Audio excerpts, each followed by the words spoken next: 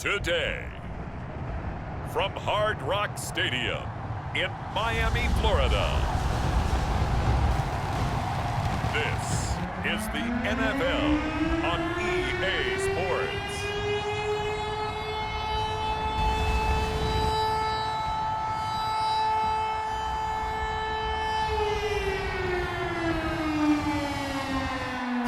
We are about 15 or so miles northwest of world-famous Miami Beach as we are set for football at Hard Rock Stadium in Miami Gardens. Today, we've got an AFC East matchup between the New England Patriots and the Miami Dolphins. Taking it about the 1. And they'll get him down inside the 30 at the 27. The Dolphins take the field with Tua Tagovailoa, their quarterback from Alabama, at the helm. And for all the collegiate success he had, highest passer efficiency rating by a mile, he's a guy who's had his share of detractors at the professional level, but I do like his poise, I do like his moxie, and I love his accuracy.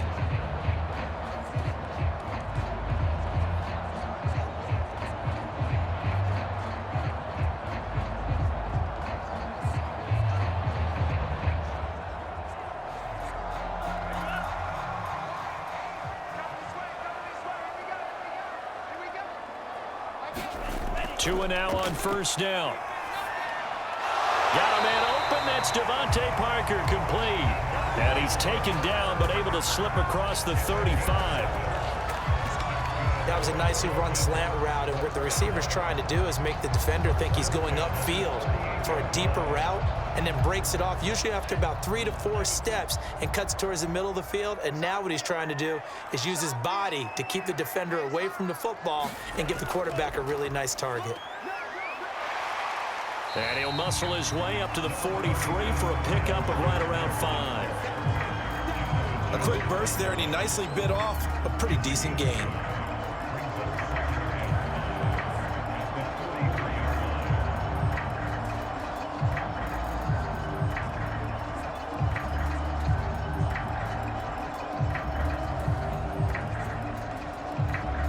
The first down run got 5. Here's 2nd and 5. On the handoff, it's Gaskin. And he'll get it out a couple yards shy of midfield at the 48. I know flashy plays, splashy plays, as people like to call them, that detracts a lot of attention. But let's face it, when you're efficient, that can control a ball game, and I love the game plan they've got going right now. Back-to-back 5-yard gains. Didn't force the ball downfield. Picked it up on the ground. Yeah, offensive line, they're getting it done. This is Gaskin on the carry. And he's going to be taken down here with a penalty flag on the field.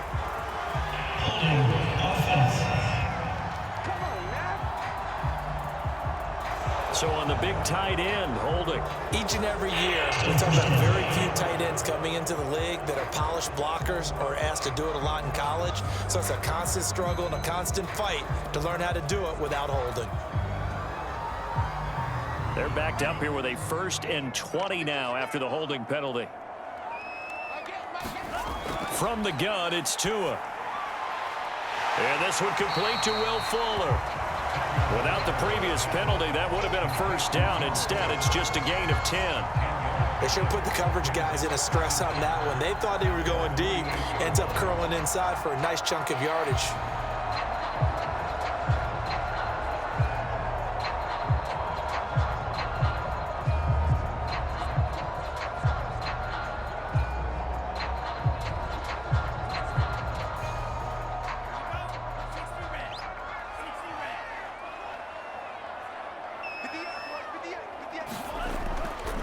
They'll run now with Gaskin, and he'll be brought down right at midfield after a gain of only a couple. When we talk about defenders, specifically linebackers, keeping their eyes in the right spot, he had that eye down the entire time. And you know that's not easily done because they throw a lot of misdirection at you. They try and fool you and get your eyes in the wrong place. But you're right about that one. He correctly figured that one out and made a really nice play.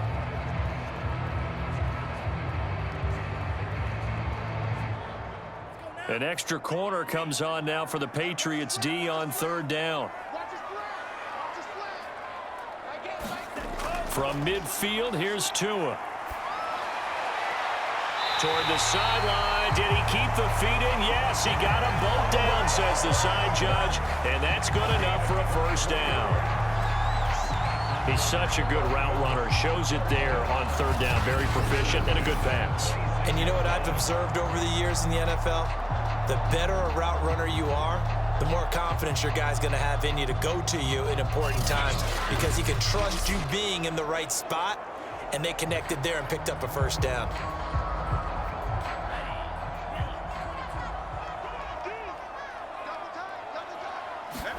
Setting to throw on first down is Tua. Over the middle, he's got Gesicki, the big 6'5" tight end. And taking it to the 15-yard line before he's brought down. I don't think it's a surprise they're throwing the football early. We expected that. They told us they were going to come out firing, but 4 for 4 on the opening drive. They like that.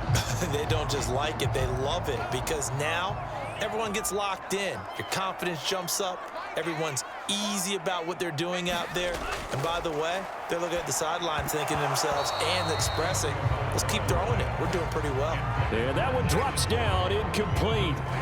Good coverage there, forced the ball free, and it's second down.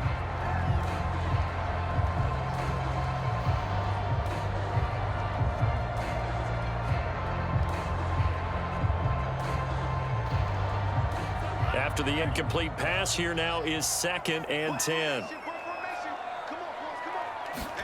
And again, it's Tagovailoa.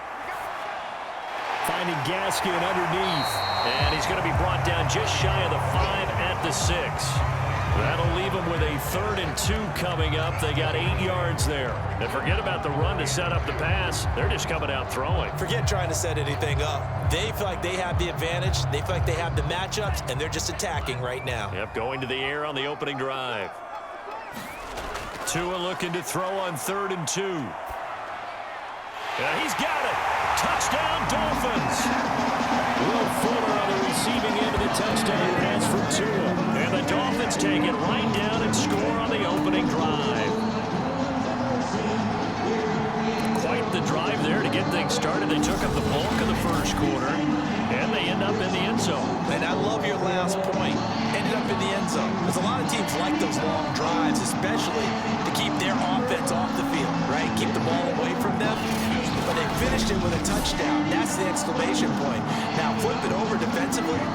They've got to slow that down somehow, right? Maybe they need to be a little more aggressive. Maybe a few more pressures towards the quarterback. Extra point up and good by Sanders. And it's now a 7-0 game.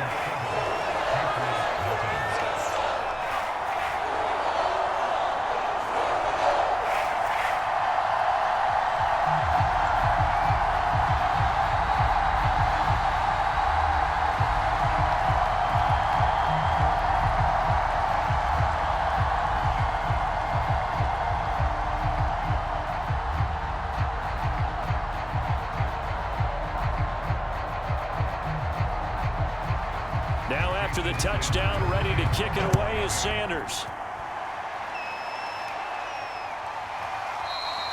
Taylor decides not to try to return it, and this will come out to the 25-yard line. So now the Patriots getting set to take over on offense. They're led by their quarterback from the University of Alabama, Mac Jones. Mac Jones absolutely believed in himself coming out of high school. Went to Alabama despite the fact there are many high-profile quarterbacks already on the roster, and blossomed into a Heisman Trophy candidate in his final season with 41 touchdowns and only 4 interceptions. Steady, consistent as a passer, doesn't have the biggest cannon for an arm, but can stretch the field and lay those passes in on the deep ball.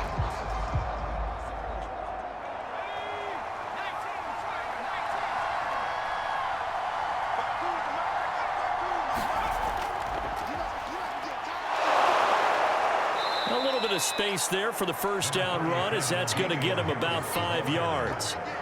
Brandon, to me, what's important right here on this drive is for them to get at least 2 first downs. They've got to give their defense a chance to settle down, catch their breath a little bit after they give up a touchdown on the opening drive.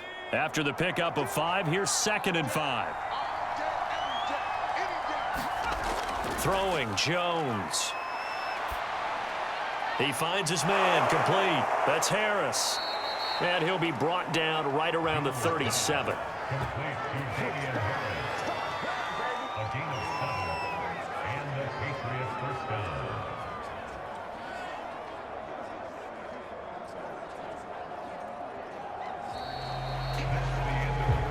After one, 7-0 on EA Sports.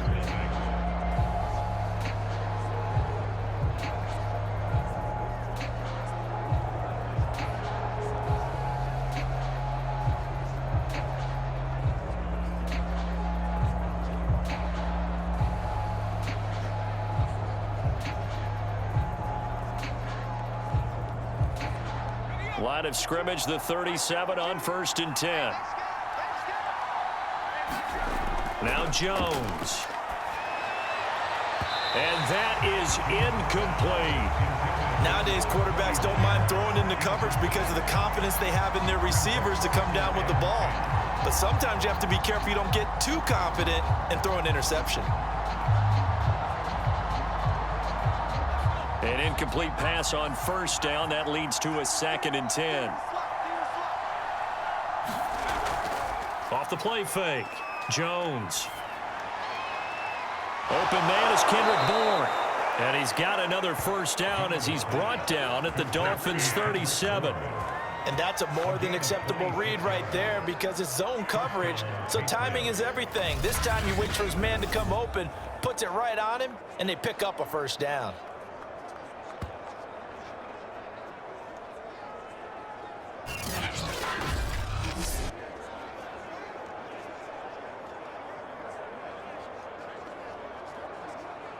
Line of scrimmage moves from one 37-yard line to the other as they come up 1st and 10.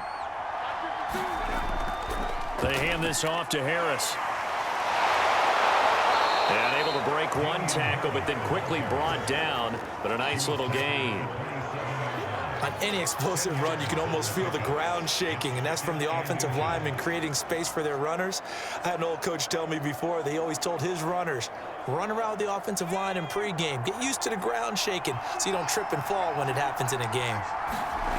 On 2nd and inches, Jones. It's caught by Aguilar. And he's got another 1st down as he's brought down at the Dolphins' 16. And this has been a nice answer to the touchdown drive against them a few minutes ago because they've come out and reestablished the tempo. A nice throw there, and they're putting together a very strong drive as a response. So the ball down to the 16 here for 1st and 10. A give to Harris. And he'll get 4 there, down to about the 12-yard line. When you find that kind of yardage, you couldn't be more confident as a ball carrier. And guess what? You're going to go back and tell your offensive coordinator, I'd like to keep carrying it, thank you. 2nd and 6.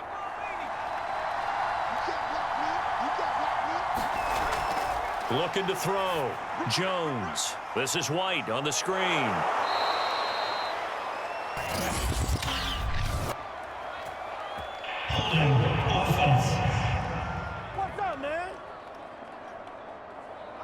So apparently some grabbing there in the middle of the O-line. I've often wondered why that doesn't happen more often for guys that play center. Having to snap the ball and then trying to get your hands into the proper position, that's difficult to do. He got caught that time. Now they face a 2nd and long following the holding penalty. Back to throw. Jones. Oh, he's got a man wide open, complete. And he doesn't quite make it, taking it within an eyelash. Dropped at the 1.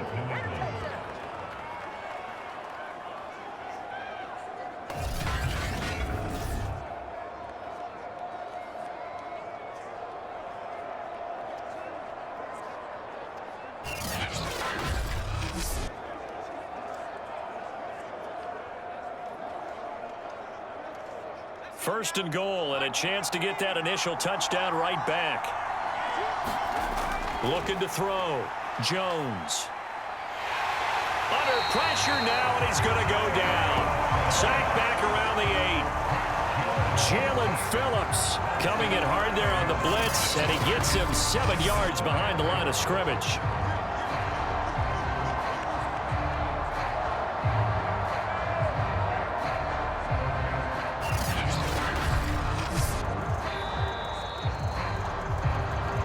2 minutes on the clock, second quarter, 7-0 ball game.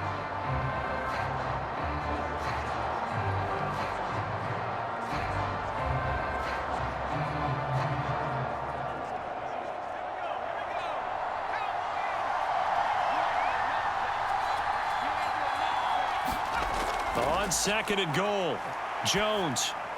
And this throw a bit late as he couldn't reach back for it. Chances are good he's going to be a very busy guy. 2 catches already in this opening drive, and they were looking his way for a third. I think they put this defense on notice that that could be a really, really frequent combination. Big play coming here. It's third and goal.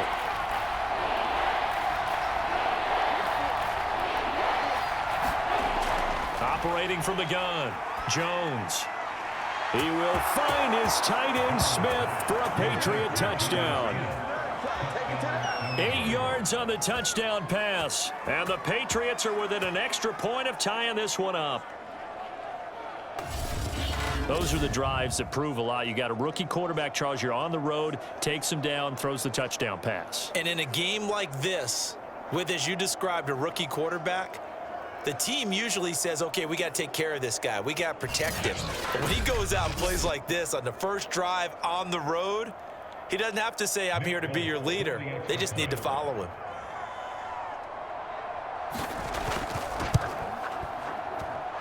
Extra point up and good by Folk. And we are tied here in the second quarter.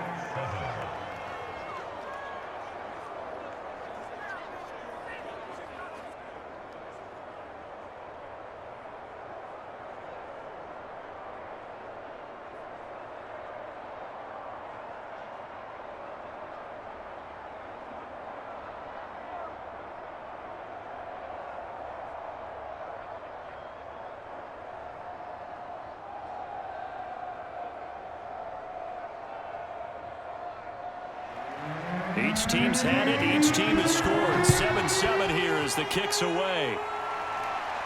This taken in at the goal line. And he brings us out past the 20 to the 24.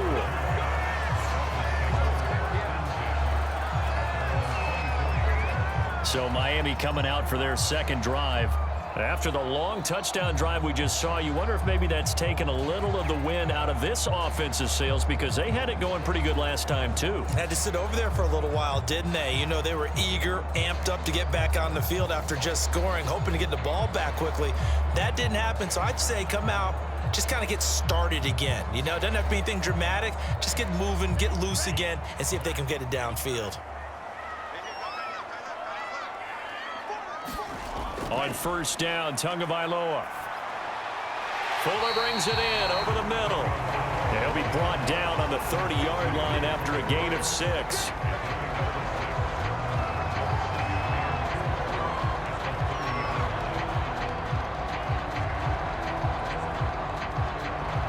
And the ball on the 30. Here's 2nd and 4. Throwing now is Tagovailoa. This one complete to Jalen Waddle. And they get him down, but not before he takes it across the 40-yard line. You always worry about those smaller receivers running through that gnarly patch of land in the middle of the field. But he did a really nice job there holding on to the football and protected himself as best he could while completing the play.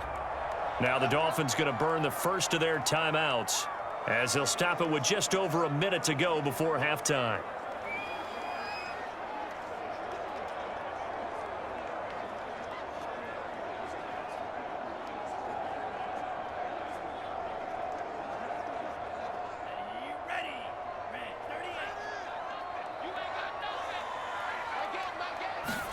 Tua now on first down. On the right side, open is Gesicki. The Dolphins going to take their second timeout as the stoppage will come with a little under a minute to go in this first half.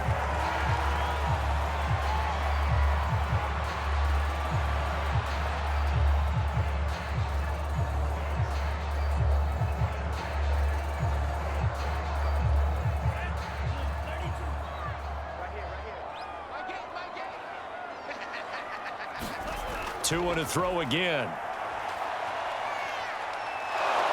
The Pats are going to get there. Down he goes. Matthew Judon in there to take him down. He seemed to have a reasonable amount of time in the pocket, but he couldn't get rid of the football, and the end result, Charles, him on the ground.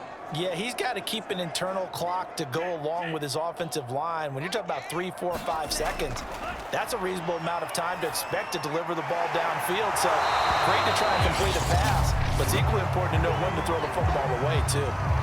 Now the Dolphins will use the last of their timeouts as the clock will stop with 20 seconds to go in the first half.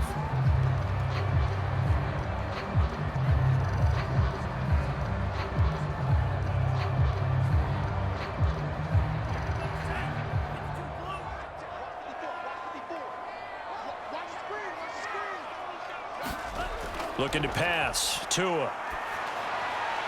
And that is incomplete. 16 seconds now on the clock. I think he had to unload that one before he wanted to. He was right up in his grill. I think he was a dentist there without a license, don't you? Just not enough time for the play to develop. Just lucky it wasn't a fumble, really. On fourth down, Michael Pilardi on to punt.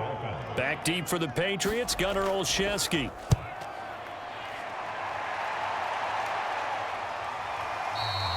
And not what he was hoping for there, as this will hit in the end zone for a touchback.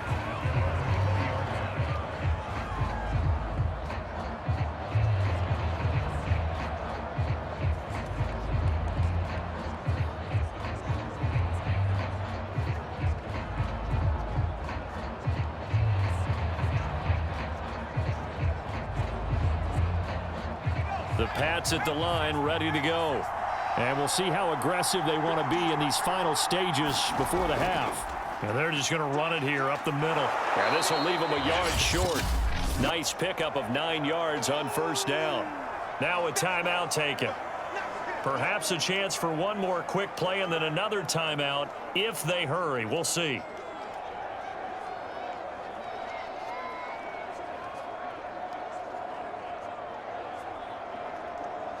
The previous run, good for 9. Here's second and a yard.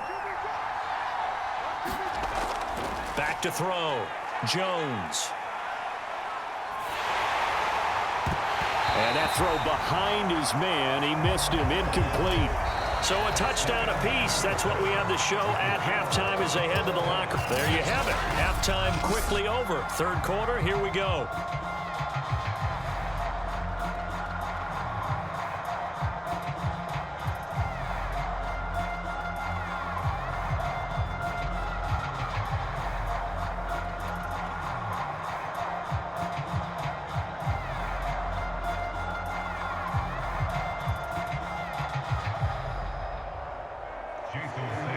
Set and ready to go for the second half. One touchdown apiece, 7-7 our score. On the return is J.J. Taylor. And a decent return out to the 27-yard line.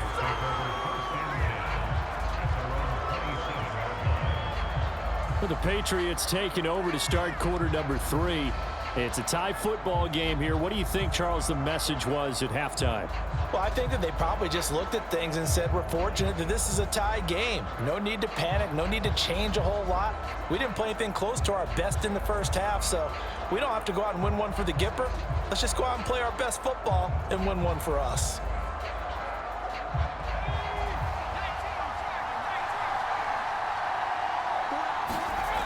Jones now on first down. Hunter Henry brings it in. And they'll get it up just short of the 45 at the 44. That's a nice throw there, and he's obviously feeling pretty good because, remember, he had a touchdown pass on the last drive, and here he comes out throwing again, and they wind up getting good yardage and a first down right out of the gate.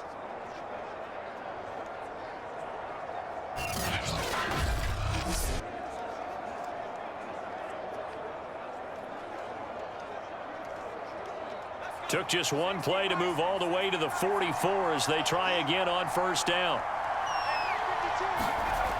Looking to throw. Jones completes it to Aguilar. And he'll be taken down, but not before he gets into enemy territory.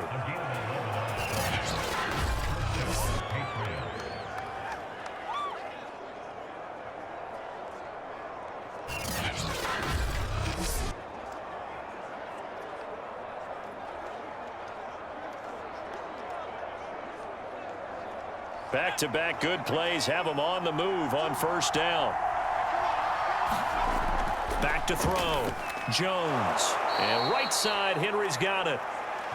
5 yards on the catch there, brings up second down. Nice rhythm throw there on first down. He located his tight end, made a nice easy pitch and catch. Hoping he can break a tackle or two. Wasn't able to do that there, but still good yardage.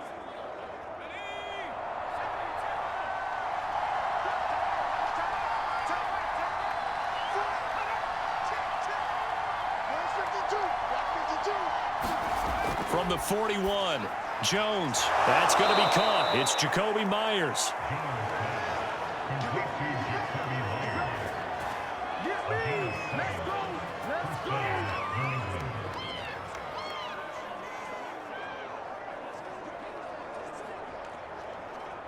So they'll come up first and 10 now from the 33.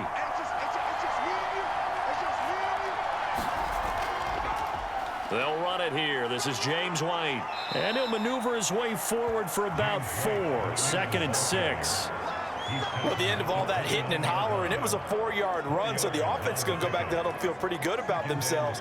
Defensively, you have to feel okay because you didn't let it turn into a bigger run, but the goal, shut it down for 2 yards or less. That's when you start to feel good about yourselves. On second down now, it's Harris. Call it a gain of a yard, and it's going to bring up 3rd and 5. Well, they're hoping that the second half is better for him than the first half. They've got to find a way to get him going. He's a big part of their offense.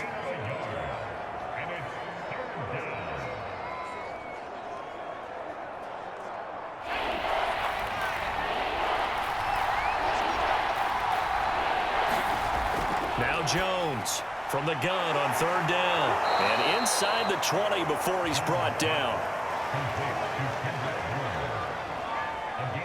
It's taken a while for this offense to get going. A little creaky at the start, but they're oiled up now. A nice throw there, and they're really putting together a good drive.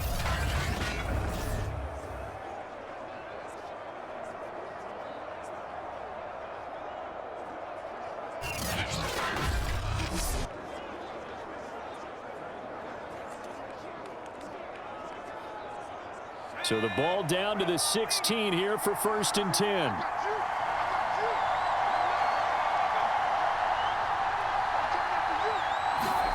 From the red zone now, they'll look to throw.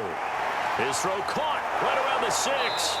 He's down inside the 10 to the 8, and it comes on a gain of 8. It's a gain of 8. Brings up 2nd and 2 at the 8-yard line.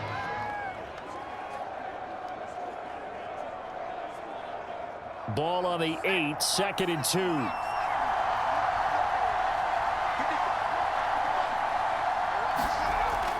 From the gun, Jones, and it's caught. And the Patriots are looking at 1st and goal as he's tackled all the way down at the 2-yard line. When an offense reads blitz, doesn't matter where it's coming from, tight ends know that they become a big part of the passing game because they should be an easy outlet when all those extra bodies are trying to get to the quarterback. A hot route, so to speak. And they've got 3 tight ends here on 1st and goal to add some extra mass. They'll try and power it home here with a fullback Johnson. And he's over the line and into the end zone for a Patriot score. Taking it in from 2 yards out, and the Patriots have taken the lead. And boy, that was a heavy set. I think they had 3 tight ends out there. The fullback, you knew what they were going to do. Yeah, they weren't trying to fool anybody at all, were they? There was none of this show you heavy set, bootleg it out. Nah. Big guys up front, hand it to the big guy in the backfield.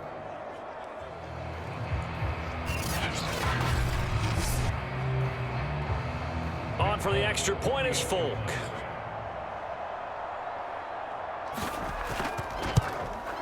And he's got it. It's now a 14-7 ball game. So that one a pretty time-consuming 10-play drive. And it's culminated by a 2-yard touchdown run.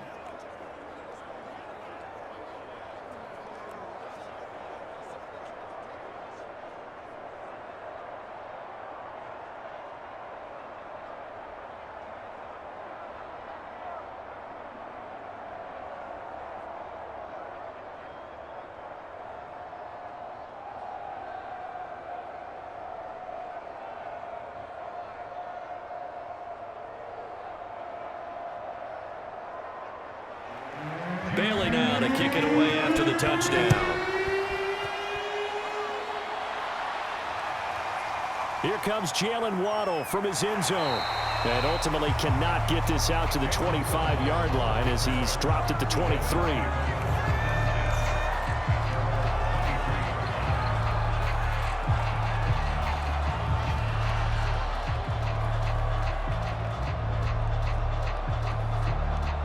The Dolphins at the line ready for their next drive.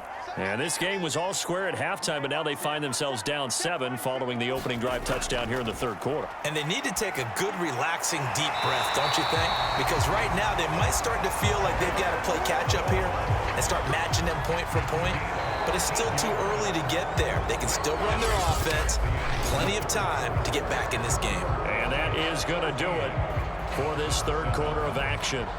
You're watching the NFL on EA Sports.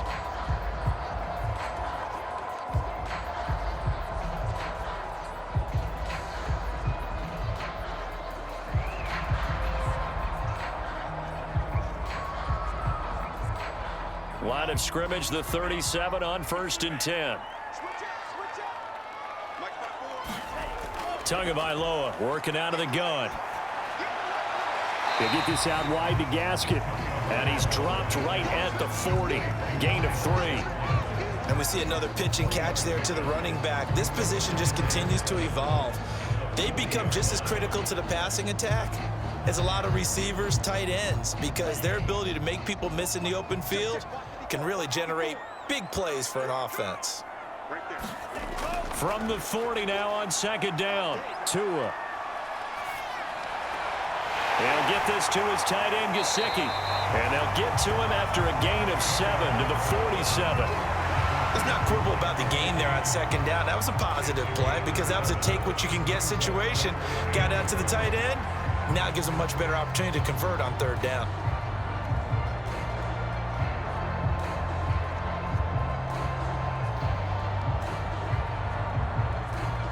The Dolphins on 3rd down. They've been okay, 2 for 3 thus far. They're up against a 3rd and 1 situation. Here's Gaskin. And he's got a 1st down as he's up to the 48.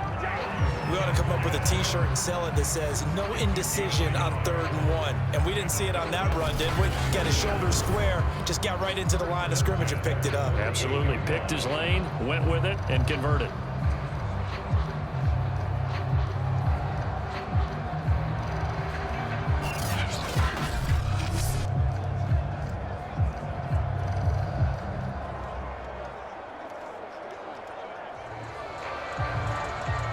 The drive continues as they search for a tying touchdown. Here's 1st and 10.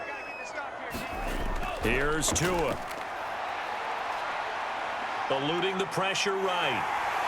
And he'll protect himself at the end here as he winds up getting pretty decent yardage. He'll wind up getting 9 after tucking it and running, so it'll leave him with 2nd and a yard. Partner, he was going through his progressions. Not there, not there. After about the 3rd one, he decided he better pull it down and run for it. And he slides down and avoids the hit for good measure.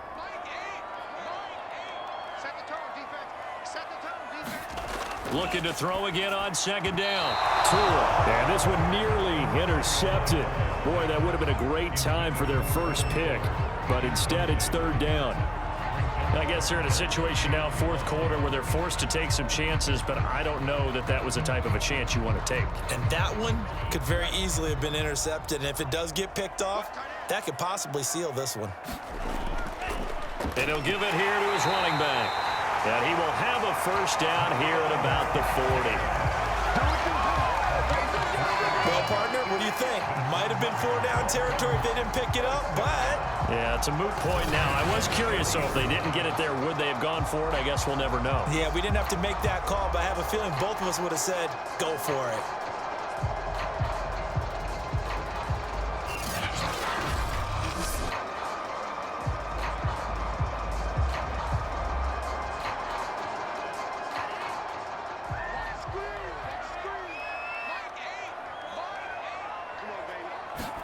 Here's Tagovailoa on 1st and 10. Incomplete. He was looking for Jalen Waddle there, and that'll bring up 2nd down. Got out of the pocket. Didn't look like he had anybody open, Charles, so just gets rid of it. And a good play by him. If no one's open and you don't have a running lane that you want to take, make the right choice. Get rid of it. Live to fight another down. So after the incompletion on first, now 2nd and 10. Now Tua. That's complete to his tight end, Mike Gesicki.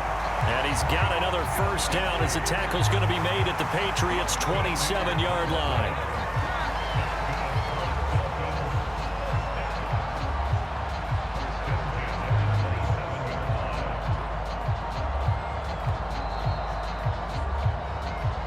Fourth quarter, down to the final 2 minutes, and we've got a one-score game.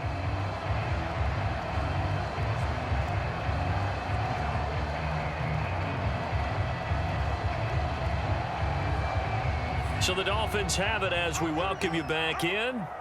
They come up on a 1st and 10, desperately needing a score here on what could be their final drive. And oh, that one nearly intercepted. That would have sealed it. Instead, it'll be 2nd down. Whew, that's certainly not the worst thing. It stops the clock and lets your offense catch its breath and lets us exhale a little bit. Now I expect them to call a couple plays in the huddle, so they're ready if a tackle happens inbounds. Tagovailoa. Now they go screen. It's complete. Oh, no, he lost the football. And it's picked up by the Patriots. And they were hoping to get down there, get the score, and get this thing into overtime. How deflating. Absolutely. I mean, let's face it, heartbreaking. They had an opportunity, had a chance, and probably were feeling pretty good about what was going on, and that was taken away from them by their own mistake. Yep, the opportunity squashed.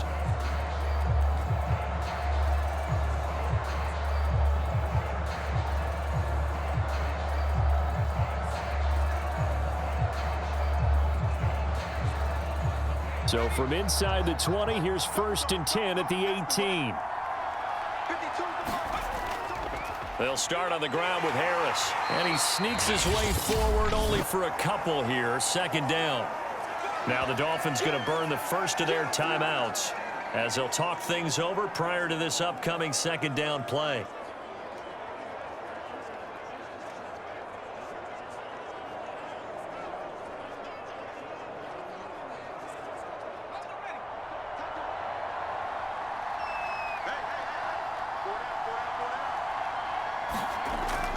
They run again with Harris. And shedding the tackle, and now some room. And he's taken down, but able to slip across the 35. The Dolphins going to take their 2nd timeout. And they'll be disappointed to have to burn one there after giving up the first down.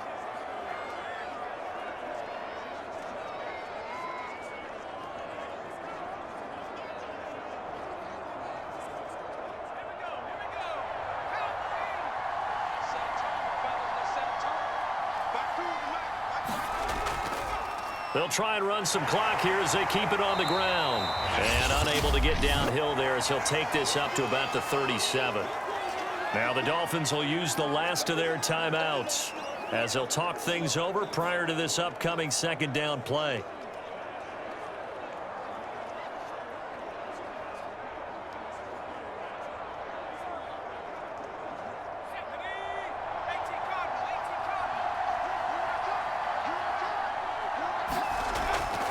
They'll run with Harris, and a 5-yard gain gets him to the 42. And now the question everyone's wondering, look at the clock, late 4th quarter, do they put the ball in the air here on 3rd? I don't. I run the football, and I tell my offensive line, no leakage up front. I don't want my running back hit as I hand the ball off to him. I don't want any type of an issue. But if I am going to throw it, quick throw, out to the perimeter, maybe one of my best receivers running a quick slant or something like that. It's complete. James White. And this play will be blown up. He'll lose yardage back at the 38. They'll wind up losing 3 here on the play. And that's going to bring up a 4th down. I hate to surrender the football when you're nursing a slim lead, but they're going to have to punt it away. Trust that defense. It's the right play at this stage of the game as well. You don't need to press it here because you do have that little bit of a cushion, and you count on your D to make it stand up.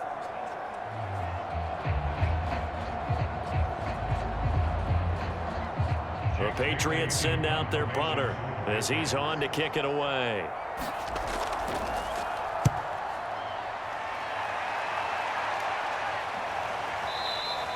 And this is going to hit the goal line and continue on into the end zone for a touchback.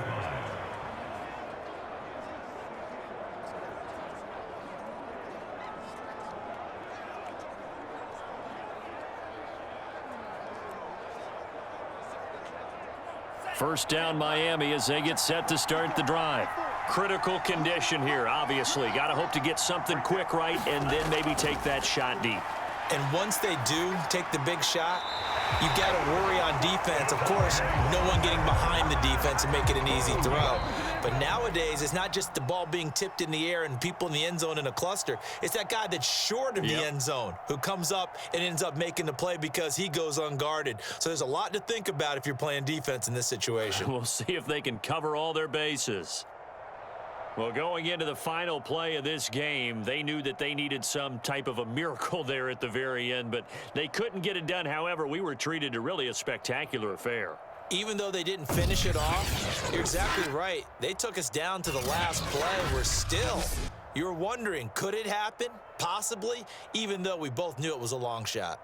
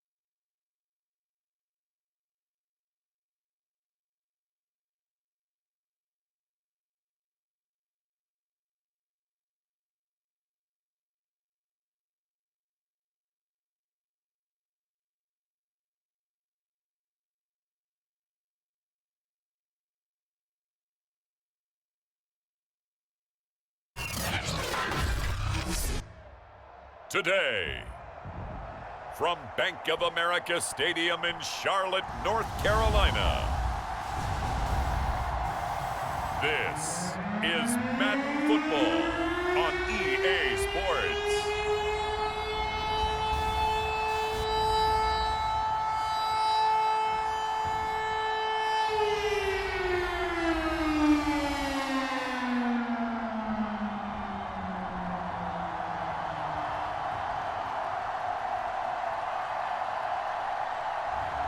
We'll see Sam Darnold and the Carolina Panthers taking on Baker Mayfield and the Cleveland Browns.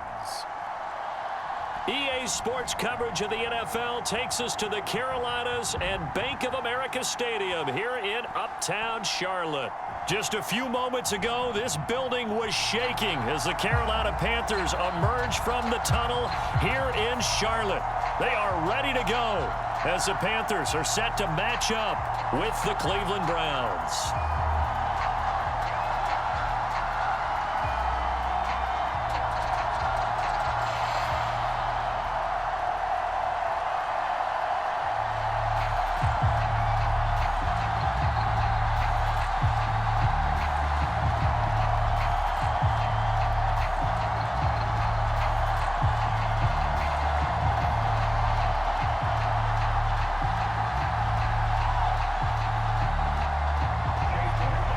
Here's the former Illini kicker Chase McLaughlin to get us started. And off we go from Uptown Charlotte.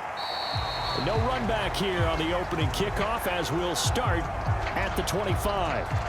So here are the Panthers now for their opening drive. Under center, it'll be the Southern California native standing at 6'4", Sam Darnold. And the thing with Sam Darnold is we know the skill set is there. May not be the most mobile or strongest arm quarterback in the league, but usually plays with really good poise and at his best, like a point guard in basketball, able to move around and distribute the rock.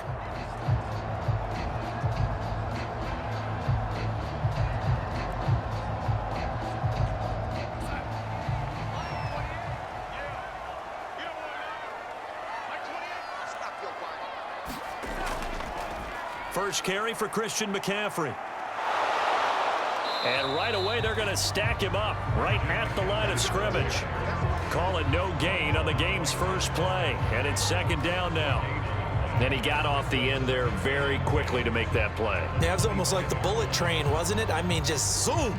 Quick, quick, quick. And what a terrific play, holding them to no gain. So after the run for no gain, here's 2nd and 10.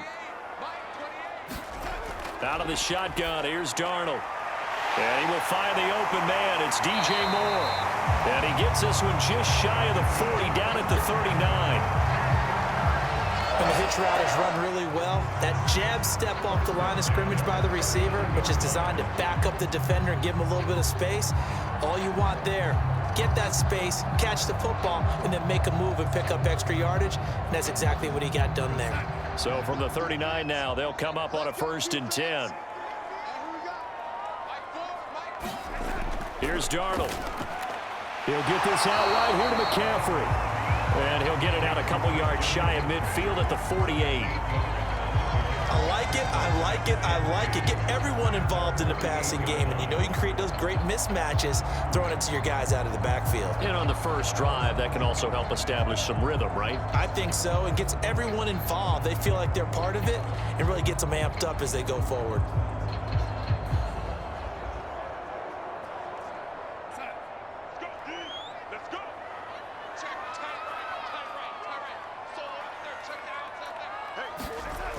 On 2nd down, McCaffrey. And he'll get it out to midfield. Looks like, yeah, they'll spot it right at midfield at the 50.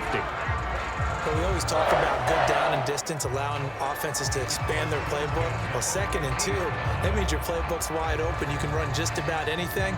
But a lot of times, the play caller, he just looks down at his sheet, sees the short yardage runs, and goes to one of those.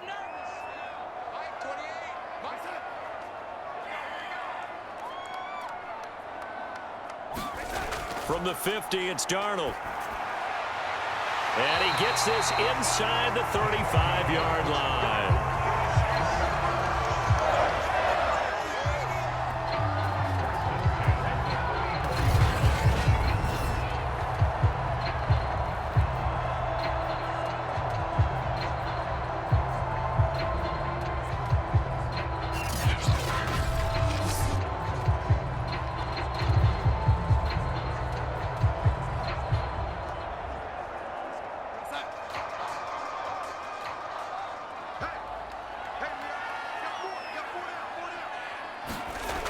On first down, this is McCaffrey. And he sneaks his way forward only for a couple here. Second down. Certainly a nice job there by the defense rallying to the football and getting him on the ground. But I think the play gets made by the defensive front.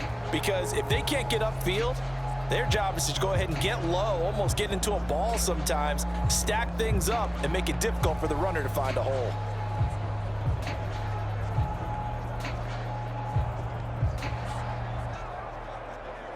Second and 8.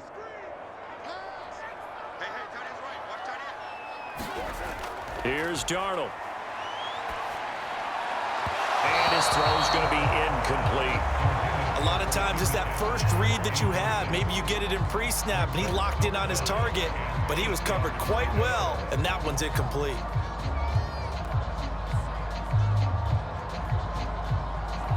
They need to get this to the 24 on third down.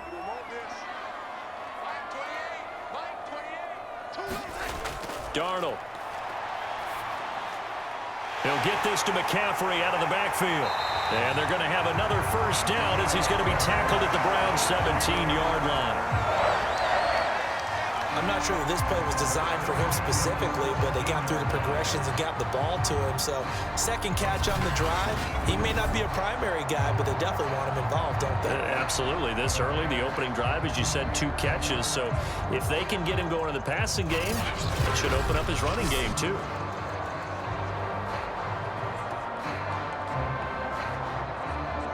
So from the 17 now, here's a 1st and 10.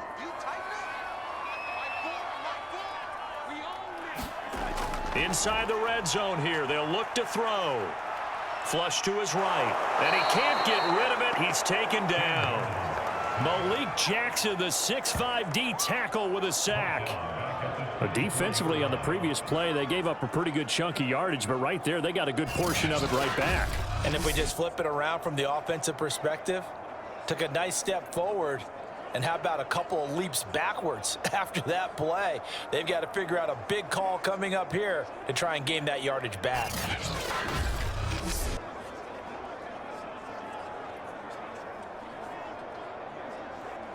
A hole to dig out of here, 2nd and 17. Another try after the first down sack. Darnold. So back-to-back plays, each get nothing. And they're going to be staring at a 3rd and long here. And they're getting him involved early. You feel like they saw something on tape, or they just have a sense with him because he's had a good week of practice or something in that area that they want him involved. Just as you said, they want him to touch it either in the running game or the passing game, but they must like the matchups they're getting. He gets it to Thomas. And he'll only get this to the 17, well shy of what he needed. The completion good for only 6, and that'll bring up 4th. No score after 1 on EA Sports.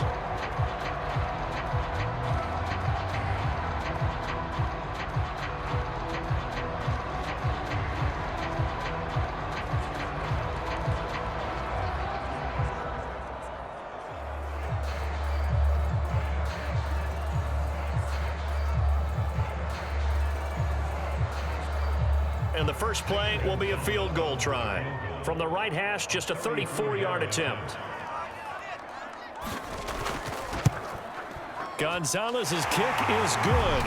And the Panthers stake claim to a 3-0 lead.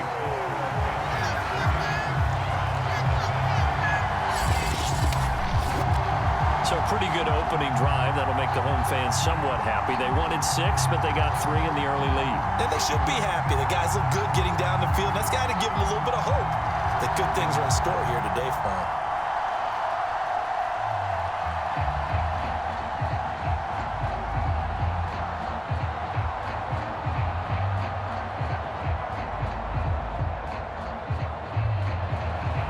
After the field goal, here's Gonzalez to kick it off. Fielded just outside the goal line. And he'll be tackled just shy of the 25.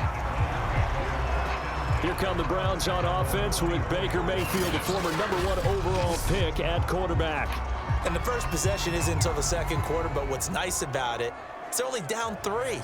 So what you sell your team on is, look, one possession, one drive, we put it in the end zone. We're in the lead in this game. Let's go, guys.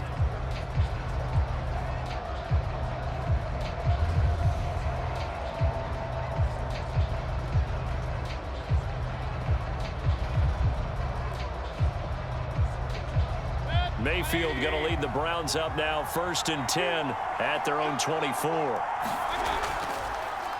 They start on the ground with Nick Chubb. Dances by him. And past the 40 before he's out of bounds.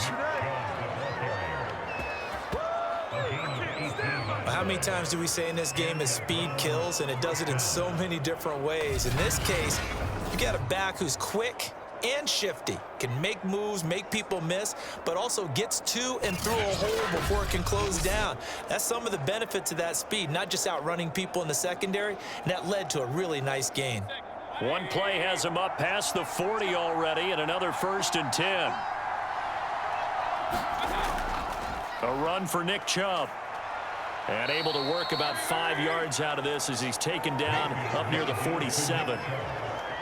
Nice satisfying run on 1st down for the offense, picking up 5, which means defensively, the thought process is entirely different. You don't want to panic, but at the same time, you're saying to each other, we've got to tighten this down. We can't give up gains like that. From the 47, it's 2nd and 5. Mayfield hands it off to Chubb. And he's able to take it across midfield before going out of bounds. And Brandon, you know that expression? He just does what he does. It sounds trite, doesn't it? But in this case, it's perfectly apt. This is one of the better runners in the NFL. And all he does is just find avenues, find ways to pick up key 1st downs and big runs. So from Panther territory now, it's 1st and 10 at the 47. Handoff comes to Chubb. And he is tackled inside the 40, not quite to the 35. They're making it look easy out there. Another 1st down. So far on this drive, let me do this little bit of math here. 4 plays, 3 1st downs. That's a pretty good recipe for success.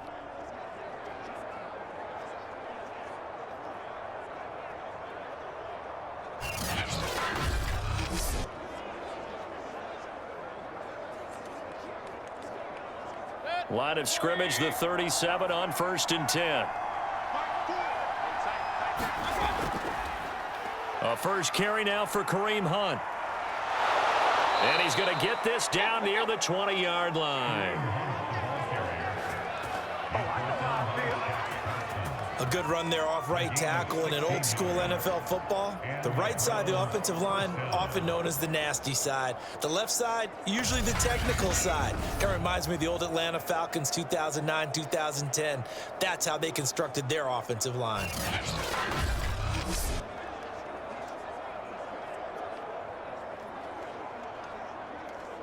All runs on this drive so far. It's 1st and 10.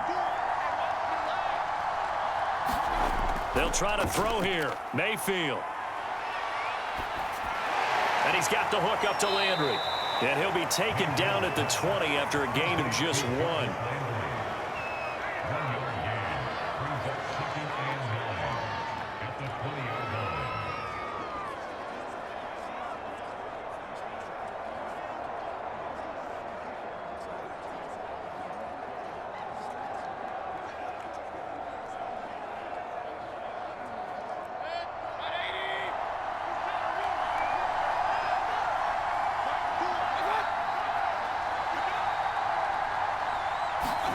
To throw again on 2nd down.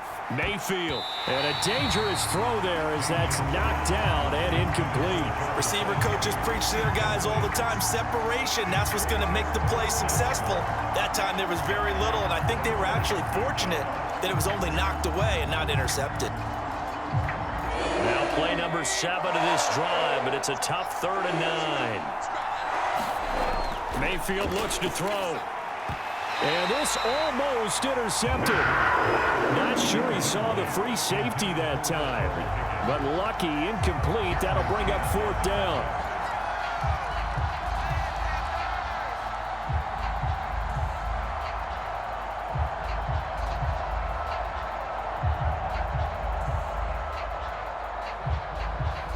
McLaughlin now for the Browns field goal. Right hash, 37-yard attempt. And his kick is indeed good, and that will tie us at 3-3.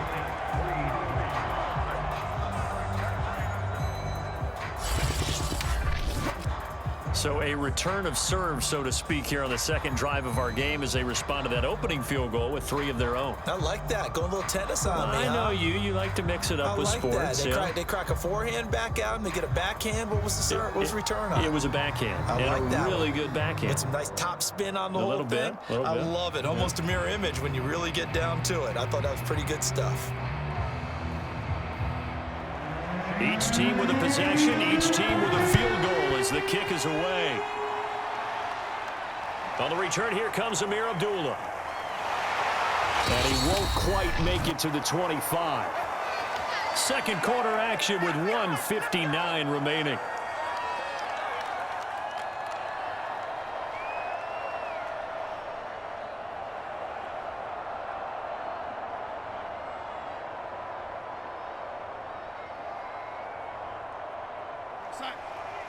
We remind you that coming up at halftime, we'll take you to Orlando and Jonathan Coachman. Coach will have highlights and analysis of this first half, one that's featured no touchdowns as of yet on either side. So his job's a little bit easier for this halftime. Need to get the coach some highlights here. Yes, we do.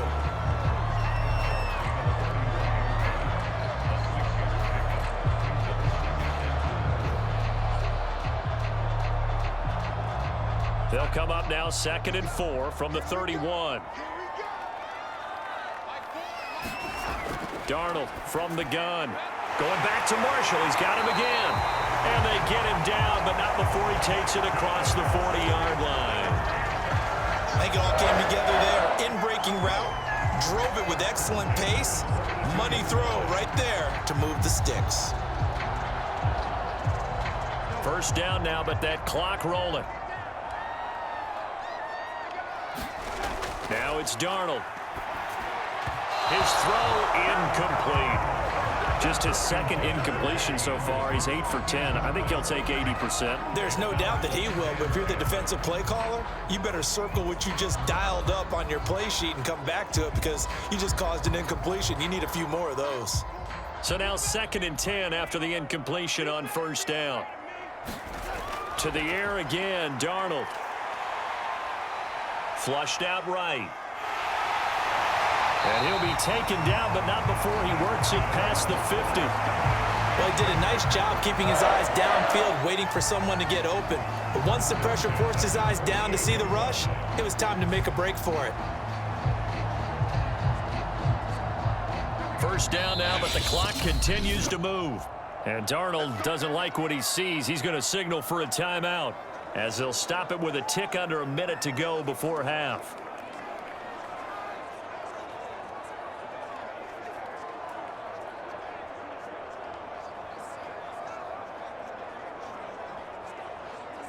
Could we get a touchdown in this first half after all? It's 1st and 10. Darnold now to throw. And his throw here's incomplete. It certainly didn't appear that that's where he wanted to go with the ball initially, so he tried to get something out of it by dumping it off to his running back unsuccessfully.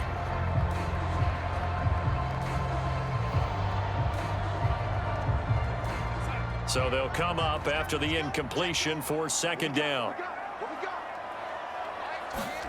Play action. It's Darnold.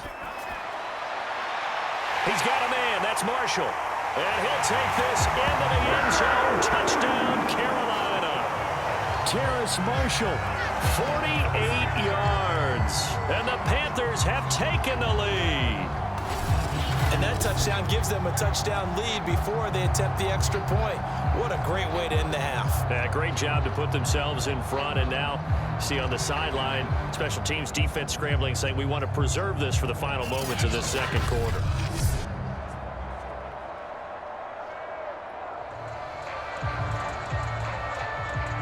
Zane Gonzalez on for the extra point.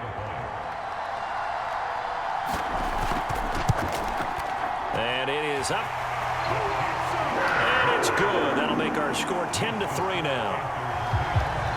So that drive, 6 plays, 75 yards.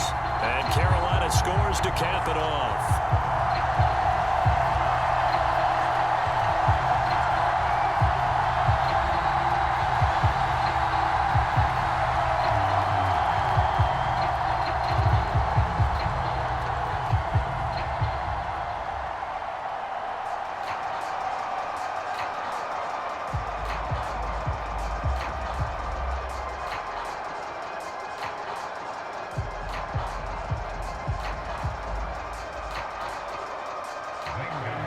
Now after the touchdown, here's Gonzalez on to kick it away. And this will not be brought out. It's a touchback. The Browns now going to take over late in this first half. And with them trailing, there is still enough time to try to string a few plays together, maybe get into field goal range.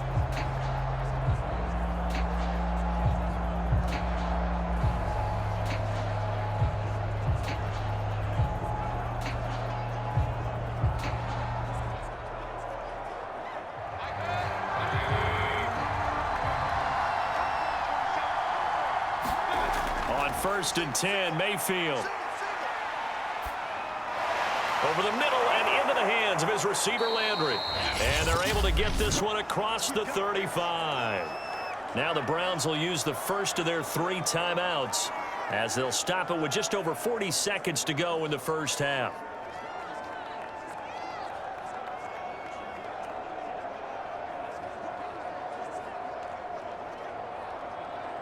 So from the 36 now, first and 10. From the gun, Mayfield.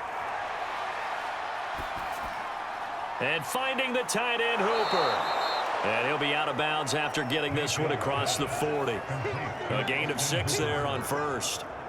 Boy, the evolution of the game and how these guys on plays like that can get out of the pocket, keep plays alive, it just makes things so much harder for defenses. It really does, and we're talking about an era in the game where the quarterbacks are the most athletically gifted that we've seen in a bunch. I mean, when you talk about collectively, it's unbelievable. So their ability to move is practiced now. It's not necessarily, oh, he just took off and you guys figure it out. When he takes off, everyone knows where to go now. They know how to run routes, change things, make themselves presentable for the quarterback. That's a lot of time that they put in on it. It's not just your static 1, 2, 3. This is where the ball goes anymore.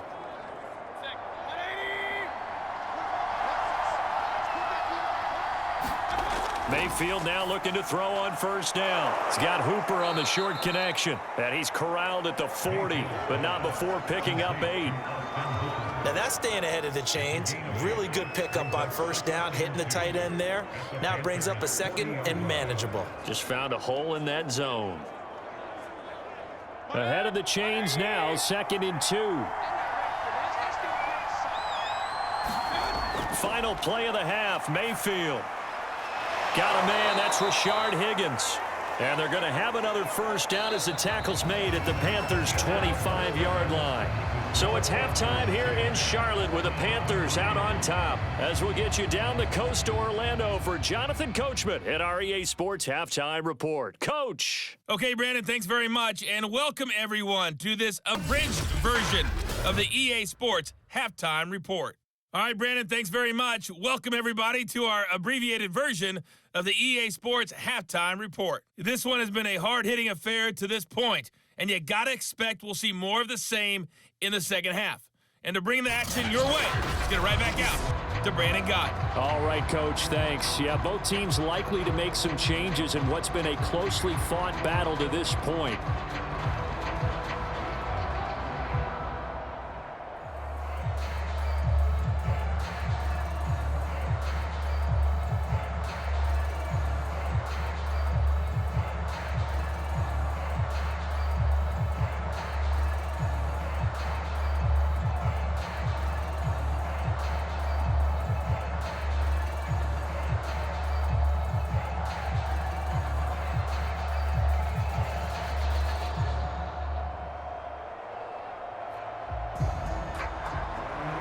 The Browns going to see the football first, but they trail here as we resume play on EA Sports.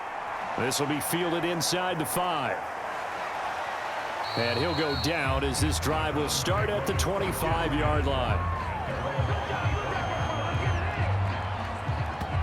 Here's the Browns offense now getting set to start off this third quarter. They do trail, but they have a chance to possess the football first to try and do something about it.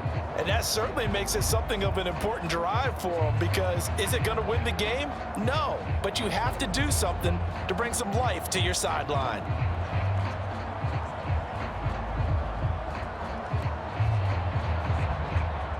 Mayfield going to lead the Browns up now 1st and 10 at their 25-yard line. He'll start things off with a handoff to Chubb. And he'll take this ahead for about 4. 2nd down coming up. You know, despite the scoreline, I think they've got to like where they are here. They're on the road and just one big play away from getting right back in this game. I'm going to follow right along with you, because the spot they're in now is a credit to their defense. They've kept them in it by making the plays that they've made, and that just means you're one big score away from being right back there. Now the question is, can this offense step up and make that play, because that's been an issue for them in this game. A gain of 4 last play. They double that here and get 8.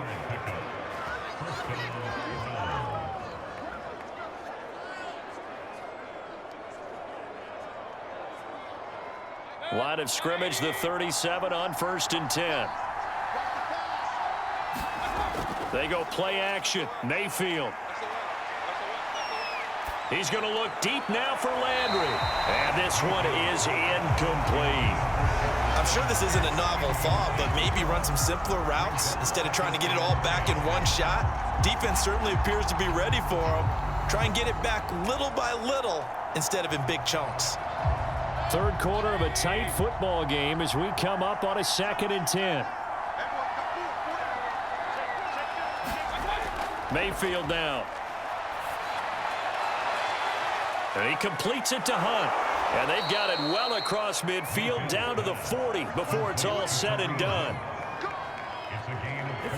This one was all about clearing space for this play to work, because he's going to leak out of the backfield to his right, then angle his way up the field. And a really pretty throw to put it on him and create the big play downfield.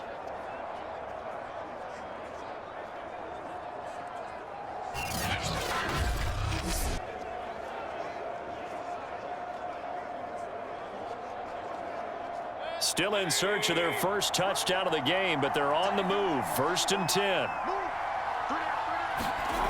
Now Mayfield. Now he steps away, and he can't find a receiver, and he's brought down.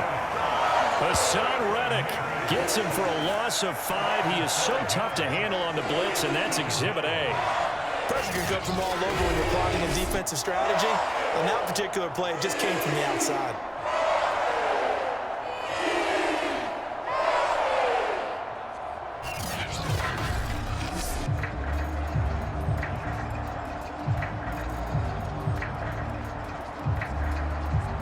Second and 15.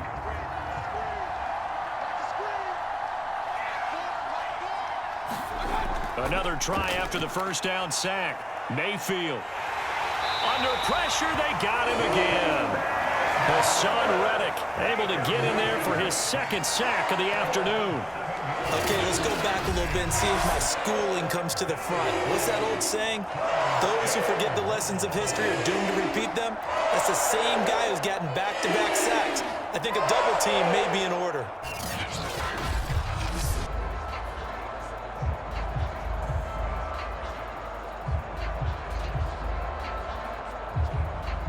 Mayfield and this Browns offense staring at a 3rd and long now after the sack. Here's Mayfield. He's got Hooper on the short connection. And a good stiff arm there before he's brought down on a nice little gain. They do get 10 back, but still a ways to go on 4th. So much about this game is just understanding situations and then having to execute, isn't it? Guard the first down sticks. Don't let them get there. And they rallied and made the tackle.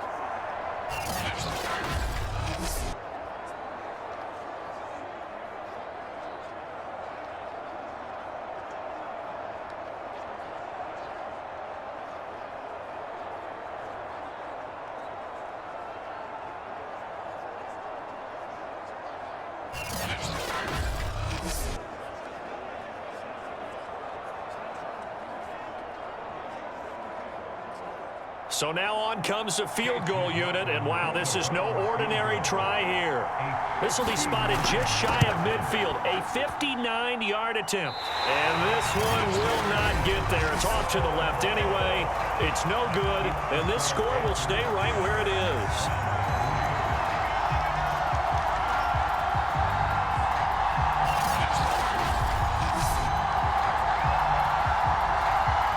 The Panthers offense now, they head back on the field for their first possession of the second half. And that last drive, a long drive, but not just that, they had a great air attack going. Do they stick with that? I would think that they would, because if they were confident enough to do it on the last drive, starting backed up in their own territory, why would you change anything? They've got to be confident about what they're presenting and continue to do so. Yeah, because the secondary, they really look clueless. And that was amazing because that drive went and went, no adjustments, and no big plays by the defense to knock the ball away. Now a throw here to his running back, and they'll get him down as he's inside the 40. Another catch for him there on this drive, Brandon, and it looks like they're going to utilize him out of the backfield any way they can. And that time they pick up the first down. So now on defense, do you assign a man to him and try and cover him before he gets going? So from the 39 now, they'll come up on a 1st and 10.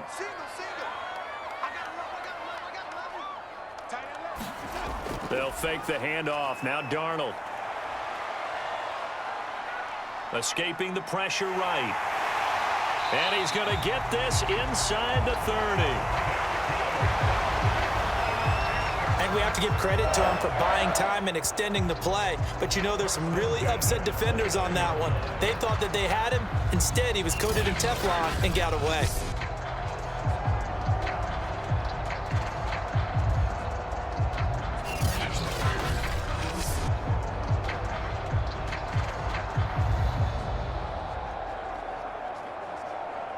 Back-to-back good plays have him on the move on 1st down.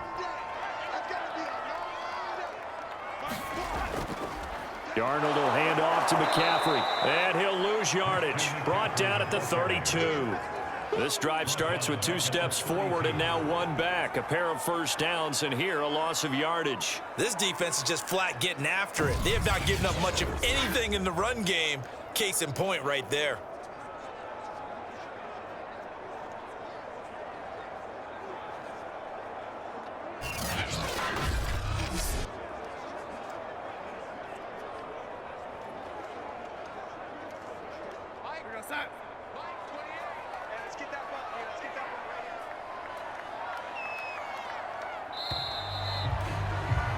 And they're not going to get to the line to run another play. So we will switch ends as the 3rd quarter has come to a close.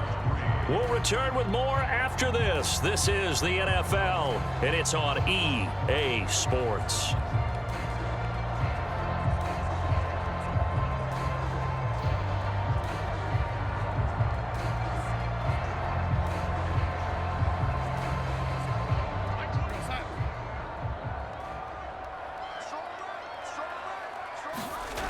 Now on 2nd and 13, Darnold. And that'll be incomplete. I think he's a little trigger happy right there, and it turned into an ill-advised throw into their zone. Well, we know he has confidence. He'll throw it any place, anytime, anywhere. That time it fell incomplete.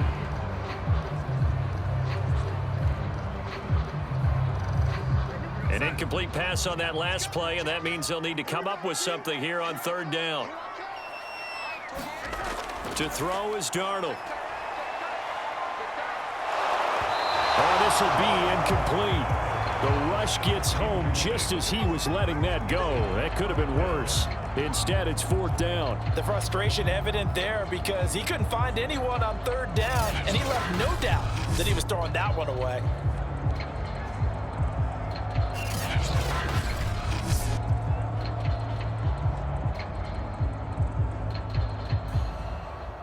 So on 4th down, out trots the kicker in a big spot here.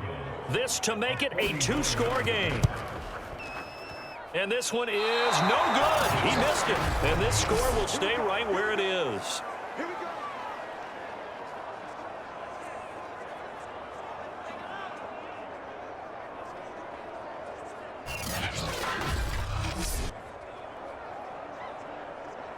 And now Cleveland geared up to take the field. And still just down one score. We'll see how big of a role that missed field goal plays, because it, of course, could have pushed this to a 2-possession deficit for them. But that one hurts a bit. That was a golden opportunity to possibly put this one on ice, but he comes up empty. And how big of a miss might that turn out to be? Stay tuned. There's still time left on the clock. This could be critical. Still a one-score game. Had he hit that, it would have been 2 scores. A first down throw for Mayfield. And that, nearly picked off. Well, it would have been a great time for their first interception of the game. Instead, it's second down. Tremendous coverage there. Just did not catch the football and complete the interception. But what do they say all the time? If he had really good hands, he'd be playing offense.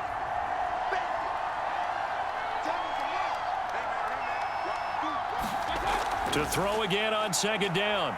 Mayfield got his man complete over the middle. It's Hunt. And able to break one tackle, but then quickly brought down. But a nice little gain. They get 7 out of that, so they're left with a 3rd and 3.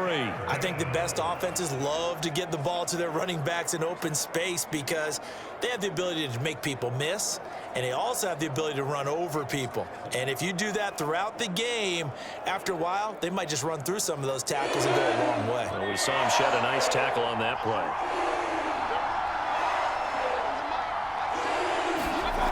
3rd and short yardage, Mayfield. And that is incomplete. They went with the dime look that time on defense, just flooded the field with defensive backs, blanketed everyone, took away all the passing angles, thus the incompletion.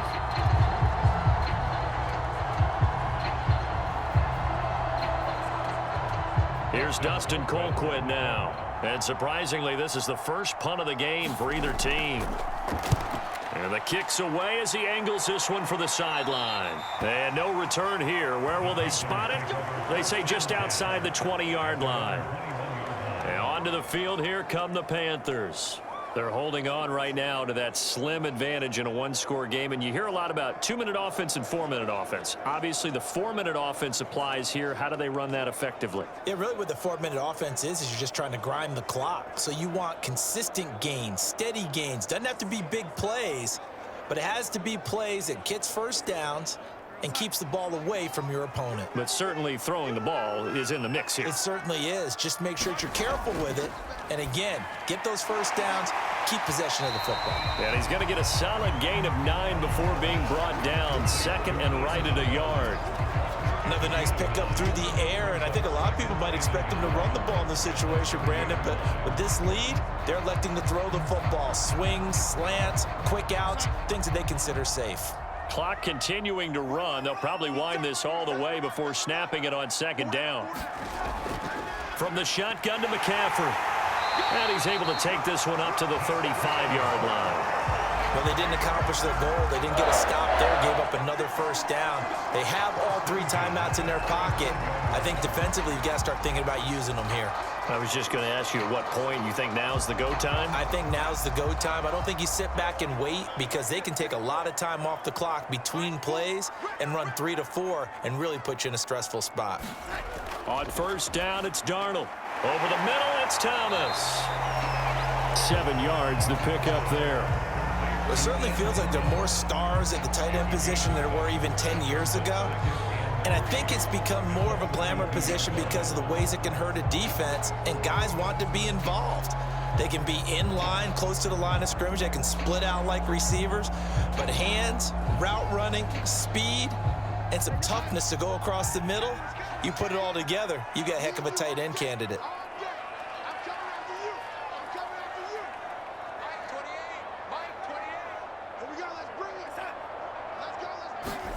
Now Darnold going to take it and just bat this one forward to his wideout. And he will get enough for a first down, and that will lead us to the 2-minute warning.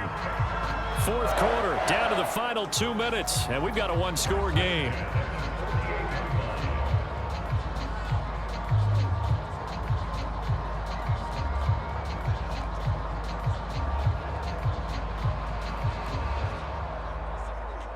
So it's Panther football as we welcome you back. They've got a 1st and 10 as they look to try and finish this one off. They'll try and burn some clock now with McCaffrey. And nowhere really to go there. He'll take this up just shy of midfield. And now we'll see a timeout used on defense as they stop it right out of the break with 1:57 to go in the ball game.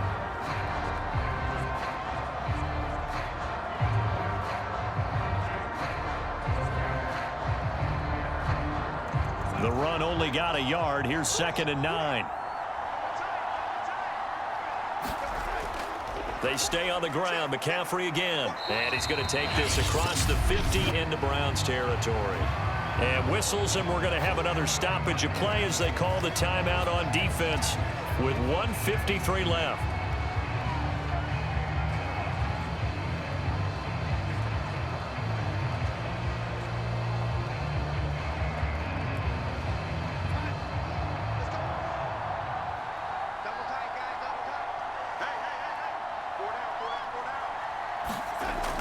Third down, here's McCaffrey.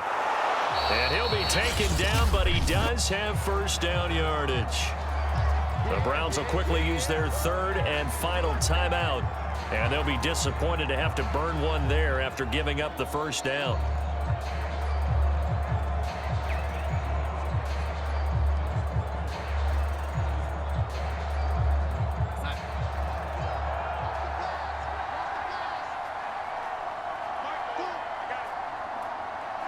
And they'll indeed take a knee.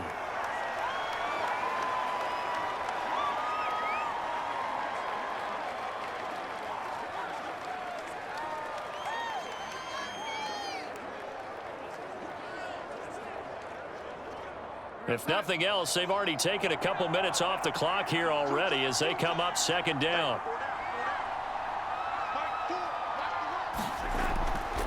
They'll try and run some clock here as they keep it on the ground.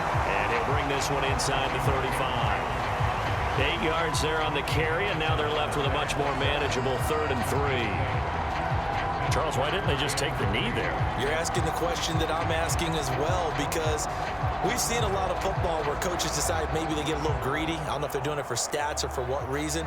We've seen it happen in college. And how about in the NFL? The miracle of the Meadowlands. All they had to do was take a knee and the game was over. The Giants ran it one more time. Ball popped free. Philadelphia picks it up and wins the game. What year was that?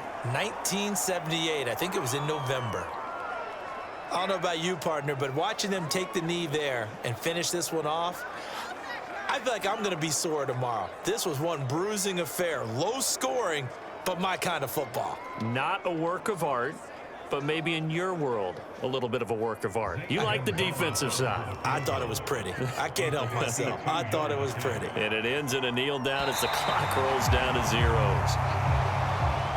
Well, Charles, the old saying, the old cliche, if you will, points at a premium, that certainly applied here, didn't it? And that almost felt like opened up a time capsule, didn't it? Old school football, low scoring, close game. What a way to finish it up. You loved it, didn't you? I loved did. The defenses. I certainly did. Brought back the images of the game of old.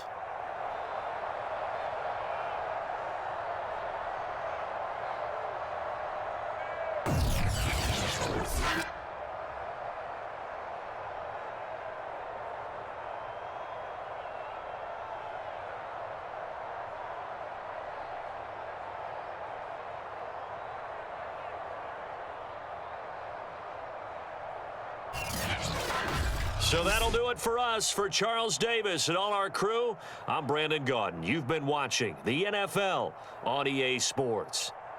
The Panthers are winners here as we say so long from Charlotte.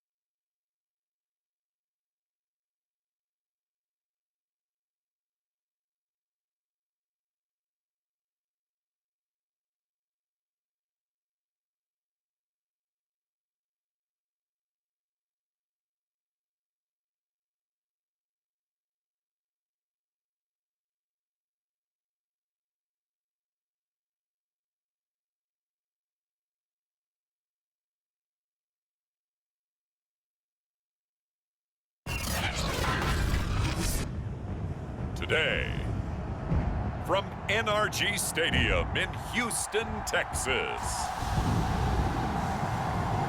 this is the National Football League.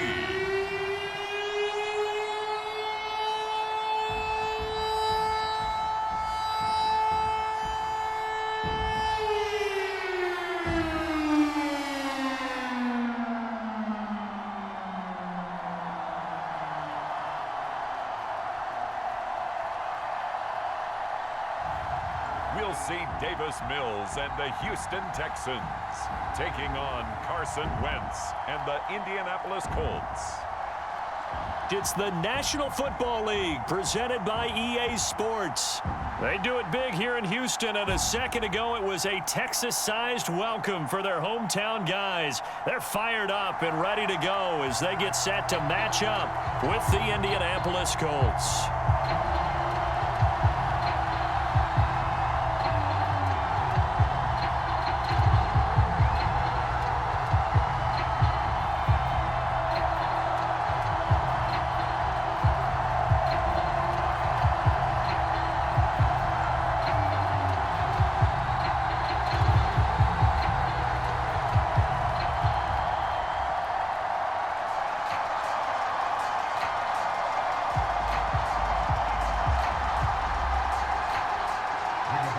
And we are underway from NRG Stadium in Houston. And here comes a return from just beyond the goal line. And they'll start this drive just across the 30. Pretty nice work on the return. So out come the Texans for their opening drive. Leading him out, the former Stanford man. At quarterback, it's Davis Mills. And what I enjoyed in preparing for this game was talking not just with the coaching staff, but with him as well. And I found it interesting that the coaching staff sees him one way, and he sees himself an entirely different way. Yeah, one thing he said he's always working on, we know he's not bad at this, but his footwork, always wants to improve that, and that's something he's going to focus on here. And what was so funny, what the offensive coordinator say right off the top, he's got great footwork. Love his footwork. So this guy is never satisfied.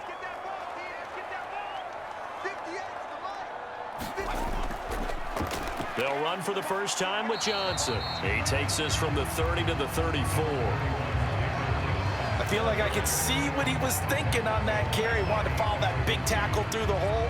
Ended up only getting 4 yards on the carry. I think he had designs on that one being bigger. Following the pickup of 4, here's 2nd and 6. Here's Johnson going to get the handoff. And he'll rumble for about 5, up close to the 40. All right, Brandon, I know we're in the early going here, but those kind of runs, they're going to open up a world of opportunities for this offense going forward.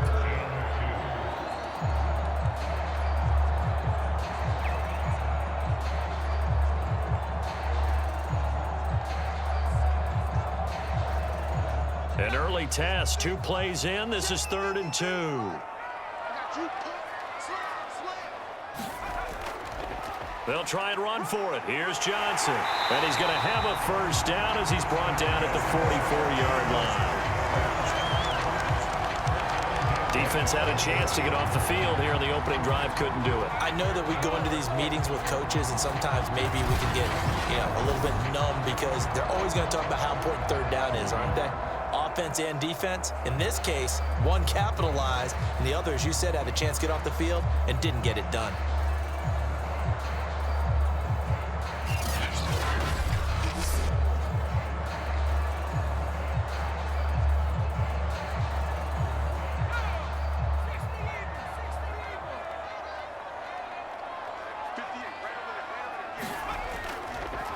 They run the option here on 1st and 10.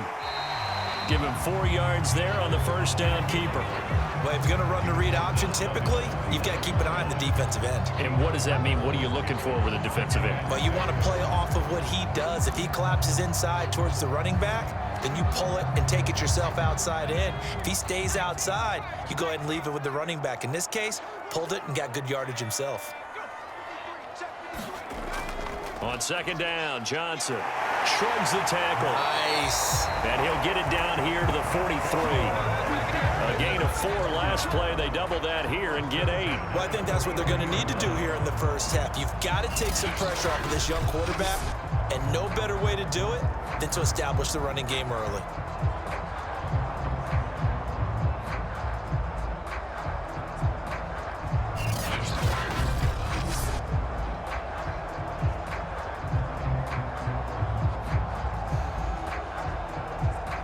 Now on the heels of that run by Johnson, here's another 1st and 10.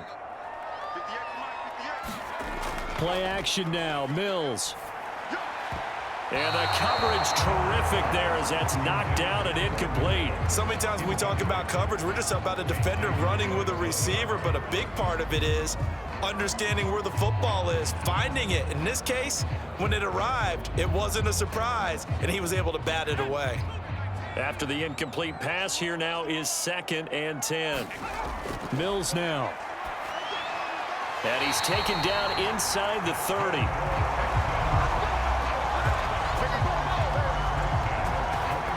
Had to put that ball in there with a little extra zip, but he put it right where it needed to be. Yeah, and that little extra pace that he had on the pass, that required a little extra concentration for him, didn't it? Ball can get on you pretty quick in that manner, and he handled it well and picked up the first down.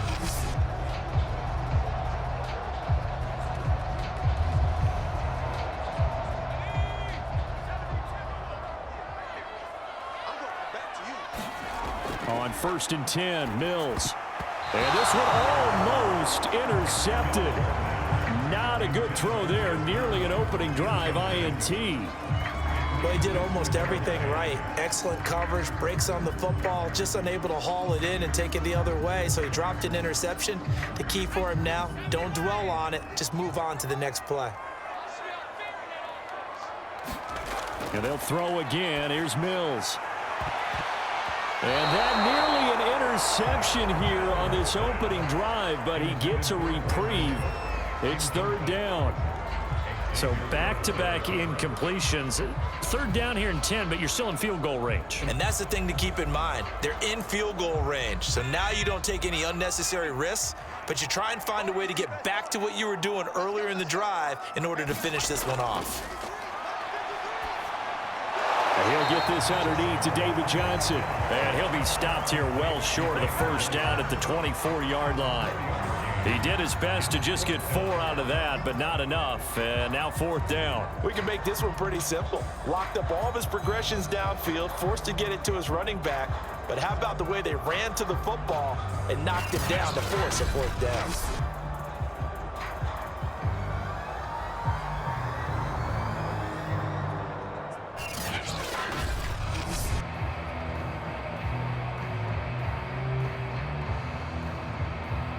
Now Kaimi Fairbairn out for the field goal try for the Texans. From the right hash, it's a 41-yard attempt. And this one is going to just tuck into the bottom left corner as he gets it to go. And it's now 3-0 Texans. So the opening drive does yield points, maybe not the 7 they wanted, but they'll take the 3. Accumulating first downs does not go up on the scoreboard, but it does go into the DNA of a team that's trying to establish itself to start a game. That has to feel pretty good for them. They'll take the 3. Yeah, they had 3 first downs and 3 points.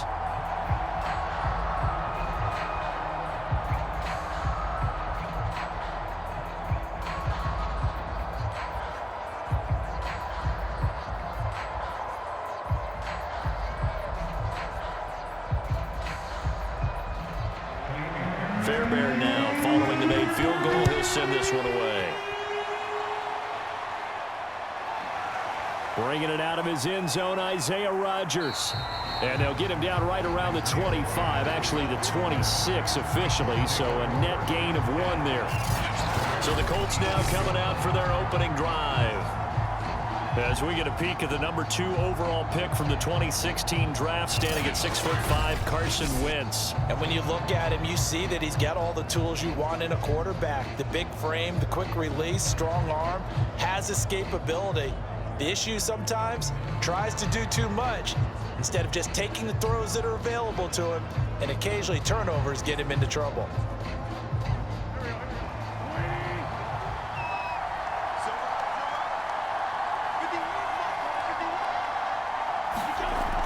first and 10. Here's Wentz. This will be taken in by Michael Pittman. And they're able to get this one across the 35. To win any route, you've got to break down the defender, and that's exactly what happened here on this really nicely executed curl route.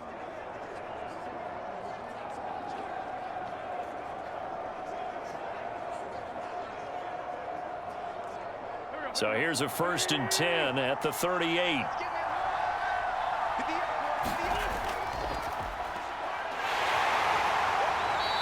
And a good swarm to the football defensively as they get him down at about the 40. 2 yards on the carry there. It'll be second down. Oh, that's a real nice job there by the defensive front. They just engaged and held their ground.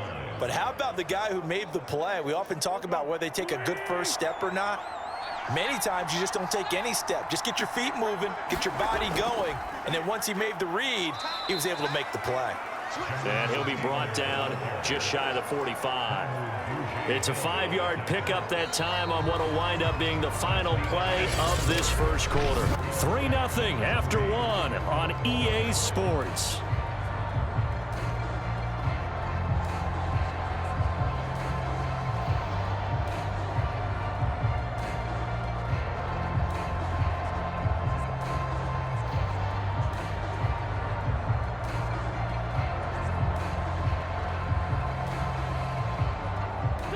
The Texans here on third down, putting an extra defender in the secondary.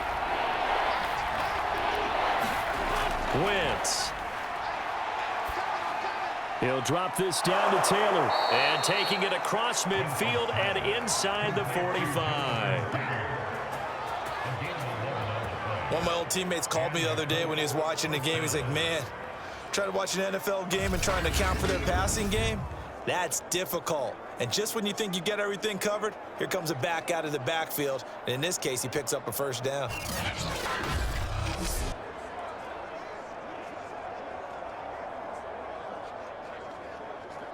So a first and 10 now in Houston territory at the 44-yard line. Wentz going to give this to Taylor, and he's going to get stopped up quickly. Give him a yard down to the 43. Well, sometimes you just have to give credit to the defense. Great job there at the point of attack, holding up. They won their battles at the line of scrimmage, left him no space to try and run. A really nice job swarming to the ball carrier.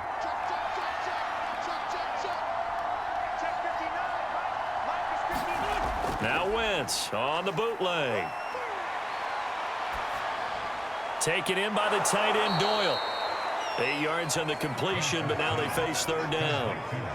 So much goes into a successful play, doesn't it? How about that play action there, freezing the defense just enough to bring the tight end free downfield for the completion.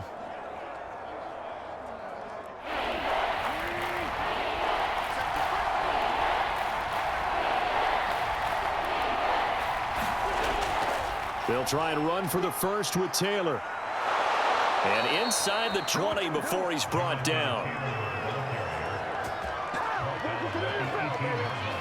Brandon, what were they thinking on defense there? They looked like they were playing for the pass. That was third and short. Yeah, it was an easy pickup because they handed it to him. That was way too easy. Just looked like absolute confusion defensively. Not sure why they were in that set. Yeah, I'd say you ought to have a few men in the box there.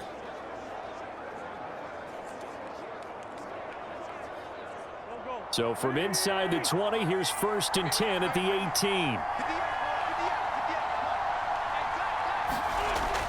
Now Taylor. And they'll get him down right around the 16.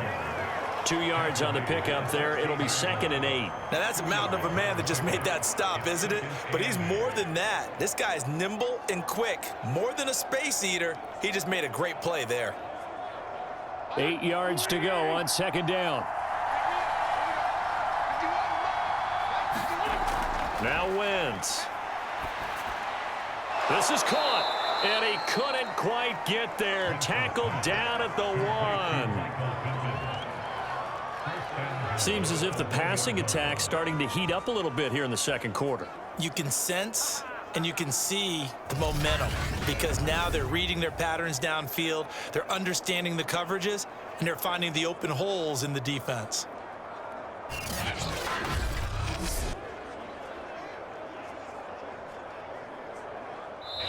second quarter. 2 minutes remain. 3-0 our score.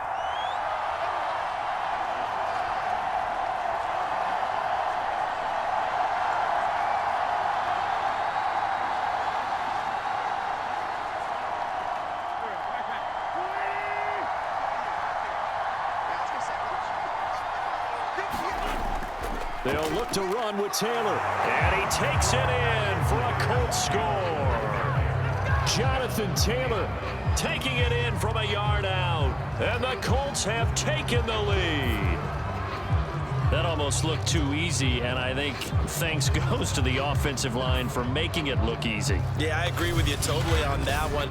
I'm not sure how much everyone understands the preparations that go into a game for an offensive line, because there's a reason that running backs and quarterbacks give them big gifts at the end of a season after a big year.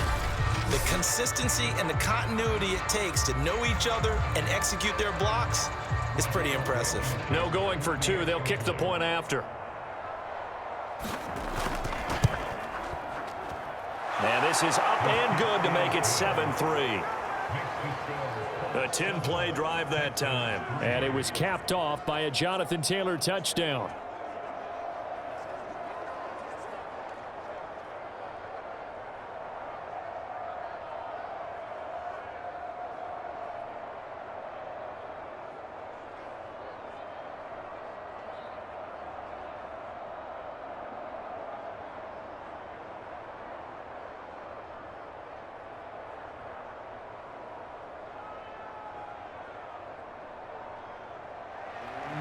Sanchez now, he'll kick it away following the touchdown.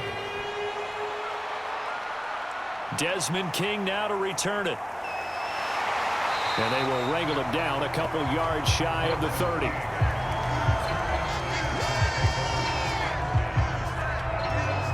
So now we get set to see Houston for their second drive of the ball game.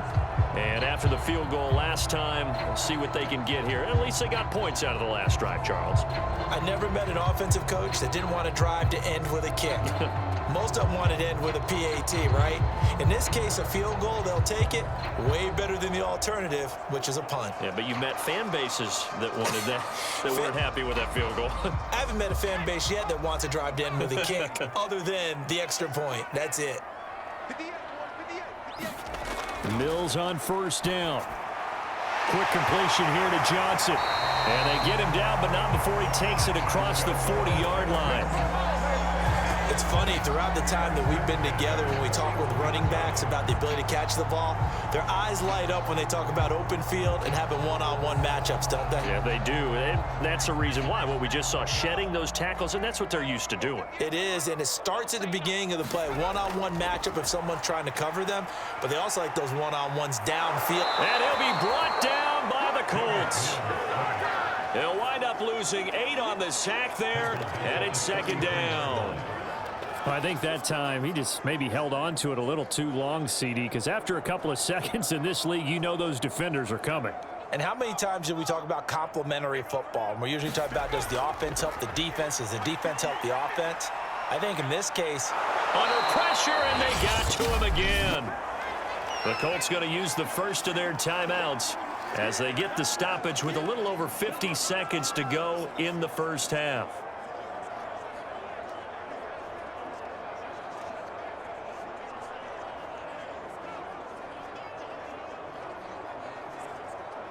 Need something from deep in the bag of tricks here after first and second down went backwards. It's third and very long.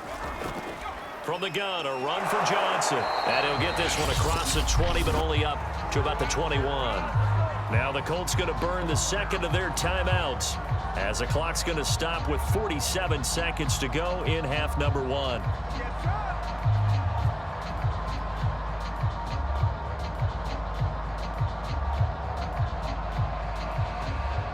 Now on fourth down, it's Cameron Johnston on to punt it away. Back deep for the Colts, Naheem Hines.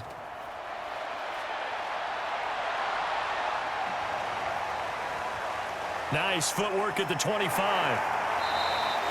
A good head down running on the return, gets about 15 yards. And the Colts will go on offense here, first and 10. The Colts going to take over now late in this first half. And with great starting field position and one timeout in their pocket, they could still come away with points here in the late going.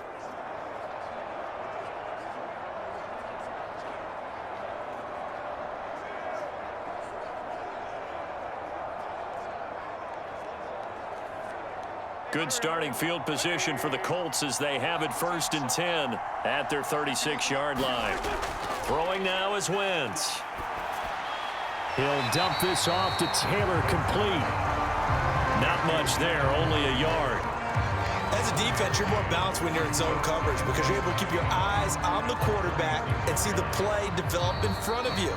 You're able to keep the quick pass in front of them and stop it right at the line of scrimmage.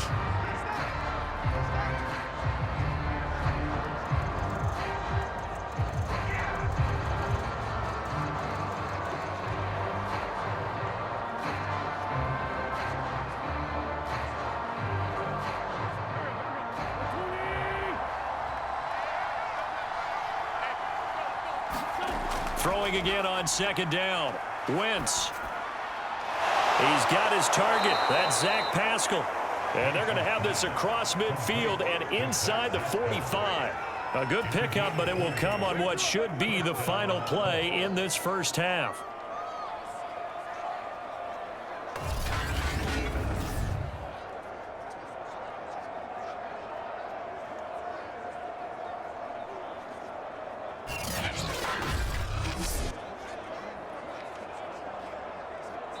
So we've reached intermission here in a low-scoring game. 7-3 is our score. As we'll get you over to Orlando, where standing by is Jonathan Coachman. He has our EA Sports Halftime Report. Okay, Brandon, thanks very much. And welcome in, everyone, to an abbreviated version of the EA Sports Halftime Report. Okay, right, Brandon. Thanks very much. And welcome in, everyone, to this slimmed-down version of the EA Sports Halftime Report. This game's had a little bit of everything thus far and certainly plenty to look forward to as the teams are right back out there for the second half. So we'll get right back out there as well as we'll turn it back over to Brandon Godden.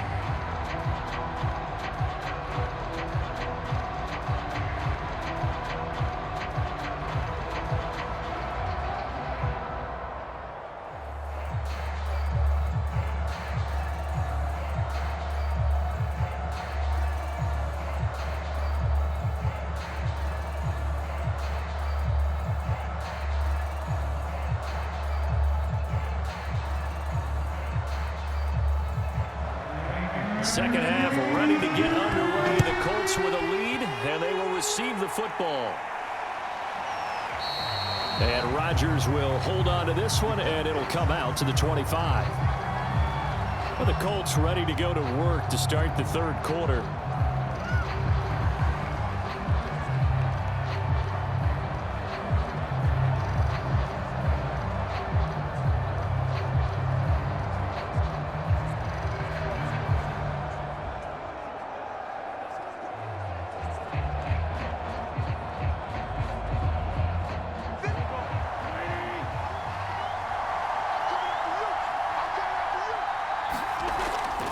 They'll run with Taylor to begin the drive. And he's upended at the 33 following a good pickup of 8. First play of the drive, let's give credit all around. Excellent blocking, but the guy carrying the ball, he was the finisher. A really nice run. 2nd and 2.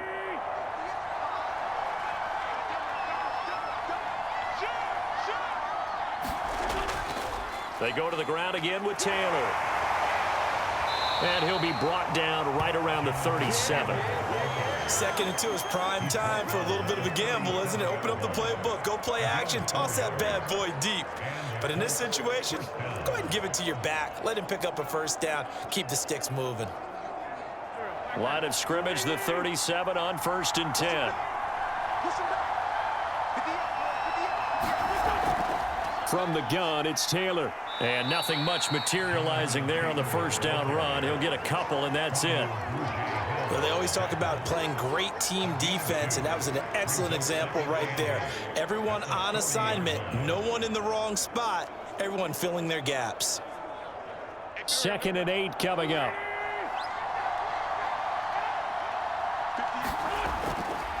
They'll try the left side with Taylor. And he will be brought down at about the 43 that time. The big part of a middle linebacker's job is being able to take on blocks and then go make plays. But the best ones, they have those big guys in front of them playing defensive line that hold blockers off of them and allow them to flow sideline to sideline and make the big hits. Nyheim Hines, his first carry. And they'll get him down about 3 yards short of the first. Only a yard on the pickup there, and it's going to leave them with a 4th down. Well, this was just simply excellent defense. On this 3rd down, they had to be alert for the possibility of a pass, but that didn't stop them at all from understanding what was going on when they decided to run the football, and they just swarmed and stuffed them for almost no gain.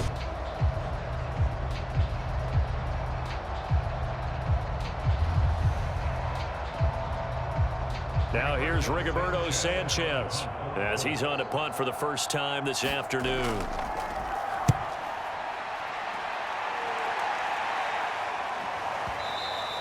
And this is going to carry well into the end zone for a touchback. Here's the Texans offense now, readying for their first possession of the second half. And with the way this offense has played thus far, to be frank, they got to feel pretty grateful to be in the ball game. I would agree with you totally because they've done all of nothing offensively in this game, yet they still find themselves in a position on this drive where a touchdown can give them the lead. They need to take advantage of it. Yeah, they're still looking for that first touchdown here in the 3rd quarter. All they have so far, the field goal.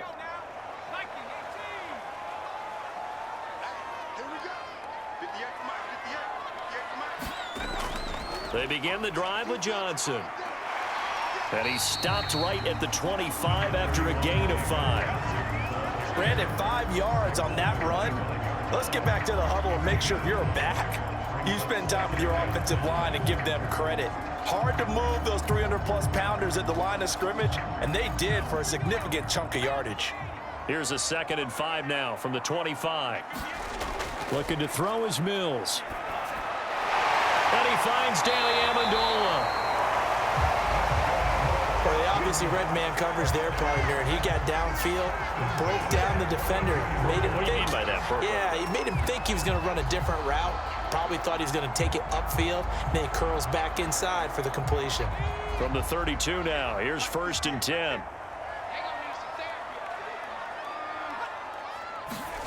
They go play action. Mills. Now a loose football. The ball comes out. And this is going to get out of bounds, so they will gain a bit of yardage on the play, actually, and they'll hold on to the football as well. 0 turnovers in this game so far. The trend continues, but barely. Offense lucky that one went out of bounds. Yeah, they're very fortunate because when a game's going along like this one and neither side has turned the ball over, sometimes that first one can really flip things to their advantage in this type of a game.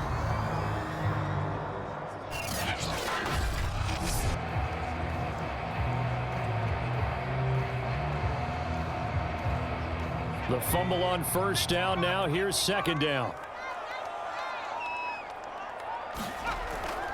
Running from the gun, Johnson.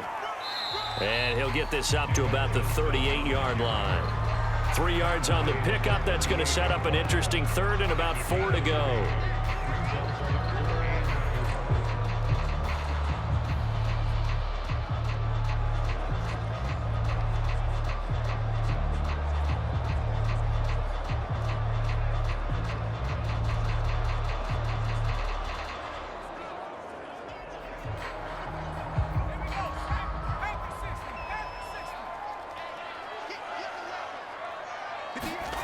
Now Mills. This is caught. It's Cooks. And he's going to be out of bounds, but not before he takes it inside the 40.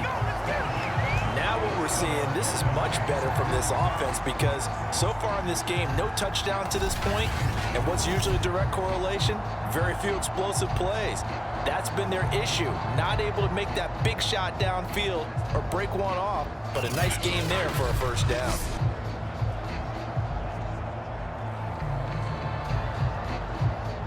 Still in search of their first touchdown of the game, but they're on the move. 1st and 10. They'll go option to the short side. And this play will be blown up. He'll lose yardage back at the 38. Officially, it's a 1-yard loss. That's going to bring up second and 11. I know they'd love to take some heat off of that young quarterback, but so far, not much in the running game, and this won't help things either. A loss on that play.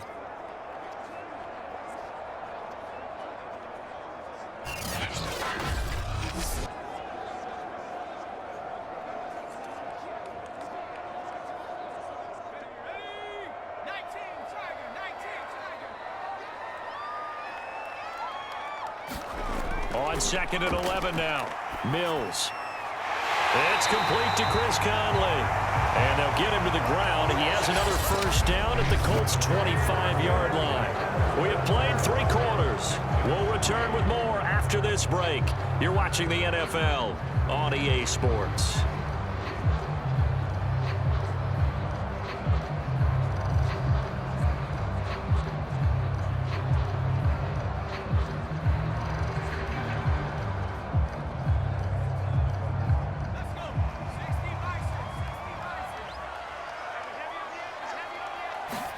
Mills now looks to throw on first down. Under pressure, and down he goes. They sack him back at the 36. DeForest Buckner picks up his second sack of the afternoon. And you hate to say it with a rookie quarterback. He's done some good things, but overall, looked a little bit overwhelmed back there, hasn't he? He certainly has, but in his defense, he hasn't had a lot of time to throw the football. You like the way I said that? In his defense. In his defense. I got it, yeah. See what I did there? Yeah, he needs better protection, that's for sure.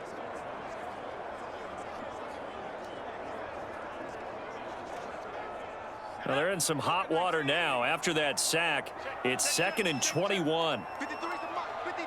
Check.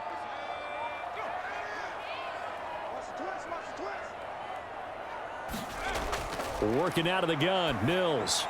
That's complete to the tight end, Akins. And he'll be brought down on the 30-yard line after a gain of 6. That's a staple of this offense. Drag route to the tight end. Yeah, he's unable to use his size to break off much more yardage after the catch, but still an effective gain nonetheless. Possibly a turning point. Big play coming. This is 3rd and long. From the shotgun, it's Mills. He's going to go deep for Conley. And unable to connect. Incomplete. Now give them credit. They took their shot, but it's going to bring up 4th down. What we've seen so far in this game, they are not going to allow a big shot over the top. You can have whatever you want underneath. They'll give you that, but they're not going to let you beat them deep. So on 4th down, out trots the kicker in a big spot here. He made his first, this from 47 yards out. The kick by Fairbairn is good. And they'll get it back within a point at 7-6.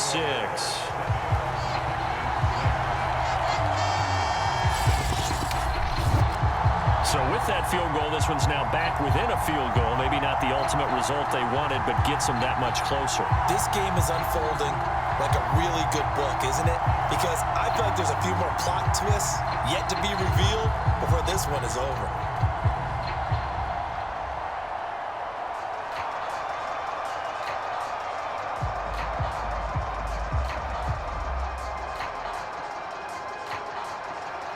Fairbairn now following the made field goal. He'll send this one away. The drive will start at the 25-yard line here as Rodgers will not return it.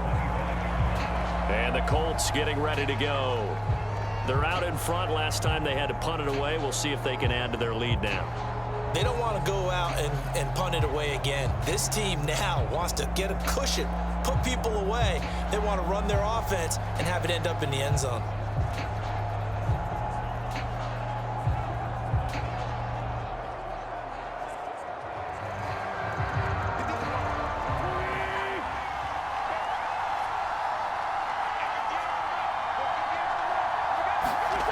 Wentz now on first down.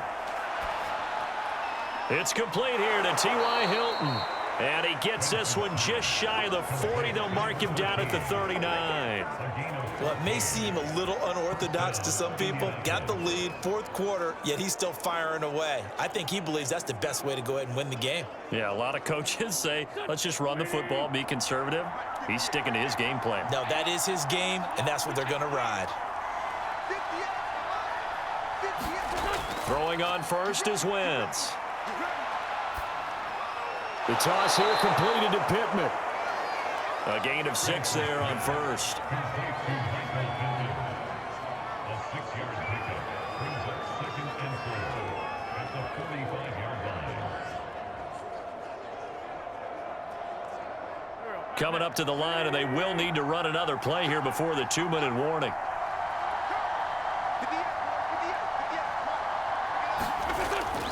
On 2nd down, it's Taylor. Stiff-armed him. And he's able to take it across midfield before going out of bounds. 50 yards rushing for him now as he's run it 11 times. I know we're in the era of wide-open football, a lot of spread formations, more space, but there's still a spot for power football, and we just saw some of it right there. How about that run? Yeah, breaking the tackle, and, you know, late in this game, he wants the football in his hands. He's had a good day.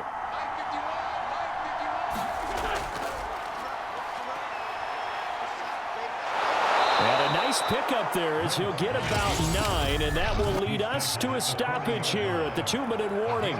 9 yards on the first down, keeper in at 2nd and 1.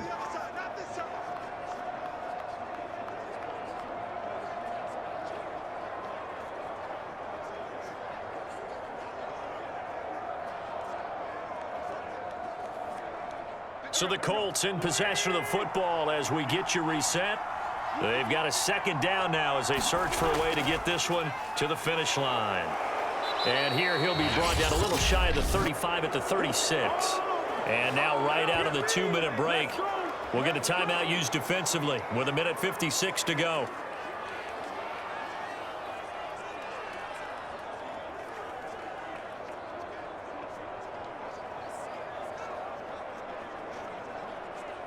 Not totally home free yet, but it's looking good as they come up 1st and 10. Taylor. And he works it past the 30, almost to the 25. Whistles now and a timeout. So defensively, they burn it here with 1:51 left.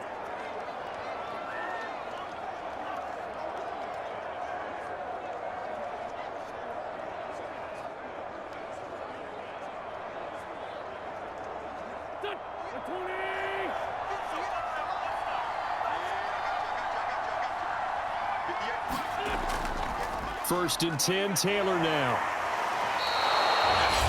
The Texans going to signal for their 3rd and final timeout as they'll talk things over prior to this upcoming 2nd down play.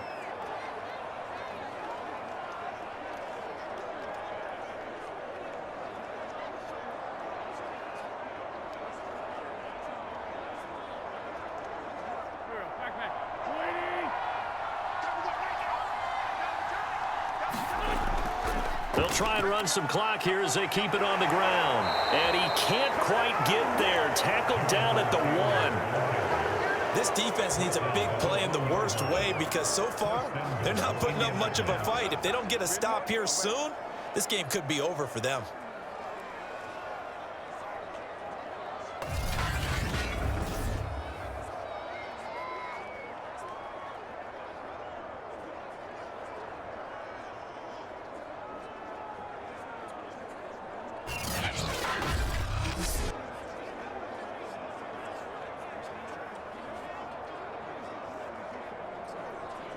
It's 1st and goal, and a late touchdown at this stage could officially salt this one away. Victory all but assured now as they take a knee here, and they're going to escape with a 1-point victory.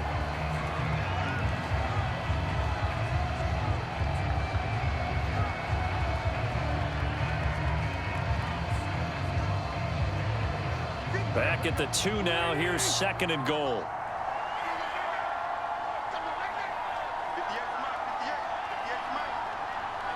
Wentz with a kneel down, and that will be the final act of this game.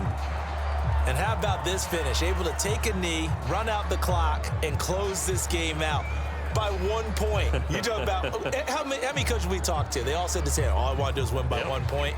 That got tested in this one. Yep, and that cliche rings true. A single penny separates this one.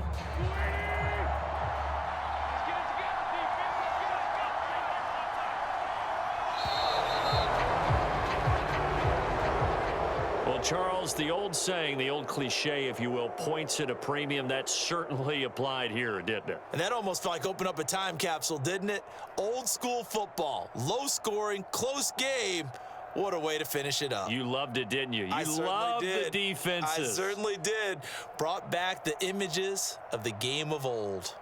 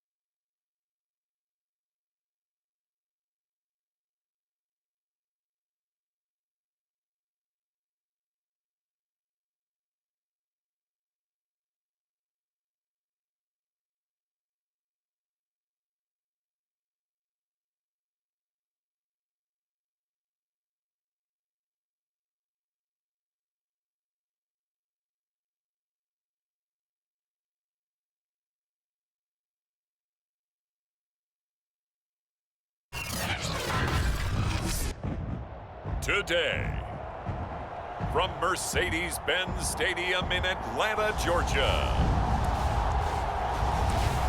this is the NFL on EA Sports.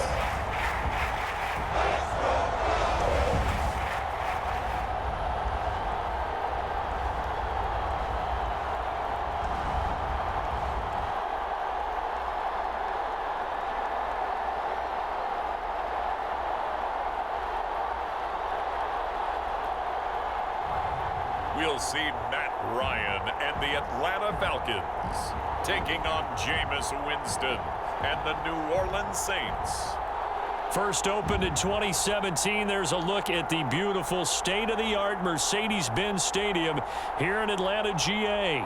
A moment ago, here was the scene. The Falcons coming out from their tunnel to the roar of all the folks here in Atlanta. We're ready for football as these Falcons get set to match up with the New Orleans Saints.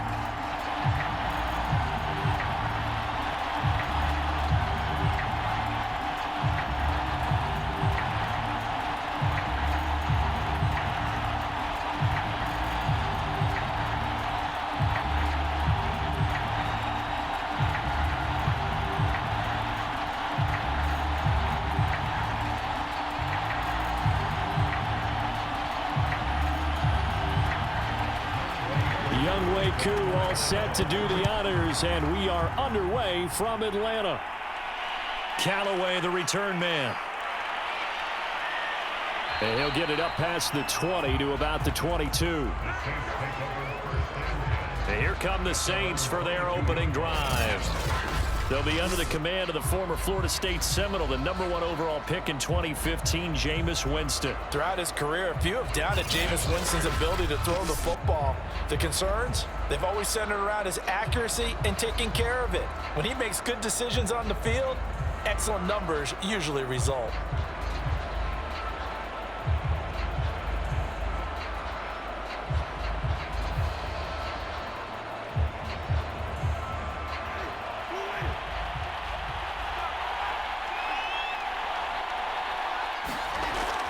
From nearby Norcross, Georgia, it's Alvin Kamara. And a nice run past the 30-yard line there.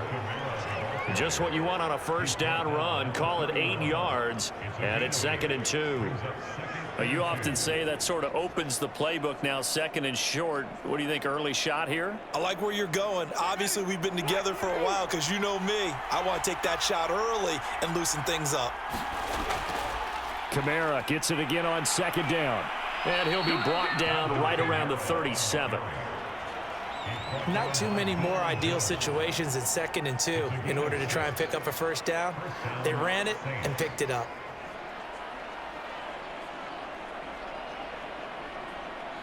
Line of scrimmage, the 37 on 1st and 10. Winston to give. It's Kamara. And he'll grab a gain of 5 out of this up to the 41-yard line. That's a really nice, tough run inside, and they gained 5 yards on it. And to be frank about it, most offenses don't expect to get 5 yards on a play call like that. So when they do, they go back to their huddle with a little pep in their steps. They're starting to think that they're starting to dominate the line of scrimmage. On second down, Kamara. It'll be a pickup of a couple, and it leaves them with a 3rd and 3.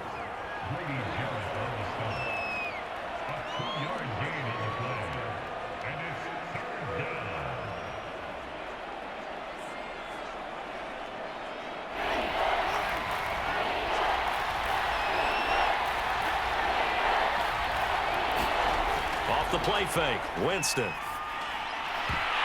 And the throw there going to be incomplete. So the defense able to get off the field here on 3rd down. And it's one of the goals of the game. They've got to be effective on passing downs. It's one of the few things defenses chart. How did we do on 3rd down? That's a nice start for them in this one.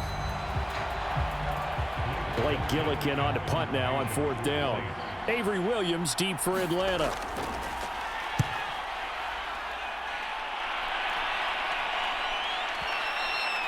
And this will hit just beyond the goal line as it's into the end zone for a touchback. Matt Ryan, the longtime Falcon, a veteran who's been in the league since '08, ready to guide this Atlanta offense. And when you start with listing a guy's accomplishments like Matt Ryan's, all these years in the league, near the top of the league in completions and percentage, touchdowns each and every year, has won an MVP, taken his team to the Super Bowl. You're talking about a guy who might be finished, but he still has gas left in the tank. Big right arm. Great leader, the face of his franchise.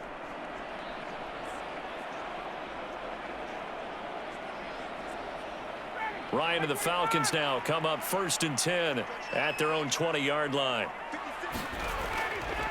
Opening carry of the game for Cordero Patterson. And he is brought down at the 22 after a gain of 2, and it brings up 2nd down.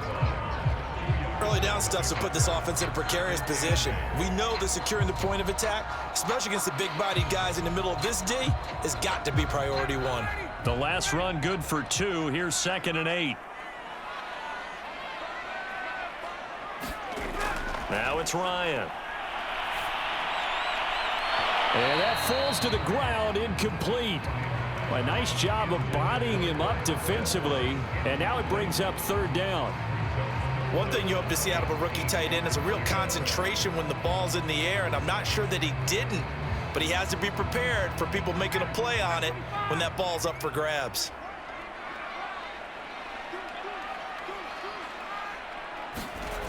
On 3rd down, Ryan.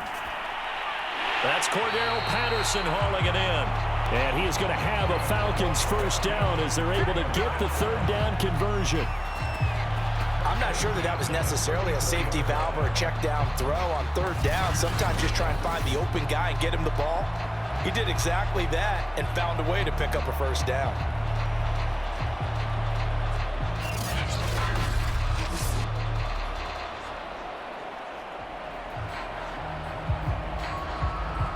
From the 34 now, here's 1st and 10. Here's Ryan. He completes this to Russell Gage. And he'll be taken down, but not before he gets into enemy territory.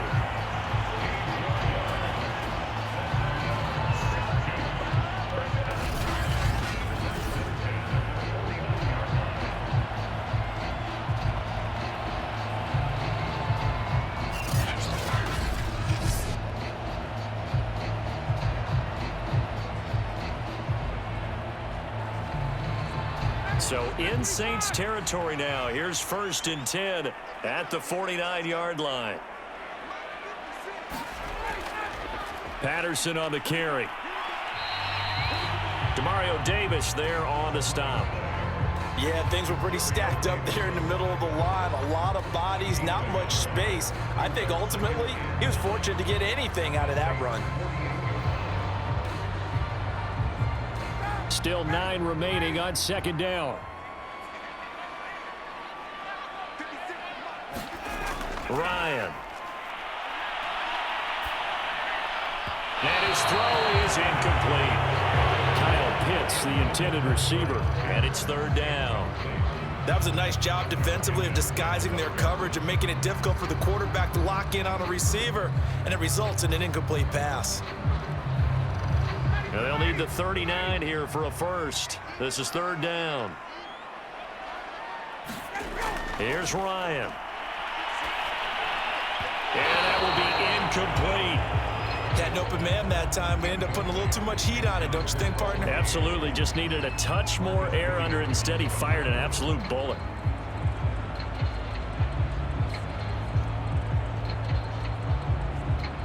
Here's Thomas Morstead on now to punt it away on 4th down. Marquez Callaway deep for New Orleans. And now where will the side judge stop his walk? That's the question. He says it crossed out of bounds at about the 17-yard line.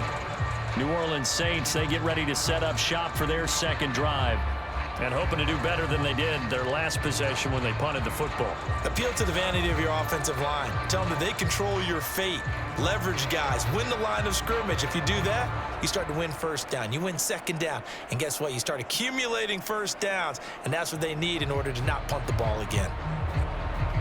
Winston and the Saints now with a 1st and 10 at their own 17-yard line.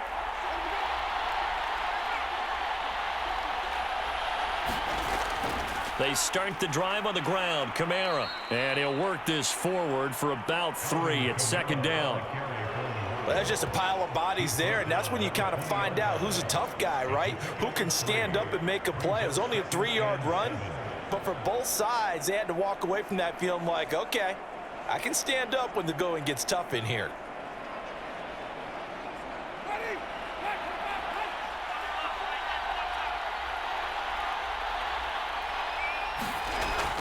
Second down, and it's Kamara again. And he'll be taken down as that will take us to the end of the 1st quarter of play. We're scoreless after 1.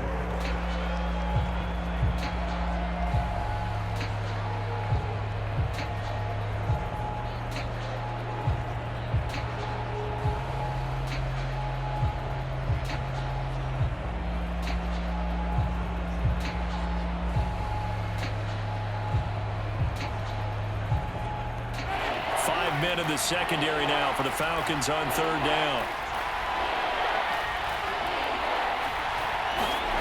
Winston now. They'll get this out to Kamara. And he picks up the first before he's taken down at the 29. This offense is starting to get into rhythm. A nice quick throw there on target, able to pick up another 1st down.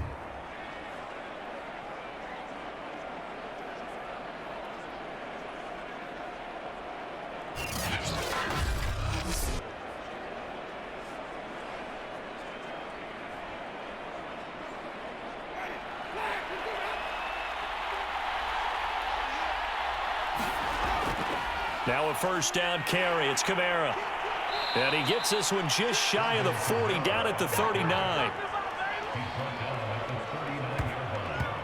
He's obviously a bit of a shorter running back. Sometimes when he goes up the middle like that, he gets lost in there, and then he pops out for 10, 20 yards. I actually asked NFL linebackers if that was true. Do you actually lose sight of some of the smaller running backs? And all of them confirmed that that can be a problem. Think of it this way. 2 of the top running backs in NFL history, Emmitt Smith, Barry Sanders, both 5'10". So from the 39 now, they'll come up on a 1st and 10. To throw, Winston. He gets this one complete to Traquan Smith. And they're able to work this to the 25 before it's all said and done. A big play that time on the catch and run. It's not a surprise when you read scouting reports and watch tape because you know he's a heck of a player. But he is so difficult to get down in the open field. They just want to get him the ball and let him do his thing.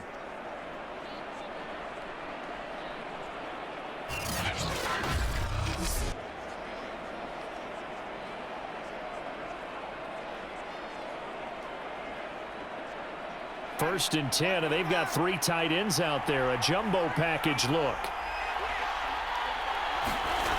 Jameis to throw it. And his throw's going to be incomplete. Defensively, Charles, they continue to really limit this offense as far as yardage goes. Yeah, you're exactly right. They've been assignment sound, staying in their lanes, keeping proper leverage, and communicating well, too. An incomplete pass leads to 2nd and 10 from the 25. Here's Winston. That's caught by Marquez Callaway. And down inside the 15, shy of the 10. I think that's a big pickup for a first down because when you run a drag route against zone, you're sometimes asking for trouble because you might run into a defender. Yeah, well, there they ran into a first down. Executed it to perfection. From down at the 12, it's 1st and 10.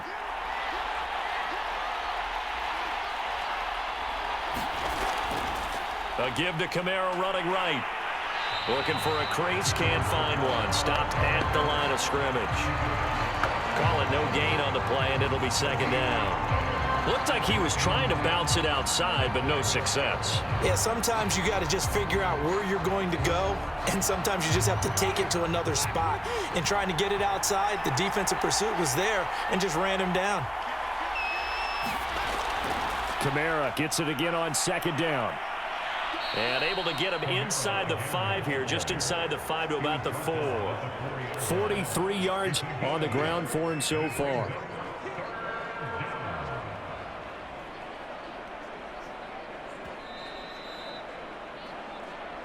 Two minutes on the clock in what's been a scoreless first half.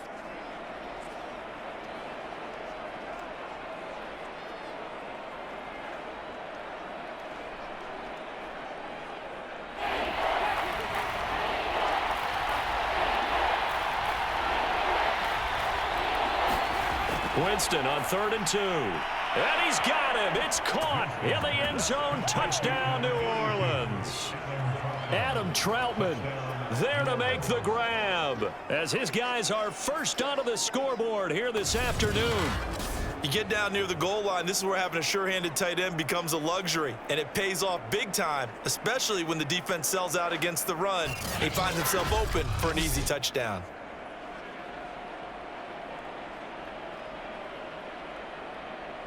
Will Lutz on for the point after.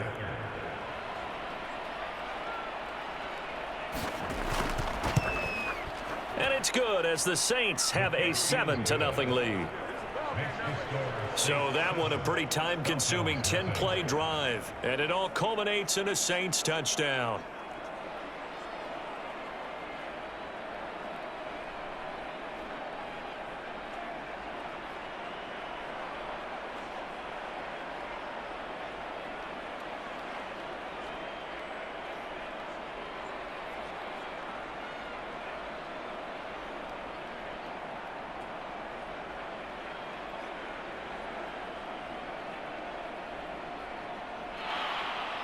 After the touchdown, Lutz to kick it off. On the return, here's the dangerous Cordero Patterson. And he takes this near the 25. Just a little pass there. Call it the 26. So for the second time in this one, we get set to see the Falcons offense. They punted last time they had it. What steps, Charles, you think they have to take to make sure they don't do that again? Well, let's just go to the football 101, the trade expression 101. Win first down. Make 5, 6, 7 yards on first down and make it a 2nd and 3, 2nd and manageable. Keep accumulating first downs that way. Keep moving the football. You don't want to get behind the sticks because then the defense has the advantage.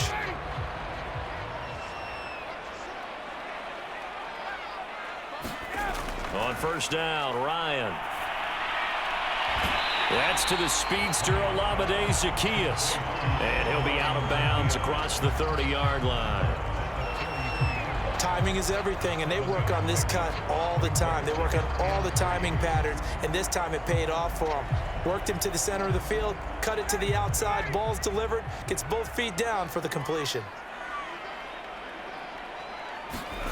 Looking to throw again on second down. Ryan. And that one going to be off target and incomplete. I know coaches tell us all the time that having a powerful arm isn't the number one thing they look for in a quarterback. But when you're trying to throw inside routes and you need to put some heat on it, it helps have the big gun. In this case, just a little bit too much. So the incomplete pass on the last play, and that leads us to a 3rd and 3. Here's Ryan to throw. That's complete to Sharp. And he is going to have a Falcons first down as they're able to get the 3rd down conversion. Well, we use the term pitch and catch a lot to denote an easy completion. We just saw one right there on 3rd and 3 to pick up the first down. Why are those so tough to defend? Just because they hit so quickly? Yeah, it's all about timing and confidence. Quarterback sees it, rips it, there you go. Zaccheaus here hauling it in. And he's going to be out of bounds, but not before he takes it inside the 40. Now, how about this throw right here? Had to throw it to the left sideline, and you know the timing's got to be correct on this one. Ball's got to be right where it needs to be, and it was. That's because he had great arm strength on that one, able to drive the football. Quarterbacks love it when they can show off their arms.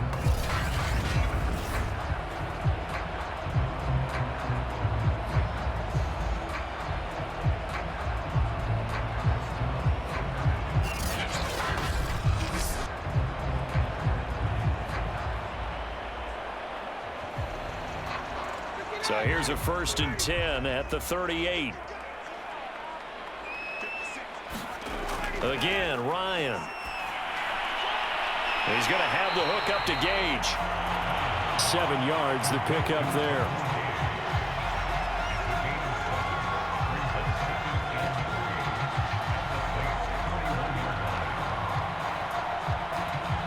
Now the Falcons going to use one of their timeouts as they'll stop it with just over a minute to go before halftime.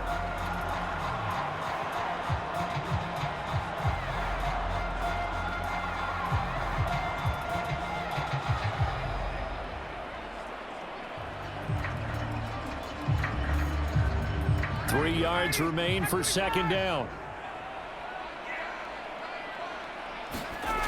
Ryan. He's got his pass-catching tight end. That's Pitts. And this is going to be another first down as the tackle's made at the Saints' 17-yard line. The Falcons going to use the second of their timeouts as the stoppage will come with a little under a minute to go in this first half.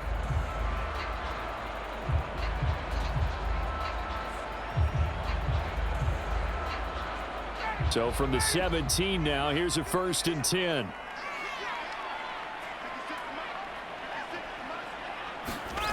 From the red zone now, they'll look to throw. And he's got it.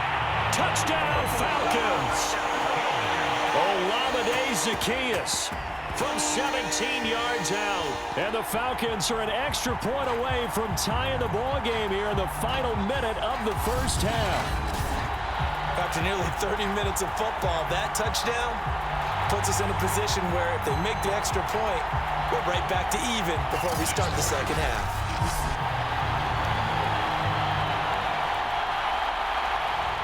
Point after here coming up.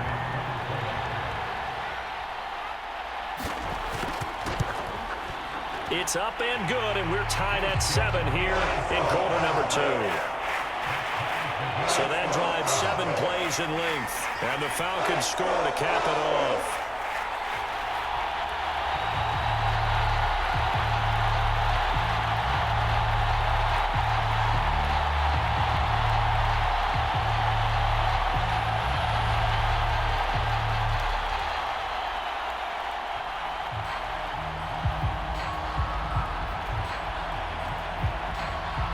So all even at 7 now as they kick it away. Taken at the goal line. And he's up past the 20 to the 22-yard line.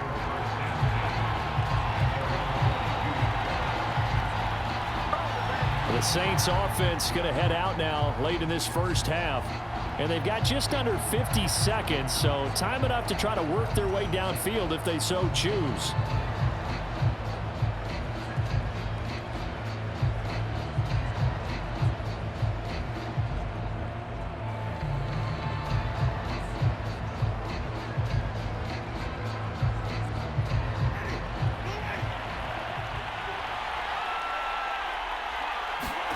Winston now to throw on first down.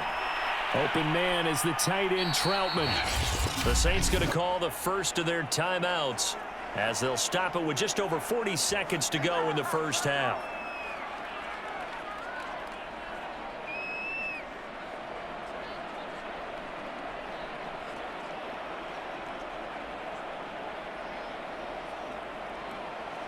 From the 32 now, here's 1st and 10.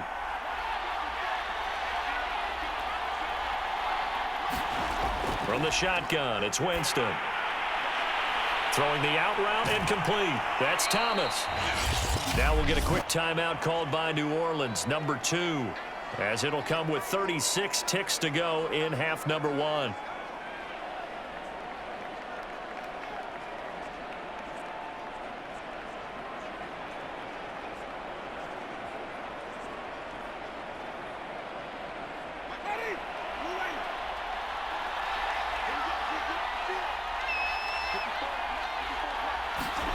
To throw again on 2nd down. Winston. He'll get this one underneath to Kamara. And he'll be taken down, but not before he works it past the 50. We can talk all we want about football being a game of strength and brawn. It's also a game of mismatches, and they're trying to create one there, getting it to their back out of the backfield to make a bigger play. As we often say, get it to him in space, let him use his leg. Yeah, if he can get a matchup against a linebacker or maybe a defensive end dropping out in a zone blitz, he's going to win that battle just about every time.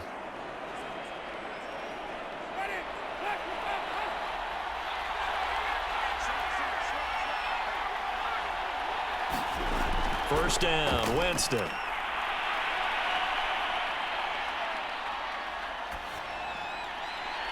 And that one going to come up short. Low throw. Trying to get the ball to his tight end in the center of the field where he runs a lot of his routes and ostensibly is extremely comfortable. He was hoping he'd find a seam and a big gainer to go along with it, but that one was incomplete. 2nd and 10.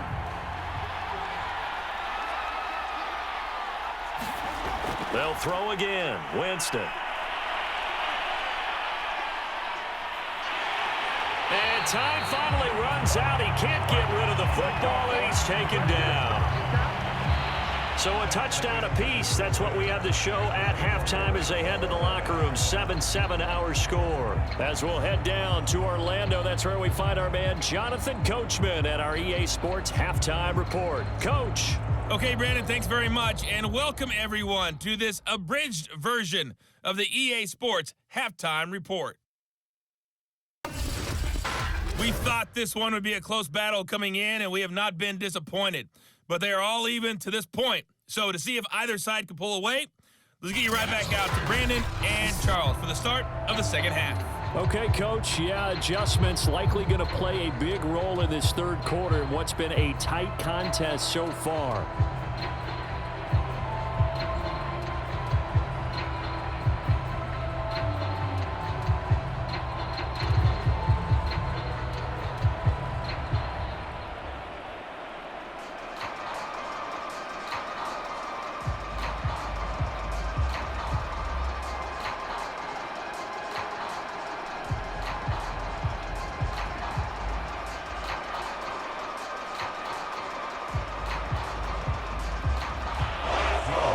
Set and ready to go for the second half. One touchdown apiece, 7-7 our score.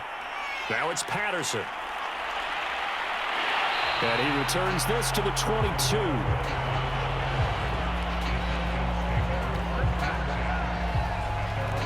The Falcons ready to go back to work to start the third quarter.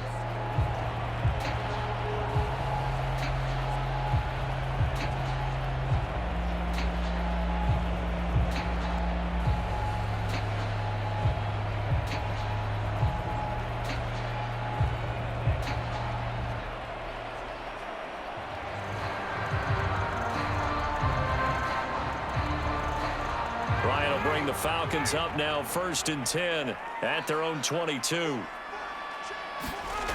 Throwing to start the drive. Ryan. And that nearly their first pick of the game, but it falls down to the ground incomplete. So, Charles, tie game here. What are your keys as we continue to play this second half? I know people think it's always trite when you say the same things over and over, but they're tried and true in the game of football. Who's going to block better? Who's going to tackle better? In this case, to me, it's turnovers. You've got to take care of the football in order to win the game. Now here's a throw that's taken in by Tajay Sharp. And they work this well upfield across the 45. Fired that one in there, able to make connection on a nice in route. With those faster passes when they're going that fast, any hesitation as a quarterback that the deflection, if you miss, might be bigger and lead to an interception? Yeah, and the deflection works both ways. Maybe a defender gets a hand in the way and it pops in the air. And sometimes you throw it so hard your receiver can't handle it, and he pops it up in the air for the defenders to grab as well. But a moot point there as they were able to connect. On 1st and 10, it's Ryan. Got this complete to the tight end Pitts. And he'll work it across midfield inside the 45. And what a nice example there of a tight end doing exactly what he needs to do. How about how he worked his way to the outside, made sure he secured the catch, and then anything after that, we count that as a bonus. And indeed, he gets enough for the first down. So in Saints territory now. Here's 1st and 10 at the 44-yard line. Ryan will throw again. That is caught. It's Tajay Sharp. It's another 10 yards on that one and another first down.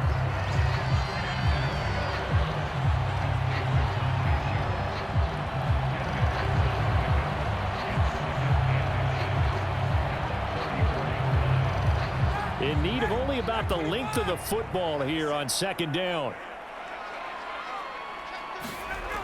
To throw is Ryan.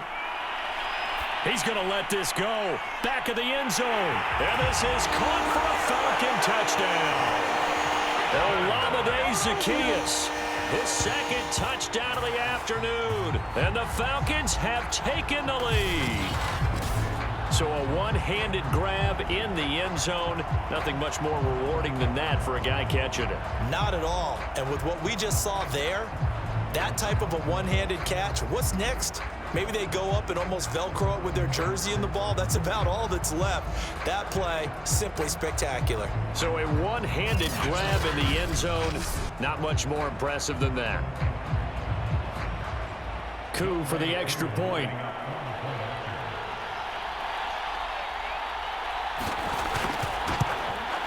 And he's got it. It's now a 14-7 ball game. The drive summary that time, 5 plays. And the end result, an Atlanta touchdown.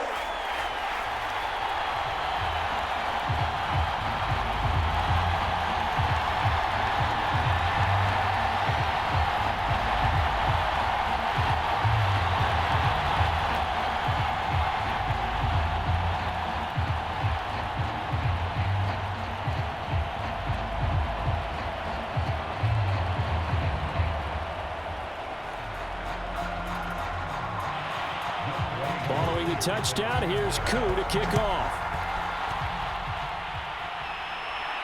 Callaway, the return man. And the tackle going to be made right there at the 25-yard line. Now the attention turns to the Saints offense getting ready for their first possession of the second half. They trail a one-score deficit, 14-7, as they come up 1st and 10.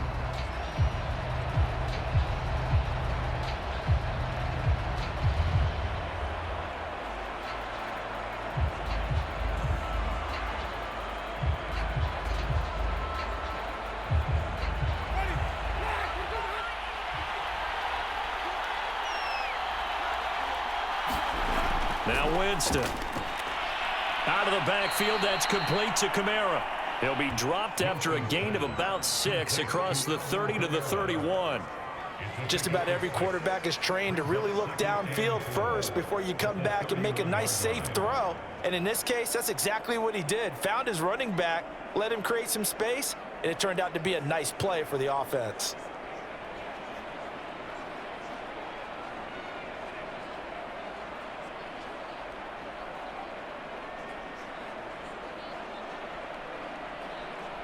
They'll come up now 2nd and 4 from the 31. A 10th carry for Kamara.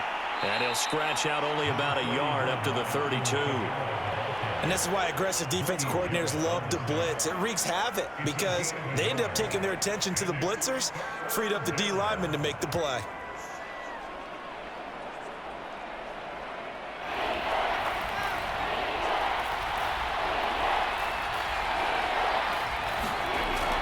Again, it's Kamara. And he's going to have the first down, yardage to the 35. I haven't met a football team yet that runs the ball successfully that doesn't talk about having an attitude to be a running football team, right? You got to be able to put your nose in there, smell where the first down sticks are, and get there.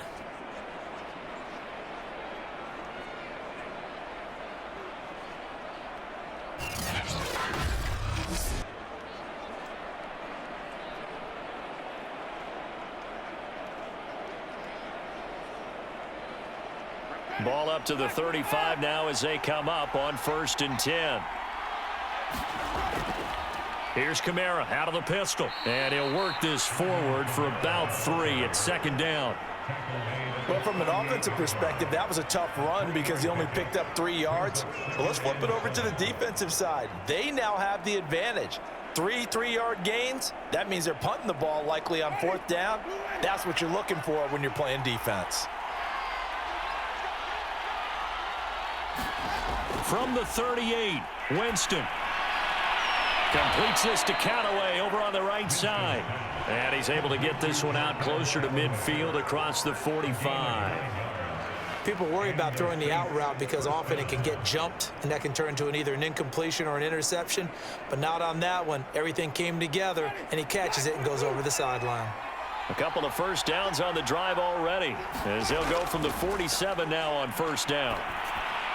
Now here's a throw right side, taken in by his tight end. And taking it across midfield and just shy of the 40. Couple of first downs right in succession, and this is an offense that could really use a good drive, and they're off to a fast start here. From Falcon territory now, here's 1st and 10 at the 41. Now Winston. To the right side and complete to Thomas. And he's going to get this inside the 30. 12 yards on back-to-back plays there, and that's another first down. If you're going to blitz, likely going to leave you in man coverage with this guy, and that is less than ideal. It is because just about any offense that has an elite receiver, if you blitz and have him in man coverage, you're going to him, even if he has an elite defender on him, because he usually knows where the ball is before the defender does. And as they come to the line, they will not be able to get off another play as time has run out on this 3rd quarter. We'll return with more after this. You're watching the NFL on EA Sports.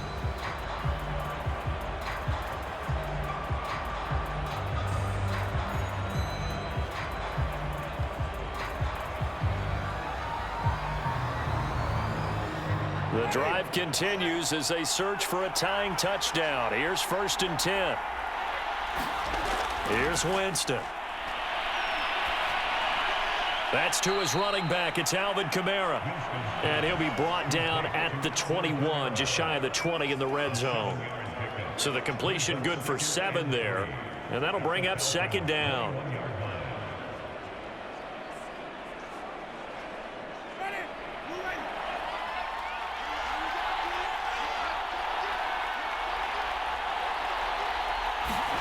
Play action now. Winston.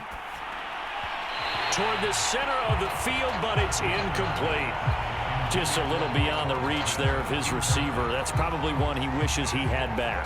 He wishes it had been 7-on-7 in practice, or maybe even routes versus air, because that's a completion he makes, 9.9 times out of 10? Just missed that one.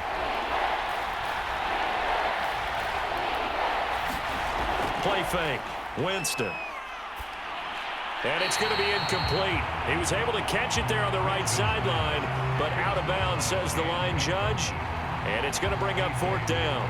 Well, 3rd down, he tried to stay in bounds, did all he could. He caught it, but was led a little bit too far. Yeah, that's always difficult, isn't it? Because you know half of your body is trying to stay behind while the other half is reaching out, trying to catch the football.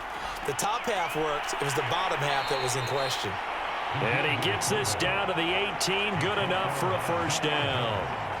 And yes, everyone, that was the fullback carrying the football. I know it's a dying breed, it's a dying position for a lot of people, but I still think it's valuable and important, especially one who can carry the ball. And you need short yardage. What makes sense? Go to a big body, let him plow forward just like he did there. It's still a big man's game. That is caught at the 7. And the Saints are going to have a 1st and goal as he'll be taken down at the 7-yard line. This defense has certainly had an outstanding second half, haven't they? I know they just gave up a 1st down there, and for the offense, they're hoping that that's something that they can jumpstart with and maybe start to move the ball a little bit better. But it's been tough sledding for them here the entire second half. Winston. And it's caught. Touchdown. Michael Thomas, a 7-yard touchdown grab.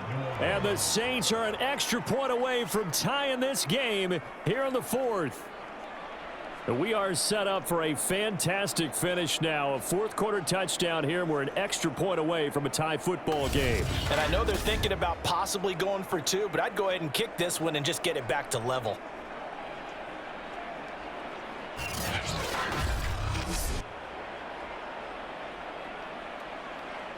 Lutz to try to add the PAT.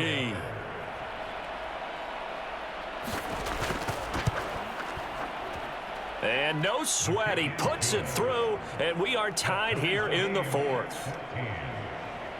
So that drive spans 13 plays, and it ends with a touchdown for New Orleans.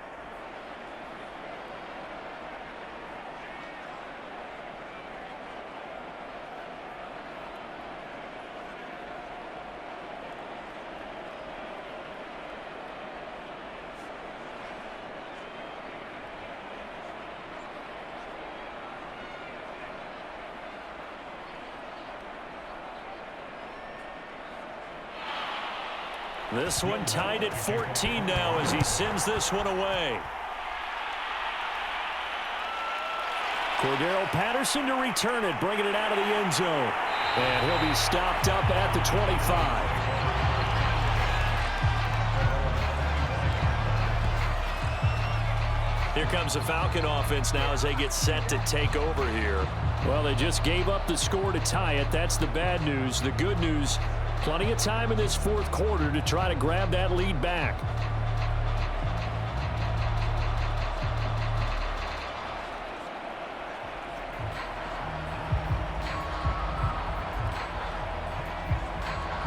Ryan and the Falcons now come up 1st and 10 at their own 25-yard line. Throwing to start the drive. Ryan hit, and he lost the football. But the Falcons were able to recover, so they will keep possession. Much like a running back going through the line, quarterbacks have to be aware of protecting the football as well. He left it exposed that time, wound up having it knocked free, but fortunately, had an alert teammate who was able to get it.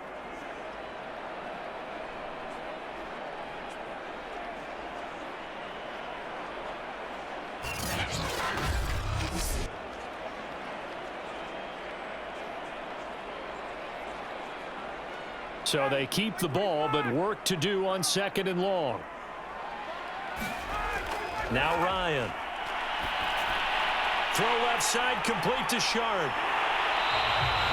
They get 11 back on that one. It leads to 3rd down. That looked like a pretty good route combination there, because you've got to find a way to clear the guy running the drag, because when you do, you just put the ball on him and then let him run. Yeah, he's got some space. The Falcons on third down. They've been okay, 2 for 3 thus far. This will be 3rd and 6. Complete to Zacchaeus. And he'll be taken down, but not before they work it across midfield. Getting down to the good stuff. All tied with 2 minutes remaining on EA Sports.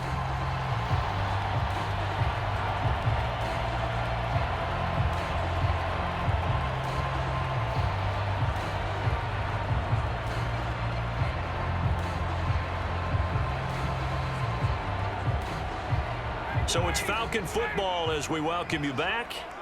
They've got it 1st and 10 as they search for a go-ahead score. They'll throw on 1st down with Ryan. That's into the hands of Pitts, the tight end. And he's corralled, but not before getting it inside the 35. Very sharp here to start this drive, 3 for 3.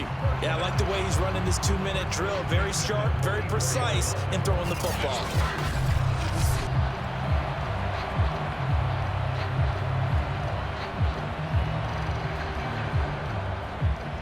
From the 34 now, here's 1st and 10. A shotgun handoff to Patterson, and he can only manage to get a couple. 2nd and 8 coming up. The Saints going to call the first of their timeouts as they'll talk things over prior to this upcoming 2nd down play.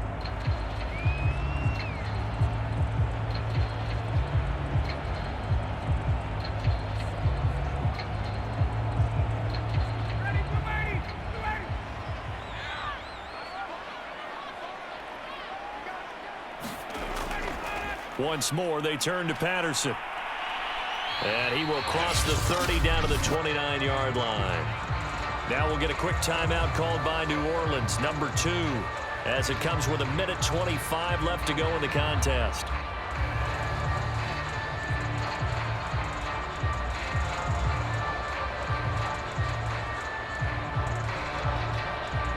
They'd love to get a little closer if they need to kick the field goal on 4th down. From this spot, it's 46 yards.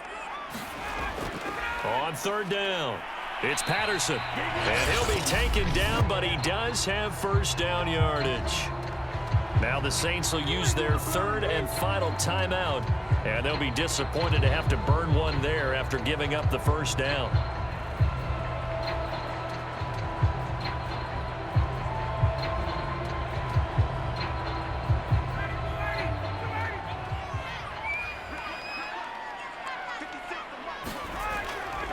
They run with Patterson. And this has been a familiar sight all afternoon as they stop him behind the line. He'll lose a yard there, and it's 2nd and 11. Partner, you got about 20 coaches on your payroll, but there's 60,000 of them in the stands. I don't think any of them like that play. And the later we go, it's starting to sound like 100,000 in here.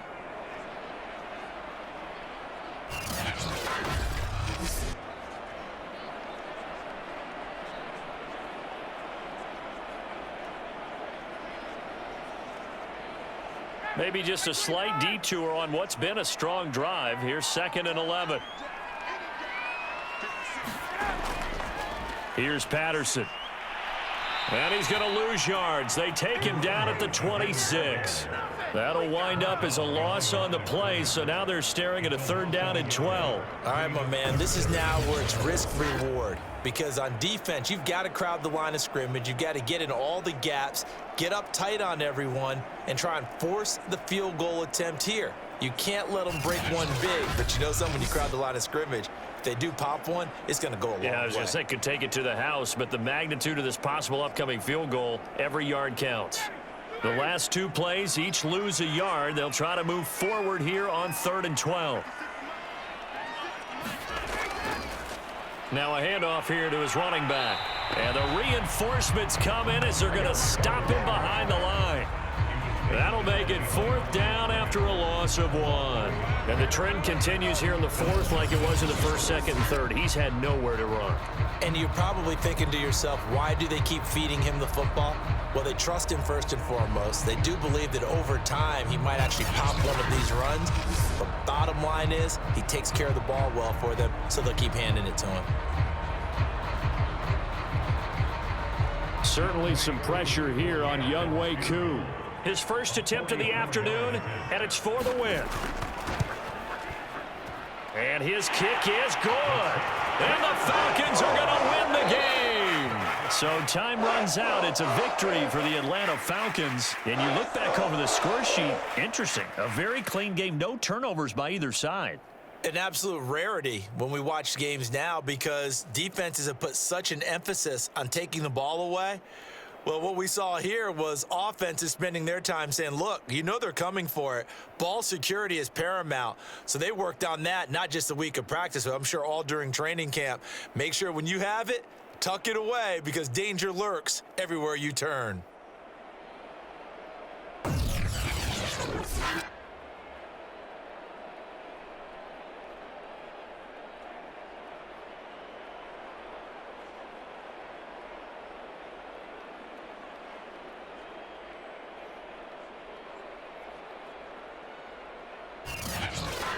So that'll do it for us. For my partner, Charles Davis, and all the hard-working men and women on our crew, I'm Brandon Gaudin. You've been watching the NFL right here on EA Sports.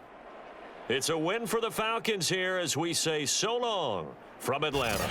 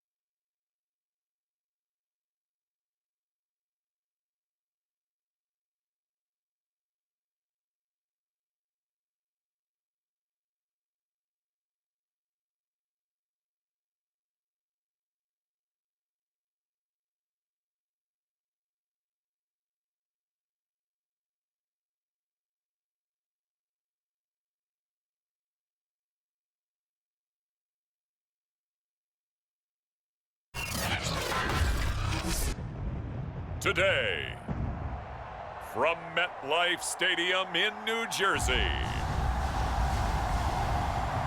this is Madden Football on EA Sports.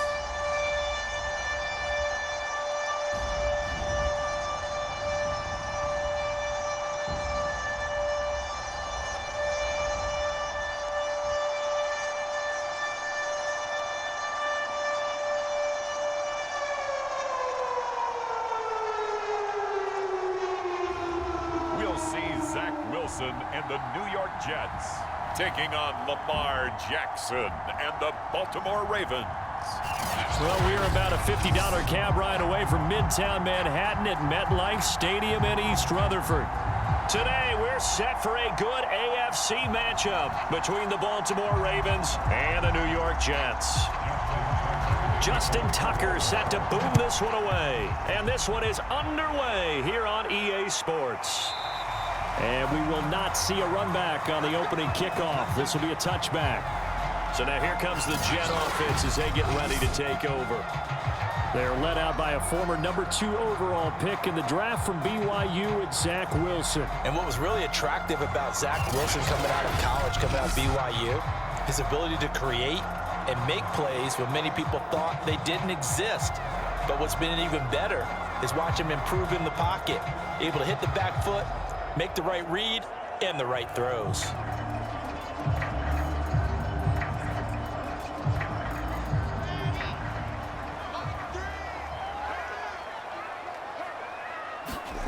They go play action with Wilson. Oh, he's going to take a shot right away. And that will be incomplete.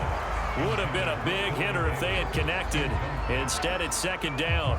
An early message that this secondary is going to be tested because even though it fell incomplete, it almost felt like a warning shot to get things going. Here's 2nd and 10.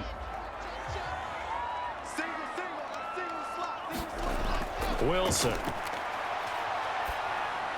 Looking middle, and it's incomplete. Well, so far in this drive, they've done some good work. They force incompletions on 1st and 2nd down, bring up 3rd and 10. That brings up the big question. Do they bring pressure, or do they play coverage on this down? So now an early 3rd and 10 here on their opening drive. To throw is Wilson. And he finds Tyler Croft. And he is going to have a Jets first down as they're able to get the 3rd down conversion. One of the advantages of zone defense, as I remember it, is being able to see the play develop in front of you. One of the disadvantages, when they find those levels where they can hit you with it, sometimes behind the corner and in front of the safety, it makes it tough to defend.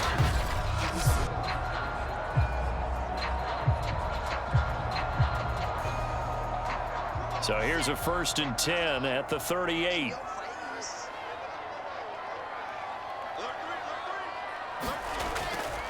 First carry for the former Tar Heel, Michael Carter. And he takes this up right near the 45-yard line. It's a 6-yard pickup, and it gets him to 2nd and 4. Now, Brandon, that's the way you want to run the football. There should almost be quote bubbles above the offense right now. Bam, boom, biff. That's how they feel good about moving the football. The last run got 6, now 2nd and 4. From the shotgun, Wilson. And the grab by Croft. And he's going to be taken down with the first down at the Ravens' 43. Good job there to locate his tight end, Charles, in the middle of the field. Yeah, he has good pass-catching abilities, and if they're able to continue to find him here in the early going, I think it'll help out his teammates out on the perimeter. You can take the big shots later if he occupies their attention. And this one almost intercepted. Not a good throw there. Nearly an opening drive INT. Well, they've got man coverage on the outside, and my scouting report on these DBs tells me that they love to take matters in their own hands. They want man coverage, not zone. And there was good coverage there that forced the incompletion. On 2nd down, a run with Carter. And he'll be stopped at the 35, but not before he picks up 7 yards. That was a really nice run there to bring up 3rd and short. After the incompletion on 1st down, it's awfully nice to have a running back that you can hand it to and put you back in a good situation. 7th play of the drive now as they come up on a 3rd and 3. Throwing is Wilson. It's brought in by Jamison Crowder. And he is going to have a Jets first down as they're able to get the 3rd down conversion. Pretty solid start for the rookie here on this first drive, Charles. Able to have some confidence, stepping back into the pocket, move around a little bit, find open receivers, and deliver. That just means his confidence is going to continue to grow because he's getting more and more comfortable with each completed pass.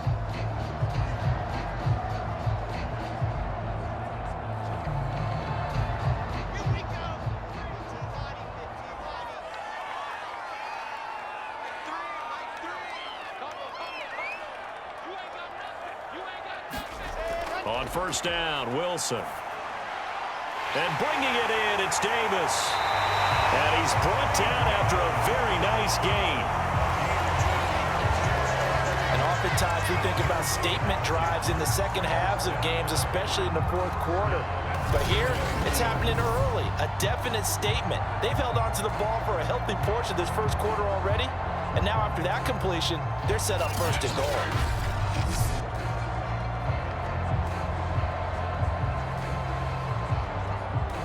A terrific opening drive has them knocking on the door, first and goal.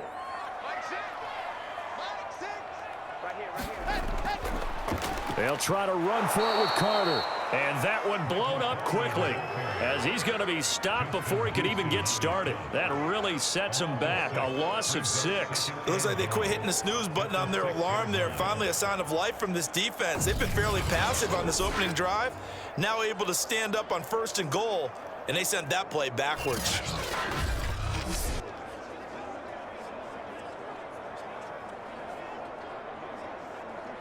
Second and goal from the 6 this time.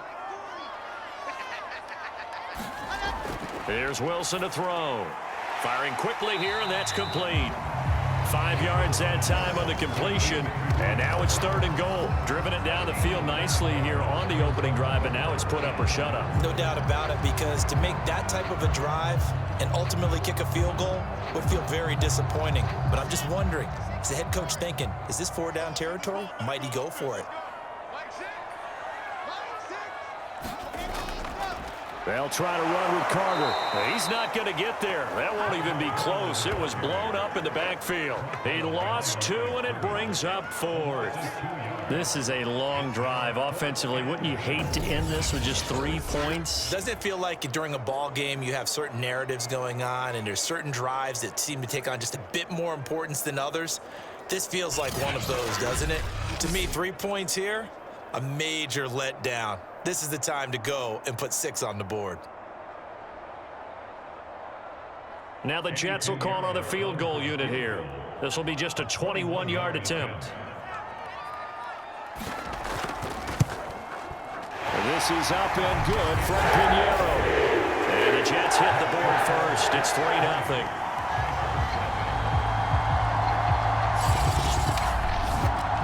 So a long drive gets them down inside the 5, but ultimately they settle for just the field goal. And I have to think that if maybe they were a yard closer, that would have made their decision tougher, and I think they likely would have gone for it. But in this situation, they just decided to take the 3, and I think it was a smart move.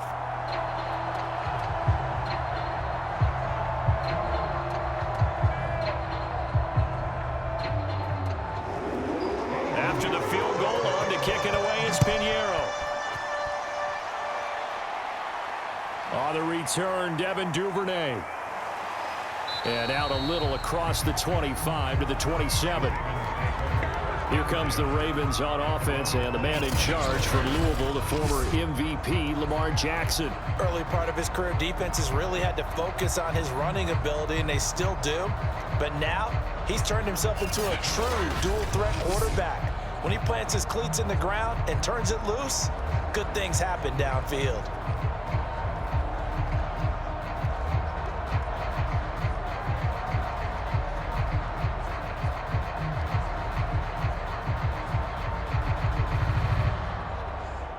Jackson and the Ravens come up now 1st and 10 at their own 27. Off the play fake to Dobbins, here's Jackson. And it's out. He put it on the carpet, and the Jets have recovered. 3-0 after 1 on EA Sports.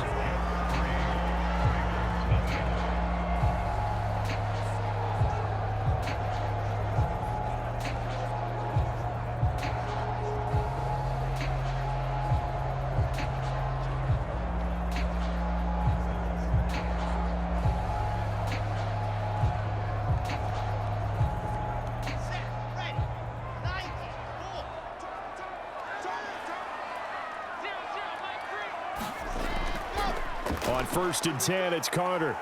And he sneaks his way forward only for a couple here. 2nd down. Well, they didn't get a whole lot out of that one, but I think you've got to continue to try and run it and try and keep the defense honest. You mean, or else they'll just sit back, dare you to throw it on every down? Yeah, you get your quarterback hit a lot that way, too. 2nd down and 8. Here we go. Now it's Wilson. And hauled in by Croft. And inside the 20 before he's brought down. Well, that's always a good place to throw it just because he's one of the biggest targets not only on this team but in the National Football League. And you and I both know the quarterbacks love these large-body tight ends, and why not? Nowadays, they're really wide receivers who are just taller and have a little bit more weight. These guys catch the football, make big plays downfield. In the old days, we wanted them to block. Now coaches want them to catch the football first. They had to settle for 3 last drive, hoping this second go-around ends in 6. In good position, 1st and 10. They'll drop that down to Carter underneath. And now they're inside the 10 as he's brought down at the 9. And that's good for a pickup of 10 yards. And it'll be second and very short.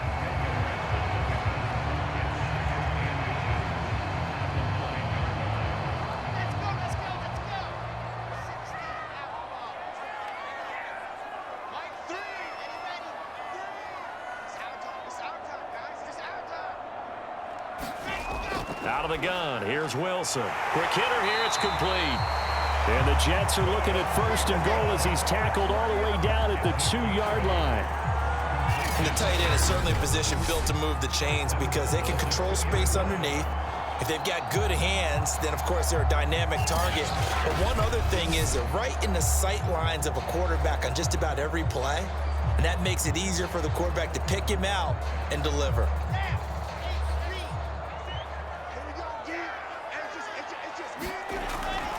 Carter. And he'll actually lose a little bit of yardage here. Back to the 2. That's going to go as a loss of 1 on 1st down. That's a really alert defense there because they saw the heavy look come in from the offense, countered it with extra linebackers who brought a little bit of speed and heft, and able to really make a big-time play for their defense.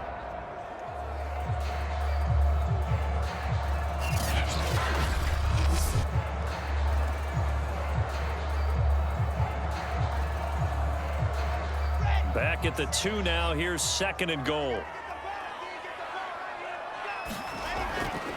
Carter again. And he pushes forward but comes up short of the goal line as he'll get a yard down to about the 1. 2 straight shots on the ground. Now on 3rd, do you go to the air? I think the possibility exists, and if you're doing it, you're probably going play action since you ran it twice. But I often think that 2nd down is a time you go play action and throw the ball. I say commit to the run and think about it being 4-down territory.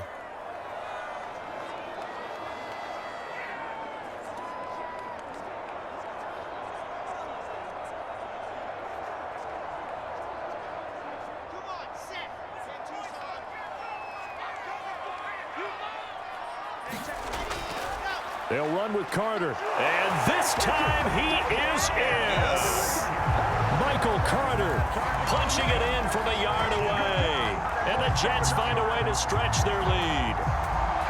So the 2nd down run didn't work. They run it again on 3rd down and get in. I wasn't sure if they might pass it, Charles. We know that they like to mix it up down here around the goal line. Yeah, almost felt like the offensive line said, forget mixing it up. Let's call our favorite running play over our best blockers, and let's get this one in.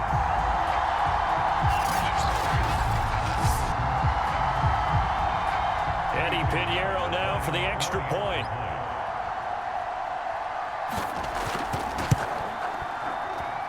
It's up and good, and that'll increase their lead to 10-zip. So this drive spans 7 plays. And it was Michael Carter who finished it all off with a touchdown run.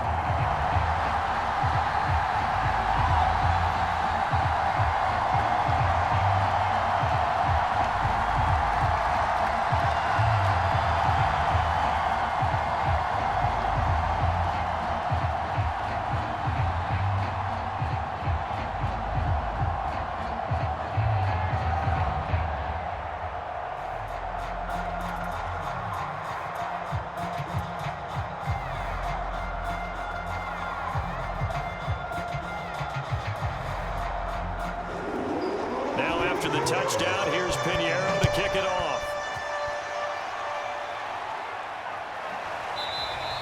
No run back here for Duvernay. Touchback out to the 25. Baltimore set to take over here for their second possession of the game. And last time, not only the turnover, but that turned into 6 points. They got to make up for that here. We always hear about empty possessions, but some are worse than others. You can have an empty possession, punt the ball away, get yourself set to play defense, but when you turn it over, it changes momentum, and when they take it downfield and punch it in on you, that's a bad possession all the way around. Yeah, but you're hungry to get back out there, aren't you? You'd better be, because otherwise, it's going to be a long day for you. Now Jackson on first down. That's complete. It's Devin Duvernay. And he's going to be out up around the 45-yard line. That's a pretty throw right there. That ball's in the air a long time, but it's right on the money on the right sideline. A really good route. Moving the defenders towards the middle of the field before breaking to the sideline. What a completion there. Big-time arm strength. Very nice route.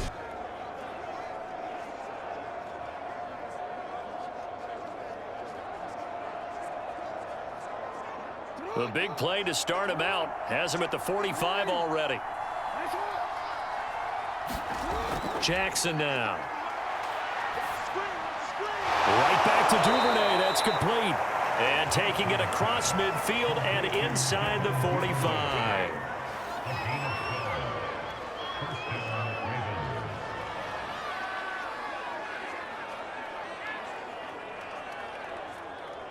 Back-to-back good plays have them on the move on first down. Now it's Jackson. He'll check this down to Dobbins out of the backfield. And he'll go out of bounds right around the 40. 3 yards the gain there, second down. All defenses worry that whenever anyone catches the ball and has a head of steam come out of the backfield, it could turn into a big play with missed tackles or he runs through people. But they were right there waiting, and they stopped him for a minimal gain. Throwing again on second down. Jackson.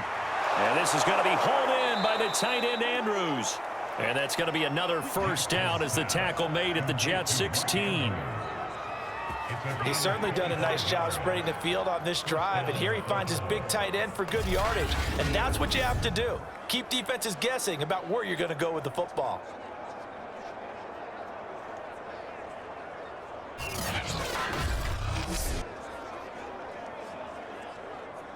Now the Ravens going to use one of their timeouts as they'll stop it with just over a minute to go before halftime.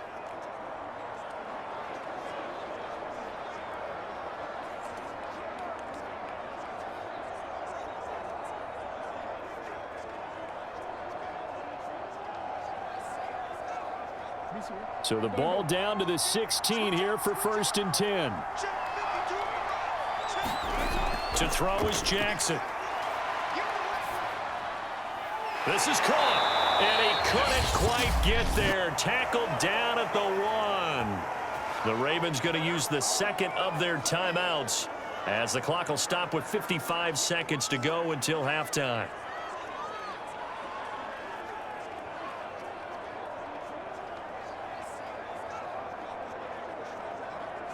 Two big plays in succession. Not sure this D knows what hit him, but now they got to get ready. It's 1st and goal.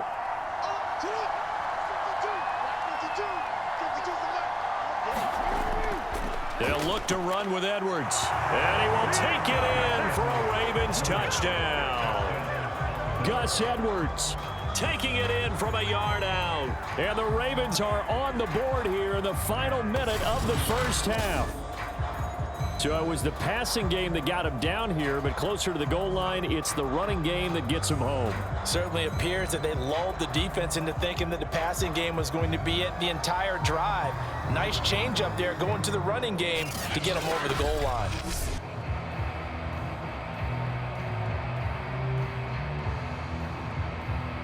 Justin Tucker for the extra point.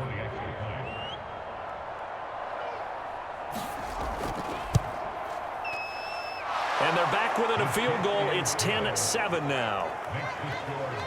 That time a 6-play drive. And it was polished off by the Gus Edwards touchdown run.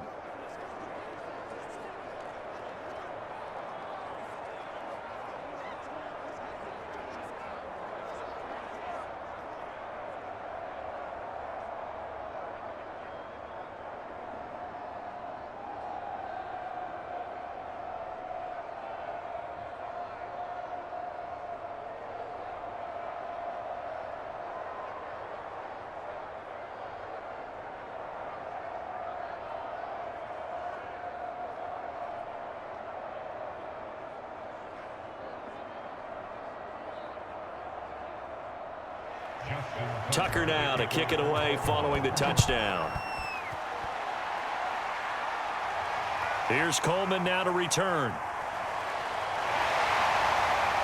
And able to get this out to the 25.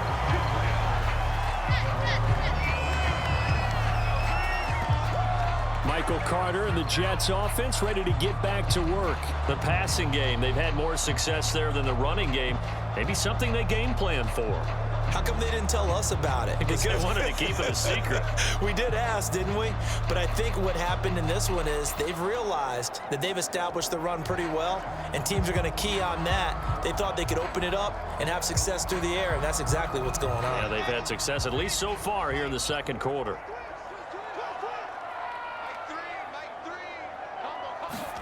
Throwing now, Wilson on first down.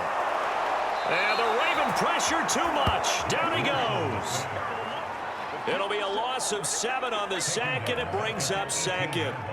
Defense went 3-4. They got some push from the inside.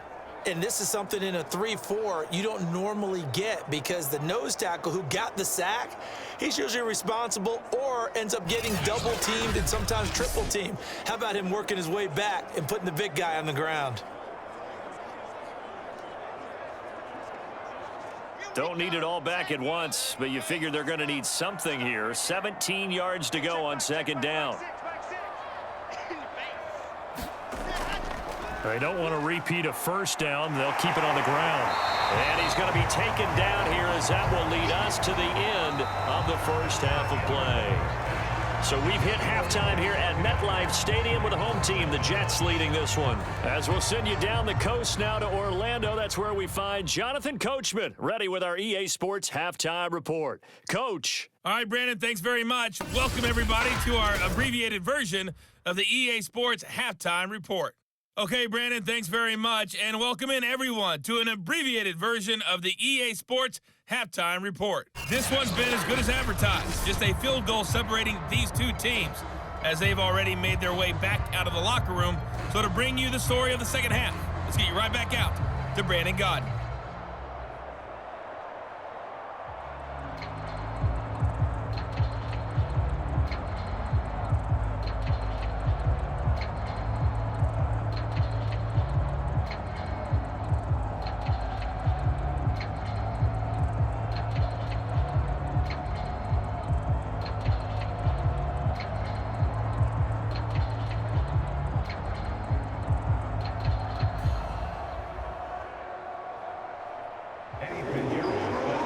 Set to receive the football, trailing here as we resume action in the third quarter.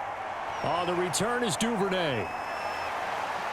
And he'll take it up past the 25 to the 26-yard line.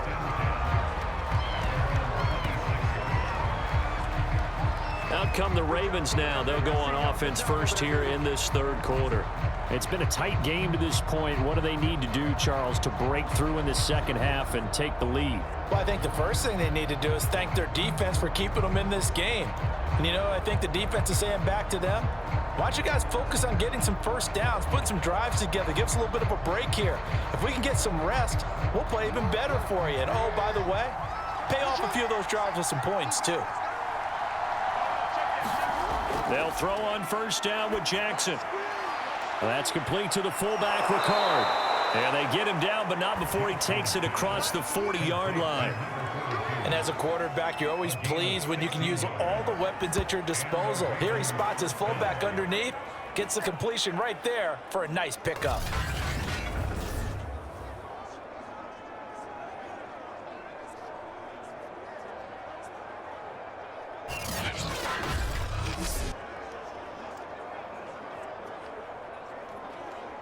One play has him up past the 40 already, and another 1st and 10. Jackson with a handoff to Dobbins on the option. And he'll work it across midfield inside the 45. Well, I can certainly tell my age, partner, because when I was a kid, running backs like J.K. Dobbins with over 2,000 yards in their final season in college, They went early in the draft. Instead, he somehow lasted until the second round. But how great is it to get a guy with that ability who can run it inside, run to the perimeter, and catch the football in the backfield? To be able to get him in the second round, that's what I call a steal. Back-to-back good plays have him on the move on first down. And here's Jackson on the option. And he's taken down inside the 30.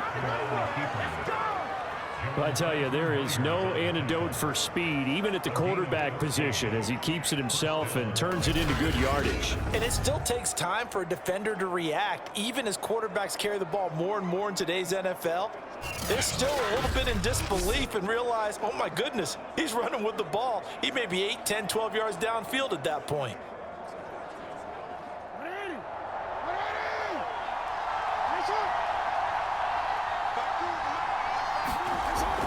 On 1st and 10, it's Dobbins.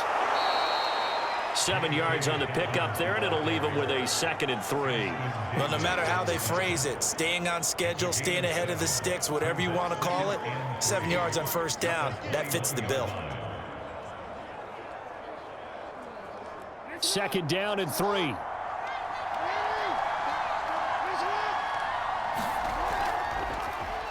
Now they'll run the option to the short side left. And a couple of yards as they move it from the 21 to the 19. If they're going to get a first down out of this, they're going to have to earn it because there's been tough going in the interior there. And here we are on 3rd and 1. Be prepared. Brace yourself. Going to be some contact going on.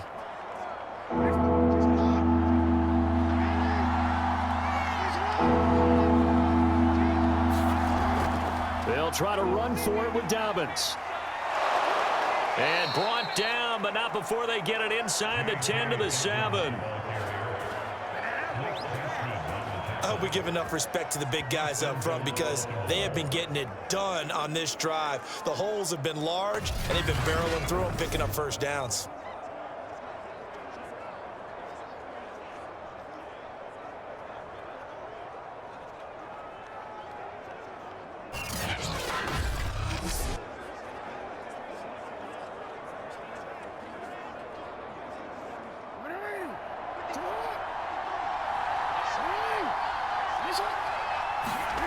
And now Jackson will look to throw it. And he'll take this beyond the line of scrimmage as he slides to a hole. He'll get 5 out of the scramble. It's 2nd down.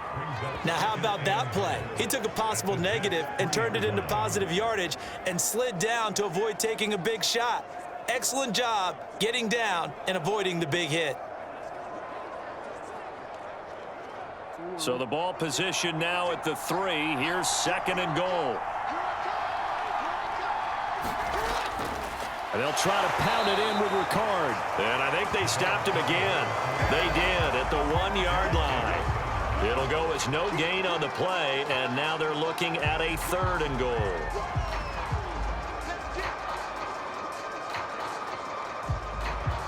Three tight ends up front here. 3rd and goal.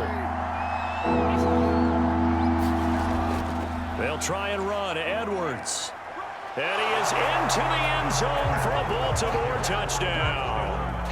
Gus Edwards, his 2nd touchdown of the afternoon. And the Ravens have taken the lead.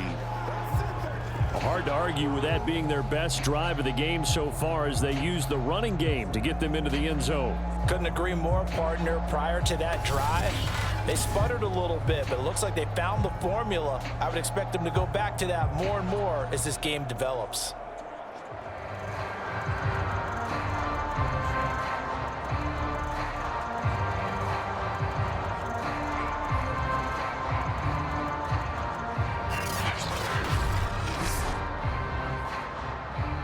Tucker now to add the point after.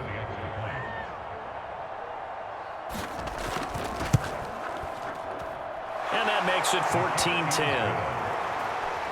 That time a 9-play drive. And it was polished off by the Gus Edwards touchdown run.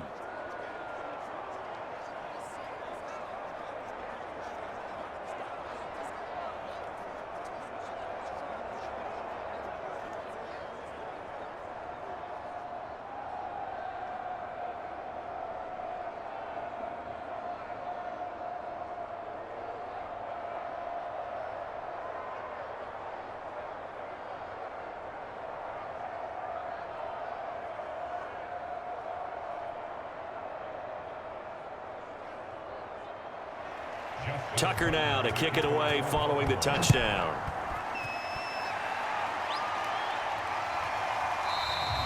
And there will not be a return here. It's a touchback, and it'll come out to the 25-yard line. So here's the Jets offense now as they get ready for their first possession of the second half.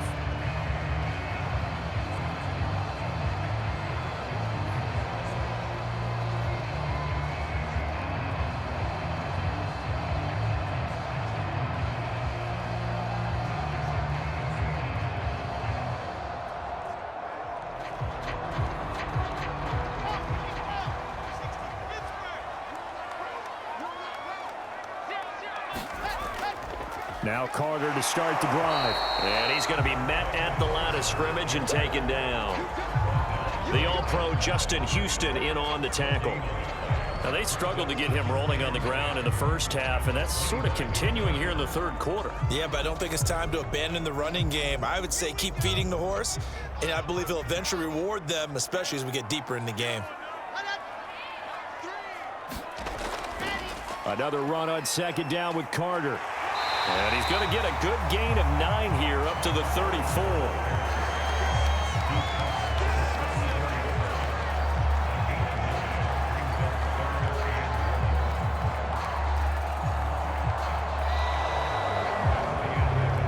And that is going to do it for this third quarter of action. You are watching the NFL on EA Sports.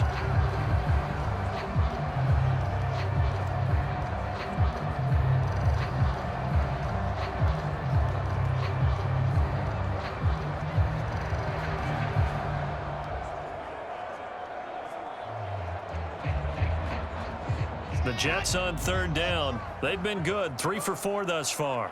They need just a yard here. It's 3rd and 1. Now it's Wilson. Being chased out left. And he'll avoid the tackle there with a slide. When they watch film of this game and hand out the grade sheets, he's going to really like getting a double plus on this play. Why? He scrambles and picks up a first down. But what else does he do?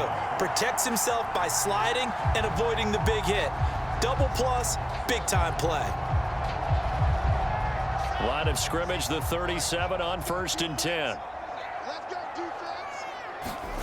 Now they'll throw it with Wilson. And that is caught. It's Davis. And he'll be taken down, but not before he gets into enemy territory. But it appears that they read man defense and went to the out route, and what you have to do on that one as a receiver is got to make sure he works the defender towards the middle of the field to give himself space to cut to the outside and have that ball delivered with good timing, and they got it done.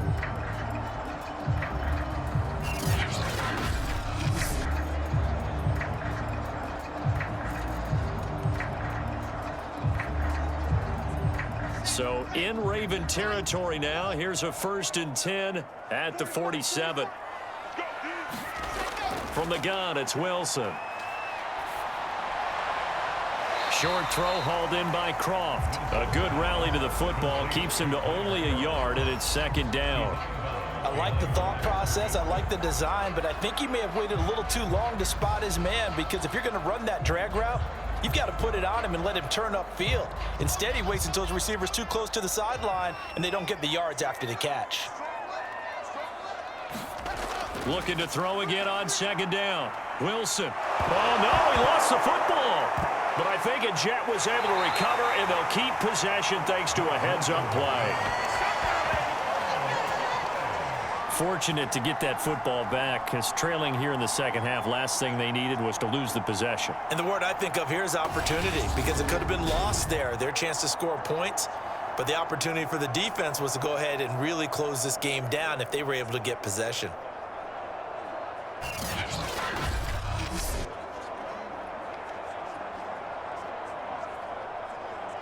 So possession still theirs, but now they face a 3rd down.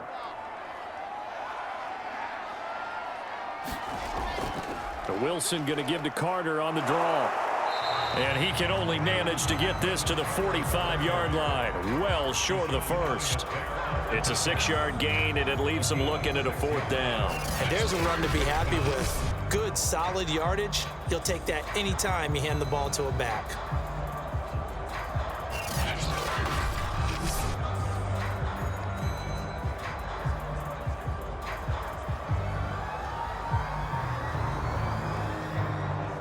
Here's the Jets punter now, as he should be able to pin him back deep here with his first punt.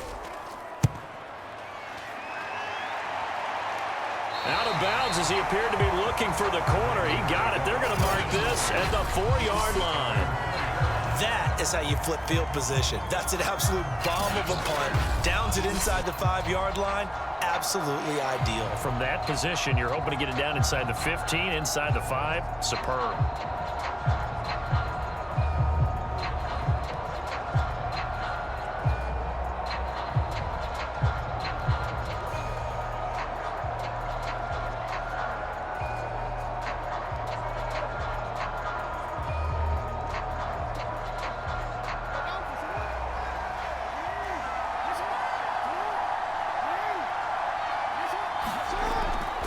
They'll start on the ground with Dobbins. And he'll work this forward for about 3 at second down.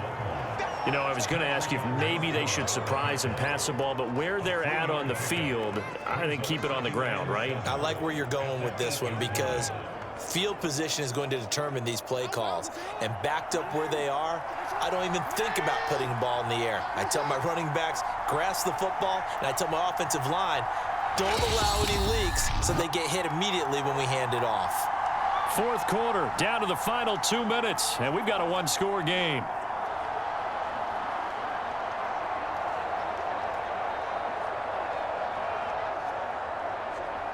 So it's Raven football here as we welcome you back. They've got a second down now as they search for a way to get this one to the finish line. And he'll be brought down, it looks like, right at the 15. And now right out of the 2-minute break, we'll get a timeout used defensively with 1:56 to go.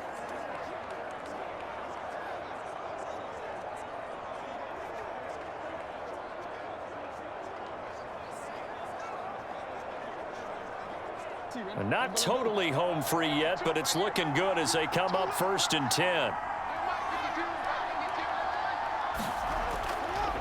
Jackson going to give this one to Edwards.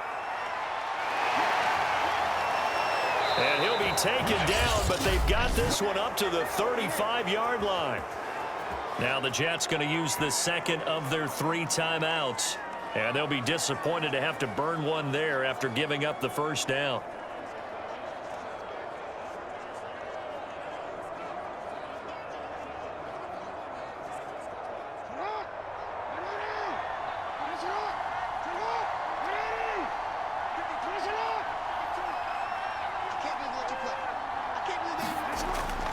This is Edwards. And flags come in as he gets forward for about 3 yards. Now let's check on the call.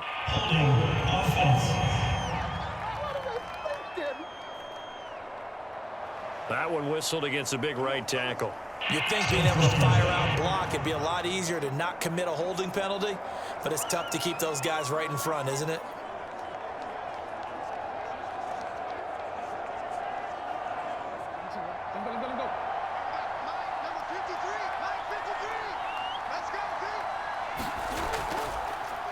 On first down, they're going option left.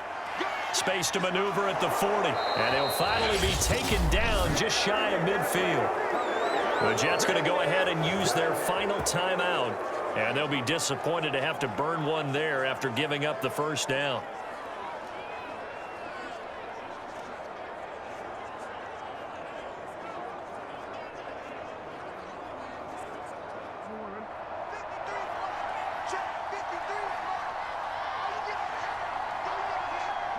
And they take a knee.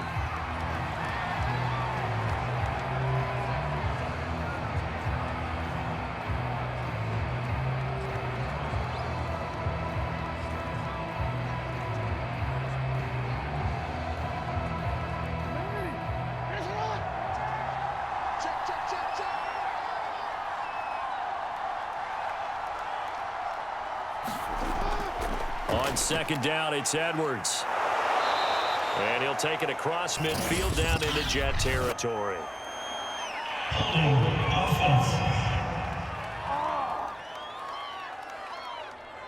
And that's on the guard, Kevin Zeitler.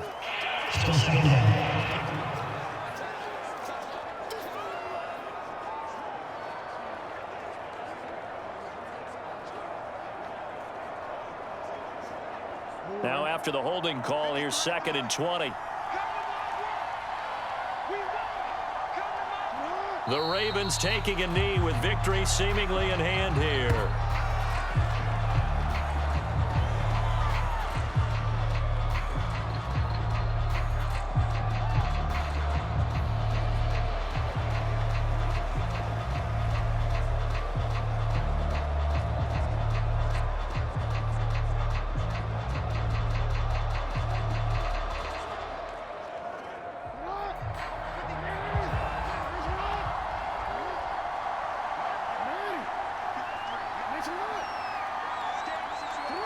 Down to a knee goes Jackson, and that should seal it.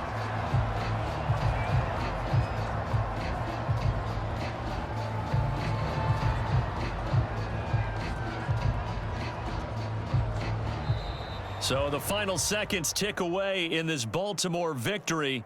And it was their defense that really made the statement after the break. They pitched the second half shutout. Yeah, think about the team that just got vanquished. They did score in the second quarter. Do you think they thought at all that that would be their last points of the game? No, but what a second half. The adjustment, whatever they did in the locker room, it certainly worked. It certainly did, and you're exactly right. Whether it was an adjustment, whether it was just more focus on what they planned to do going in, whether they just played better, whatever it was, it all came together in the second half, and no points were allowed. That's a great way to close them out.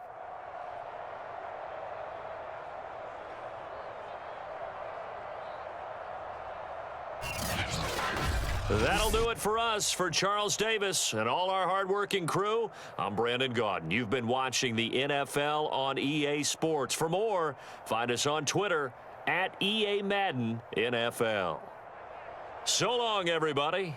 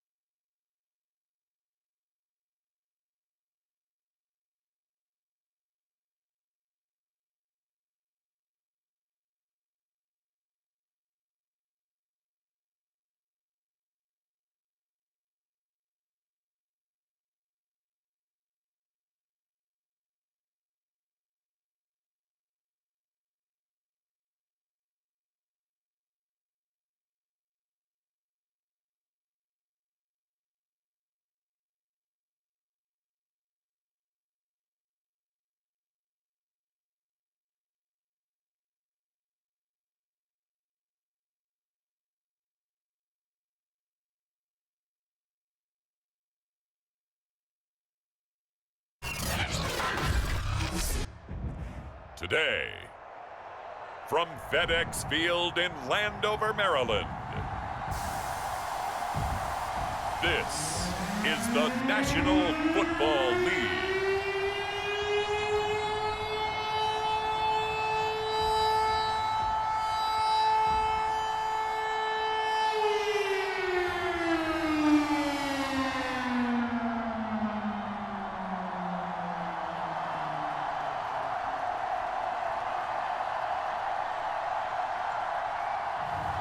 We'll see Ryan Fitzpatrick and the Washington football team taking on Trevor Lawrence and the Jacksonville Jaguars. We are technically 5 miles east of Washington, D.C., and that's where you find this place, FedEx Field in Landover, Maryland. The enthusiasm for football here on the East Coast always in the air. These folks are ready as their guys get set to match up with the Jacksonville Jaguars.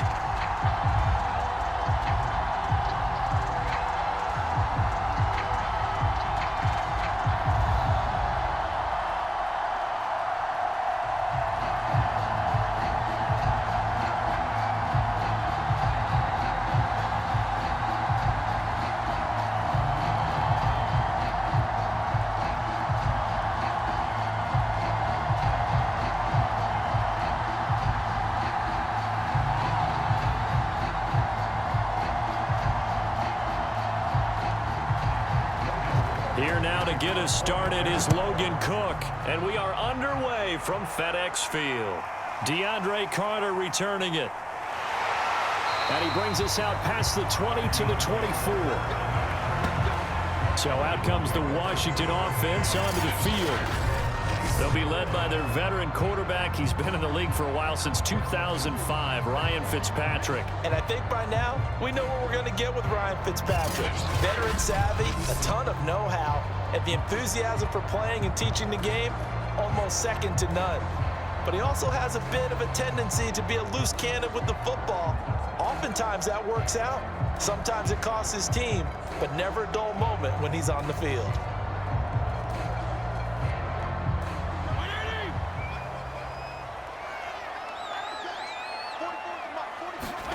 First down, Fitzpatrick.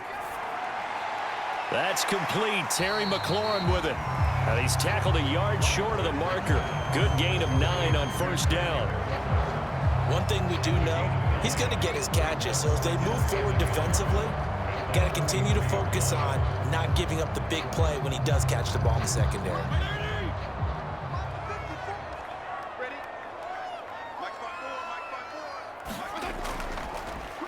They'll run for the first time with Antonio Gibson. And he gets this one to midfield before he's brought down.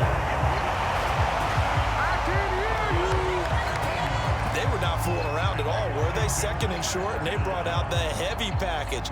Almost felt like the super heavy package against that defense, didn't it? Yeah, I don't think they expected that much beef up front, and it turned into an easy first down conversion.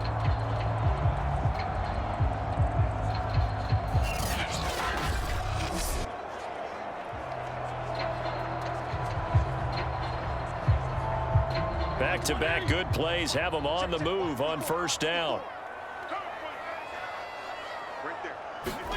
Fitzpatrick now from the 50. That's caught. It's DeAndre Carter. And they'll get him down as he's inside the 40. Well, coaches always talk about finding balance on offense. I don't think you get much more balance than this. Big-time run, big-time pass. A 1-2 combination. Looked pretty good. How about that? Let's see if they can continue to take that kind of a punch, though. A run here for J.D. McKissick. Dropped at the 35, so able to display his strength, but not much room to operate. Andre Cisco there on the stop. Give credit to the defense for stringing that play out, and they gave up no cutback angle. You know he was trying to dart through. No place for him to go. A nice job there, only giving up a 3-yard gain. From the 35 on second down, Fitzpatrick. And he'll be a little shy of the 25 here at the 26-yard line. Nice methodical opening drive here. They're already into field goal range. They're in a good spot. You know that people like to take a shot in this part of the field.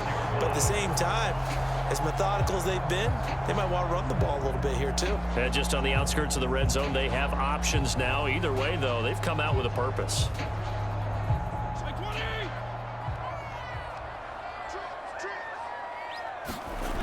On 1st and 10, Fitzpatrick looking for McLaurin, and he's got him. 7 yards, the pickup there. And the pocket's been protected pretty good here so far on the opening drive. We always talk about confidence in runners and catchers and quarterbacks. How about the protection detail? They're not allowing anyone near the guy throwing the football.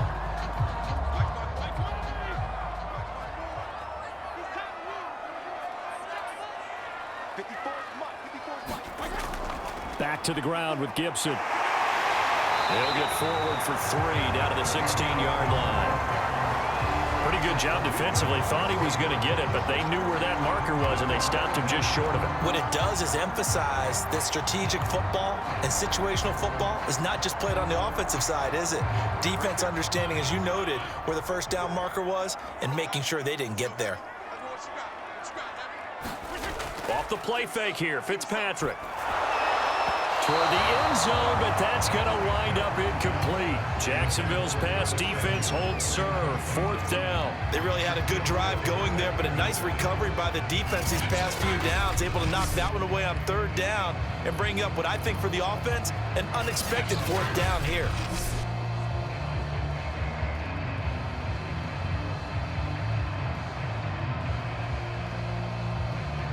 And on their first drive, the offense staying out there. They're going to go for it on 4th. They'll go. It's Gibson. And they corral him just a couple yards shy of the end zone. The impressive opening drive continues, and just space being created by those guys up front. We're seeing this the same way, aren't we? We are seeing an offensive line, as this game gets started, as it starts to unfold, that they are dominating the line of scrimmage.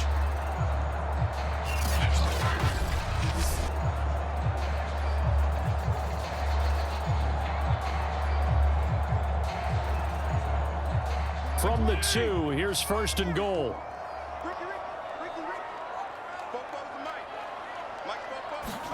Here's Fitzpatrick. Looking for McLaurin, and he's got him. Touchdown, Washington. 2 yards on the touchdown there. And Washington takes the ball down the field and scores on their opening drive. That was a really good opening drive on a number of fronts. 10 plays, very methodical, set the tone. So you know right now, if you're on the defensive side of the ball, you're on the sideline saying, okay, what do we have to dial up in order to get off the field a lot faster? Because both sides are out there for 10 plays, but one side comes off energized, and the other side comes off with some questions. The extra point by Sly is up and good, and that makes the score 7-0. So the drive goes 75 yards, 10 plays, and the result, a touchdown for Washington.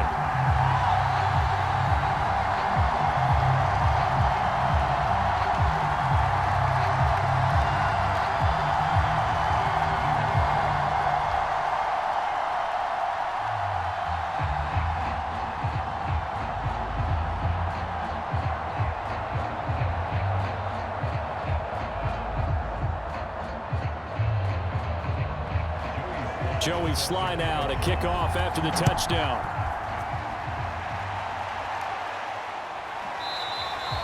And they'll bring it out to the 25 as Agnew elects for the touchback. So here's the first drive now for the Jags. They're led by the #1 overall pick in the 2021 draft, Trevor Lawrence. The word is potential, potential, potential. Think about this guy from the time he was in high school, one of the top prospects going to college, coming out of college, mentioned as a generational type quarterback. He looks the part.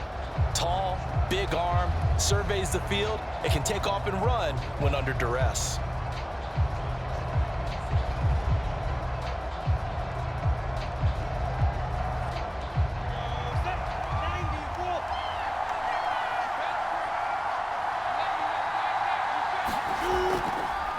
And they'll run it. This is James Robinson. And they're going to stop him right at the line of scrimmage. Just no cutback lane to be found whatsoever. 2nd and 10.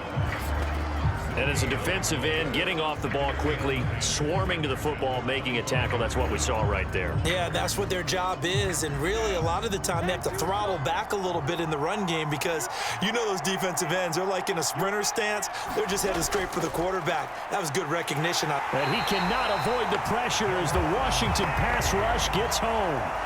That's Deron Payne with a sack that time.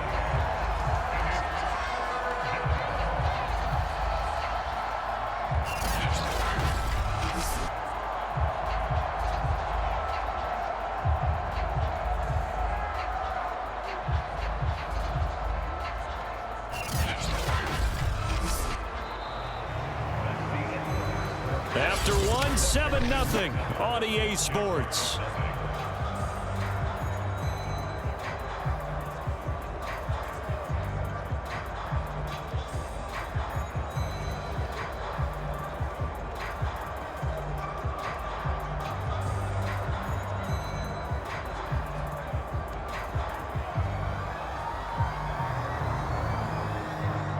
So now after the sack of Lawrence, the Jags looking at a 3rd and long.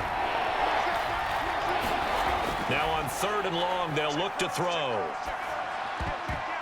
That ball nearly intercepted, but he could not hang on. Oh, pick there certainly would have been nice. Instead, at least it'll be 4th down. Oh, man, that was close. The opportunity to change momentum, big play, right in his hands, unable to come down with it. A sigh of relief, no doubt, on offense that fell harmlessly to the ground. On 4th down, on is Logan Cook to punt. DeAndre Carter back deep.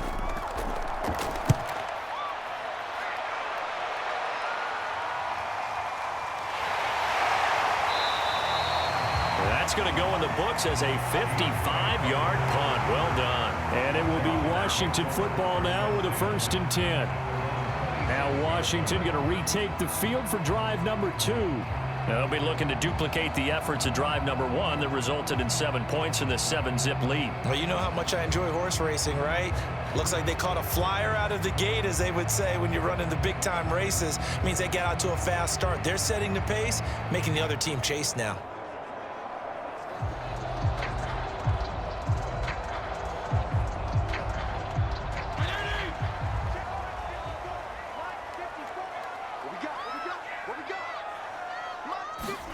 Off the play fake to Gibson. Fitzpatrick slings this deep from McLaurin. And he bats it away, and it falls down incomplete. Nice play there to force the incompletion. And to me, one thing's for sure. When you're the underdogs and you're playing on the road, you absolutely have to get takeaways. You've got to get the ball from them. Yeah, win that turnover battle, going to be key. They didn't get one there, but you get the feeling they keep making plays like that, they might just get a few. Yeah, once you get one, defensive teams think they come in bunches. And not much, maybe a yard up to the 29. Well, that's a good start to this drive on the defensive side of the ball. And force the incompletion on 1st down. Then you're able to shut down the running play on 2nd. Yeah, I wouldn't be surprised now. A little bit of pressure going at the quarterback in an expected passing situation. And looks like they've got 6 DBs on the field here for a 3rd and 9. Here's Fitzpatrick.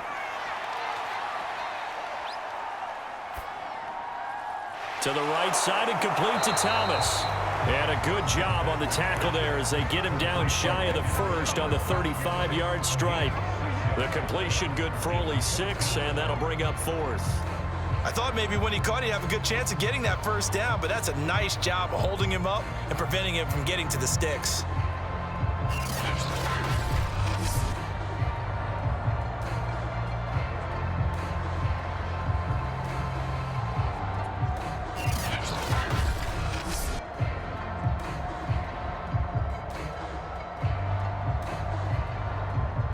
So on 4th down, Washington going to call on Tress Way to punt it away. Jamal Agnew is deep to return it.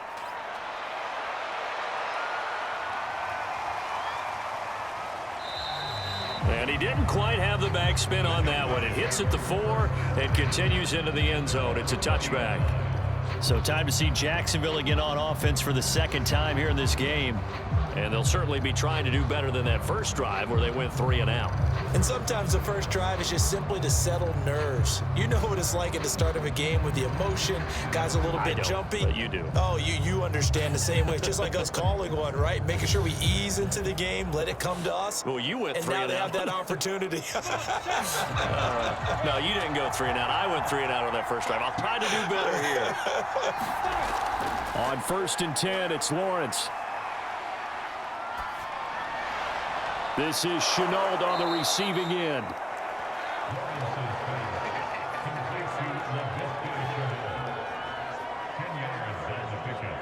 It's 2nd and inches at the 30-yard line. A good gain on first. Has him set up with 2nd and just a couple of inches now from the 29. Lawrence with the handoff to Robinson. And this will be a Jaguars first down as he's able to get this up to the 37-yard line.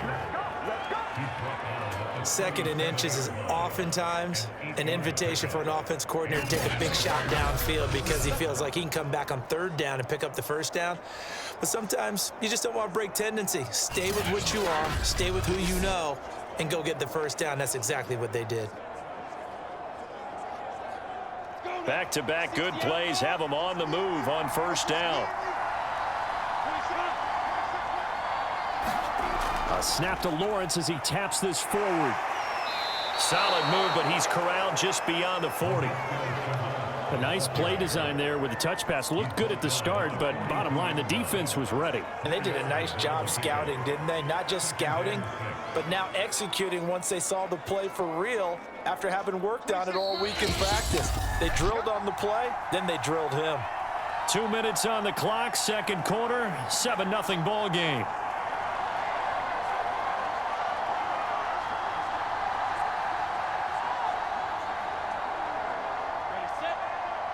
A reminder coming up in a couple of minutes' time. We'll pay a visit to Jonathan Coachman, the coach in our EA Sports studios.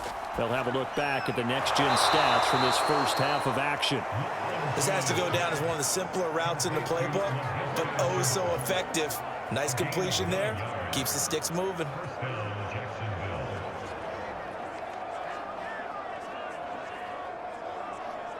First down now, but the clock continues to move. From midfield now, Lawrence over the middle, complete. It's Arnold. And they'll get him down as he's inside the 40. And this was a nice example of an offensive coordinator scheming his guy open. Just a little underneath route, just trying to free up some space. And it worked awfully well. Got him not just space, but plenty of room to run after the catch to pick up really nice yardage. Throwing again here, it's Lawrence. He'll get that underneath to Etienne. And he's brought down at the 34. Call it a gain of 4. And that's a good job there by the corner. We do talk about this a lot, that a lot of corners see their job as simply covering receivers. Tackling isn't everyone's thing. But in this case, he came up quickly and made a nice, sure tackle.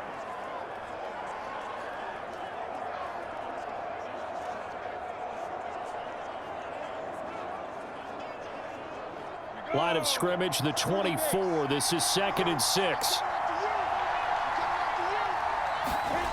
Lawrence. And this one into the hands of DJ Sharp. Now the Jags will use the 2nd of their timeouts as the clock will stop with 55 seconds to go until halftime.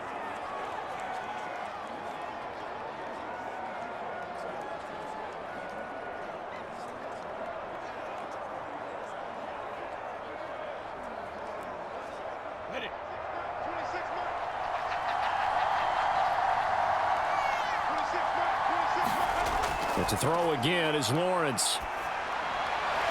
And, oh, he took that in one-handed. What a grab. And he's going to be out down inside the 20 at the 15. Boy, that completion comes with a high degree of difficulty, especially on the catch. Had to look that one in one-handed, able to do so, and ends up picking up a first down as well. Line of scrimmage, the 15. It's 1st and 10. From the red zone now, they'll look to throw.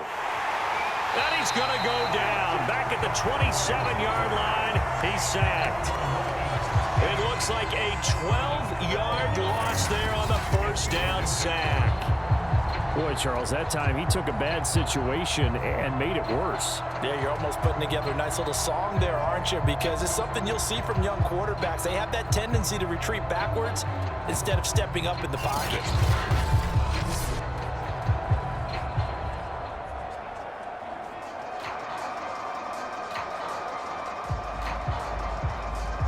That huge loss on the sack makes this job much more difficult. It's now second down and 22 yards to go. That's out wide here for Robinson. And just 3 yards on the catch there. He couldn't get away. And they're going to face an uphill battle here on 3rd and long. Now a timeout signaled for, and they'll get it with 10 seconds to go before halftime.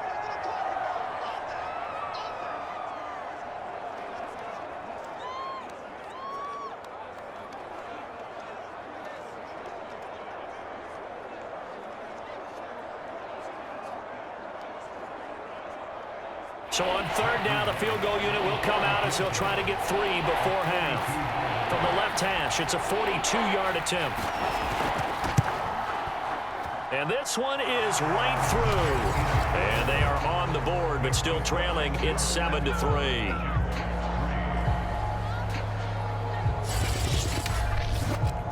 So they do get the 3 points before they hit halftime. Something to build on, maybe. Yeah, go ahead and raise the banner, right? Wave the flag. That's good. Got points, and now, as you said, they've got something to build on as they get ready for the second half.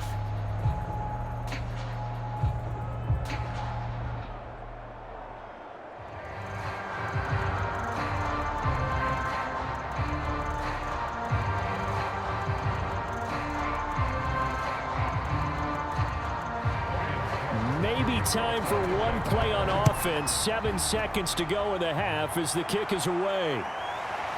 DeAndre Carter now from his end zone.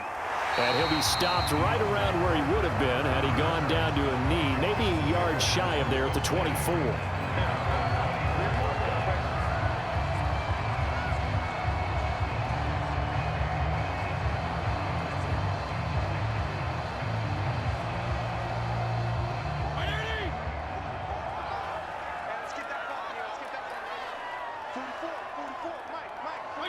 All that remains is to snap this once, and that'll do it for the first half of play. So we've reached halftime here in our nation's capital with a Washington football team on top. As we'll get you down the coast to Orlando for Jonathan Coachman at our EA Sports Halftime Report. Coach. Okay, right, Brandon. Thanks very much. And welcome in, everyone, to this slimmed-down version of the EA Sports Halftime Report. Okay, Brandon, thanks very much, and welcome everyone to this abridged version of the EA Sports Halftime Report. This one has been a hard-hitting affair to this point, and you gotta expect we'll see more of the same in the second half. And to bring the action your way, let's get it right back out to Brandon Gott.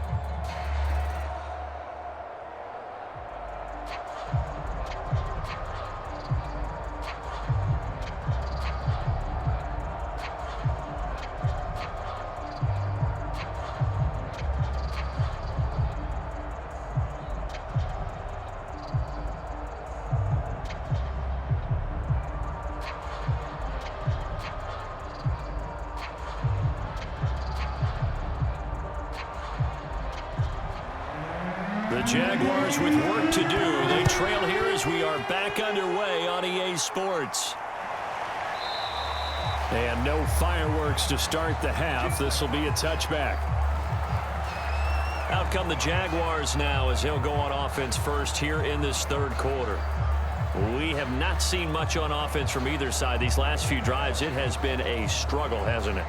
Totally, and you're thinking to yourself right now, if you're on offense trying to get things figured out, okay, we self-scout every week on our game plan.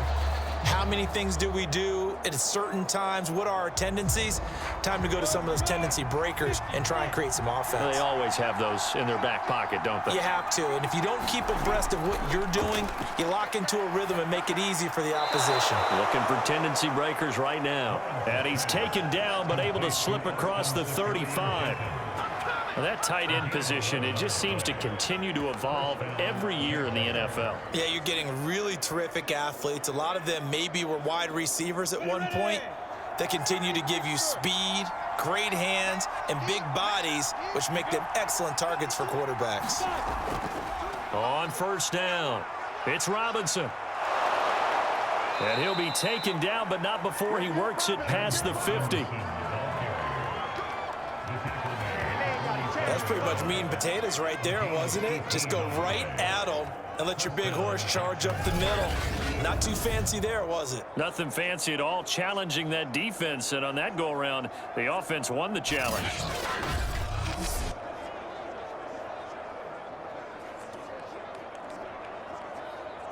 Still in search of their first touchdown of the game, but they're on the move. 1st and 10.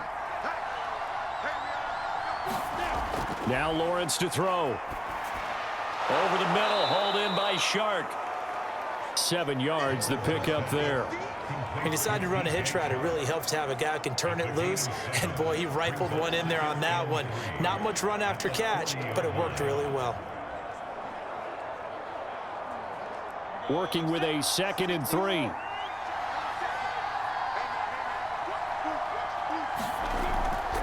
They'll run it now with Robinson. And this time not quite to the 30. It'll be down at the 31-yard line. Yeah, once more, strong running, excellent blocking at the point of attack. They've got a nice little drive brewing right here.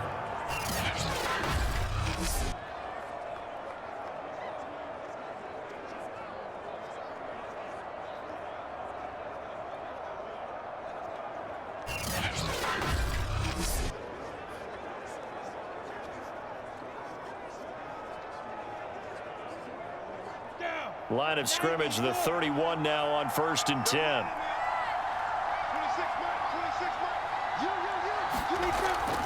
They run. Robinson. And he went nowhere. Well, he went backwards. Back to the 33. Call it a full 3 yards in the wrong direction there. Brings up 2nd down. I see a shake of the head as he gets up, and you've got to imagine he's thinking, guys, you got to help me out. He's hoping his team can read his thoughts because he definitely needs some assistance.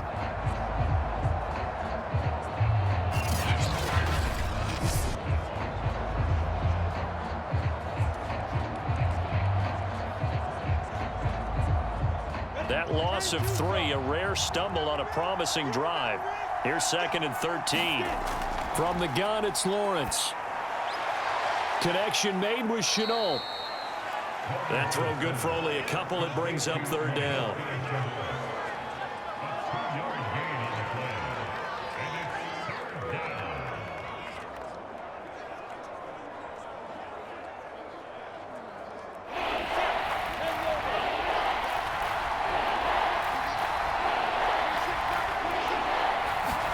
On 3rd down, Lawrence able to complete this to Chenault. And he is going to have a Jags 1st down as they're able to get the 3rd down conversion. I don't know what they talked about at halftime. Whatever it was, it worked. They look like a different team here in the 3rd quarter. Yeah, I doubt that there are very many trash cans that got kicked over, that type of a speech. I think what they did was they analyzed what worked in the first half, what didn't, and figured out a better game plan.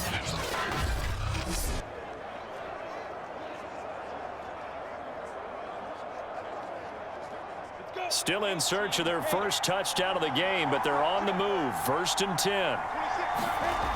Inside the red zone here. They'll look to throw. That is caught inside the 5. Touchdown, Jaguars. James Robinson. An 18-yard touchdown grab. And the Jaguars have taken the lead. Getting your back involved, what's the importance there in the passing game? Well, oftentimes you can create mismatches because who's going to cover him, and you get him into space, which is where he likes to operate with the ball in his hands. Oftentimes makes people miss, gets that run after the catch, and off he goes. And into the end zone. Extra point attempt to follow here.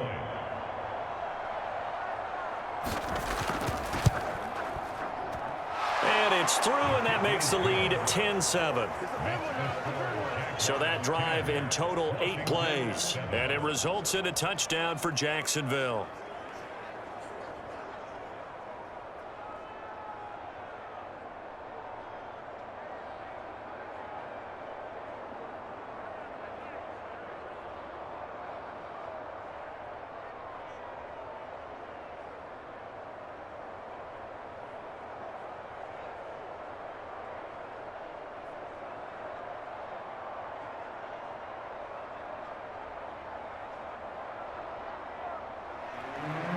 after the touchdown. Cook now to kick this one away. Here's Carter now on the return. And up to about the 26-yard line, just across the 25. First possession of the second half now for Washington.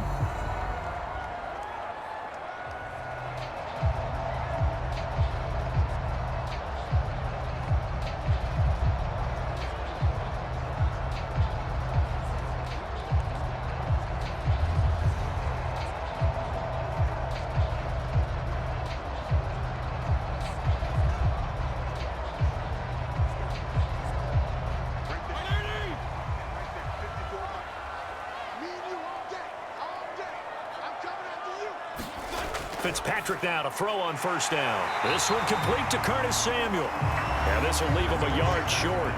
Nice pickup of 9 yards on first down. Nothing fancy on first down, but a very consistent type of a play. Hit that slant. A lot of people call it an extension of the running game, and it can be if that pass is completed, because you hit a guy on the run like that, you often can go for big yardage. Sets him up nicely for second down, staying ahead of schedule. Looking left sideline, but it's incomplete. Another incompletion with that one. He's just 7 of 14 throwing the football, 50%. Typically not going to get it done, is it? And let's just make it simple, and that's exactly why they trail. They tried the throw on second down, unsuccessful. Now it's 3rd and 1. Play action now. Fitzpatrick. Under a heavy rush, and down he goes. Josh Allen coming in to drop him for a loss of 8, and it also brings up 4th. Well, they brought the lead into this third quarter, and now they're really stepping up, setting a tone here defensively. They came right out roaring, because you had to know that in the locker room, they talked about setting that tone that you just described, continuing the dominance that they exhibited in the first half.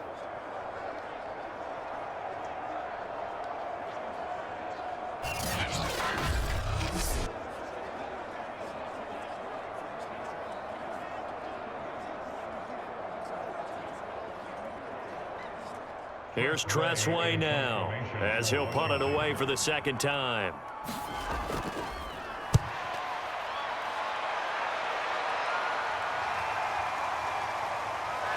And able to get this across the 20 before going out of bounds. We'll call that a punt of 54 yards. Well struck. And the Jaguars go on offense, first down and 10.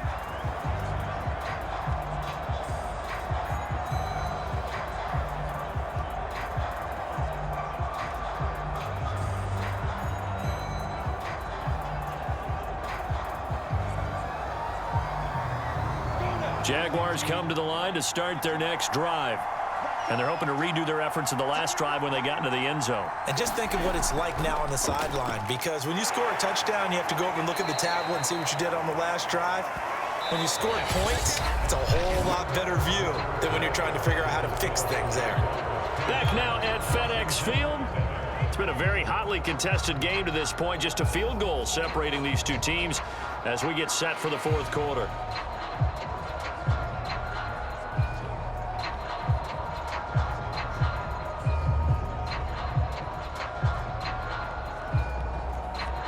Six yards on that last play. Here's 2nd and 4.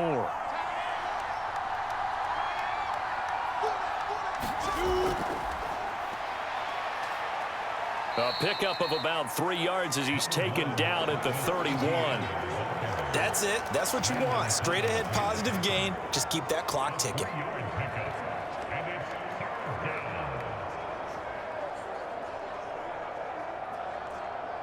I see an extra defensive back on the field. Little surprise here on 3rd and 1. On the run, it's Robinson. And he's going to have the first down, yardage to the 35. Now, I'm guessing you'd say this is kind of the key here. Grind out some yardage, work on that clock, see if you can continue to tick it down. Definitely, you want to bleed things out at this point, right? Continue to possess the football, gain some yardage, and put the onus on the defense. Do they have to use timeouts? What are they going to do to stop you? You're taking charge.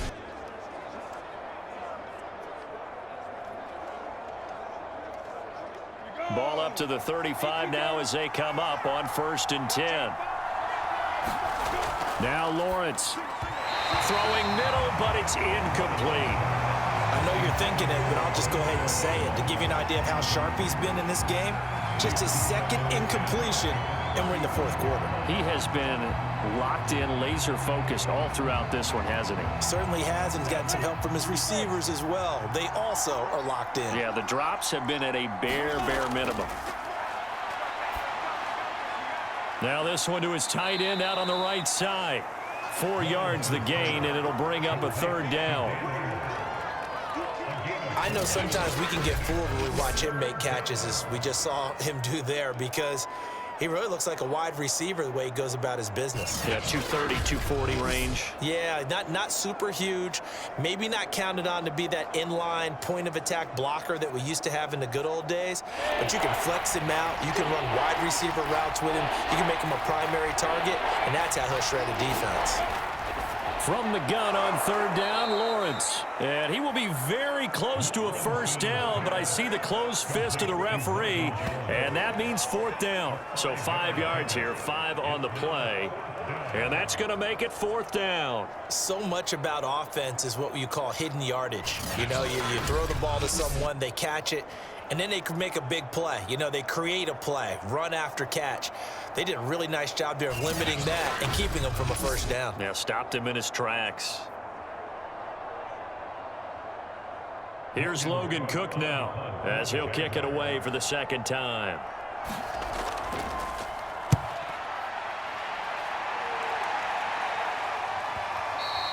And not what he was hoping for there, as this will hit in the end zone for a touchback.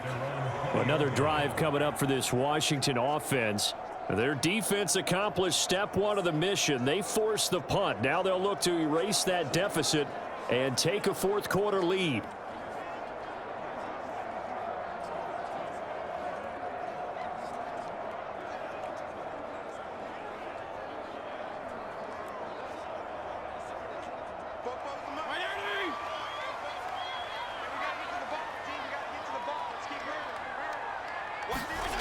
A 1st down throw for Fitzpatrick.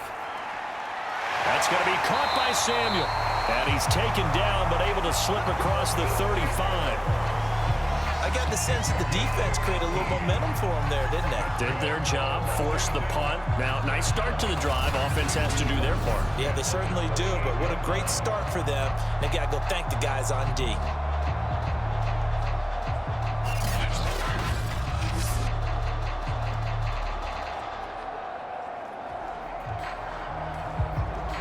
From all the way up at the 38 now after a good start to the drive. Now Fitzpatrick. And he's going to lose a yard or 2. Taken down behind the line. Miles Jack in there to take him down on what will take us to the 2-minute warning.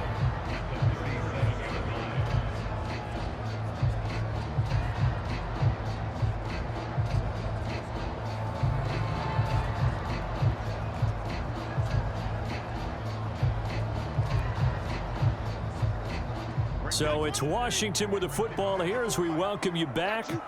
They come up on a 2nd down now in a game that looks like it's going to go down to the wire. He's going to let it fly. And he's got it. What a catch on the sideline. Touchdown, Washington. Curtis Samuel, 63 yards. And Washington has retaken the lead. Might be seeing that one on the highlight shows tonight. The home run ball here in the 4th quarter to take the lead. There's nothing like being aggressive, preaching that to your team, and then following through. All the way through. Go ahead and throw one more up there. Why not? Been a great game, and we are not done yet.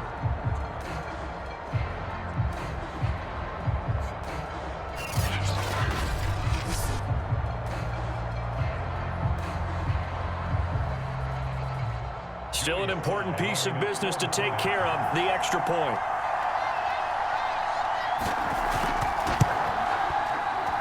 And that makes it 14-10. So they only needed 3 plays on that drive. And it was polished off by a Washington touchdown.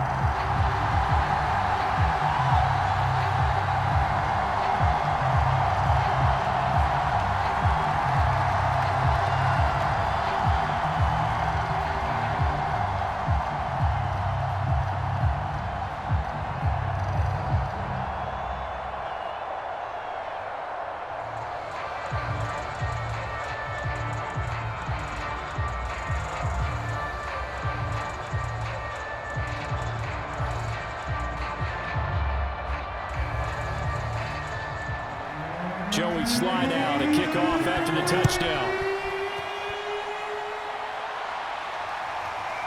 From his end zone, here comes Agnew.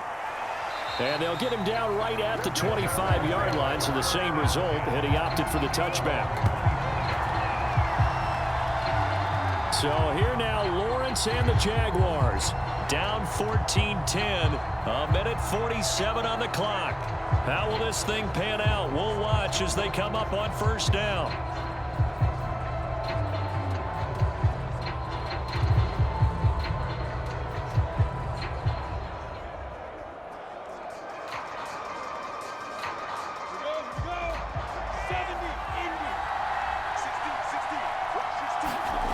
He'll look to throw. They'll try and set up the screen to ETN. And this will be a gain of 5 as he gets it to the 30.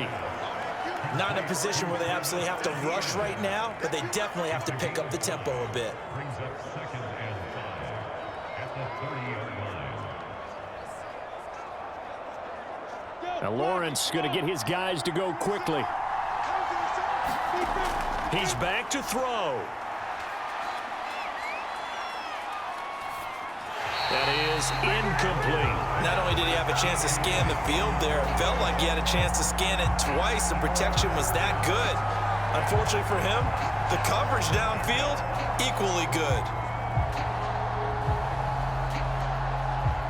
They come up now 3rd and 5 following the incomplete pass. They'll look to throw. Finds the open target, Arnold. And he will have a Jaguars first down as they're able to get the 3rd down conversion. That's a nice job right there, partner, because they were able to work down the middle of the field, working in the seams, because I think defensively, they were guarding the sidelines, trying to keep them from getting out of bounds. They took what they gave them, and it was successful. First down now, but the clock continues to move. Back to throw. Eluding the and he can't get a throw off. He's taken down. What a huge play at this point in the game. Montez Sweat in there to take him down, and the clock will roll. The Jaguars going to go ahead and use their first timeout as they'll stop it with a little over 30 ticks to go in the football game.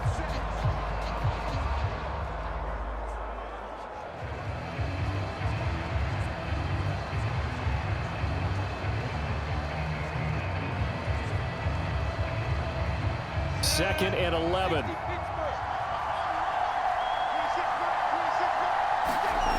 Back to throw. Well, that'll be incomplete. Well, he took a shot as he let that go. And it's going to bring up a 3rd down. Back-to-back big plays defensively. First the sack. Now they force the incompletion on 3rd and long. Things looking pretty good for them. And this is where they have to be careful, because they've got the momentum going their way. They will be really amped up to get to the quarterback. Look out. Draw, screen, something that can be used against them. An incomplete pass on that last play, and that means they'll need to come up with something here on 3rd down. Now a desperation throw deep downfield. A fight for it, and this is caught. What a catch. Now the Jags will use the second of their timeouts as they get it with just 19 seconds left on the clock.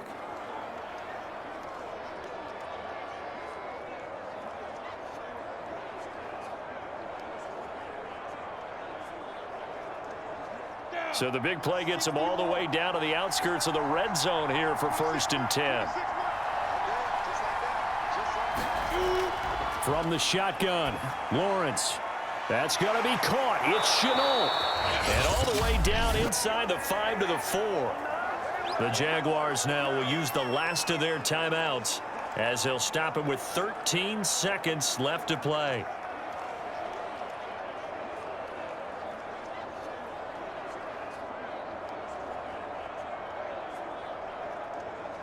Only way to get the lead here, of course, with a touchdown, and that's what they're gunning for on 1st and goal. Here's Lawrence to throw. And he's got it. It's caught for a touchdown. And they have taken the lead here in the final seconds. So for those of little faith, guess what? It got done. They now have the lead with that touchdown this late in the contest. I wonder if that was a play they were holding or a play that they just knew would work from past experience. Well, I just saw it in their eyes on the sideline before starting that last drive, and they did. You're right. They got it done. Looks like they're going to be the winners.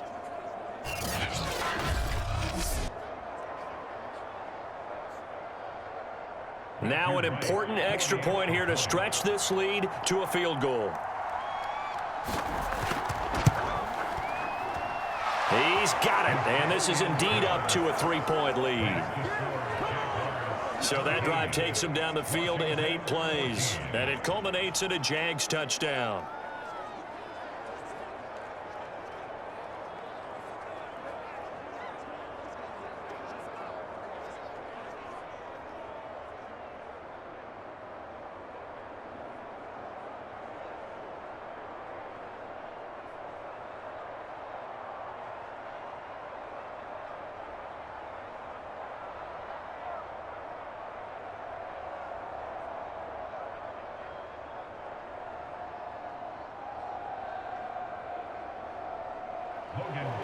After the touchdown, Cook now to kick this one away.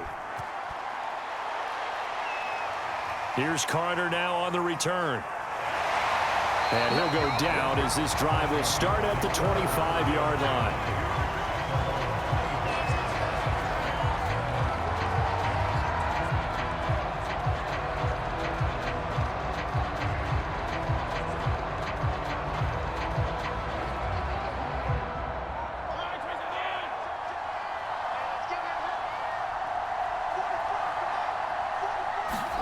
One last shot now for Fitzpatrick.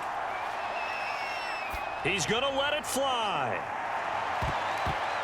And it's incomplete. So their final drive comes up empty. And with that, the ball game is over. Well, going into the final play of this game, they knew that they needed some type of a miracle there at the very end, but they couldn't get it done. However, we were treated to really a spectacular affair. Even though they didn't finish it off, you're exactly right. They took us down to the last play. You were wondering, could it happen? Possibly, even though we both knew it was a long shot.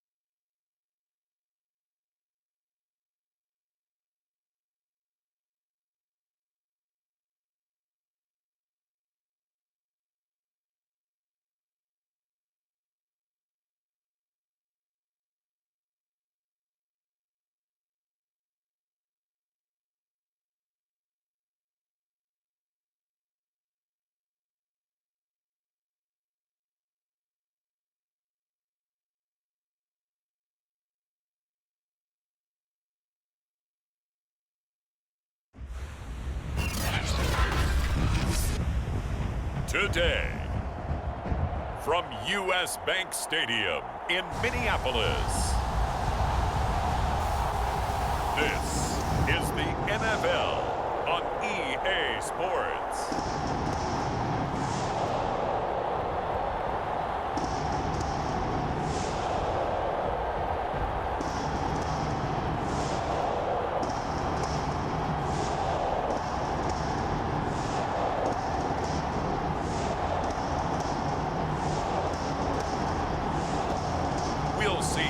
Cousins and the Minnesota Vikings, taking on Aaron Rodgers and the Green Bay Packers. A very warm day outside by Minnesota standards, but then again, it is still summer. Either way, the AC is working just fine at U.S. Bank Stadium in the Twin Cities.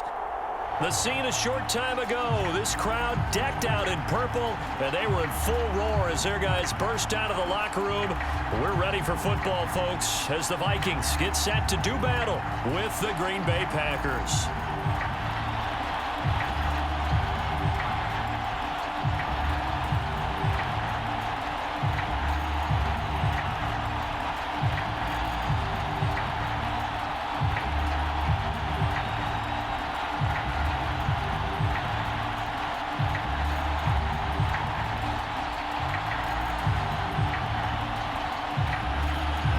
Joseph now ready to get this one started, and we are underway from Minneapolis. This fielded right at the goal line.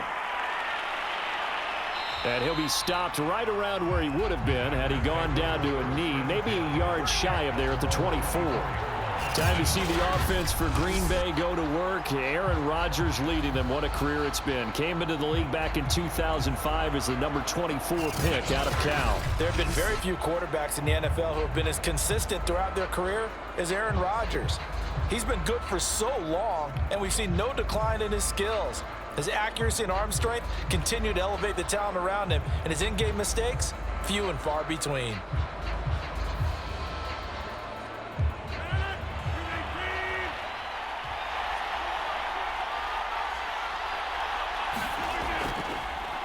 Now the man from UTEP, this is Aaron Jones. And this one goes nowhere. Losing yardage back at the 22.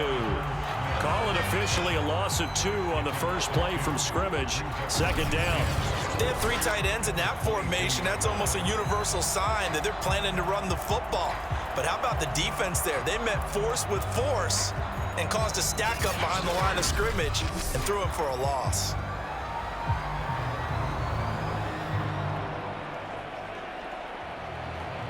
First play of the drive goes the wrong way. Here's 2nd and 12.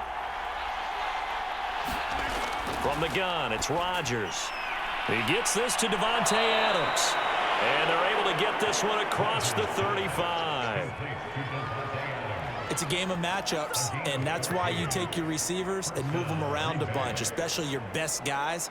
And when they work out of the slot, you often hear the coaches talk about how great it is because it gives you a two-way go. You can break out or you can break in. That makes it hard to defend.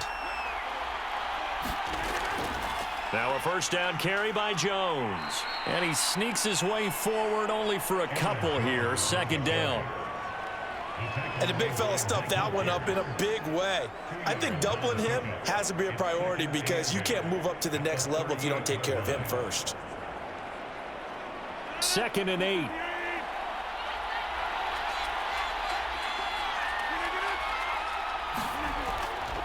Rodgers with a give. It's Aaron Jones. And he's going to be stopped up quickly here. Just a yard up to the 39. Well, now they're in a spot that every team tells us when we have our production meetings they don't want to be in, 3rd and long. And that's because those back-to-back running plays just didn't accomplish a whole lot.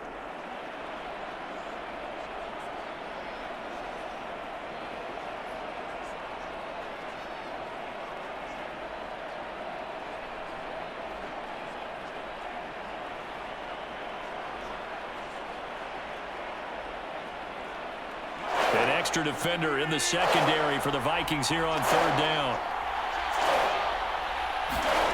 Now Rodgers. And it's complete to Adams. And he is going to have a Packers first down as they're able to get the 3rd down conversion. And time to give some credit to the big fellas, the offensive line here, because you've got to have good protection on crossing routes because you've got to give your receiver time to work all the way across the field. That time, able to scan the field, spot his receiver moving left to right, and make a good, accurate throw. Thank you, guys.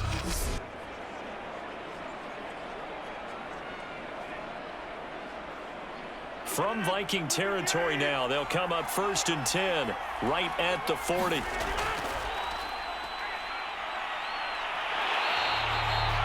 Credit him with a 1-yard gain there to make it 2nd and 9. No doubt about it. A really nice job there by the defense, not allowing him to get to the perimeter.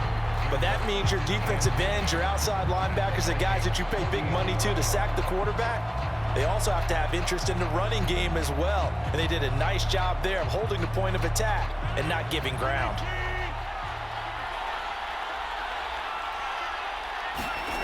On 2nd and 9, Rodgers, throw left side complete. That's Adams. And he gets it down a yard or two shy of the 30 before he's out of bounds. 9 yards, not quite enough, and they'll be left now with 3rd and 1. Well, I know from past experience, before you actually play a game, you visualize what's going to happen. And I don't know anyone who doesn't visualize themselves being in the center of what's going on. That's 3 catches for him here in the early going. He's got to like the way this is started. Absolutely. 3 catches on any drive is good. Opening drive, that's a tone setter. And he'll be out of bounds, able to get it down to the 25 there. How about the start throwing the football? 4 for 4 on this opening drive. Oh, he's slinging it. And oftentimes when you talk about slinging it, you're thinking about a guy throwing it all over the yard, not necessarily accurately. In this case, though, he's honing in on his targets, and he's delivering. Yeah, the opening script, however, they drew it up for this first drive, going to plan so far. There's the stiff arm, and they work this near the 5. He'll be stopped at the 6. His passing's been on point on this drive, hasn't it? Been very accurate, gotten the ball downfield, gained nice chunks of yardage. But now, in this situation, the field is really condensed, partner. So if he's going to throw the football, that has to be pinpoint here. I was going to ask you about that. Field shrinks, has to be sharper, but it's been a good opening drive so far. Now they just want to see if they can cap it off with the bell ringer and put it in the end zone. 1st and goal, a chance for an early statement here on the road. They'll run here with Dillon.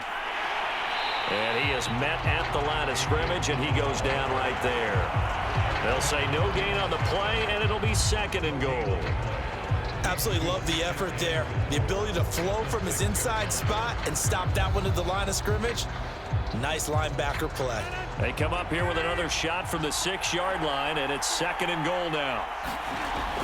Back to the ground, this time with Jones. And he will get this into the end zone. Touchdown, Green Bay. Aaron Jones, a 6-yard touchdown run. And the Packers take it right down the field and score on the opening drive. Well, first quarter, maybe too early to talk about statement drives, Charles, but that sure seemed like a statement drive right there. Well, if we're going to talk about statement drives, I think what they're saying is we're going to establish the run. They gave it to him early and often on this drive, and he wound up taking it into the end zone.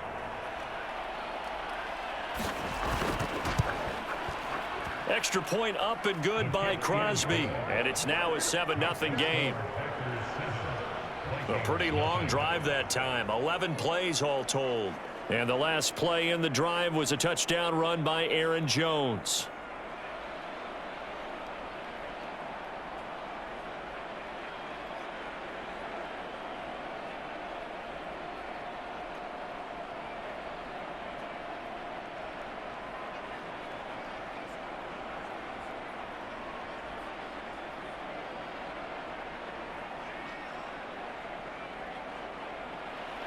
Now after the touchdown, here's Crosby to kick it away.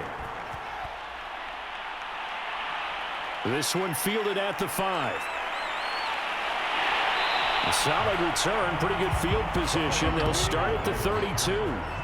Under center for the Vikings, out comes the former Michigan State Spartan and longtime veteran Kirk Cousins. And one nice thing you can always say about Kirk Cousins is that he's consistent. Always puts up nice numbers each and every year. And if there is a downside to his game, it's been the lack of playoff success. All in all, though, a formidable starting quarterback at a time in the league where it's tough to find your franchise guy.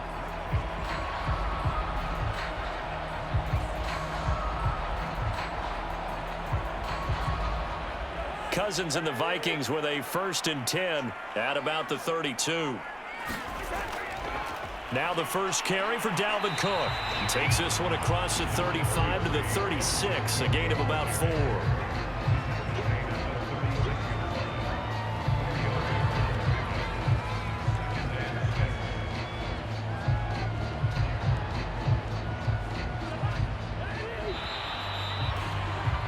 After one, 7-0 on EA Sports.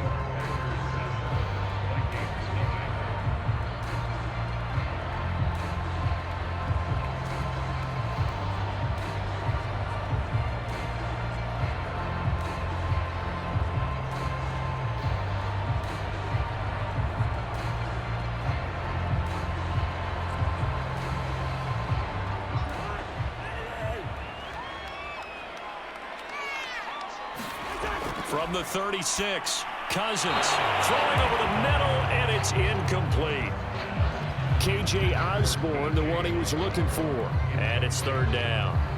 By the way, I got to apologize because I just realized for about the last 4 or 5 plays, I'm eking over into your territory up here in the booth. My bad. I'm going to get back over to my spot. Yeah, we're not talking about our on-air commentary. I mean, what is all this extra paper? I mean, this is unusual for you. My bad. Normally you run a really tight ship. What's going on here? Just like that incomplete pass, I'm going to try to tighten things up here for this next play. So after the second down incompletion, they'll come up now against a 3rd and 6. Cousins now. Able to complete this one to Tyler Conklin. And he'll be out of bounds up near the 45 at the 44. Plenty of things to talk about here, partner, but to me, their defense gave up a touchdown on the first drive. How about how they're responding, coming back? That's a big 3rd down pickup to keep their drive alive.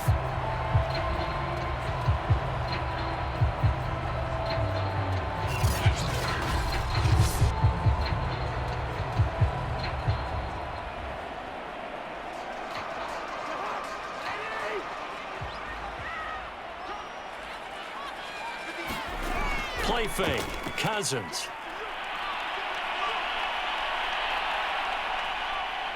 Packer pressure, and down he goes. Chris Barnes. Give him the credit for the sack and a loss of 14 yards. And they brought the pressure there just right up the gut, didn't they? Yeah, they certainly did. And, you know, when you've got so many different responsibilities as an offensive line, you got to deal with the nose tackle, the 2 defensive tackles or ends, and then sometimes you just can't account for everyone. The linebacker slipped free.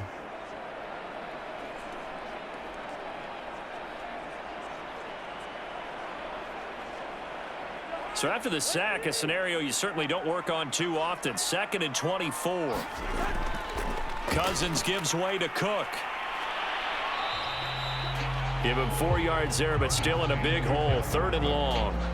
On any running play that's called, they're always hoping that it's going to break big and go the distance. But when you get a nice game like that, you're able to do so many things anyway. You can come back and run essentially the same play again, continue to move the ball on the ground, or you can decide to throw the ball now because usually you have the defense back on its heels. 3rd and long for Cousins. He's going to get this one down to Cook. Call it a pickup of 3 and also now likely a punt on their opening drive. How about that strategy there, Brandon? 3rd down. They just said, we've got faith in our tacklers. We'll give you the short stuff, and just decided to protect the sticks. So every time I hear fans telling me tackling's not a part of the game anymore, plays like that, I can clip and save and show them you have to tackle well if you want to be a good defense.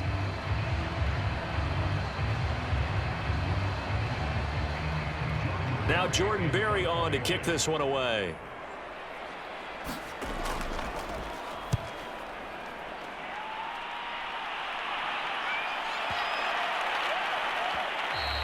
And this one hits at the 1, continues on into the end zone for a touchback.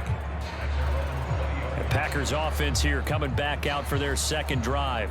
They'll be looking to duplicate that first drive, the one that got them that 7-0 lead. Of course they would. Look, they're on the road, so getting the 7-0 lead was huge for them, right? Imagine getting up 2 touchdowns on the road, taking the crowd out of the game. It'd be ideal.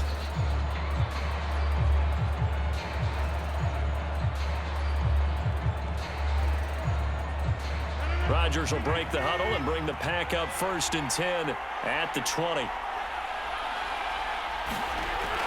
And he'll begin the drive with a give to Jones. And he is brought down at the 22 after a gain of 2, and it brings up 2nd down. But not much on that run, Charles. No, that's exactly the way to execute a run blitz there. They guessed correctly that they would move the ball on the ground. honed in on it and stopped them. Mark that down for a win in the defense's column. The last run got a couple. Here's 2nd and 8. Rodgers going to give this one to Dillon. Looking to find a lane, but he can't. Reined in at the line of scrimmage. 2 runs in a row, but only 2 yards to show for it. It's rare that a man his size can at least push forward for a yard, but they stopped him there for nothing. You're talking about Tiny? You're talking about the little guy back Tiny. there? That monster. Yeah, you're exactly right. And it takes a group effort to get a guy like that down and not let him find some space. The first guy in, he's got to take one for the team, right? Because he's just waiting there and holding on for everyone else to help him out.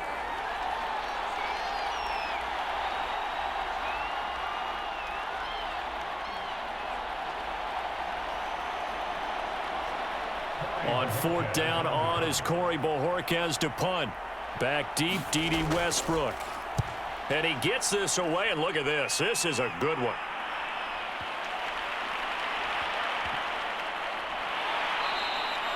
They'll call that a punt of 59 yards. Tough to do better than that. And the Vikings will be backed up deep to begin their drive as they take over 1st and 10. The Vikings taking the field here for their 2nd drive of the game.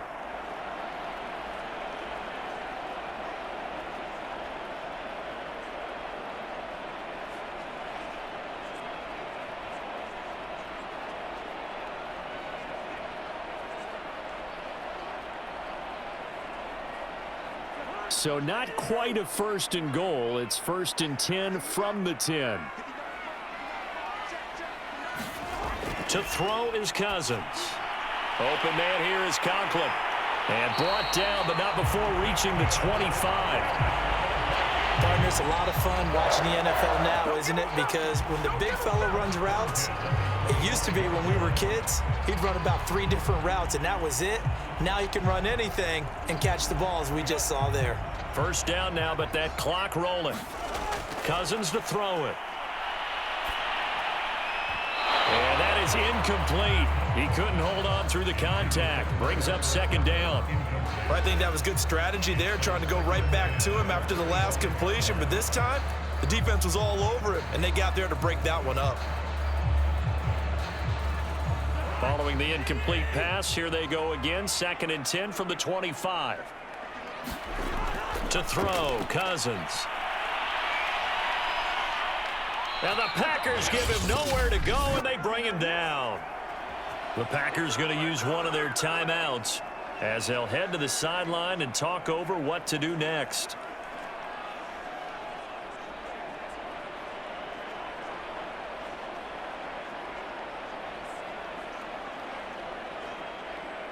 After the sack, they'll come up now 3rd and long. Yeah, I wouldn't be surprised to see them run the ball here just to try and get some space. And indeed, that's what they'll do as they run it here. Now the Packers going to go ahead and use the 2nd of their timeouts as they'll head to the sideline and talk over what to do next.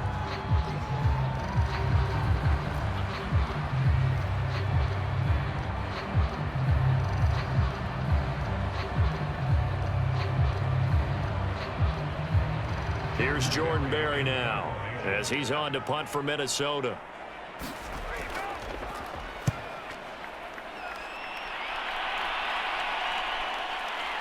And here's Rodgers on the return. A solid 12-yard return after the 55-yard punt. And it'll be Packer football here. 1st down and 10. Devontae Adams in the Packer offense heading back out. He's doing what he's capable of, having a solid game. Not the most amazing game. He's not over 100 yards, but a good game so far. And you just know that mentally, he feels like he's one catch away from turning it into a great game and starting on that road. And the defenders are well aware of that, too. They've got to figure out a way to not let that escalate. Keep him right in this zone here and call it a day, because otherwise he can really decimate them. Better believe they are well aware of his playmaking ability. Throwing on 1st down is Rodgers. And he'll be corralled out across midfield down to the 45. And when you're playing a quarterback with some experience and some moxie, you enter the danger zone when you decide to blitz him, because if he's able to diagnose as he did on that play, he can hurt you downfield. He reads defenses so well, doesn't he? He really does, and the best part about that play for him I don't think that was his primary target. I don't think so either. I think he had the read, figured out where the blitz was coming from, and went to a secondary target. And Rodgers is going to go down. He's sacked. Everson Griffin on the sack, taken to the 4th round back in 2010. What a steal. There's a little bit of defense right there. Nickel set, 5 defensive backs. They just snuffed out every route that was going. Quarterback never got rid of the football.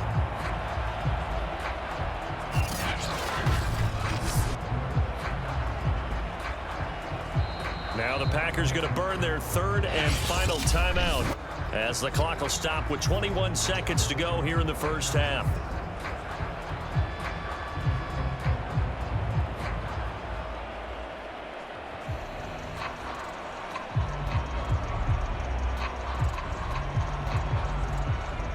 Second and 20.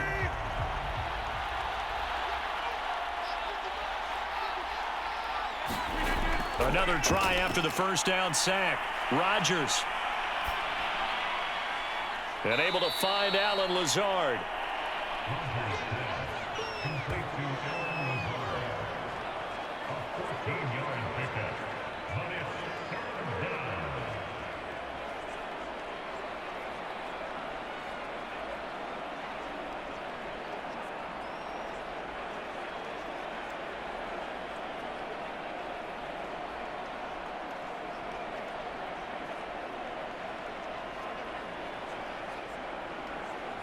So we have reached halftime with a touchdown. That's the difference on the scoreboard. As we send you down to Orlando, where Jonathan Coachman has our EA Sports Halftime Report. Coach. All right, Brandon, thanks very much. Welcome, everybody, to our abbreviated version of the EA Sports. An abbreviated halftime show as we get rolling to quarter 3.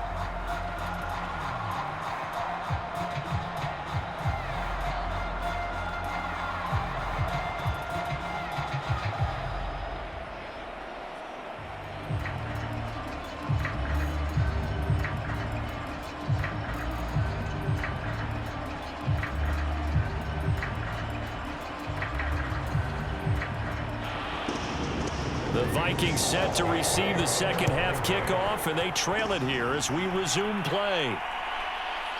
Kene Nwangwu now out of his end zone. And this return will net positive as he gets past the 25 and up to the 27-yard line. And the Vikings set to go on offense to begin the 3rd quarter. And both of these defenses have been stifling these last few drives offensively. Just not able to get anything going, so what needs to change? I think a lot of the guys will go back and review, so to speak, because everyone has someone assigned to how did each play work. Okay, what did we use that kind of worked for us during this game? Try and get back to some of those plays, as well as the possibility of showing something you haven't shown already in this game and trying to change things up. We'll see if they take the advice of Mr. Davis. Packer pressure, and down he goes. Dean Lowry, what a play by him. That's going to go as a loss of 13. When you see a quarterback retreating away from the line of scrimmage toward the other goal line like that, usually doesn't end well. You're exactly right about that. Normally, if they're moving from side to side, they've got a chance maybe to get back upfield. He was trying to shake defenders and extend the play, but it doesn't work out very well for them at all. You need those extra yards on the other side of the line of scrimmage. Now you're digging a hole for your offense. Now that after the sack, it'll be interesting to see what they have planned for 2nd and 23. Now Cousins. Open here, Adam Thielen.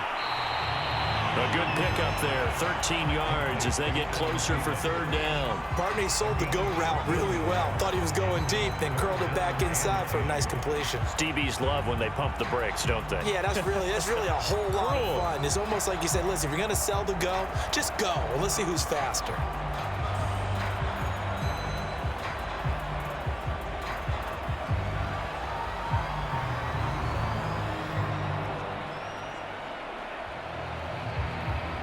The Packers bringing in an extra member of the secondary here to try for the 3rd down stop.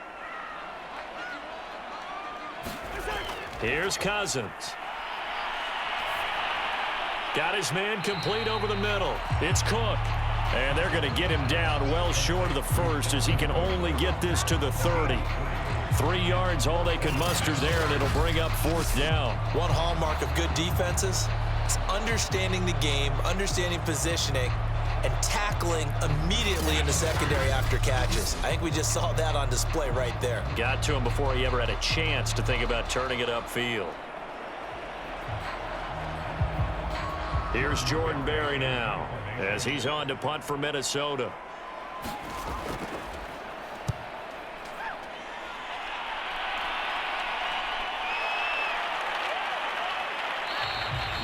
That'll be put in the books as a 53-yard punt. And the offense will take over with a new set of downs. Here's the Packers offense now getting set to start off this 3rd quarter. Their defense has pitched the shutout. Now they probably need to deliver a little breathing room, maybe make it a 2-score game as they've got it 1st and 10.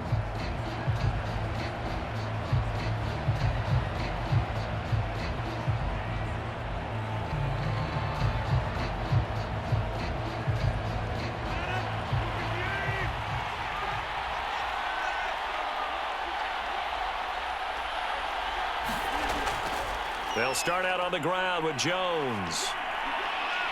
And able to get this across the 20 before going out of bounds.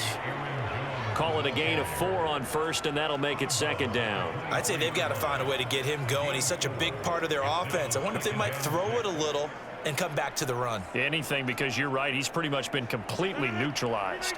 Following the pickup of 4, here's 2nd and 6. To throw is Rodgers. Got an open man. It's Valdez-Scantling. A gain of 4 last play. They double that here and get 8.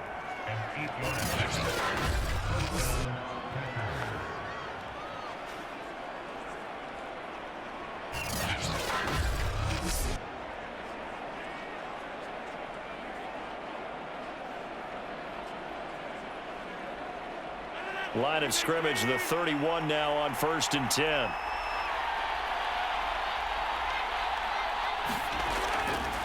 The give is to Jones. And he'll be tackled just past the 35 at the 36.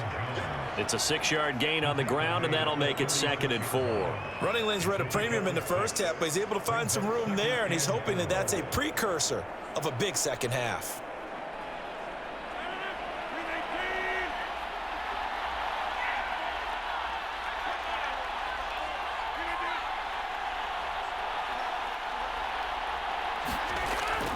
On 2nd down, Dillon. And he'll be taken down, but not before he gets into enemy territory. Partner, if you want more carries, I think we saw how you get them. Showed that he's got the fresh legs, and he picked up the 1st down on that run. Don't just ask for them. Show them that you're supposed to get the football.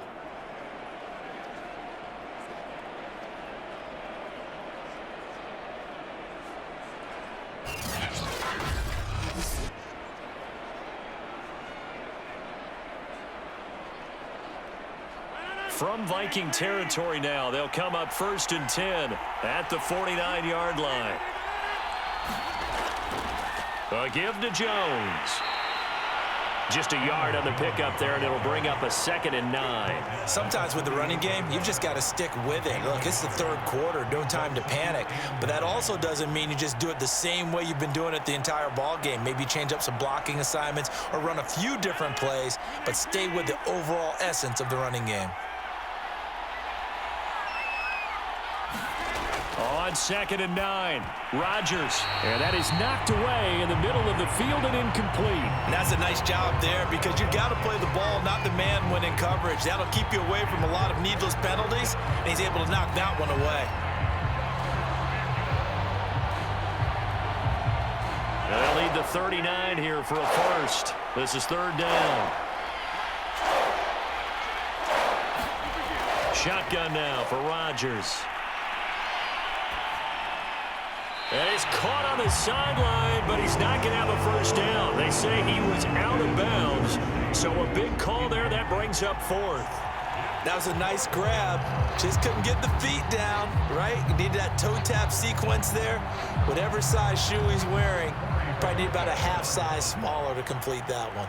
On now is the Packers punter as he's on to kick it away. And the punt over the side in the air, and the spot will be inside the 35. The Vikings head out to take over once again. And a tight game after punting last time. See if they can get something going on this drive. As they head to the field now, with the game this close, you've got to feel there's a sense of urgency for them going on offense right now. But they have to do it without letting panic creep in and affect their play. Cousins and the Vikings with a 1st and 10 at the 31-yard line.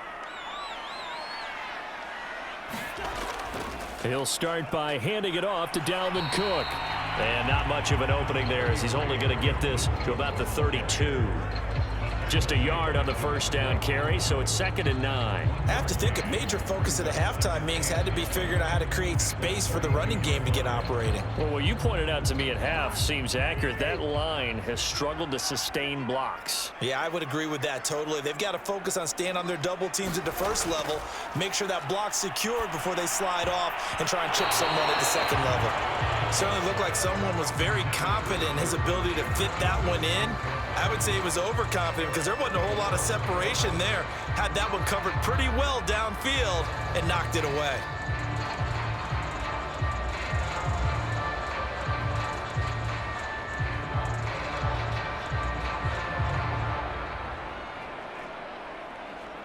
After an incomplete pass on 2nd down, that'll leave him trying to convert on 3rd and 9. Cousins. And he's going to lose yardage here, as they will switch ends as time has run out on this 3rd quarter of play. 3 quarters have come and gone. You're watching the NFL on EA Sports.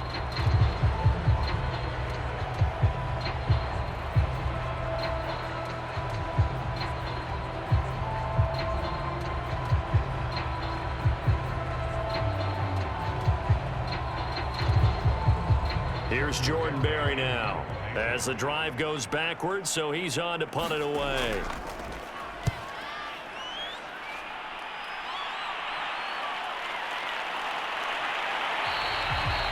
So a change of possession here on the punt, and out will come the offense as they take over. The Green Bay offense ready to take over. Their defense got the stop, forced the punt, and now you really start to monitor the clock as they nurse this slim lead.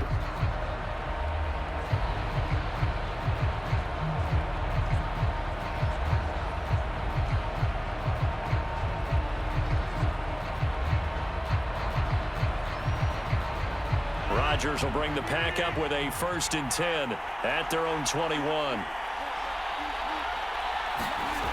Throwing to start the drive. Rodgers. A throw complete to the tight end, Tunyon.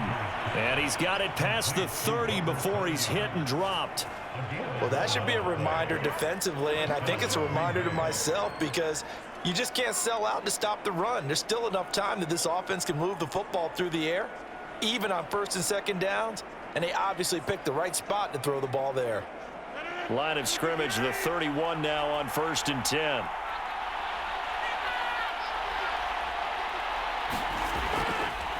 Here's Jones. And he sneaks his way forward only for a couple here. 2nd down. Seems pretty obvious defensively a key was stopping the run game. How have they done it so successfully? To me, it seems that these guys really did a nice job of paying attention during the scouting report meeting. And you know, Brandon, when they do those, they talk about the top plays that these guys like to run. The best runs for the top running back, those are the ones you focus on and want to take away. And they've done that pretty successfully in this game. Here's a throw out wide complete to his running back right side.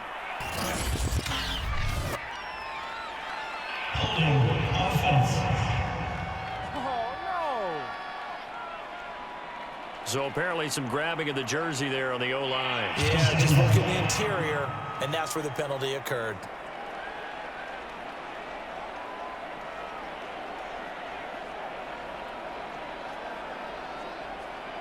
They'll come up now on a 2nd and long after the hold.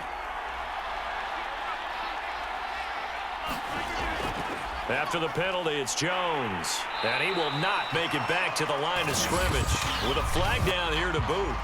so they may back up further.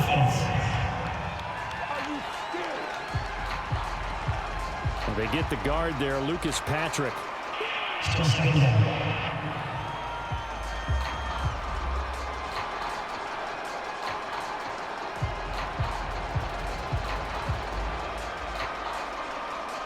Now they face a 2nd and long following the holding penalty.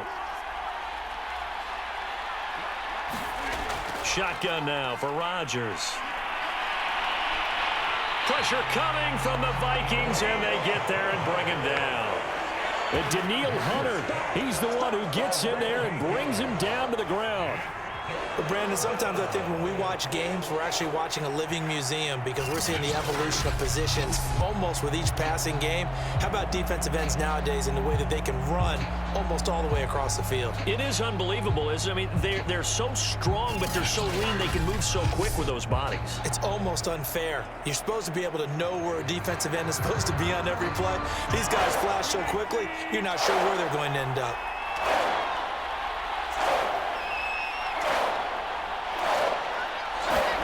Now on 3rd and forever, he'll look to throw. Now he's forced out left. And got his man complete. And they'll get it all the way up about 5 yards shy of midfield.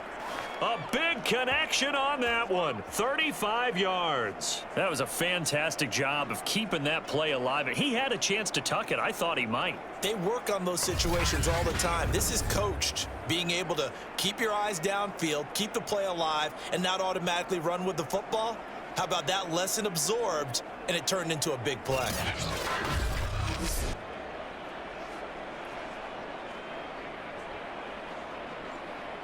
So that changes things. Here's 1st and 10 all the way up at the 45.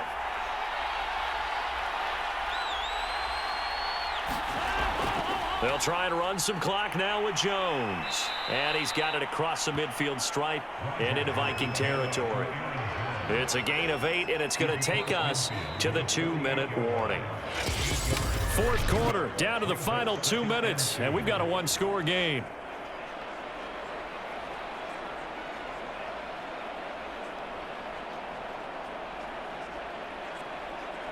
So it's Packer football here as we welcome you back.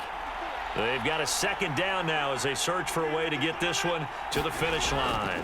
2nd down, another shot for Jones. And running with power here. And they're able to work this to the 25 before it's all said and done.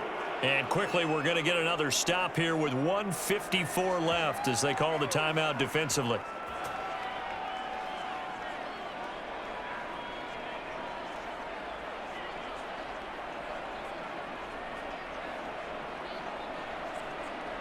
And not totally home free yet, but it's looking good as they come up 1st and 10. They'll try and run some clock here as they keep it on the ground. And the result here, a pickup of 8. Leaves them with 2 to go on 2nd down. Now a timeout called for by the defense as they'll talk things over prior to this upcoming 2nd down play.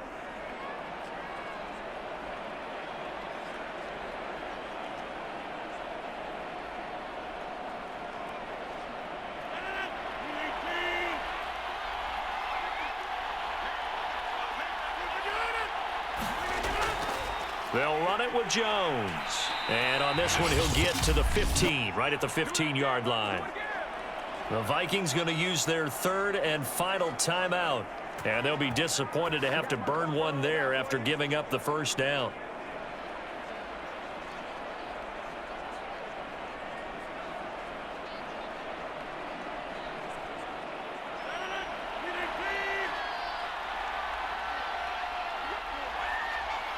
And they will take a knee here.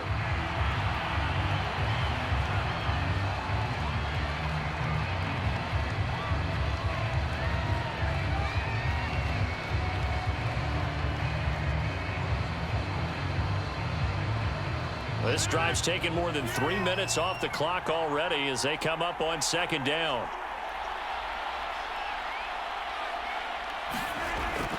Out of the shotgun, it's Jones. He's down inside the 10 to the 8, and it comes on a gain of 8. The recipe's pretty simple, I think, right? Just give your superstar the ball, continue to feed him. Yeah, don't overthink this one, right? Make sure he's touching the football, but you're also counting on his intelligence in playing the game as well. If it's not there, don't force the run. Just make sure you hang on to the football and keep the clock ticking. Rodgers will take a knee here, and that should be all she wrote. Brandon, I can just tell you from experience, there's nothing like pitching a shutout on defense, but even more so when it's a tight game.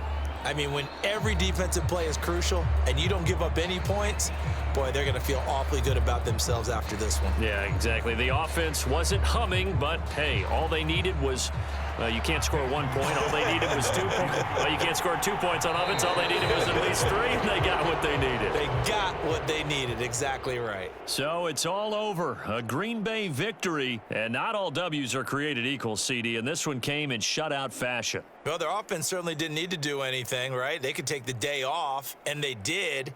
But the defense, they carried them in a big way. Yeah, look, the offense, obviously stuff to work on, but they did enough, and the defense carried the load. Well, you know what they say. It's always fun to work on things. If it didn't go well in your game, with a victory in your pocket. And that's what they've got going forward.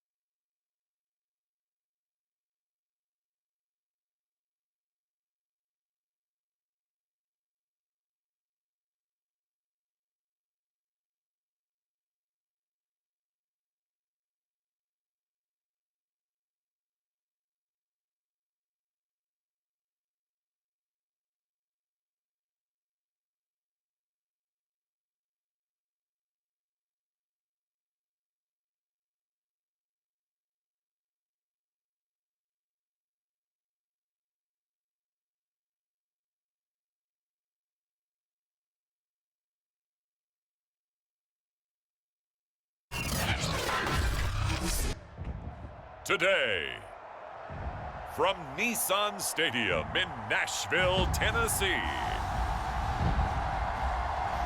this is Madden Football on EA Sports.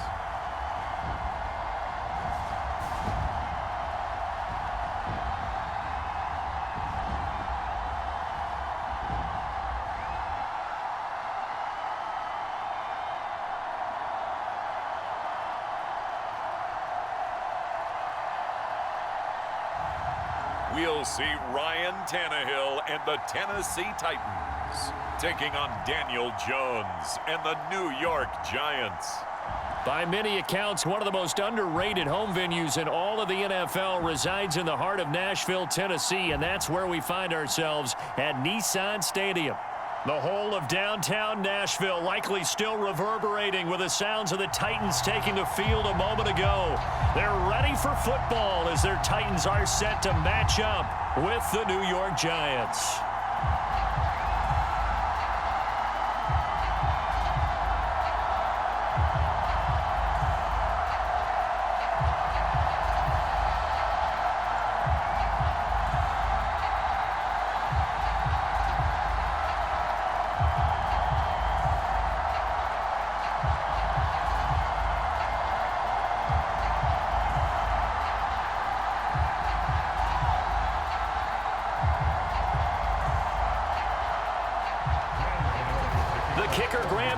Set to put his foot into this one. And off we go from Nashville.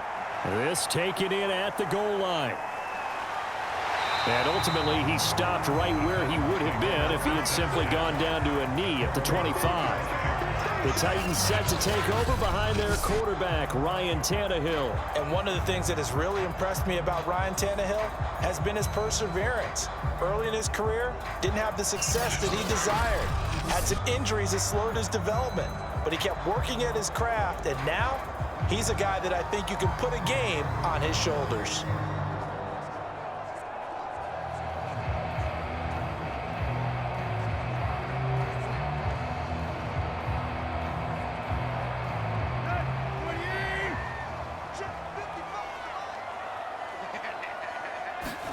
Tannehill on first down. He completes it to Julio Jones. And they'll get it up just short of the 45 at the 44.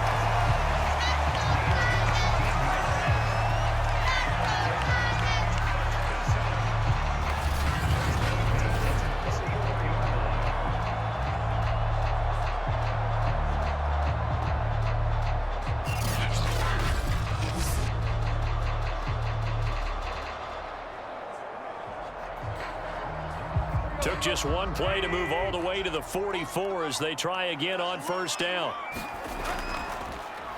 Now a first carry for Derrick Henry. And he'll power ahead, but only for about 3 yards. Second down coming up.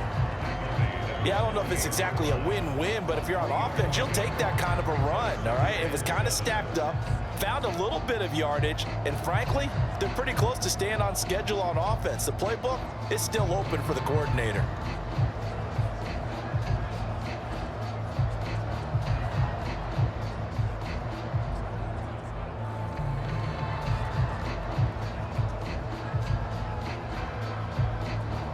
Three yards on that last carry. Here's 2nd and 7.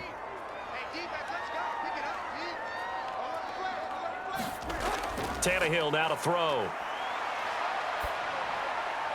He'll get this one complete. That's A.J. Brown.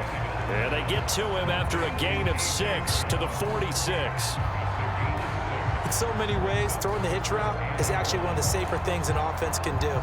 Get the ball out to the receiver as fast as possible, hope he's got man-to-man coverage, and hope that his athleticism wins on the perimeter.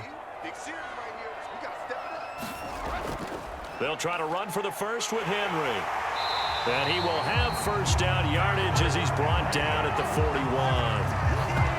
We all love to have a home run hitter in the backfield. Guy can take it the distance, but a short yardage, trying to pick up first downs, that big guy, always a nice luxury to have, isn't he?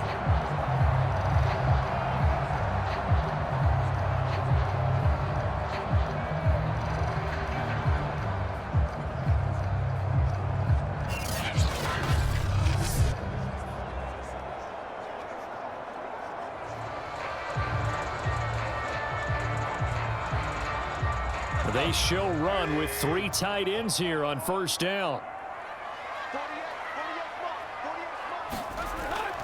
Derrick Henry.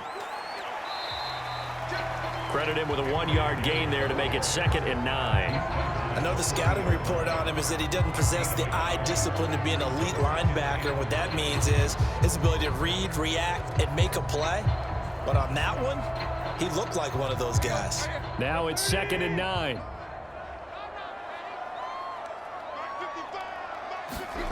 Tannehill. Quick slant to Brown. And he works it past the 30, almost to the 25. And he's already got 2 catches on the opening drive. They know he's going to be a handful. And sometimes you game plan for that offensively. You want to make sure that guy touches the ball, and sometimes it just happens naturally. And then you change your game plan. When he has the hot hand, you keep going back to him because he's running routes with confidence as the game goes on.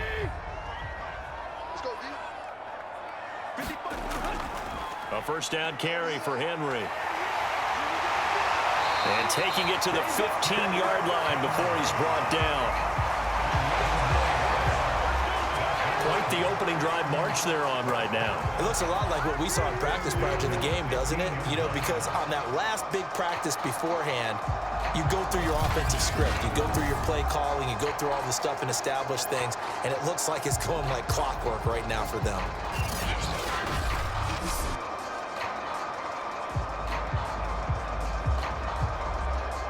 Line of scrimmage, the 15. It's 1st and 10. Now it's Henry. And able to surge forward for about 5 yards down to the 10. Hey, when you get good yardage like that on first down, it really does a whole lot of good for your entire offense. But I love the way he's finishing those runs. At the end of things, he's making sure he gets just a little bit extra. Ball sits on the 10, 2nd and 5.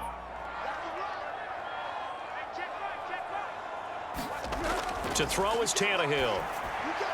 Firing quickly here, and that's complete. And the Titans are going to be looking at 1st and goal as they move this down to the 4-yard line. that was a route run not just with dexterity, but with intelligence. Found the hole in the zone, made sure the quarterback saw him, and was able to make the sure catch and flip the down marker back to 1. First and goal from just inside the 5. They'll try and run for it with Henry. And he gets halfway home from the 4 down to the 2-yard line.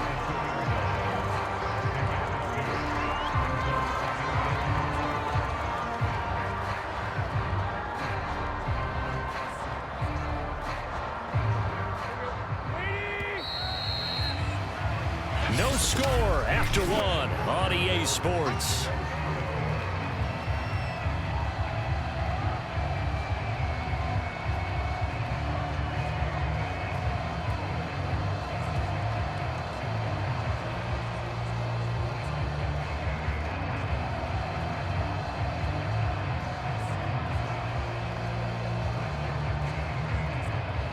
Second and goal, and they will try again from the 2-yard line.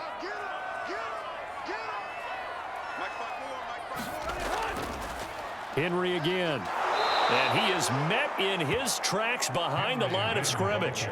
It's a loss of 4. Now 3rd down. That was well played there defensively. 2 tight ends in the formation, which essentially gave them 7 blockers up front. Hard to imagine with all that size and beef that they could let a tackler through. But that's exactly what happened. A loss resulted.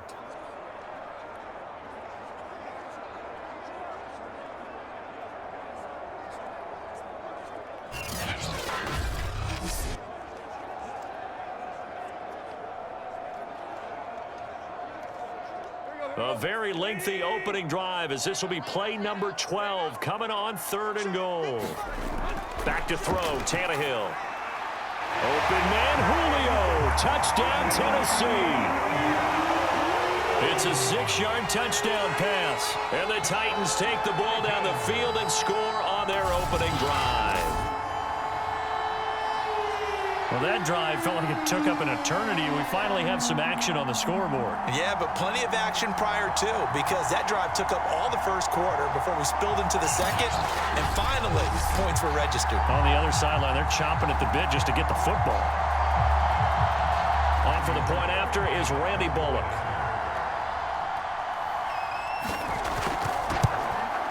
And this is good. Our score, 7-0 Tennessee. That one in the books as a 12-play drive. And the result in the end, a Titans touchdown.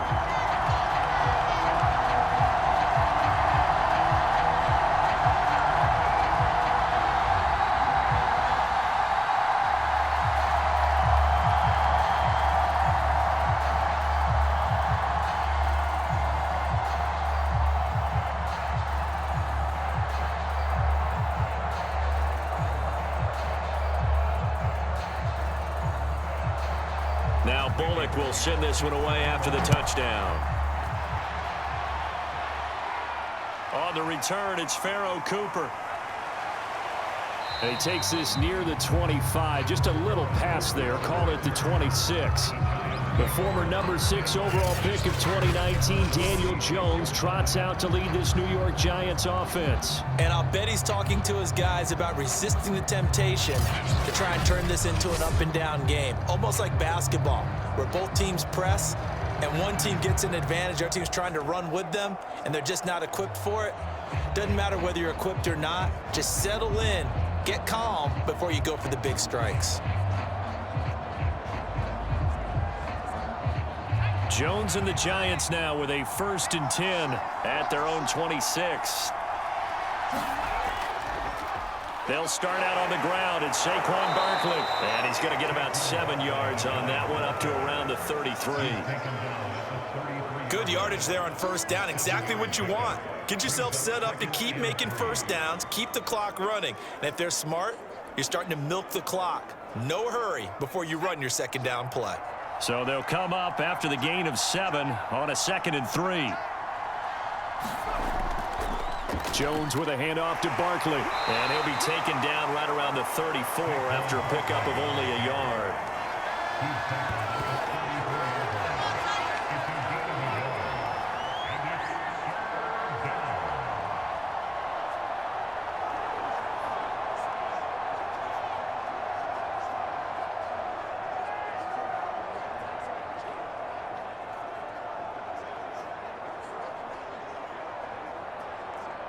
A couple extra tight ends in the formation here as they line up 3rd and 2. Now Jones. And that is incomplete. Oh, he did everything but hold on to it. But a nice play defensively, and now it brings up 4th down. The coverage was good, but I just wonder if they absolutely fooled the quarterback on that play. I think he was expecting something else, ended up with nowhere to throw the football successfully.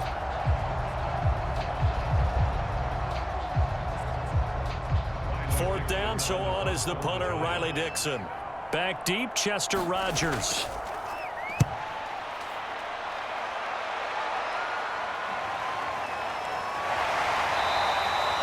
49-yard punt, 5 on the return. And it'll be Titan football. And time again to see what Ryan Tannehill and the Titans can do. 5 for 5 that last drive. Touchdown pass as well. He was clicking. Receivers, I don't want to be cliche, but running really solid routes too. And what I love about it is when you look across any team, all right, the body types of the receivers are usually different. The way that they get open, different as well. Some of them use power to get open. Some of them use those head fakes and subtle moves. Some of them just use pure speed. And the really good ones, when they're established, they know how to push off at the end of a route too. Pretty good results here on the first down run as he takes us forward for about 6. Well, I think after that run, the defense getting back in the huddle and looking at each other and maybe starting to question their confidence a bit. They gave up a significant run, 6 yards, and now you're saying to yourself, how do we stop them, and do I have enough confidence to make a play? Henry again on 2nd down, and he'll be upended at the 28-yard line. Just a 3-yard gain there. That's some good tackling there to keep him short of that yellow line. Yeah, defensively, all I'm thinking is that on that play, get me to 3rd down. Get me into a position where I can make one more play and get my defense off the field. Let's go.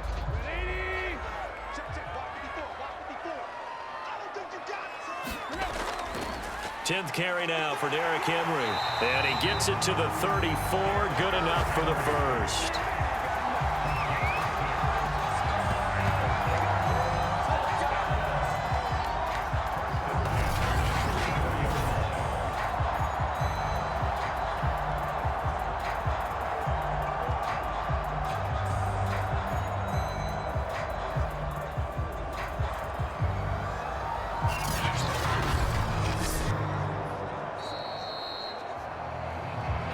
Minutes on the clock, second quarter, 7-0 ball game.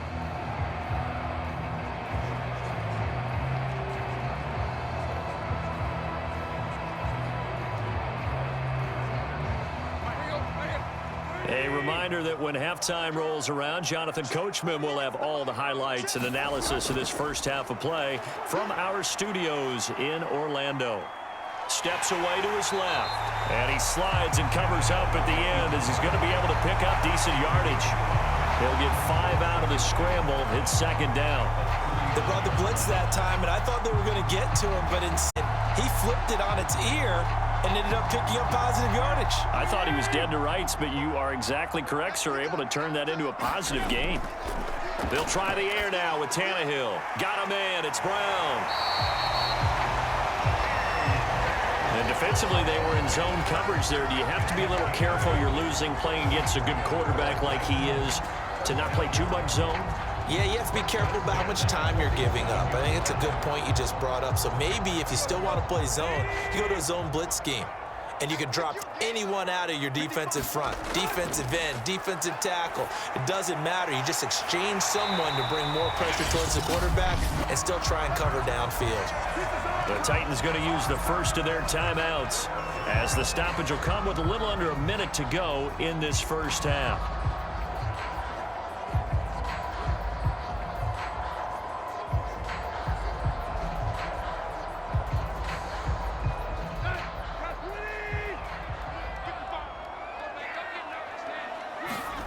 On first down, Tannehill. This will be caught by Brown. And he's going to get this inside the 30. Now Tennessee going to use the second of their timeouts as they get the stoppage with a little over 50 seconds to go in the first half.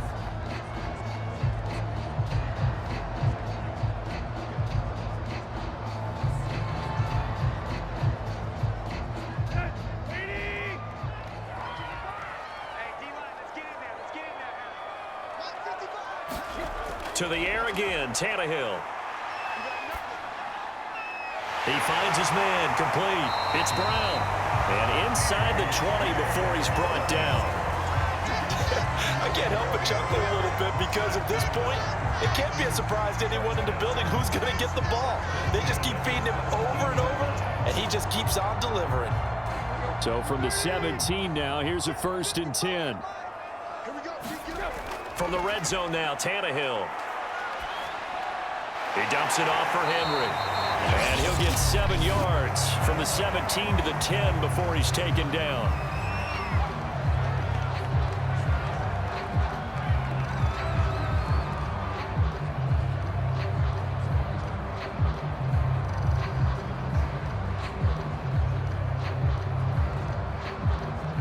Three yards remain for 2nd down.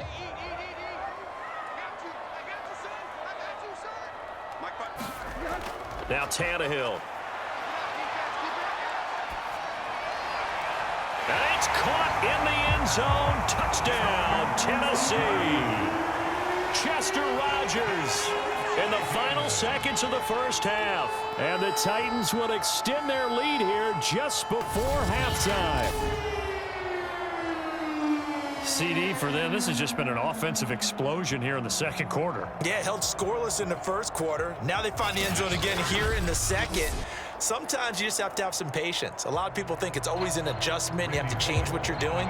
Sometimes you just have to do your game plan just a little bit better. And I think that's part of what we're seeing here. Bullock good on the extra point, and it's now 14-0. A 10-play drive that time, and it ends with a Tennessee score.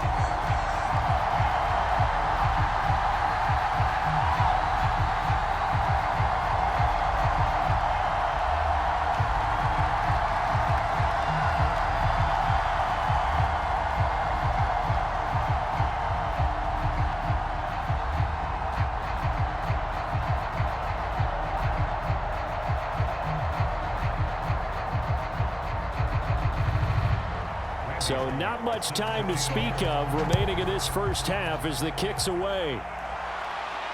Cooper on the return. And not much happening on the return as he'll get this to about the 23.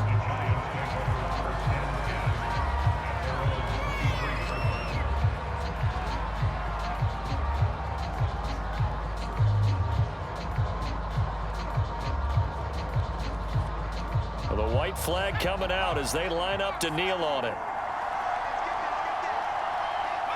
And with time running short here, they'll simply take a knee, and that should do it for half number one. So we've reached halftime here in Nashville, the Music City, with the Titans out in front. As we'll send you down to Orlando, we check in with Jonathan Coachman for our EA Sports Halftime Report. Coach. Okay, Brandon, thanks very much, and welcome in everyone to an abbreviated version of the EA Sports Halftime Report. Okay, right, Brandon. Thanks very much. And welcome in, everyone, to this slimmed-down version of the EA Sports Halftime Report. This one has certainly been one-sided to this point. It's a 2-touchdown difference as the teams have already come back out onto the field for the second half. So let's get you back out as well to Brandon Godden and Charles Davis.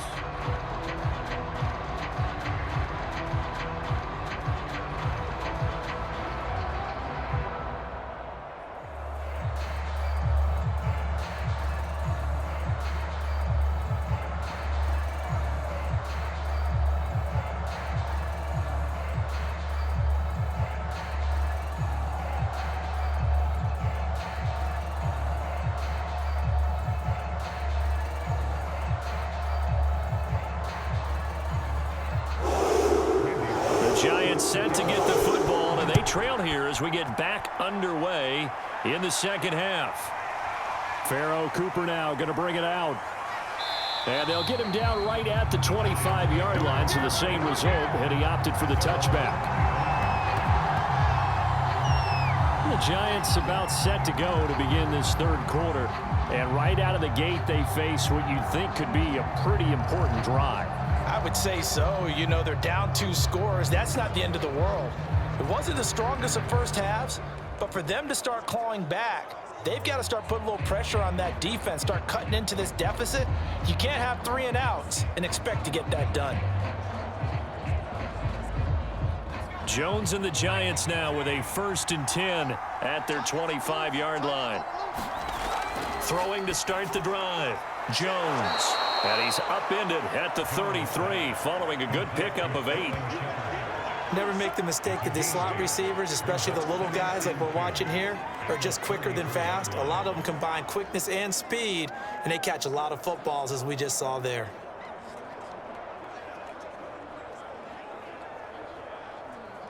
Only needing 2 yards on 2nd down. Here's a give to Barkley. Well, they still have time to get him established, but in my estimation, they've got to pick up the urgency here. They've got to get quickly in and out of the huddle and run off a bunch more plays.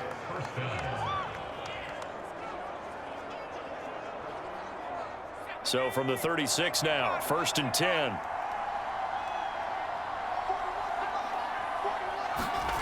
Throwing, Jones. Open target here, Darius Slayton. And he slips up past the 45 before being tackled.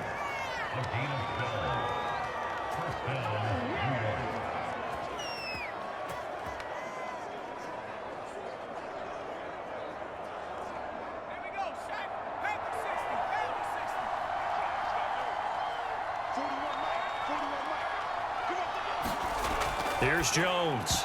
Throwing on 1st down. And oh, that nearly their first pick of the game, but it falls down to the ground incomplete.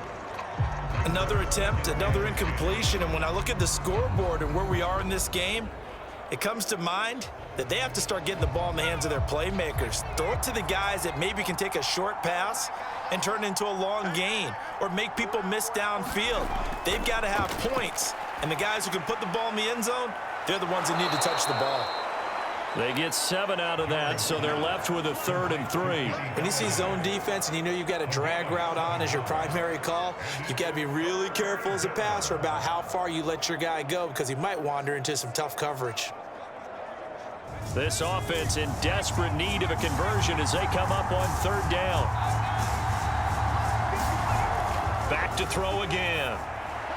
They'll set up the screen to Barkley. And some room to work. He's going to go out of bounds, but he takes this one down just shy of the 20. And that was a beautifully executed screen pass. They let the rushers get upfield and get the escorts in front, meaning the offensive linemen, other blockers out in front, completed the pass beautifully. So now you've got all that open space with big guys leading the way.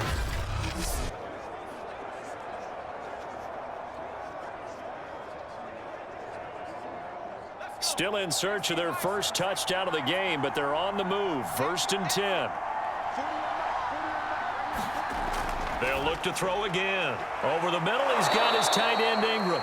And down inside the 15, shy of the 10. Well, look what we have here, a sustained drive, and that was certainly AWOL in the first half. They really struggled to try and move the football. But right now, they certainly seem to have the formula working. Let's see if they can keep it up. Took till the 2nd half, but finally a red zone opportunity here. They've got a 1st and 10 at the 11. To the right and complete to Galladay. 7 yards, the pickup there.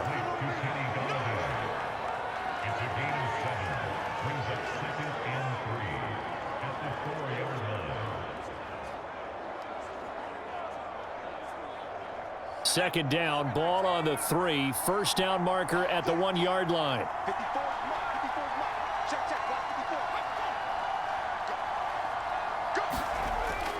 Barkley, toss play left. And he is going to be stopped cold behind the line of scrimmage.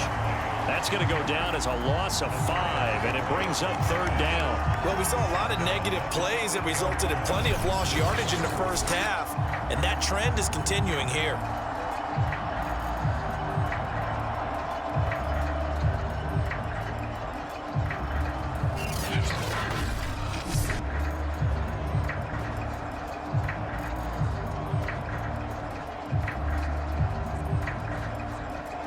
An 8-play drive to this point. So here's play number 9 on 3rd and 7. to throw. Jones. Looking end zone, but it's incomplete. We've got to give out a little applause on that play. It has to go to the defense. More good work by them. They've taken away the passing lanes all game long, and you can see the frustration that it's causing because he just about threw that one into the first row. On fourth down, on is Graham Gano for the Giants field goal. From the left hash, a chip shot here. Gano's kick is good. And they will get themselves on the board here at 14-3. So a good drive there to begin quarter number 3, but they're only able to shave 3 points off the lead. Well, something's better than nothing, all right? They didn't play particularly well in the first half, but they definitely need them to step on the accelerator now and play a whole lot better.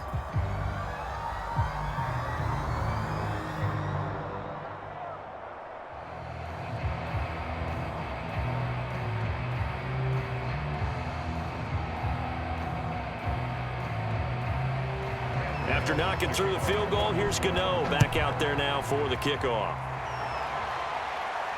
Taken at the goal line.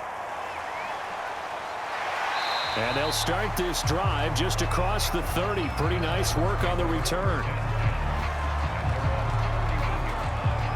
Out come the Titans now. They'll have it first on offense to start the third.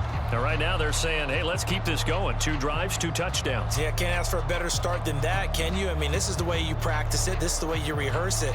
But right now, the play calling, they're locked in really well.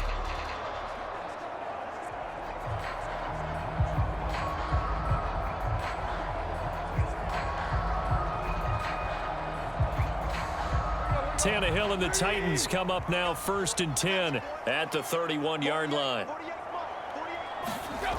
They'll try and start this drive in the air. He finds his man complete. That's Brown. And he's going to get a solid gain of 9 before being brought down. Second and right at a yard. They like going to him in the slot. He catches another one. I think this comes under the heading of until they stop him, why not go back to it? He has something going really well. Great working relationship with the guy throwing the ball, and they keep making the connection. They'll come up now on second and a yard. Here we go, D. Here it comes again. Off play action, Tannehill. He's going deep for Brown. And that's caught inside the 30. And he'll go down, but not before getting this inside the 30. A big play that time through the air. 32 yards.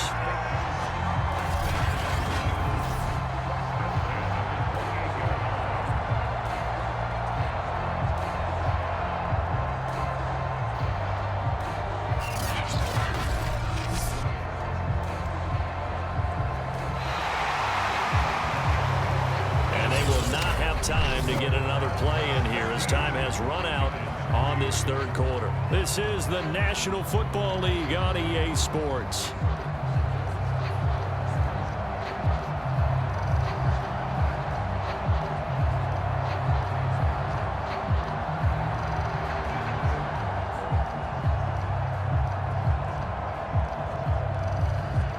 So now then, the big play has him all the way inside the 30 now, first and 10. Tannehill going to turn and give this to Henry. And he'll get this one down to about the 27.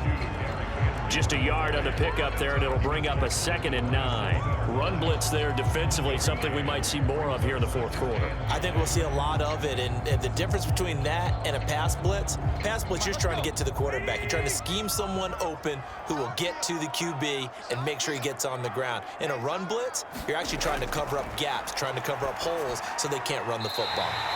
And they're going to have another first down as the tackle's made at the Giants 16. Partner, I like that they're staying aggressive on offense because to me, this drive is what is known as a put-away drive. You score here, that might put this one to bed. I like the fact that they're playing with confidence and not playing with fear. So the ball down to the 16 here for first and 10. From the red zone now, they'll look to throw. And he's going to go down. He's sacked back at the 24. Leonard Williams, the former number 6 overall pick, got the sack that time.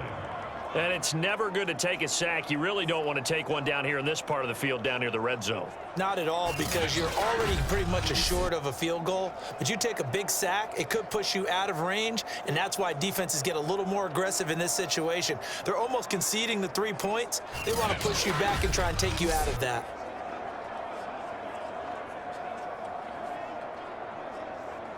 Clock continuing to run. They'll probably wind this all the way before snapping it on second down. Another try after the first down sack. Tannehill. Forced out to his left. Open space inside. And now look at this. Big gain, but a fumble. And the Giants have it. It's picked up. And a big turnover there as his guys will get the football back. Partner, that one looked like it was over. I mean, they had control, had the football, and the defense had to make a play in order to keep them in the game. That's exactly what they did. And now that door ajar, 2-score game, so hold on here, not done in the fourth. Another drive coming up for New York's offense. They trail by 2 scores in the fourth, and their defense did its job getting the fumble recovery. And time to see what this offense has left in the tank.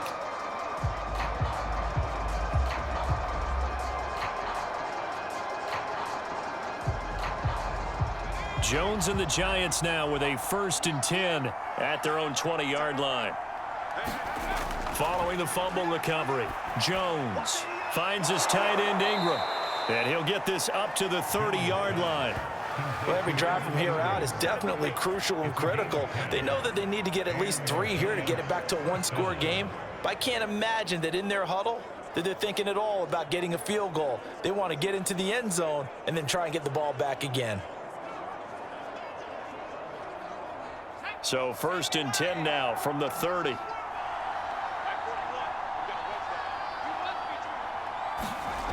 Operating from the gun, Jones. That ball caught by Slayton. And he'll take this to the other side of midfield before going out of bounds. Clock management definitely critical here if they want to get back in this game. Absolutely agreed. They have to up the tempo in this case, down a couple of scores. Want to make sure they have a chance to win this ball game.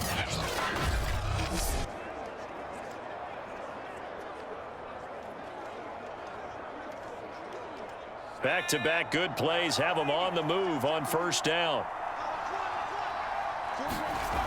Looking to throw. Jones gets this out to Saquon Barkley. And he's got this down to the 35.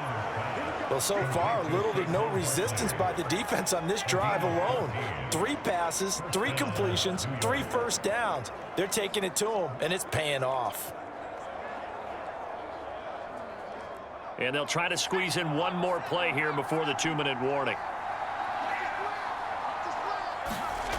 They'll stick with the passing game as he looks to throw. That's complete to Slayton. And they're able to get this one past the 30 to the 25-yard line. Down under 2 minutes to go in this football game.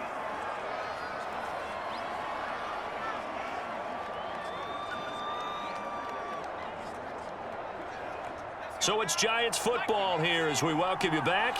They've got a 1st and 10 as they search for a late score. Jones. Out to the right here to Shepard. A gain of 6 there on 1st. So 5 plays on this drive, Charles. All passes, all completions. And just like that, they're in the red zone. And don't you think the playbook opens up a little bit more now? Because all they've done is throw the football.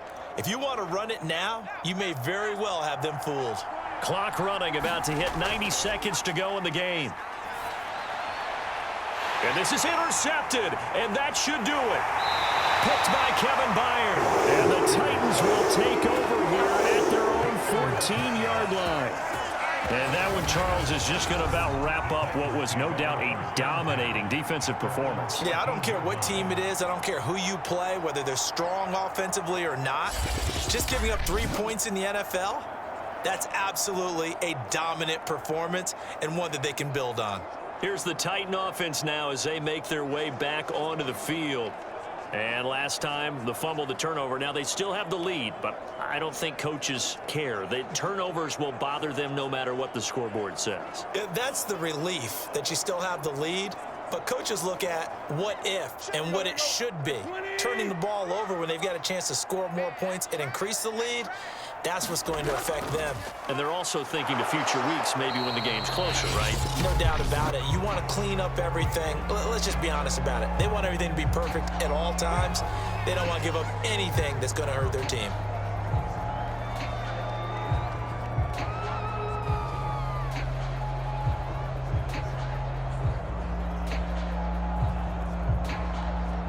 Have to imagine this will be on the ground as well as they come up 2nd and 7. Again, it's Henry. And a short pickup there as he'll take this up to right around the 20. Now the Giants will use the second of their 3 timeouts as they'll head to the sideline and talk over what to do next.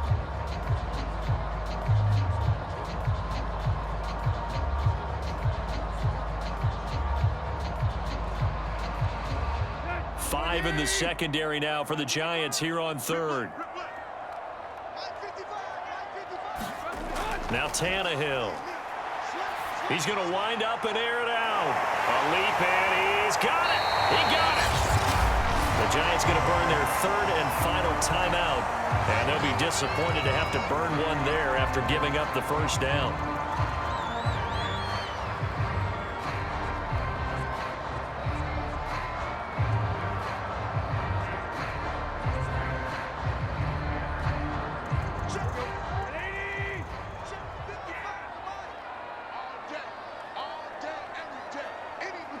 The Titans go victory formation as they take a knee.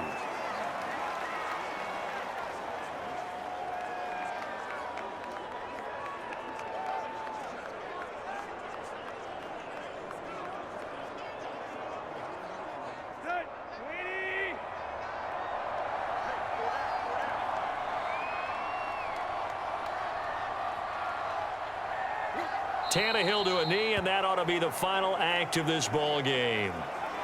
I don't know about you, partner, but watching them take the knee there and finish this one off, I feel like I'm going to be sore tomorrow. This was one bruising affair. Low scoring, but my kind of football. Not a work of art, but maybe in your world, a little bit of a work of art. You like the defensive side. I thought it was pretty. I can't help myself. I thought it was pretty. And it ends in a kneel down as the clock rolls down to zeros. So this one, a Tennessee Titan victory.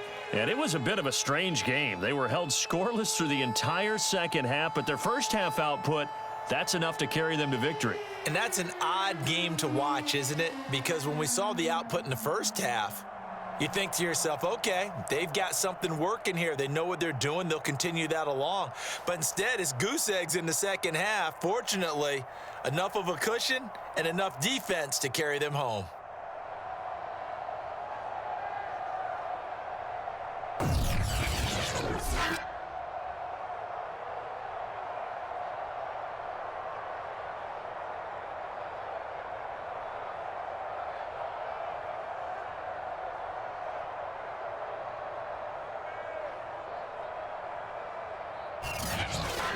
So that'll do it for us. For my partner, Charles Davis, and all the hard-working men and women on our crew, I'm Brandon Gaudin. You've been watching the NFL right here on EA Sports. The Titans are winners here as we say so long from Nashville.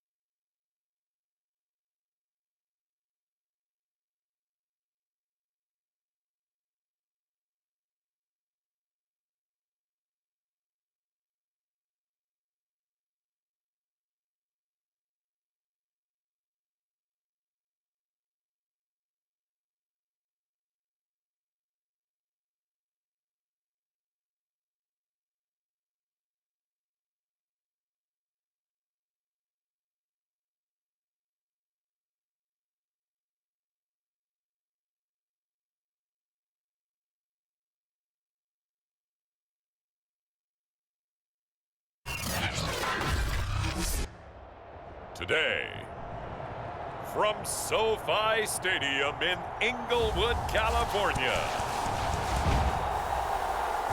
this is the National Football League.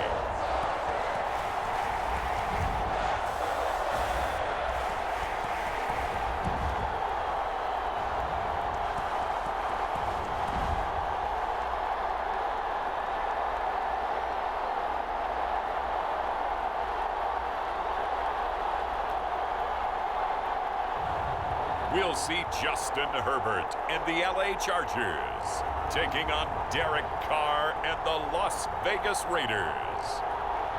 We are just a couple miles east of the LAX airport, just off the 405 or the 105 at the beautiful SoFi Stadium in Inglewood.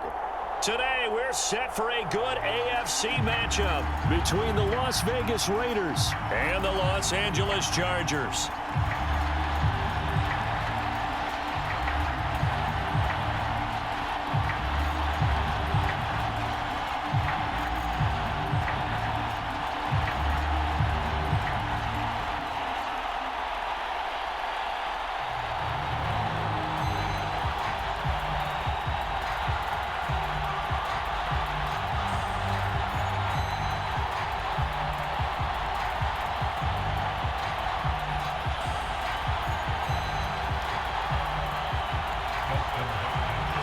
The kicker, Dustin Hopkins, set to get this one going. And we are underway in Southern California.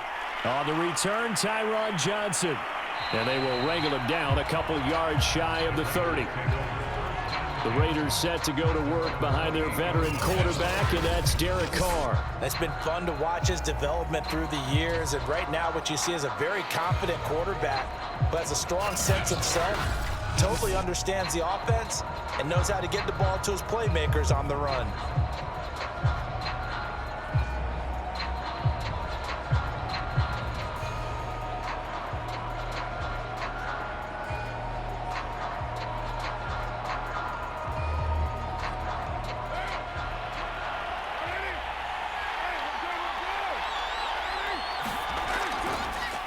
First carry for Josh Jacobs.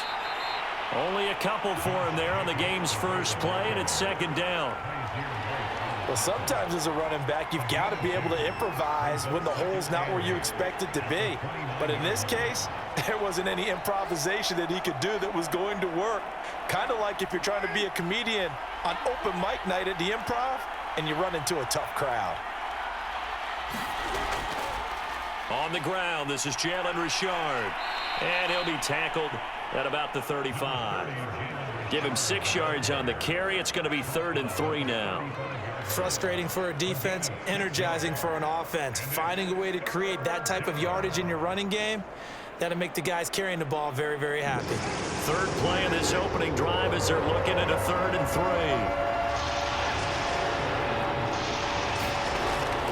Trying to run for it with Jacobs. And he's going to be taken down here still a couple yards short of the first.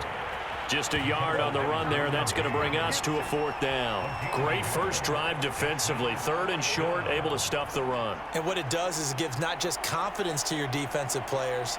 It gives an overall feeling of, okay, we've established things here early. We can carry this throughout the game.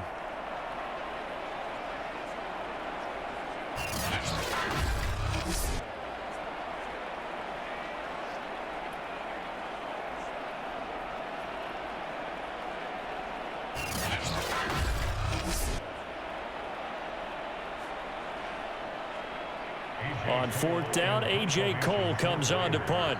Back deep here, Andre Roberts.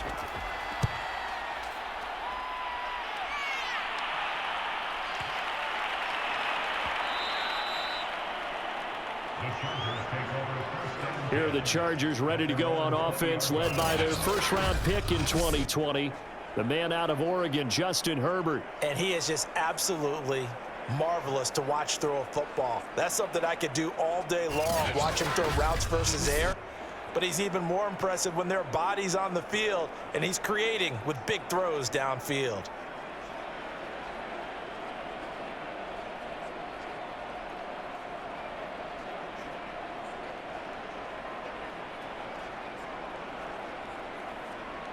Herbert and the Chargers now with a 1st and 10 at the 20.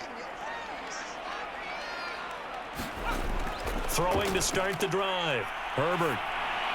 That's complete to Austin Eckler, the running back. And he stopped right at the 25 after a gain of 5.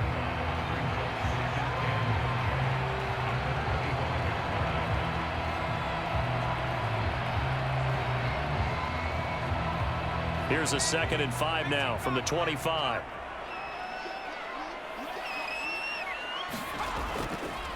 Here's the first carry for Austin Eckler. And he's upended after a gain of 2 out to the 27. He may be a bit undersized compared to the modern-day NFL defensive tackle, but what he lacks in size, he definitely makes up for in his ability to make tackles in the run game as well.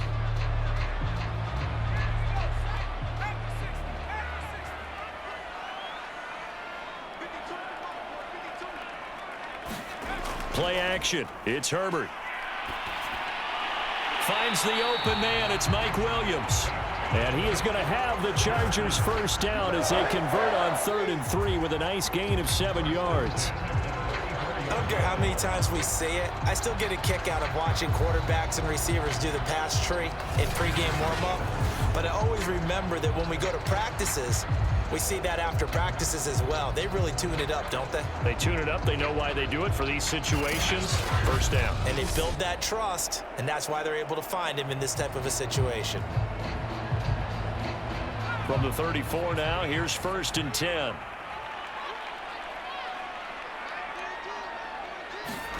They'll fake the handoff. Now Herbert.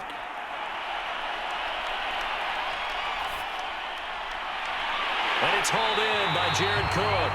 And he'll have it past midfield almost to the 40 before being taken down. I have no crystal ball up here. I can't truly see into the future. But if they don't start getting some pressure on him, make him move around a little bit and do something with the receivers to, change up their timing, they're just going to get shredded as we've seen so far. Right now, they're off to a blazing start. Yeah, and you are right. He looks way too comfortable back there in the pocket. Yeah, there shouldn't be a pillow back there for him, all right? If as a defensive guy, they've got to dump him on his backside a few times, shake things up. Yeah, they're going to need an in-drive adjustment here on this first series. And this one almost intercepted. Not a good throw there. Nearly an opening drive, INT. You and I watched film yesterday, and you told me to watch his feet. Well, for whatever reason, his footwork just looked off on that throw. And you always love it when an ex-defensive back talks quarterback mechanics, right? Well, but you're good at it. Well, I try, all right? I don't know how good I am, but it doesn't take much to tell. His mechanics are off a little bit, exactly what you described. Footwork, that led to the incompletion. They get 6. That'll leave them with 3rd and 4. I think we can safely say that those types of players are the backbone of this offense. We know not every run's going to be a big hitter, but they'll take that type of result on each and every attempt. And the Raiders call on a nickel set for 3rd down. Now it's Herbert. Got an open man. It's Josh Palmer. And he is going to have the Chargers first down as they're able to get the 3rd down conversion. Nice job keeping that opening drive alive, and they're in plus territory, that part of the field where you really want to convert on 3rd down. They did. Big time pickup for them, and now I think the aggressive play callers think to themselves, this part of the field, I take my shot at the end zone, because the closer you get to the end zone, the field gets condensed. Makes it a lot tougher to run those routes. You still got a chance to actually run past people right now. Take your shot at the end zone early in the down and distance count. On 1st and 10, Herbert. And he is going to go down. They sack him on the final play of the first quarter. We're scoreless after 1.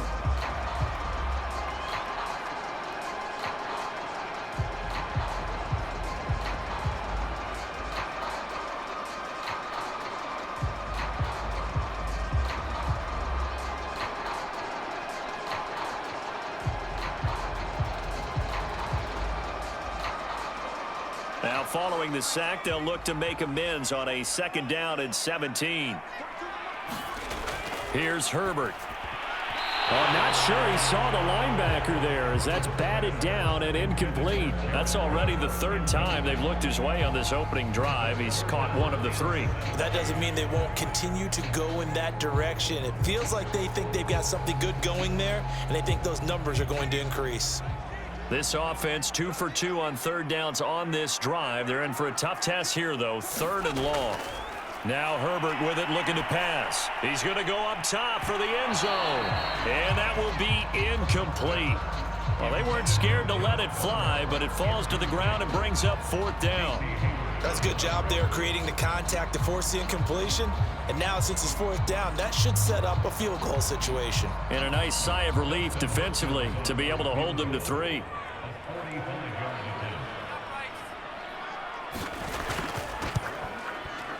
Hopkins' kick is good. And the Chargers grab themselves a 3-0 lead.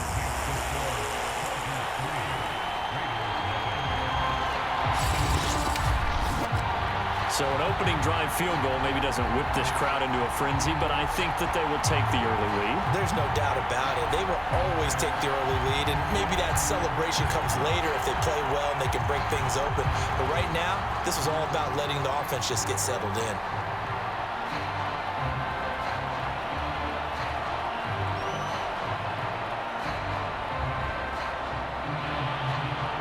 Following the made field goal for 3, Hopkins now to kick it off.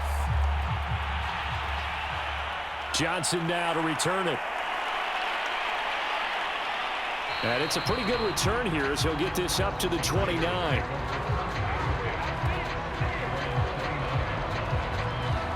Second drive of the game coming up for this Las Vegas offense. This one a little slow to get cooking. Just a 3-0 scoreline as they begin with a 1st and 10.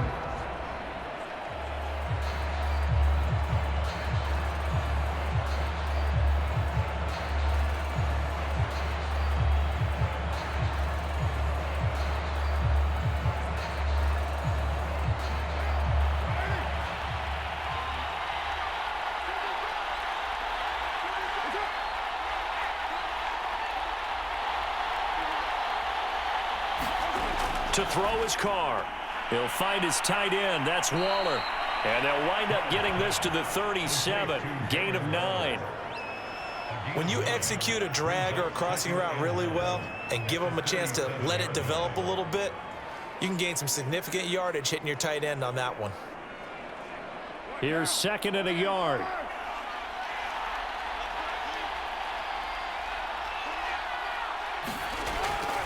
Carr going to give it to Jacobs. Oh, good move.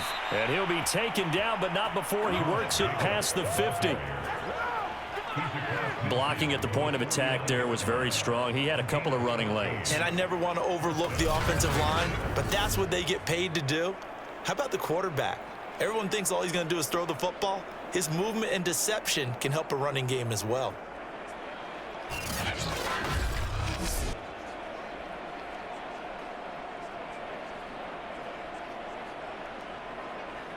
Back-to-back good plays have them on the move on 1st down. Now a carry for Jacobs. And that play goes nowhere. Taken down, losing yardage at the 50, right at midfield. Officially, it's a 1-yard loss. That's going to bring up 2nd and 11. I have a feeling they'll stay committed to running the football, especially on their early downs. They just haven't had a whole lot of success just yet.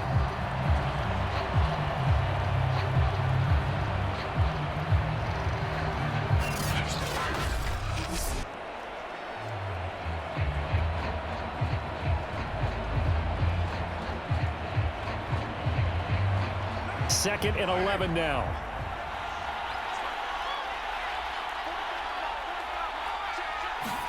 From midfield, here's Carr. That's caught by his tight end, Foster Moreau.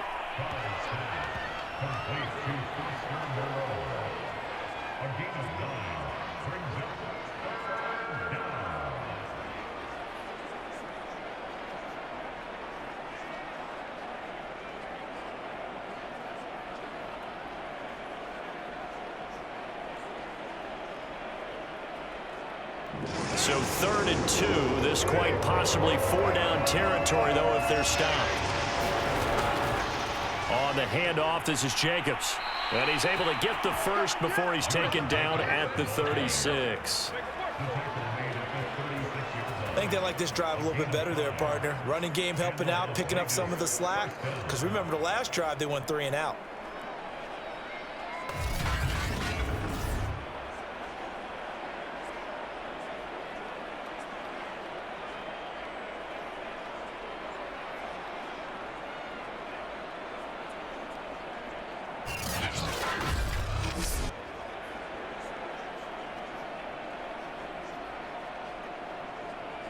So from the 36 now, 1st and 10.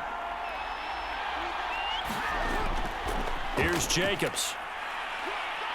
And he'll have a gain of 3 to the 33.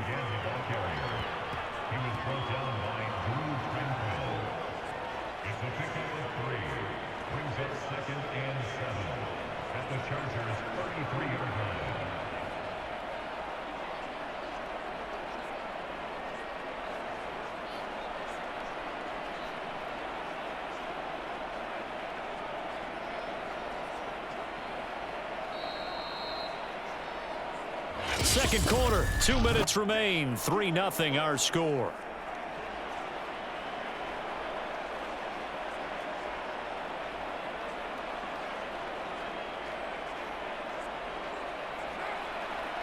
We remind you that coming up at halftime, we'll take you to Orlando and Jonathan Coachman. Coach will have highlights and analysis of this first half, one that's featured no touchdowns as of yet on either side. So his job's a little bit easier for this halftime. Need to give the coach some highlights here. Yes, we do. Now that was pretty. They executed that curl route versus zone coverage, and that changes things a little bit because against man, it's often a tight curl, tight, sharply run route. Against zone, you're just looking for that open spot, that dead area, so you make curl a little bit wider just to get to that place. And usually a tight window. He fired a bullet in there for the completion. So from inside the 20, here's 1st and 10 at the 18. Into the red zone, it's Carr. That's caught by Waller out left side. And he'll be out of bounds. And that's a nice job of working his way open down in the red zone. Looked that one in and then made a beeline for the pylon. He didn't quite get there, and you want to give him a little extra for the effort. But instead, he sets his guys up in excellent shape with a 1st and goal.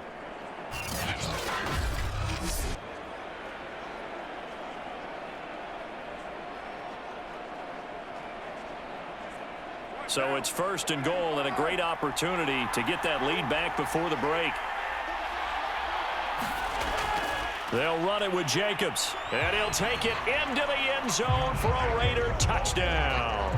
Josh Jacobs takes it in from a yard out, and the Raiders have taken the lead. Everybody in the stadium knew what they were going to do right there, CD. 3 tight ends on the field, all that extra bulk, and they run it in.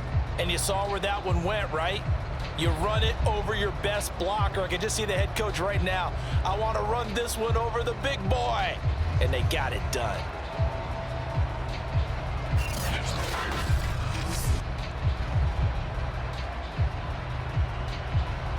Now for the extra point, Daniel Carlson.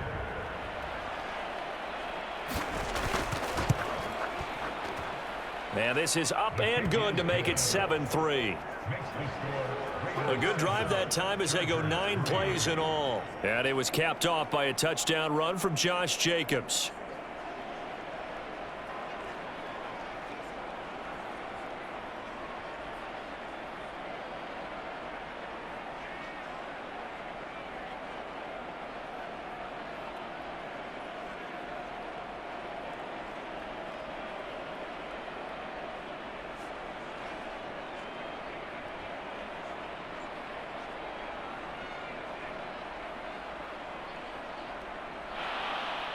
Following the touchdown, ready to kick it away is Carlson.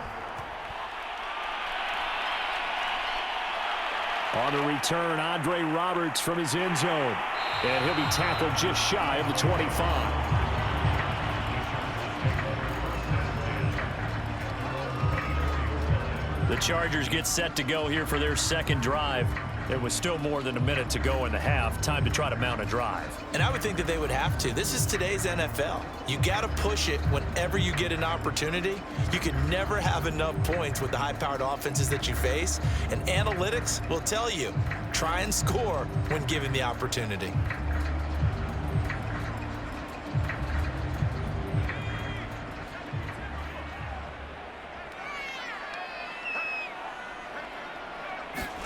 Herbert on first down now. That's going to be caught. It's Palmer.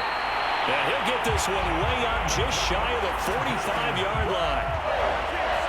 Well, that's what you're looking for when you want to throw the ball downfield. You want one of those guys who can play out on the perimeter, can play out wide, who can not only get open, but when they're covered, can uncover themselves downfield and create catches.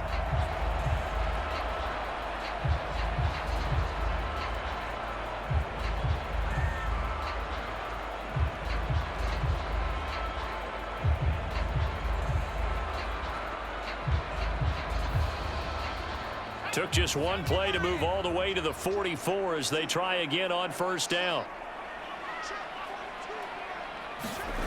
Herbert. On the screen, this is Eckler.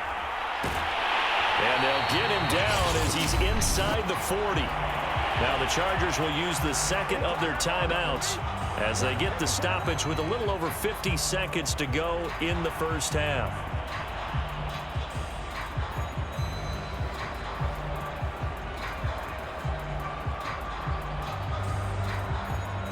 Back-to-back good plays have them on the move on first down. Back to throw here, Herbert. And this is caught. First catch for Keenan Allen. And he's going to get this down near the 20-yard line. My goodness, they've come out locked in on this drive. Play calling, execution, they are fully in sync. 3 straight passes, 3 first downs. They're moving the ball downfield almost at will. This defense really struggling to find answers.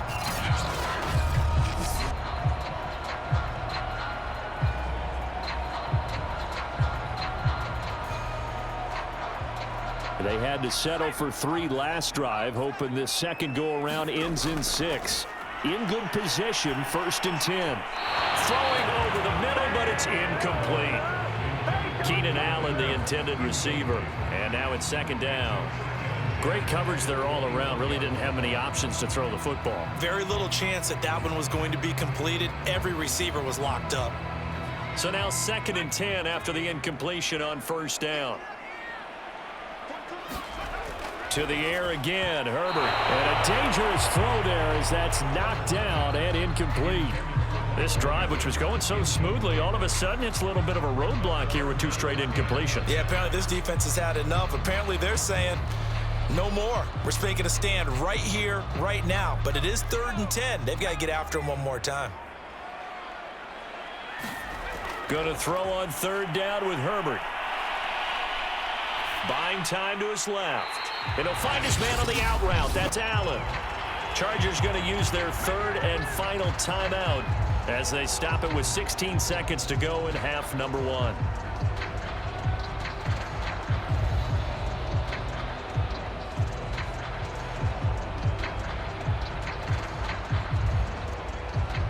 So it's 1st and goal and a great opportunity to get that lead back before the break. Here's Herbert.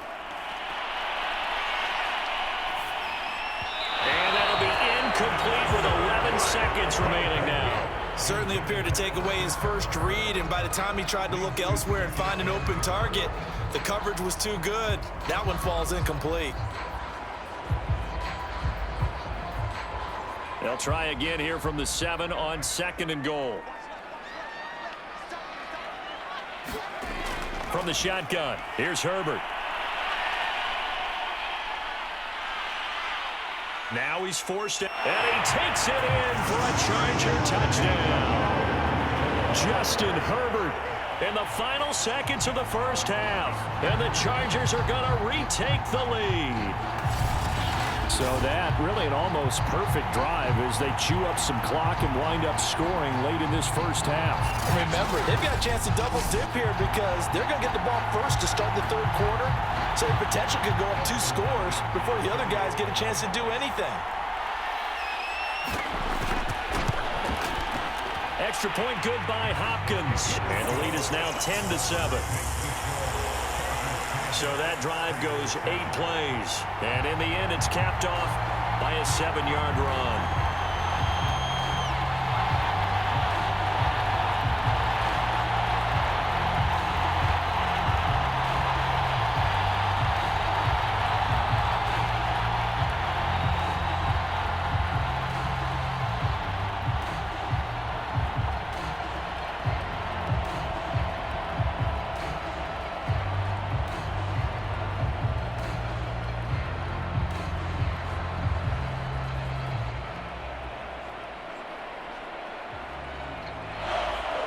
So with 3 seconds remaining in the half, they will line up to kick this one away. Returning it, Johnson.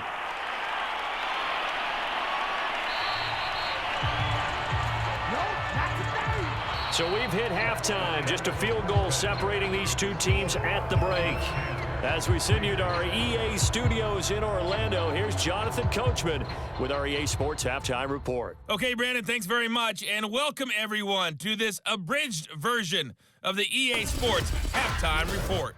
All right, Brandon, thanks very much. Welcome everybody to our abbreviated version of the EA Sports Halftime Report. This one's been as good as advertised, just a field goal separating these two teams as they've already made their way back out of the locker room. So to bring you the story of the second half, let's get you right back out to Brandon Godden. All right, Coach, thanks. Yeah, both teams likely to make some changes in what's been a closely fought battle to this point.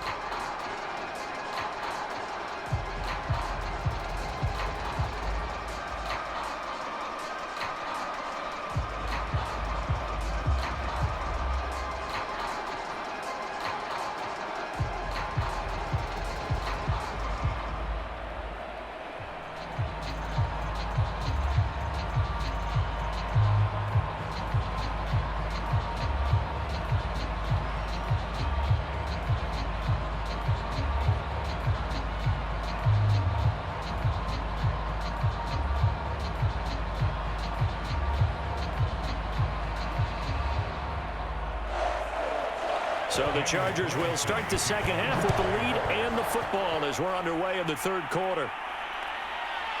Here's Roberts to bring it out of the end zone. And this return will net positive as he gets past the 25 and up to the 27-yard line. Out comes the Chargers as they'll go on offense now to start this third quarter. And Charles, they've got the lead. Put your coaching hat on here now. What's the game plan for the second half?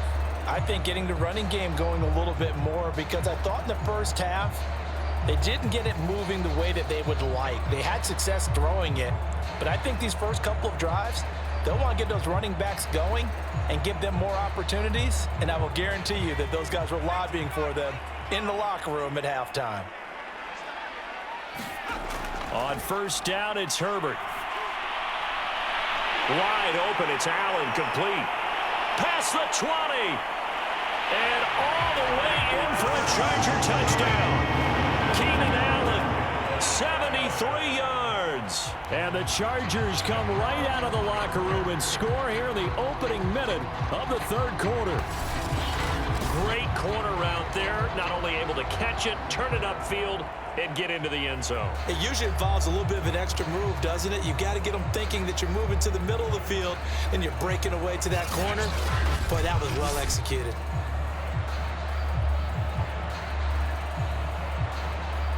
Now it's Hopkins to add the extra point.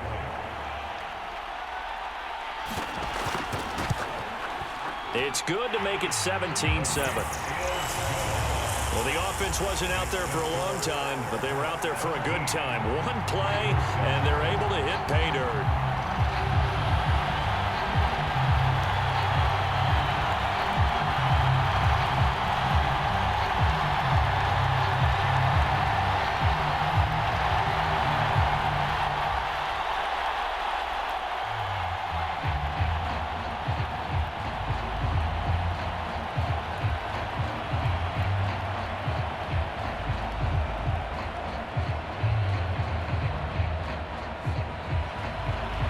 touchdown. Dustin Hopkins will kick it away.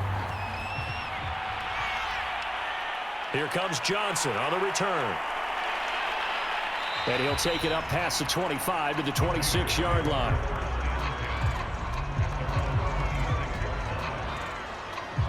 So here comes the Raiders offense getting ready for their first possession of the second half. And their deficit a little wider than it was at halftime. Does that touchdown a minute ago change the thinking here at all? I think it does, at least a little bit, because now urgency has to start setting in. You can't go out there and go 3 and out and run the risk of falling behind substantially, but you have to do it without pressing, because pressing, that'll lead you into bigger errors. Carr and the Raiders come up 1st and 10 at their own 26. He'll give it to Jacobs to start the drive. And he'll fight forward to about the 27-yard line. Just a yard on the first down carry, so it's 2nd and 9. He continues to struggle to find a crease to break off a big one and might need to just put that aside and just try and ram his way forward and get what he can. Here's 2nd and 9.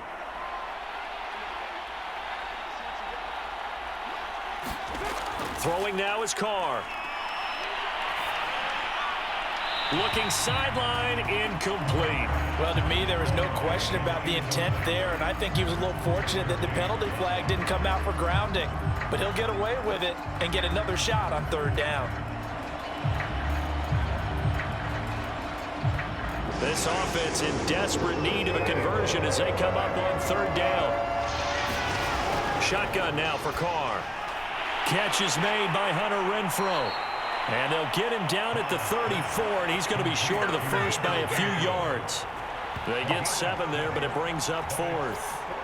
Then we got to give a little tip of the cap for the defense there. Zone coverage, locked it in tight, made it really difficult because they tried the crossing route against it, and it worked for a completion, but you have to know where the sticks are on 3rd down.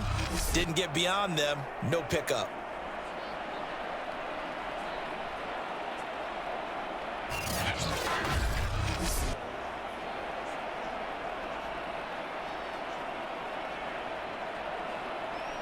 Here's A.J. Cole now as he'll punt it away for the 2nd time.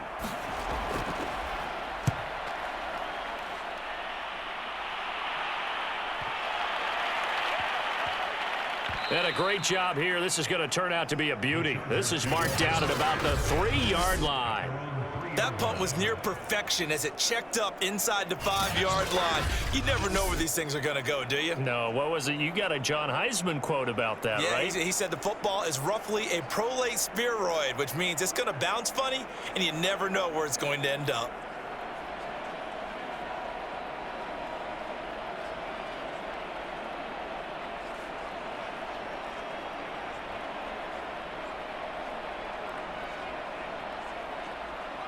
The Charger drive about to get going.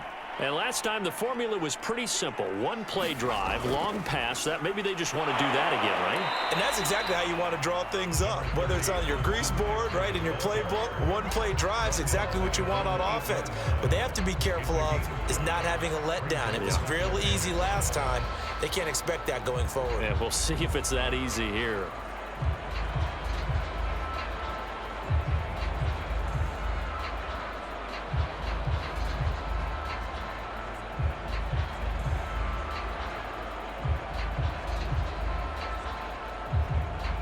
Working with 2nd and 5 now.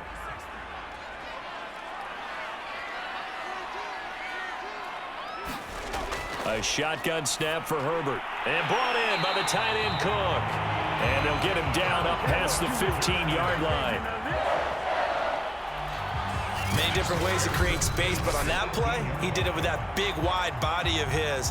Didn't get a whole lot of yardage on the play, but it did what it was supposed to. Pick up a 1st down.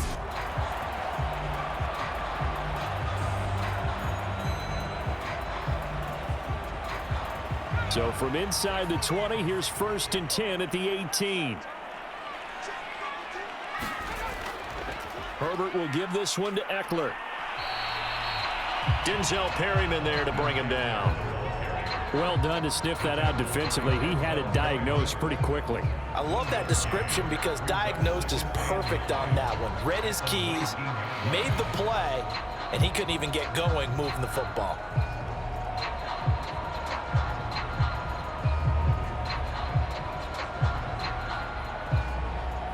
The run only got a yard. Here's 2nd and 9. Justin Herbert looking to pass. Over the middle, and it's caught. Keenan Allen. This will be a gain of about 8 to the 27-yard line. Timing is so important on a route like this because he's going to line up out right, then cut straight across the field.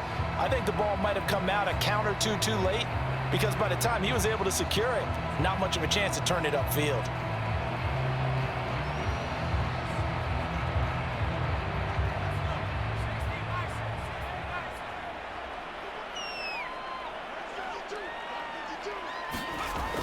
They'll try to pick up the first with Eckler, and he's got the first as they'll bring him down at the 28-yard line. I always appreciate runners who understand situations. That was just 3rd and inches. No reason to dance around in the backfield and try and break off a bigger play. Just go pick up the first down, and that's exactly what he did.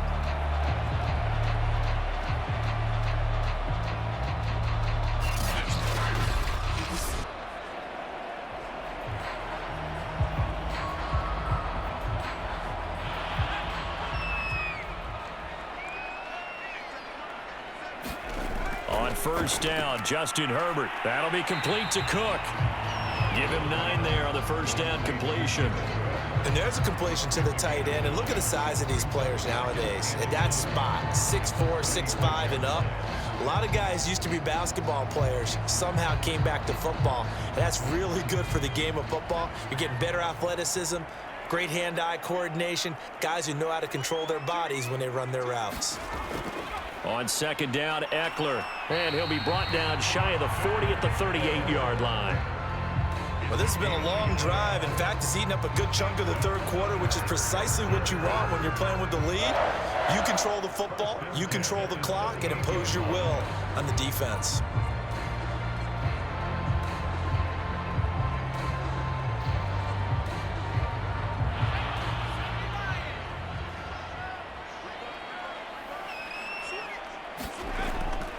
Now Eckler. Three-quarters in the books. You are watching the NFL on EA Sports.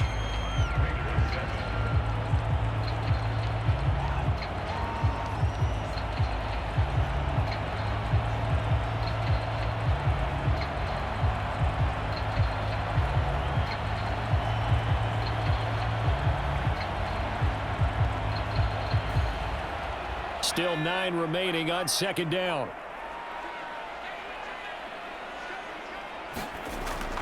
A handoff, it's Eckler. And he'll take this up over the 40 to about the 41. Call it about a gain of 3, and they'll be looking at a 3rd and 7 coming up. Brandon, I've got to think this offensive line has got some smiles on its faces. And I know it sounds crazy, but they practiced for this back in training camp. They knew they'd be in situations where it'd be extra defenders in the box coming after them, trying to keep them from locking down a game. Right now, they want to show the world they're up to the challenge. Throwing the out route and complete. It's Allen. And he is going to have the Chargers first down as they're able to get the 3rd down conversion. And looking to put this game on ice in the 4th quarter, but still not afraid to throw it as they show there. You want to play the game with confidence, and they have a guy who's in control right now. Their trigger guy throwing it, they feel just as confident with him doing that as they would if they tried to run the ball and run the clock out.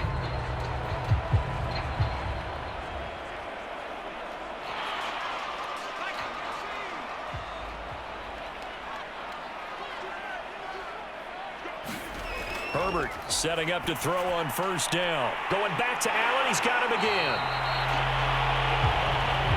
These guys are running offense like you drive. The pedal is down, stomp down. How about that? Back-to-back completions. They are rolling. So much for being conservative and running that football. Clock continuing to run. They'll probably wind this all the way before snapping it on 2nd down. Out of the gun, Herbert throws left side, complete to Keenan Allen.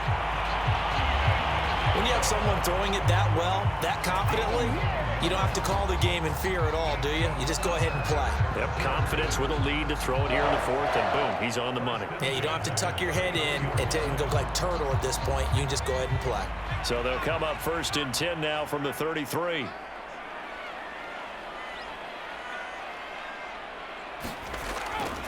They'll try and run some clock here as they keep it on the ground. Working his way for a gain of 7 to the 26. I have to chuckle to myself a little bit, Brandon, because right now I could be in that huddle with that offensive line, and I know exactly what they're saying. If you call a pass play here, we're going to call a timeout. Run the football. We've got control of this thing. Get him behind us and let's go. Their time to shine. Eckler going to get it again on 2nd down. And he's got a 1st down there after a gain of about 12 as the clock will stop right now for the 2-minute warning.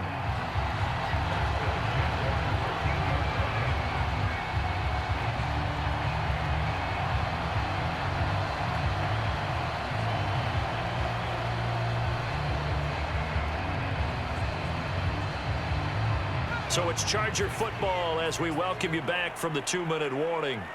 And the scoreboard on their side, they're just looking to melt away these final couple of minutes and put this one in the left-hand column. And now right out of the 2-minute break, we'll get a timeout used defensively with 1:56 to go.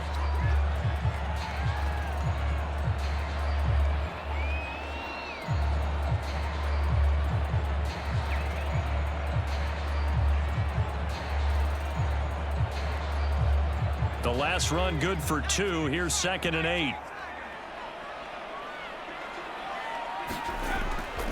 On the give, this is Eckler. And he'll get this one down to about the 10-yard line. And now with 1:52 to go, we get another pause in the action. A timeout here defensively.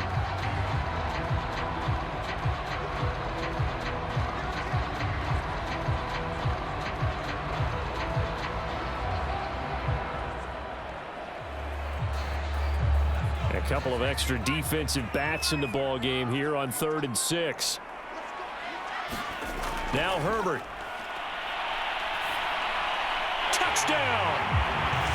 Austin Eckler from 10 yards out. And the Chargers go 98 yards and finish it off in the end zone. CD, it seemed like they were so focused on the guys out wide, they forgot about him out of the backfield. That's a really good point because you got to communicate, and oftentimes when you start counting receivers, that's exactly what you do. You start from the widest receiver, work your way inside. Who gets lost sometimes? The back in the backfield. That's exactly what happened there. And he got into the end zone. Here's Hopkins now for the extra point.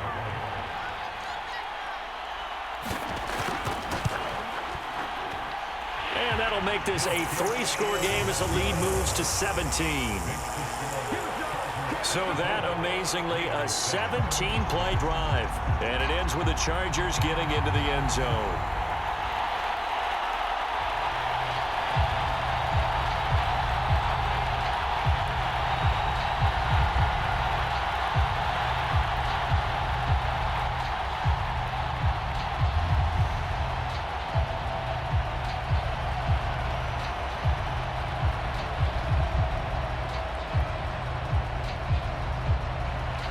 Following the touchdown, Dustin Hopkins will kick it away.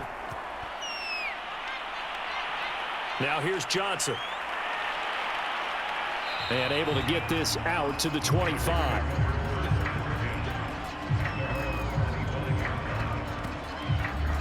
Here's Las Vegas ready to take the field. They're down big here late. I don't know. You just one last drive here for pride. Some people like to do that. I remember playing for a guy once. We were down huge, and someone said, "Coach, what do you want to call?" He just waved a hand like, who cares? Let's get out of here and do something some other time. But some teams like to do something at the end to feel a little bit better as they continue to move forward. Yeah, probably just want to put this one behind them.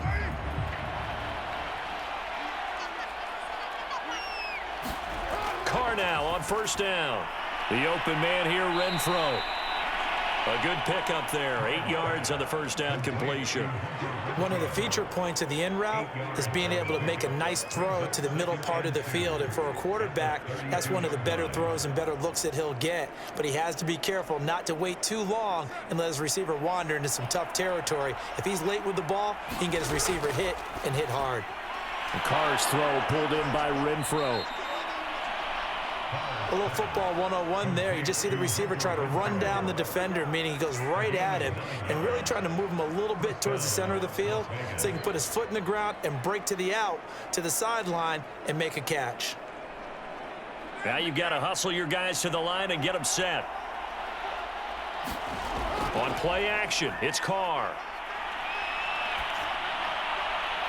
And that's caught inside the 30. And he'll go down, but not before getting this inside the 30. A big play there for the Raiders. At this stage, there's nothing left to do but to keep firing. And if you're a play caller, you may go off your sheet and use some things maybe you hadn't planned to in this game. Maybe that was one of them there that worked. Carr now on first down. And oh, that nearly their first pick of the game, but it falls down to the ground incomplete. At this point, down big, you'd have to imagine this defense are just going to sit back, blanket the field as best they can. Yeah, this is actually the easy part of the game for them because, just as you noted, they can sit back, keep everything in front of them. But they've blanketed the field the entire game using a variety of coverages. Carr to throw again. This complete to Jones. Now the Raiders going to burn their third and final timeout as the clock will stop with an even 20 seconds left to go.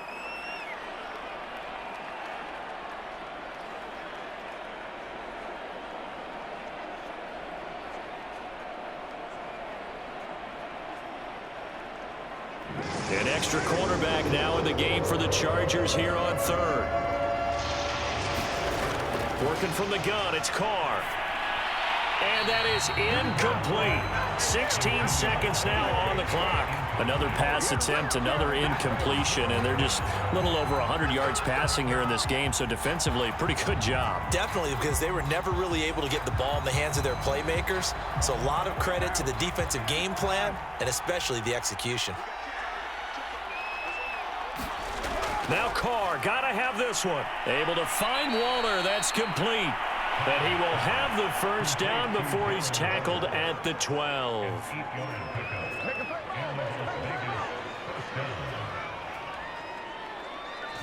So this one's over. It's in the win column for the L.A. Chargers. And it was their defense that really made the statement after the break. They pitched the second half shutout. Yeah, think about the team that just got vanquished. They did score in the second quarter. Do you think they thought at all that that would be their last points of the game? No, but what a second half. The adjustment, whatever they did in the locker room, it certainly worked. It certainly did, and you're exactly right. Whether it was an adjustment, whether it was just more focus on what they planned to do going in, whether they just played better, whatever it was, it all came together in the second half, and no points were allowed. That's a great way to close them out.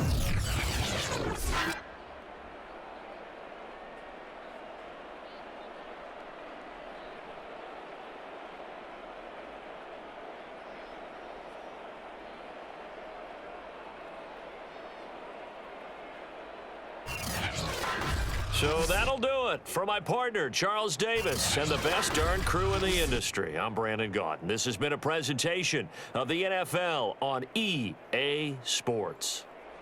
So long, everybody.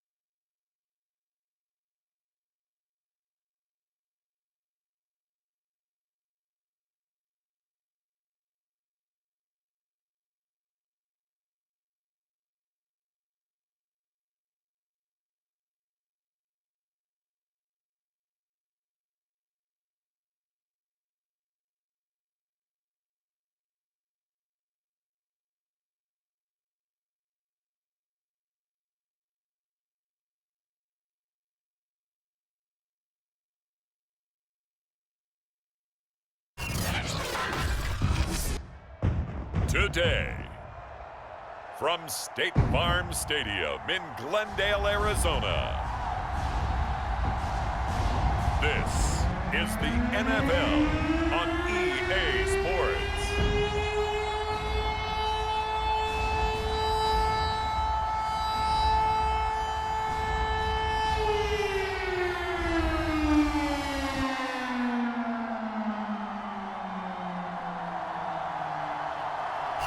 EA Sports coverage of the NFL takes us to the Valley of the Sun at State Farm Stadium here in Glendale. Straight ahead, we've got a good one on tap here between the Kansas City Chiefs and the Arizona Cardinals. Now the big leg of Matt Prater ready to get this one started. And we are underway here on EA Sports. And he'll be brought down at the 28-yard line, so the decision to bring it out of the end zone gets him 3 more. Time to see what Patrick Mahomes can do here with his first possession. The quarterback out of Texas Tech getting set to lead this KC Chiefs offense. And when you think of Patrick Mahomes, you start to think about all of his attributes, and you realize very quickly you can't just put him into one box. No matter how the game proceeds, no matter what is needed, he tends to have an answer for it and plays accordingly.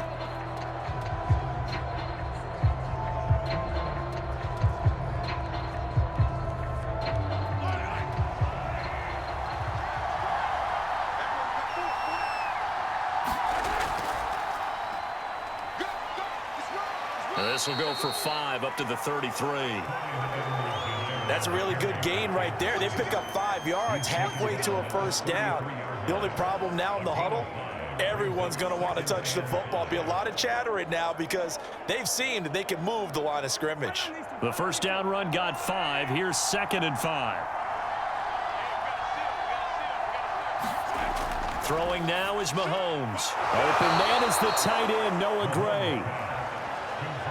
An ex-teammate used to tell me all the time, I hate experienced quarterbacks because no matter what, you really can't hide what you're doing. And I think that right there, he knew right away where the blitz was coming from, where his primary guy was going to be, and he ended up going to a secondary target for a nice game. I was just going to ask you, that wasn't the primary target. He's so good at that, isn't he? I think he knew right away that he wasn't going to get to his primary guy. I think he read that as soon as he got to the line. And at the 7-yard line, the catch is made. And all the way in for a Kansas City touchdown. Mecole Hardman, 61 yards. And the Chiefs are going to take a first-quarter lead. Not a bad way to start it. And I think that that was part of their script because so many teams script their opening possessions. And whether it's just that possession or even deeper into the half, sometimes it's 15 to 30 plays. That had to be one in there where they call a shot play. Go for the big one, and they got it done. Harrison Butker is on for the extra point.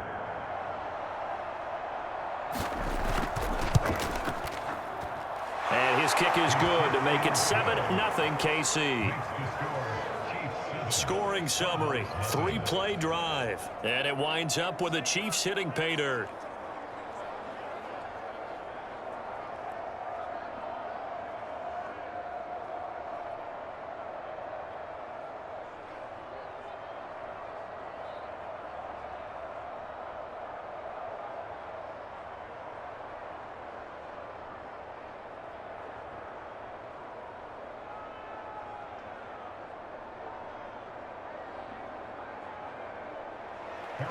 Now after the touchdown, here's Butker on to kick it away. On the return, Rondale Moore will bring it out. And he won't quite make it to the 25. Here come the Cardinals, and it is Kyler Murray from Oklahoma who leads them out. And when you have a guy like Kyler Murray under center, it not only opens up your playbook, it allows you to draw up even more plays because he's among the best dual-threat quarterbacks in the league and a true playmaker. If flushed out of the pocket, he might even be more dangerous. The next step for him, being able to throw on rhythm and deliver from the pocket.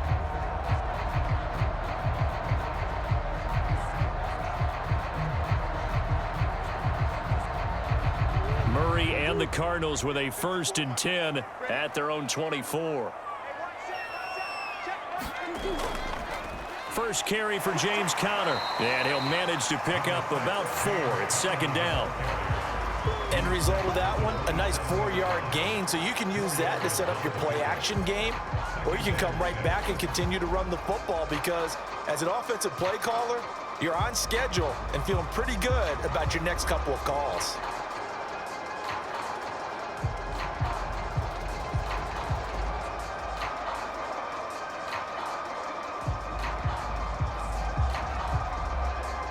The run got 4. Now they deal with a 2nd and 6.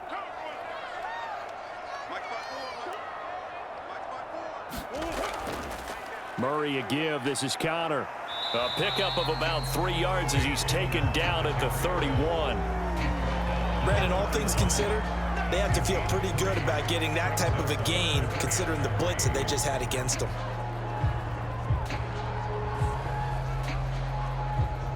Now on 3rd down, an extra DB out there for the Chiefs. Throwing now is Murray. And the throw there going to be incomplete. And 3rd down is a key down in any game you play. And 3rd down defense, something we've got to watch in this one. Got to be effective on the passing downs. That's a pretty good first step right there.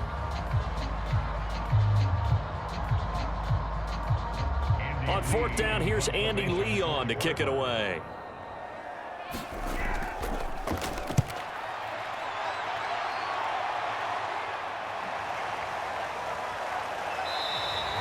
A big kick that time, 52 yards. And it's Chiefs football, 1st and 10. Kansas City taking the field for their second drive. And they'll be looking to make this a 2-score advantage. Had the touchdown on their first drive, Charles.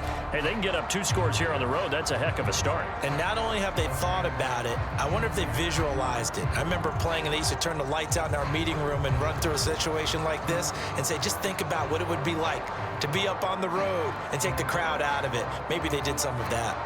Mahomes will lead the Chiefs up 1st and 10 at their own 20-yard line. Here's Edwards-Helaire as they will start on the ground. And he is brought down at the 22 after a gain of 2, and it brings up 2nd down. Not the kind of gain that we'll go absolutely crazy for, but it's the kind of gain that you need to have when you're running back in the NFL. And Clyde Edwards-Helaire, with that low center of gravity and strength, he's going to get those tough, gritty yards for you when necessary. From the 22, Mahomes. That one caught by Tyreek Hill. And he'll be out of bounds just shy of the 40. It's a big play there for the Chiefs. Boy, they've definitely come out of the gate smoking here in the first quarter. Whatever they've tried to run has worked. And there's another example right there. Game plan is one thing, but how about his accuracy? It's been exceptional.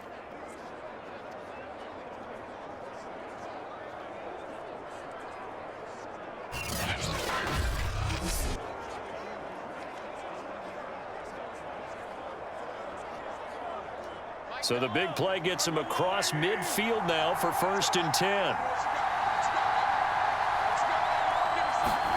Now here's Mahomes. Complete, the tight end Kelsey. And he's taken down inside the 30. When you get a big tight end like this, sometimes it takes more than one man to bring him down. Oftentimes your best bet, just jump on and hold on and wait for your teammates to arrive to help get him on the ground.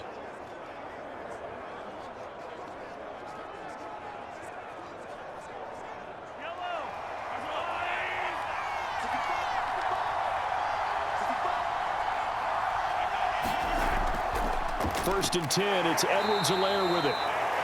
Credit him with a 1-yard gain there to make it 2nd and 9.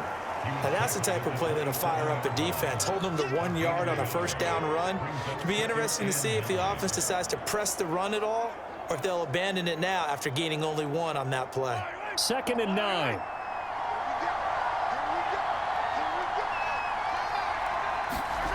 Mahomes now to throw. On target over the middle to Hill. The reception good for 7. It's 3rd down. One of the selling points of the in route is it gives the quarterback a really nice sight line to his receiver and almost on a direct shot, able to throw the ball into the middle of the field and have a great chance of success as they did on that play.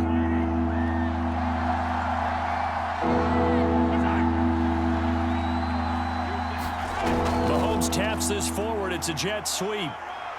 He'll have a first down inside the 10. And he is out of bounds, but first he gets it inside the 10 to the 7.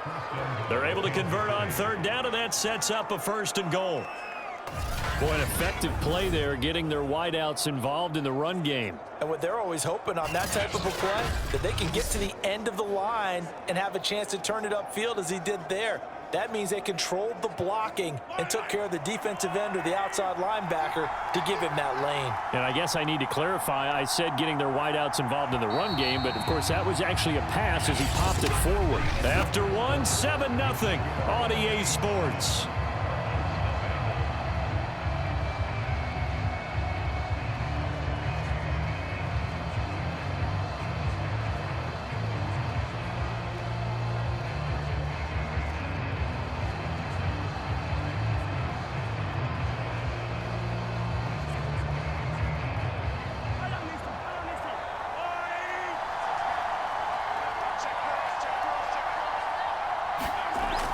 They'll run with Edwards-Helaire. And a little bit of space there takes it inside the 5 to the 3. It'll be a pickup of 4, and it brings up second and goal. Defensively, they must have been expecting a pass. They were in the dime look out there. I think maybe they were deciding to go with speed on the field rather than bulk. I'm with you, a little bit surprising. But they wanted people getting to the ball as fast as possible. The lighter, shiftier defensive backs allow you that opportunity. Williams fighting, but he won't get too far. Maybe a yard, that's all, down to the 2. A minimal gain there on the 8th play of the drive. His path became similar to almost running a stretch play, didn't it? Trying to find a crease, anywhere to put his foot in the ground and cut back. It just never materialized. This defense hasn't let him in yet. They'll need to stiffen here. Third and goal from the... And he takes this into the end zone for a Chiefs touchdown. Clyde Edwards-Helaire taking it in from 2 yards out. And the Chiefs are able to grow their lead. There's not much that's perfect in football, but that's about as close to it as you're going to get. Score, force a punt, score again. And both drives were impressive. The opening drive was, that last one was. Now on the other side, though, what's your psyche? You're really behind the 8 ball. You got to make sure you just hold in there. Survive the early storm, relax a little bit, and try and get back to your game plan. It's way too early for panic.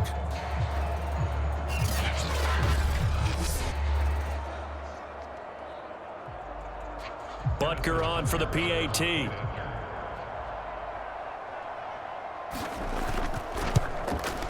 And it's good to make it 14-0. So that drive, 80 yards, 9 plays. And it's capped off by a touchdown run from Clyde Edwards-Helaire.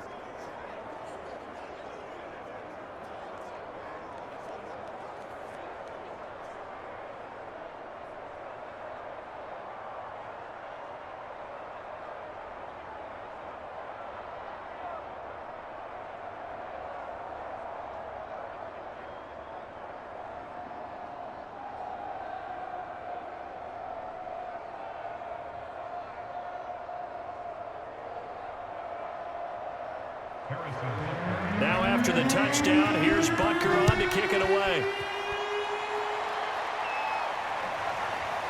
From a yard or 2 deep, here comes a return. And he returns this to the 22.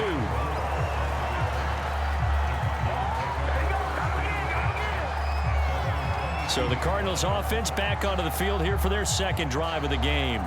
And they're in a bind early here, down 14-0. Are you worried at this stage or still too early? You're worried. You're just trying not to transmit it to the rest of your team. You want to make sure that they stay positive. But at the same time, you're wondering, how are we going to move the football? What do we have on this play sheet that can work? Get back to basics is usually your answer. And make sure you find the guy who can move the ball fastest for you if you just get it in his hands. Yeah, still second quarter. You get points on the board here. I think you're feeling okay. It's Connor as they stay on the ground. And he'll get about 3 as he takes this up near the 25. Defenses always talk about earning the right to rush the passer on third down, and you know what offenses want? Win first down so they can set things up for themselves better. And that wasn't helpful there. Not a big impact on first down.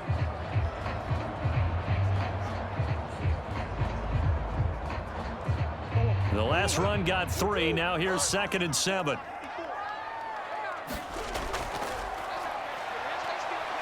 And from the 25, they work this to the 29, a gain of 4.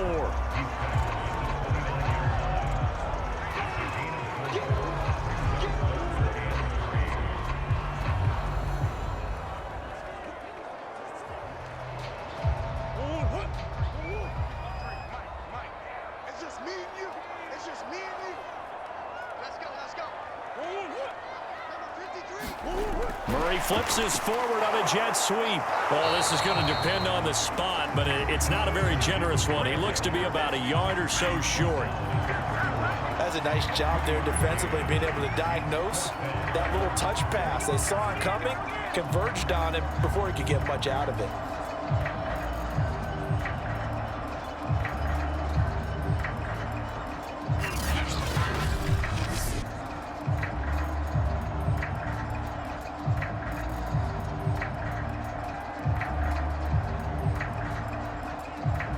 Here's Andy Lee now, as he'll kick it away for the 2nd time.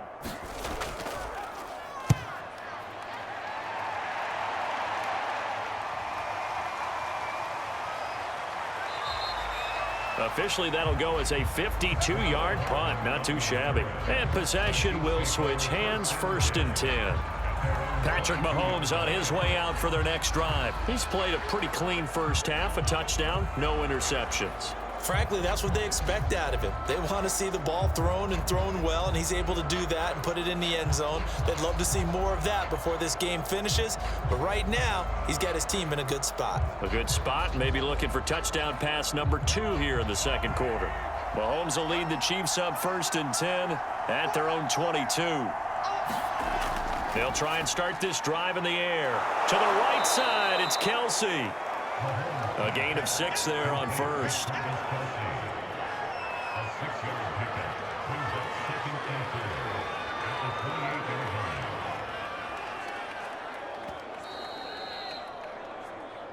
line. 2 minutes to play, first half. It's 14-0.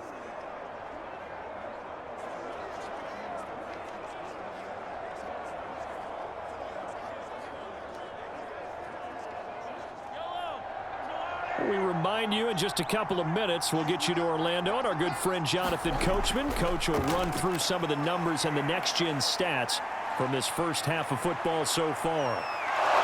And he's brought down after a very nice gain. He was taken down at the 50-yard line. Certainly making his presence felt in both the pass and the run game. He's having an impact. Yeah, his first carry of the game right there. He had hurt him with his arm. Now he's showing that he can shuffle the puppies as well.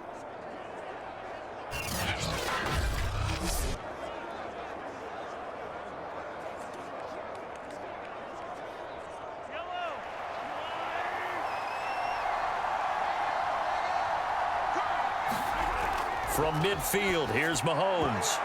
And that nearly a turnover, but it's incomplete. Well, fortunate to retain possession there, and it's 2nd down. Defensively, celebration time because they finally forced an incompletion. He was perfect throwing the ball to that point. Yeah, but from his viewpoint, they didn't force the incompletion. He just missed. That's how hot he is right now, and that's how he wants to continue to throw the ball. On 2nd and 10, Mahomes. And that is knocked away in the middle of the field and incomplete. Feels like they're getting caught in between here because that incompletion's on 1st and 2nd down. Now you got to worry a little bit about the clock because you prefer not to give him another shot here in the first half. If you don't pick up the first down, guess what? You're likely going to have to.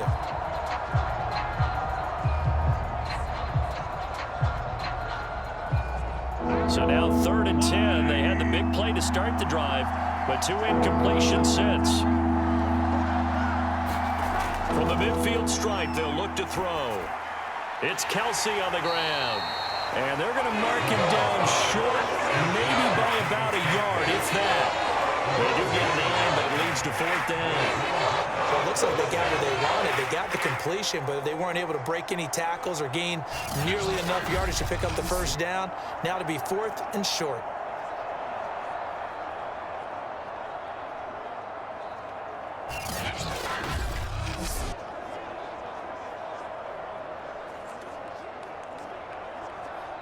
So now on comes the field goal unit, and wow, this is no ordinary try here. So this will be spotted on the midfield logo. It's a 58-yard attempt. And he missed it. It's no good. And this score will stay right where it is.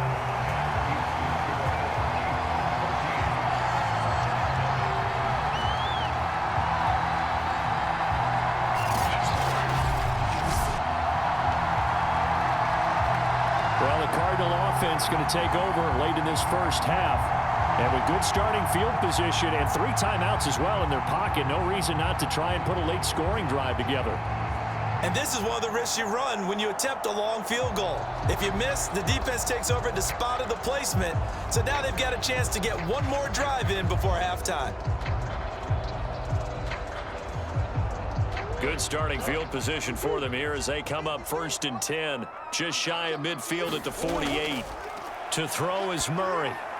And his throw here is incomplete. They've been playing sound fundamental defense thus far and able to keep this offense from creating a major dent on the scoreboard. Able to force the incompletion, but still waiting for that game-changing play. You feel like it's coming, the first sack, the first turnover. In a sense, they're playing old school defense right now. The new school defense is what you said, taking the ball away.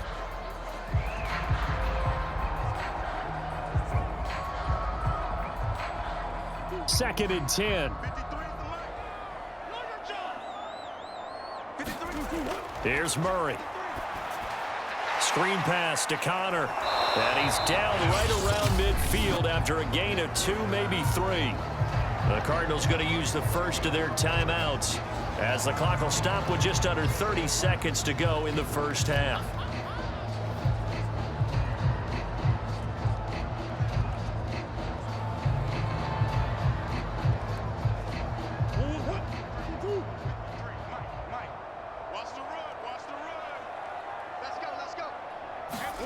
Here's Murray from midfield.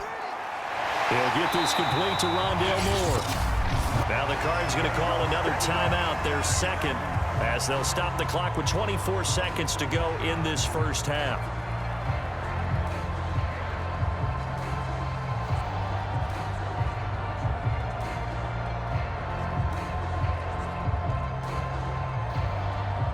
Line of scrimmage, the 31 now on 1st and 10. Here's Murray. Urtez at left side. And a loose football. And it's picked up by the Chiefs. And he's able to get it back to the 41-yard line. Always costly to cough up that football. These defenders, they become so adept, though, at jarring it free. Yeah, it's amazing that there aren't more fumbles caused because now, if you're an offensive player, you go through ball security drills every single day. It's really not out of line to think you should take the ball to bed with you and just hold on to it. But the bottom line is, no matter how much you try to protect it, these guys are pretty good at finding ways to knock it out.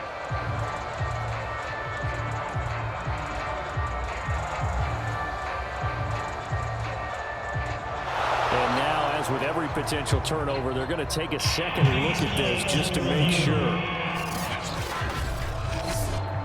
Now the question, was the knee in fact down before this ball comes loose? And is the video convincing enough to overturn it? A lot of factors here. Remember, you also need clear possession of football afterwards. This is a tough one to overturn.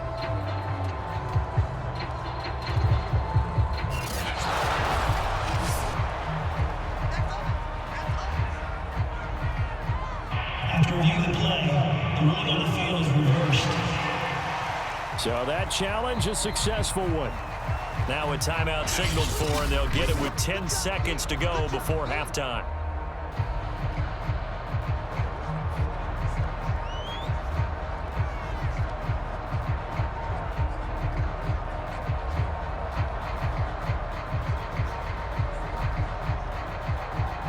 So on second down, the field goal unit is on here as they try to get 3 before half. From the left hash mark, this a 43-yard attempt. And Prater's kick is on the money. It's good. And they will get themselves on the board here at 14-3. Will go down in the books as just a one-play drive and then 3 points tacked on to the end of it. Maybe a moral victory of sorts. They're on the board here late in the first half, but this offense just hasn't looked that sharp. Yeah, but at least they got the 3 points, right? At least have something to, quote-unquote, hang their hats on and maybe feel a little bit better about themselves as they head to the half. Maybe time for one play on offense. 7 seconds to go in the half as the kick is away. This fielded right at the goal line. And he'll get it up across the 20 to the 21-yard line.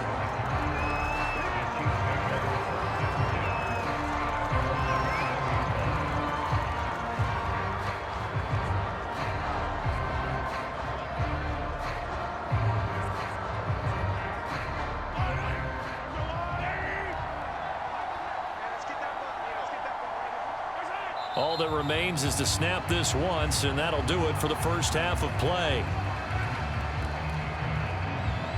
So we've reached halftime with the visiting Chiefs on top. As now we send you out to Orlando and hook back up with Jonathan Coachman for our EA Sports Halftime Report. Okay, Brandon, thanks very much. And welcome in, everyone, to an abbreviated version of the EA Sports Halftime Report.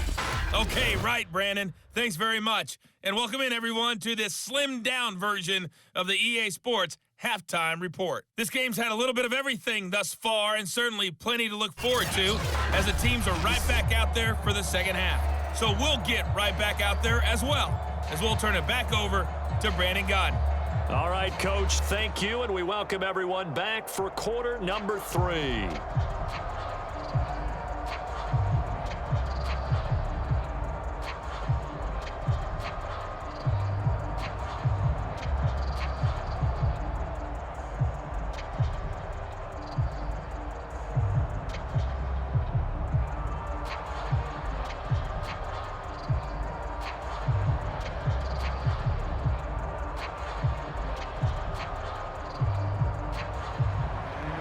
It'll be the Cardinals who get the ball first. They trail here as we resume action in the third quarter. Set to return it. Here's Moore. And out a little across the 25 to the 27.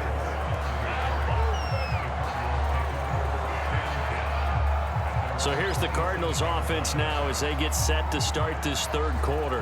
And they're still very much in this game, although they do trail. What's the game plan, Charles, for the second half? It might be a little counterintuitive because most people will think losing equals passing the ball more, but I'd establish the running game.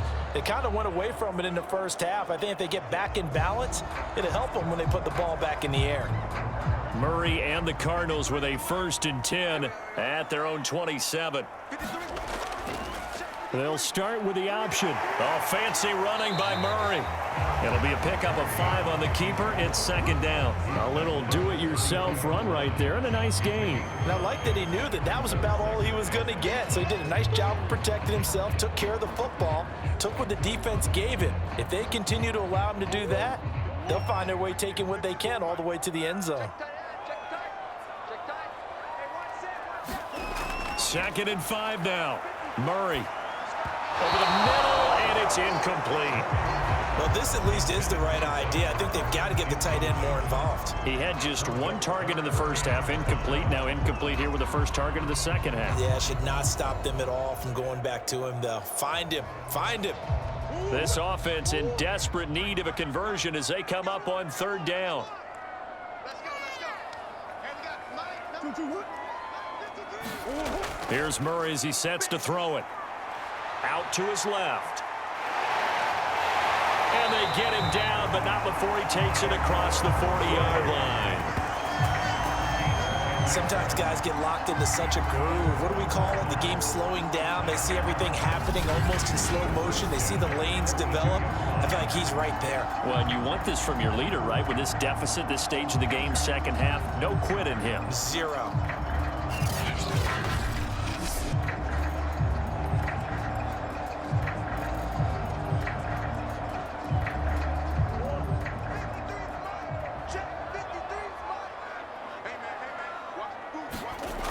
On 1st and 10, here's Murray.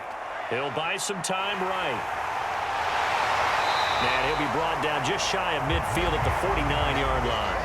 Nice work to get 7 out of that, and it's 2nd down. Now, that was not a bad scramble there on 1st down. He didn't force it, nor did he throw it away. He was able to take off, and now he made it a very manageable 2nd and short. 2nd down and 3.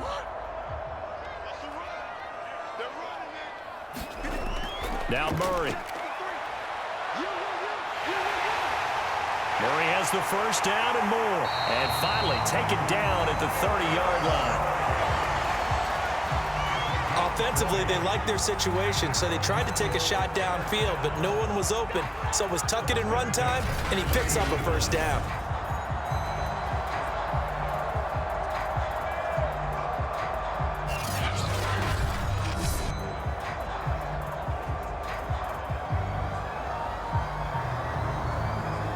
Still in search of their first touchdown of the game, but they're on the move. 1st and 10. Out of the shotgun, they'll run with Connor. And he's got about 5 yards as he's taken down right at the 25. That's a strong pickup right there on 1st down. And as this drive goes on, we're seeing an offensive line and running game imposing its will. After the pickup of 5, here's 2nd and 5.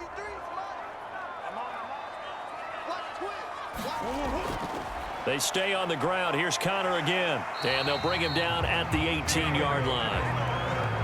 And that's a nice pickup of a 1st down on that 2nd down run.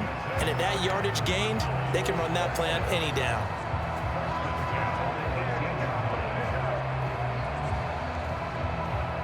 Took till the 2nd half, but finally a red zone opportunity here. They have a 1st and 10 at the 18.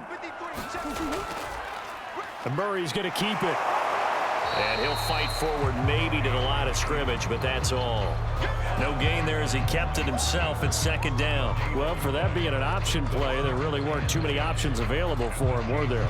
No, there weren't, and at least he was able to get back to the line of scrimmage, so they didn't lose anything, but you're exactly right. Nowhere to go. Phoenix, Arizona's the spot. Glad to have you along for the ride. 3rd quarter action and a 2nd and 10 upcoming. And that almost their first INT of the ball game. Had his sights on it, but he couldn't seal the deal. I know in every game we do, we talk about momentum. That was a momentum play lost.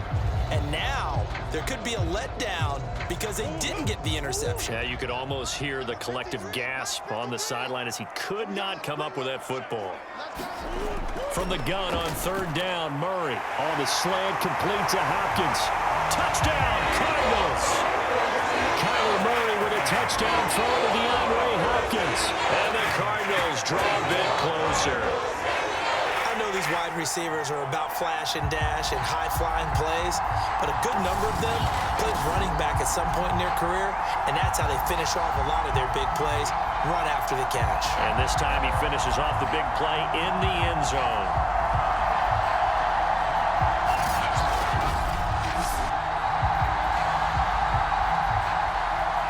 Cliff Kingsbury going to decide here to leave the offense out and go for 2. It appears they're going to throw for it with Murray. And he's got it. So the try for 2 successful. And with it, they're back within a field goal. I guess the coach looked at the 2-point cheat sheet, said go for it, get it to a 3-point game, and they did it. Yeah, and sometimes you just throw out time of game. You don't worry about that. There's just a feel sometimes in making that call. And he felt good about what he had for a 2-point conversion. And now they're only down 3 and feeling great about themselves.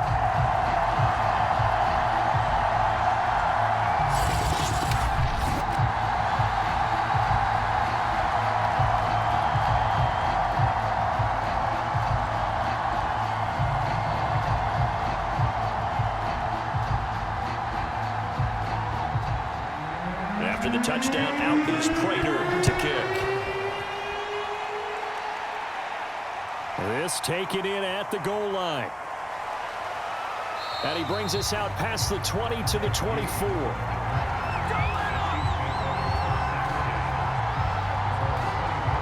So here's the Chiefs offense ready for their first reps in half number 2. And maybe some renewed pressure on this unit following the touchdown a moment ago. It's back to a one-score game. And because of that pressure, because it's now a one-score game, they know this is where you need to slow the momentum change, because otherwise that could overrun your team. You've got to be careful right here. Mahomes will lead the Chiefs up 1st and 10 at their own 24. The drive will begin with a run by Edwards-Helaire. And this will be a gain of 5 as he gets it to the 30. An opportunity to get a drive started here at the end of the third quarter. What you're trying to do is break the game down a little bit. Don't let your guys see too deep into the game, into the future, and say, oh, we got to get here. No, right here, right in front of them, melt the clock down, get to the fourth quarter, try and keep going. And try to keep that lead. Exactly. Second down, back to Edwards-Helaire. Still a couple yards short of the first as the 3-yard gain brings up a third down. Tough day, tough sledding right there, and it's been that way the entire game. Not a whole lot of room to ramble for him. Yeah, you're right. It's been that way all afternoon. Didn't get a whole lot better there.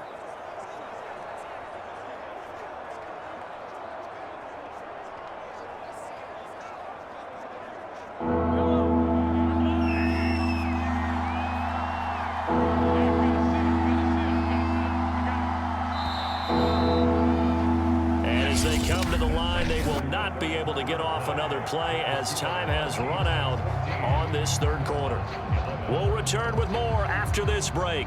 You're watching the NFL on EA Sports.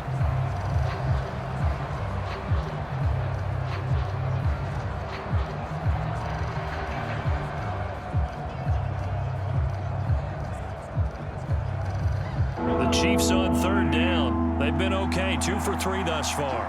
Here it's 3rd and 2. Edwards-Helaire, they'll try to run for it. And he's going to have the first down, yardage to the 35. Hasn't been his best afternoon on the ground, far from it, but a critical third down conversion. This afternoon just got better. All right, you're exactly right. It hasn't been his best in terms of yardage, but that run there, that's the one your teammates look to you and go, okay, that's what we want from you. That's what we need. Now they have a chance to keep moving forward and a chance to win the game.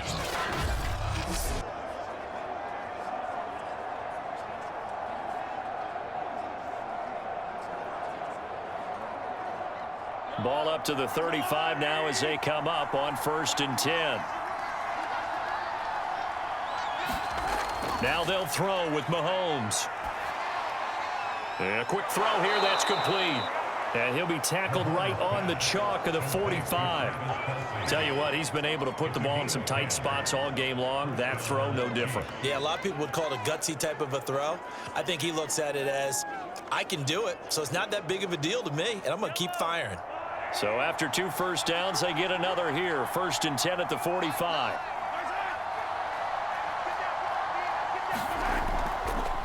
Edwards-Helaire on the counter. And he'll get it across midfield and down into Cardinal territory. It's a 7-yard carry to set them up with a 2nd and 3. All right, that's a decent game there, but it hasn't been his best game overall. So I wonder what the mindset is of his team. Do they want him to handle the football and try and close this game out? Or are they going to make an alternative plan and maybe go in a different direction? I think they need him, and this is his time to shine. They fake the give. Now Mahomes. And going deep for Hill. And he knocks the ball away, and it falls incomplete. One thing that offensive guys stress when they throw the deep ball, you're just counting on your receiver to find it, adjust before the defensive back can get his head around. In this case, though, the DB matched it move for move and knocked it away.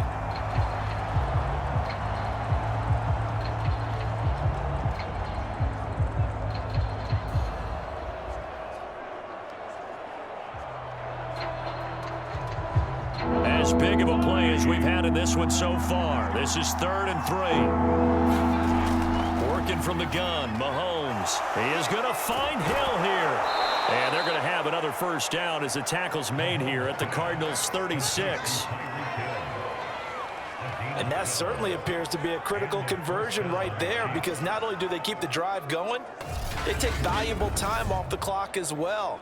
They have to feel really good about that last completion.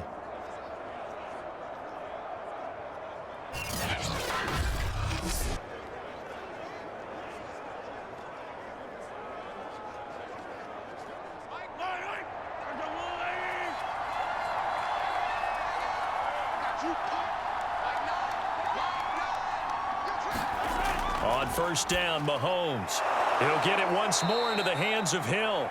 And he's got this down almost to the 20 before he's dropped. And a good quarterback facing zone coverage, if he has just a little bit of time to survey the scene, that's what's going to happen. No doubt about it. If there's no pressure, he's going to continue to pick them apart because he'll have all that time to find someone open downfield. You can only cover for so long. So maybe they want to go to a zone blitz scheme, get a little bit more pressure. Remember when Carolina did that against Denver? They lost the game ultimately. They dropped the defensive end out, and he ended up with an interception in that game in Super Bowl 50. Maybe some sort of scheme like that to try and get more pressure at the passer. They'll try and run some clock here as they keep it on the ground. And now we'll see a timeout used on defense as they stop it right out of the break with 1:57 to go in the ballgame.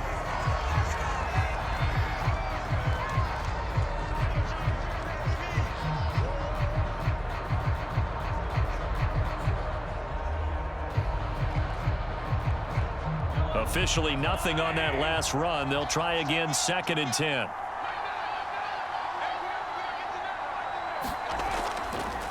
They'll run. It's Edwards-Helaire. And he's going to get this one down inside the 15. And now with 1:52 to go, we get another pause in the action. A timeout here defensively.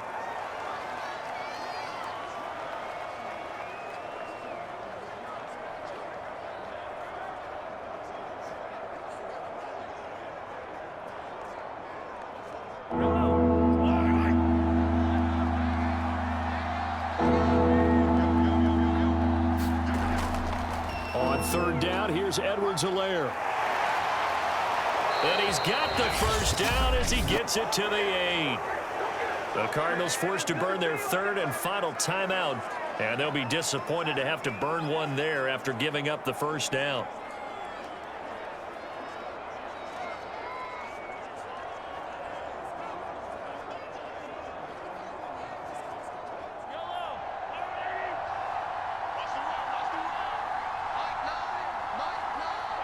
And they'll indeed take a knee.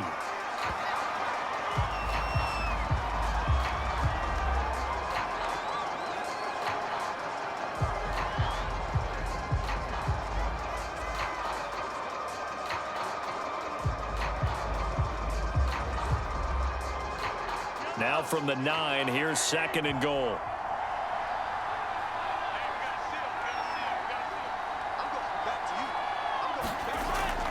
They'll hand it off now. Williams.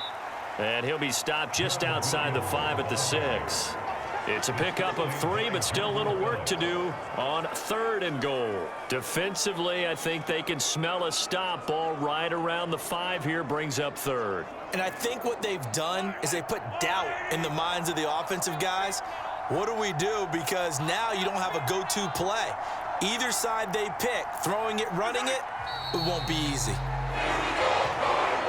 I don't know about you, partner, but watching them take the knee there and finish this one off, I think I'm going to be sore tomorrow. This was one bruising affair. Low scoring, but my kind of football. Not a work of art, but maybe in your world, a little bit of a work of art. You like the defensive side. I thought it was pretty. I can't help myself. I thought it was pretty. And it ends in a kneel down as the clock rolls down to zeros. So this one in the win column for Kansas City, and it was a bit of a strange game. They were held scoreless through the entire second half, but their first half output, that's enough to carry them to victory. And that's an odd game to watch, isn't it? Because when we saw the output in the first half, you think to yourself, okay, they've got something working here. They know what they're doing. They'll continue that along. But instead, it's goose eggs in the second half. Fortunately, enough of a cushion and enough defense to carry them home.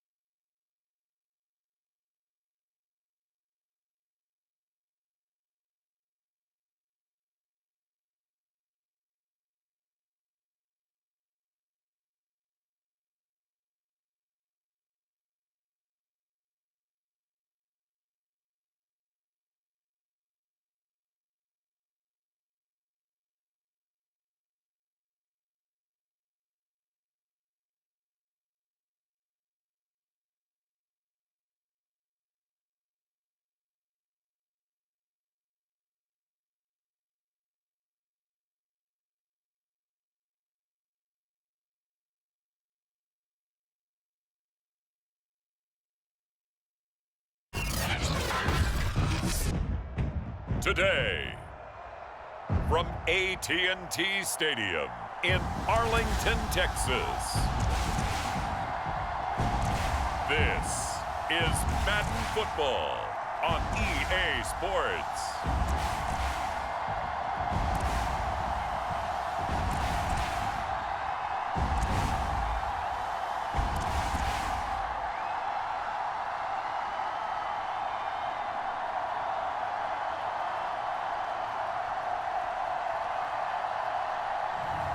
We'll see Dak Prescott and the Dallas Cowboys taking on Tom Brady and the Tampa Bay Buccaneers.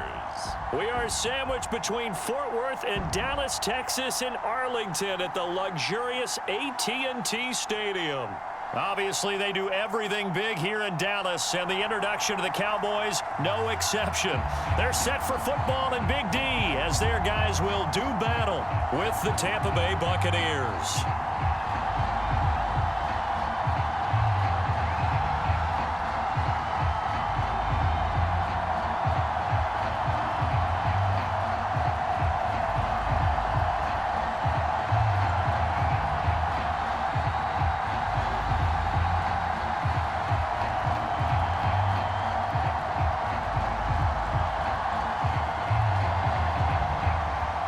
Greg Zuerlein's got it teed up, and off we go from Arlington.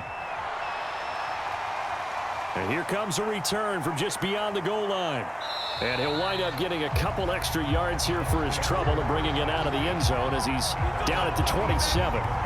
Always fun to get a peek at Tom Brady as he gets in place to command this offense for Tampa Bay. Well, we've all seen what Tom Brady can do on a football field for a couple of decades now. But how about his most impressive accomplishment? Moving to a different franchise and taking them to a Super Bowl title as well. Not many players can continually stiff-arm Father Time the way that he has.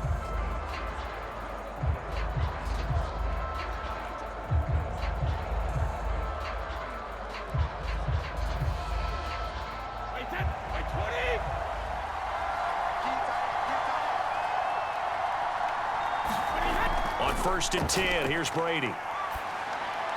And a first hookup with his all-pro tight end, Rob Gronkowski. And down he goes, but he takes it up to the 40. And I put my first tally mark next to the Brady to Gronk counter here. I think it may be the first of many because once they get going, look out, things tend to snowball. Tom Brady trusts Gronk as much as any receiver I think he's thrown to in his career, and it's evident when you see that. And that's saying something. That's saying something right there, but he's earned it. Meanwhile, Brady's throw taken in by Evans here. A good pickup there, 8 yards on the first down completion. It's a gain of 8. Brings up 2nd and 2 at the 37-yard line.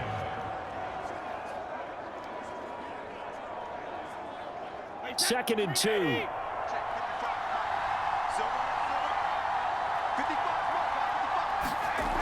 Brady going to throw. That's complete. It's Chris Godwin. And he's going to have another first down here as the tackle's made at the Cowboys' 36.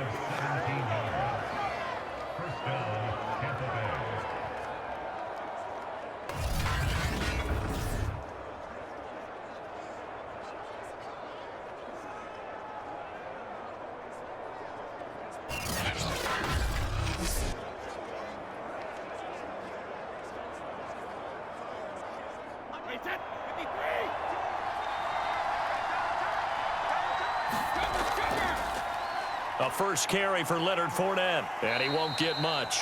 Maybe a couple. Down inside the 35 to the 34. That's a good play by the guys on the defensive side of the ball. Held him to a gain of 2. And that changes the playbook a little bit now for the guy calling plays. 2nd and 8.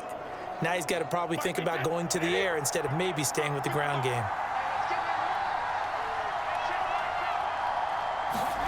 Throwing on 2nd and 8. Brady. Throw right side, taken in by Godwin. And he's going to have another first down here as the tackle's made at the Cowboys' 22-yard line.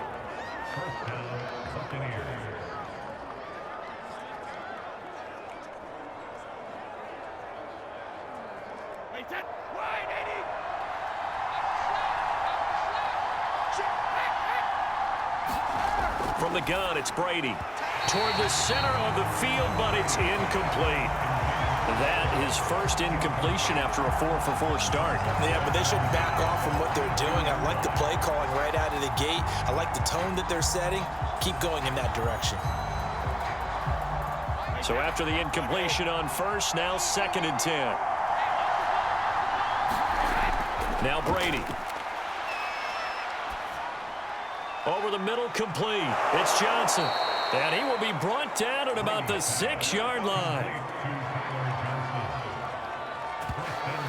And how about this first drive? They're being aggressive, slinging it around. Really confident, too, because they're not trying to fool them with running plays, throwing it, and they're being very successful right now.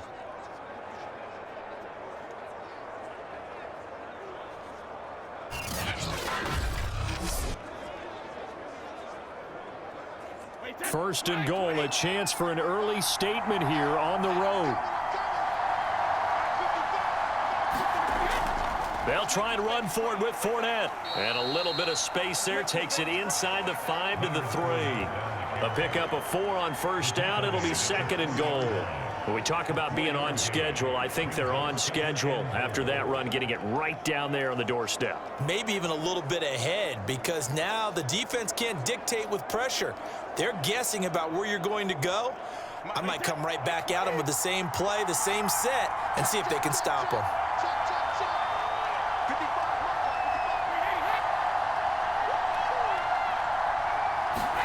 Second down and goal. Brady to the end zone, but it's incomplete. Now we got 3rd and goal coming up, and couldn't you imagine being in that huddle, partner? You know they look at each other saying, we can't come away with just 3 points after this drive. Yeah, they've covered a lot of ground. They want more than that 3. From the 3-yard line again, they'll try and punch it in here on 3rd and goal. They fake the handoff. Now Brady.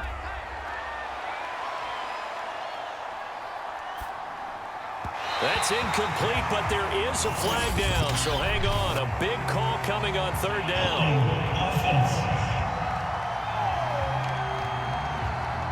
So a decision to make there. They decline the penalty as they'd rather force the 4th down.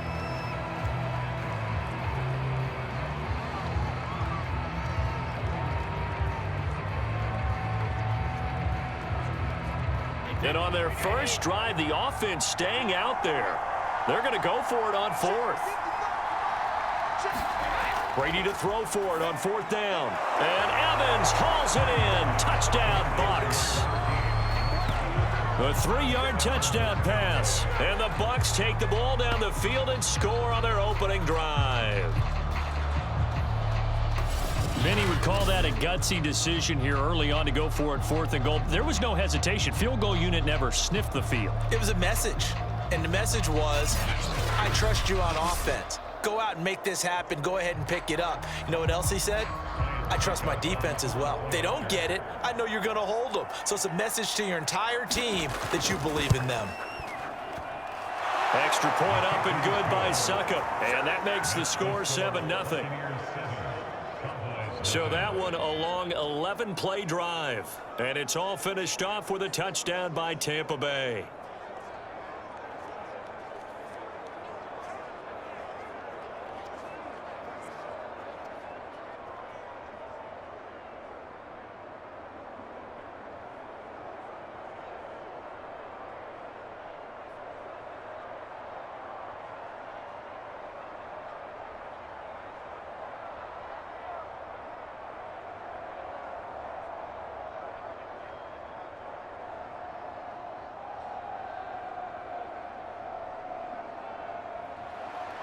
Now Pinion with the kickoff honors following the touchdown.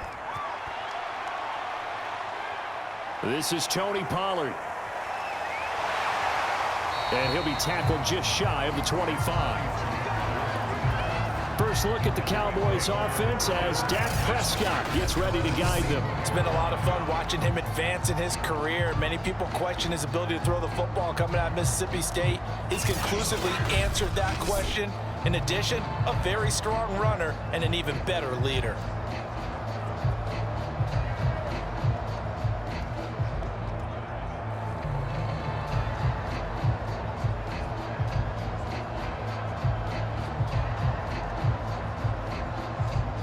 So Prescott and the Cowboys now with a 1st and 10 at their own 24.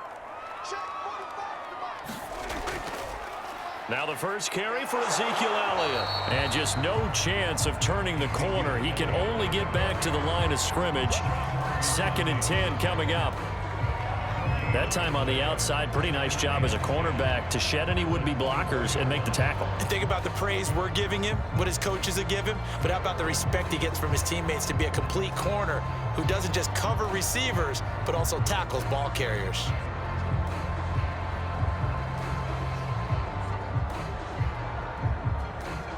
So after the run for no gain, here's 2nd and 10.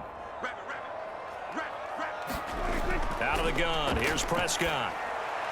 And he's taken down, but able to slip across the 35. We'll see what kind of mindset they have here offensively after giving up the touchdown on the opening drive. And based on our time with them, prior to this game, I feel like they've got a good mindset going in. In fact, the discussion that we had with the coaching staff was, we may give up some points in this game, so our offense has to be ready each and every time to either equal or try and get us ahead and try and keep us ahead. This is their chance to respond to that first touchdown given up.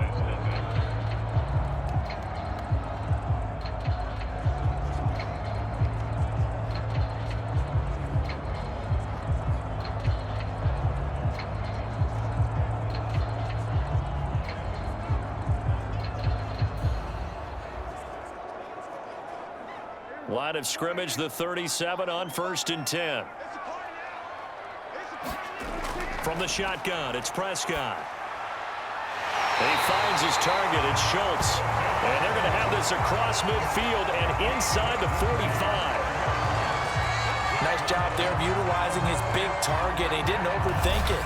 Understands the catch radius, understands that he knows how to use his body to keep defenders away from the ball, and puts it right out there for the nice pickup.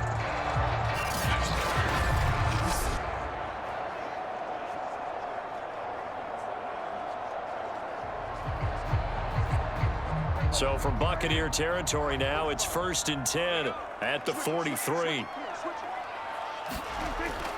A give to Elliott. And he works it past the 30, almost to the 25. I don't know what this says about me, but I love successful runs up the middle when the blocking is so well executed like that. And it doesn't matter whether it's zone blocking, whether it's a power scheme. When you have a blocker on a defender, and then the running back can read it, find the proper hole, and just go, it's sometimes a thing of beauty.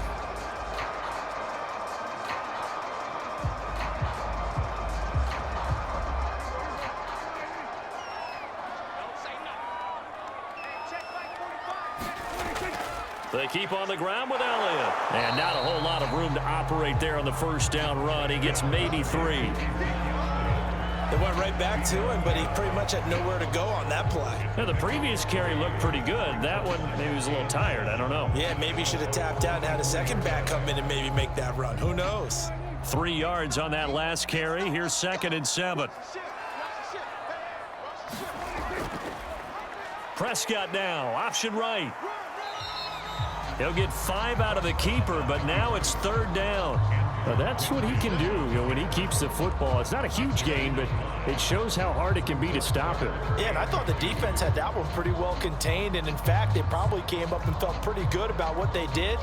Then they looked up and realized he still got good yardage out of it. He's a tough guy to stop. They'll try and run for it with Elliott. And he picks up the first down yardage as he takes it down to the 16. know it was tough for them to stand on the sidelines and watch the other team take it downfield and score, wasn't it? So they knew when they got on the field, it's on them. Pick up first downs, get downfield and score. How about them picking up that 3rd and short? I was just going to say, you and I were talking before the game, those 3rd down conversions are going to be huge in this one.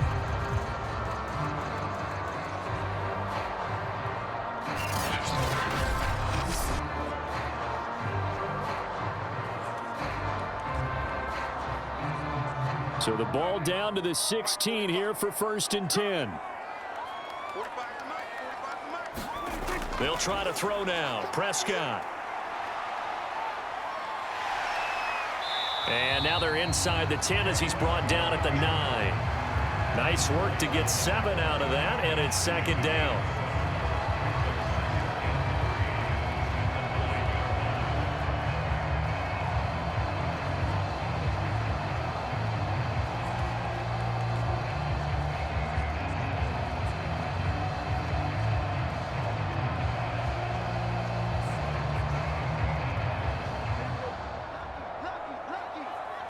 Two minutes on the clock, 2nd quarter, 7-0 ball game.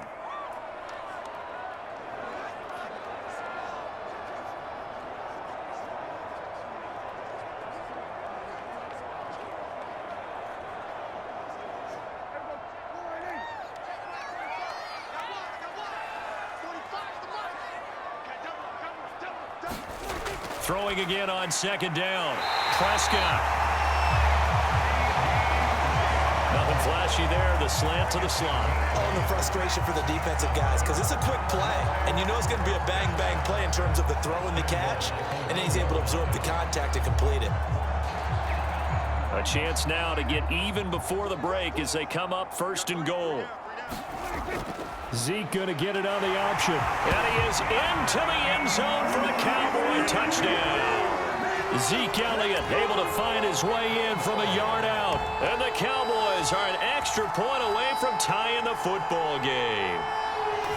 A solid blocking up front from the guys on the offensive line allowed him to get in for the touchdown. Yeah, some might say that the guys on the offensive line were in concert. I used to have a coach who called it marrying up, meaning when you get on a guy, you just stay right there. Each guy has his own assignment that allowed the runner to make the big move towards the end zone.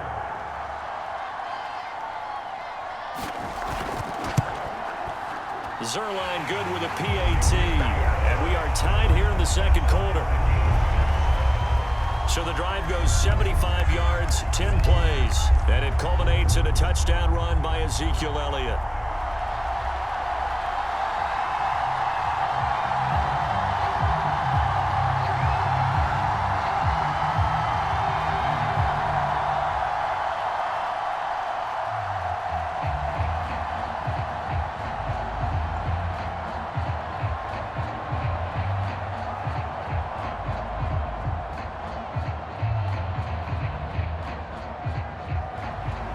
Each team's had it. Each team has scored. 7-7 here as the kick's away.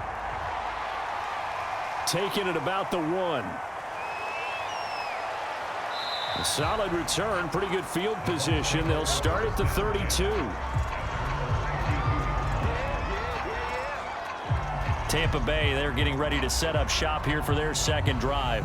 After the long touchdown drive we just saw, you wonder if maybe that's taken a little of the wind out of this offensive sails because they had it going pretty good last time, too. Had to sit over there for a little while, didn't they? You know, they were eager, amped up to get back on the field after just scoring, hoping to get the ball back quickly. That didn't happen, so I'd say come out, just kind of get started again. You know, it doesn't have to be anything dramatic. Just get moving, get loose again, and see if they can get it downfield. On 1st down, Brady. And that's off the mark, incomplete. Let's phrase this delicately, okay? Might have had a better option instead of throwing the football into double coverage. He was blanketed. I was surprised that he went his direction. Yeah, should have thought maybe about the check down, take the completion, keep moving.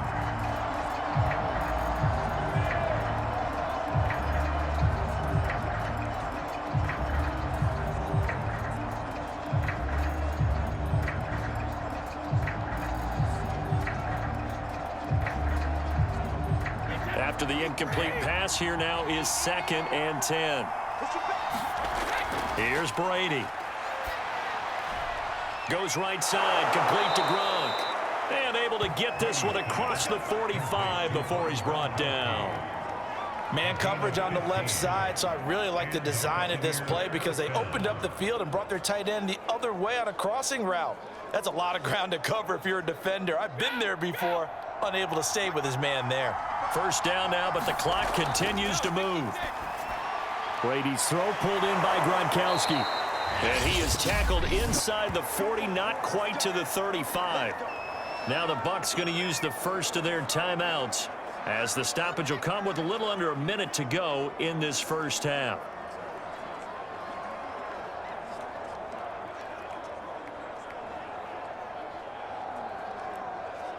Line of scrimmage, the 37 on 1st and 10. Brady now to throw. On the screen, Bernard. And they went the wrong way there, losing yardage back at the 43-yard line. The Bucs going to go ahead and use the second of their timeouts as they get the stoppage with just under 50 seconds remaining in half number 1.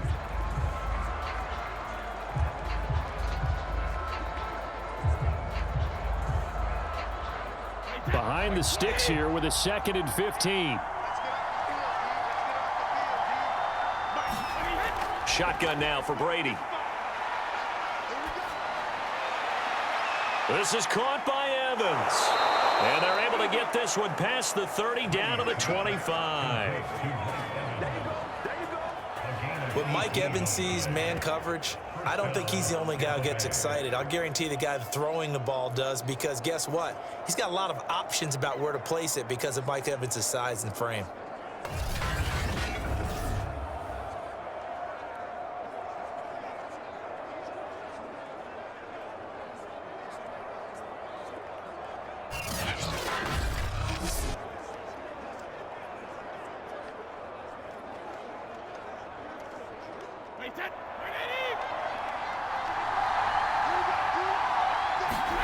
Throwing on first down is Brady. There's Evans again, complete.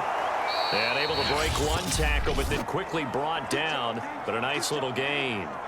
The Bucs forced to use their third and final timeout as they'll stop it with 14 seconds to go in this first half.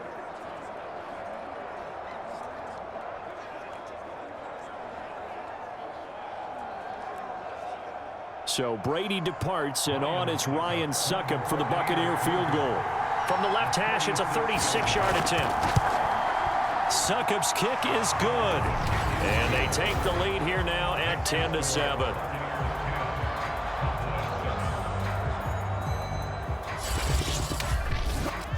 So a good kick there, and they put the bow tie on it with 3 points. And let's face it, everybody wants a touchdown. We know that. But in the NFL, defenses are awfully good. You're not going to score each and every time.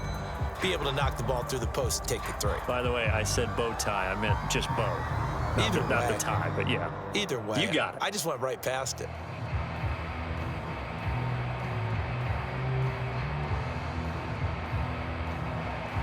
So not much time to speak of remaining in this first half as the kick's away.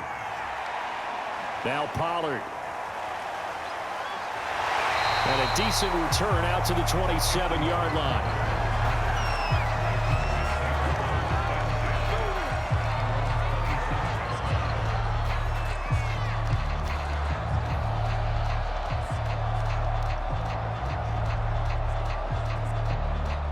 About set for this next drive by the Cowboys offense.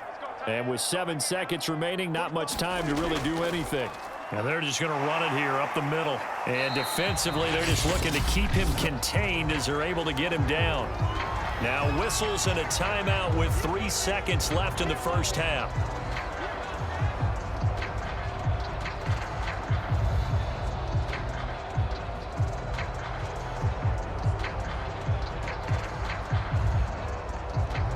Five yards remain on second down. Final play of the half. Prescott going to take a shot for Gallup. Oh, this is taken in. It's complete. And he gets this down deep into Tampa Bay territory. So we have reached halftime here with the visiting Buccaneers Bears out on top. As we send you on over to Orlando for Jonathan Coachman in our EA Sports Halftime Report. Take it away, Coach. Okay, Brandon, thanks very much, and welcome everyone to this abridged version of the EA Sports Halftime Report. All right, Brandon, thanks very much. Welcome everybody to our abbreviated version of the EA Sports Halftime Report. This one's been as good as advertised, just a field goal separating these two teams, as they've already made their way back out of the locker room. So to bring you the story of the second half, let's get you right back out to Brandon Godden.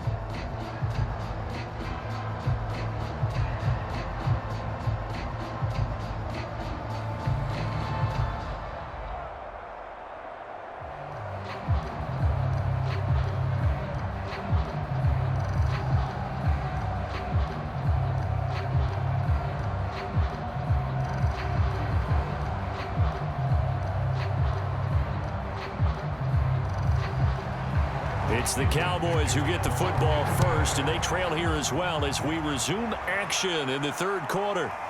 On the return, Tony Pollard from his end zone. And he's up past the 20 to the 22-yard line.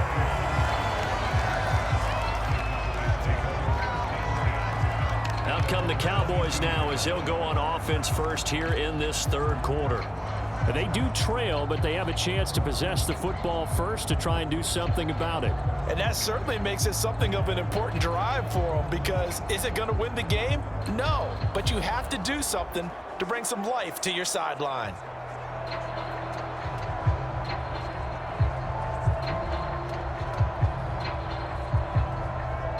So Prescott of the Cowboys now with a 1st and 10 at their own 22. He'll hand it off to Elliott to begin the drive. And he's going to take this ahead for right around 3 yards, but no more than that. 2nd down. Not a big run on the first play of the drive, but that doesn't necessarily mean it was a bad play. Sometimes you're just trying to settle in, get your guys a little bit of contact, and get things moving.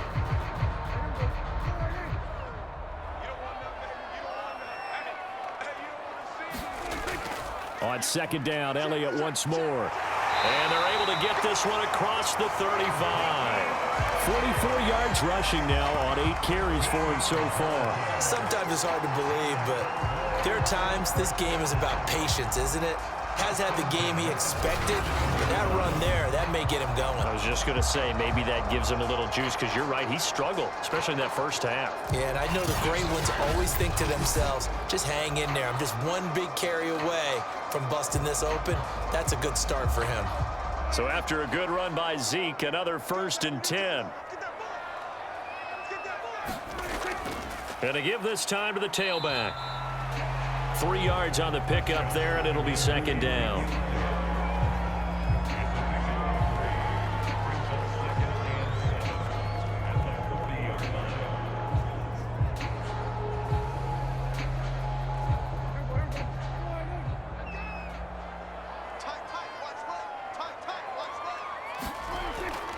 Tenth carry now for Elliott. And he'll get it out a couple yards shy of midfield at the 48. That's a nice run right there, able to get to the outside, and so many times defenses say, okay, we got you hemmed in. But if you're running the football, at least you know where everyone is coming from. You don't have to worry about the backside at all. That allows you to run with a little bit more confidence as you traverse down the field.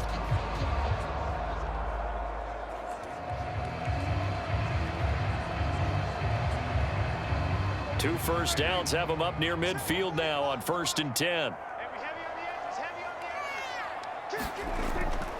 Draw play, Elliott. He can't get him down. And he's able to get across midfield and down into Buccaneer territory. It's a 6-yard pickup, and it gets him to 2nd and 4. This drive is pretty clear. Almost feels like old school fundamentals, doesn't it? Want to impose their will on the defense. Was that 5 straight runs? Yeah, 5 straight carries to start this drive, and like you said, the way it's working, they may just stick with it. From the 45 on 2nd down, Prescott throwing for his running back, and he's got him complete.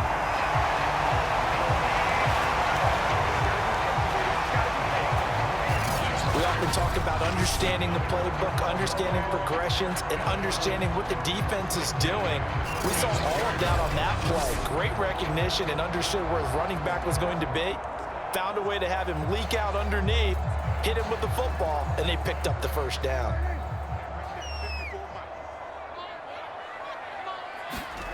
First down, Prescott. Got an open man. It's Michael Gallup.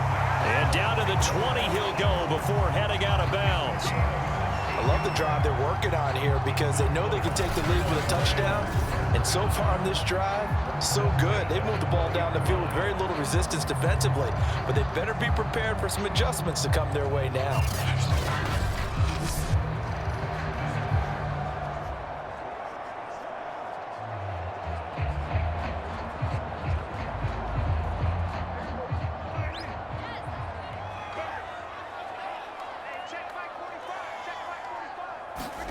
From the red zone now, Prescott.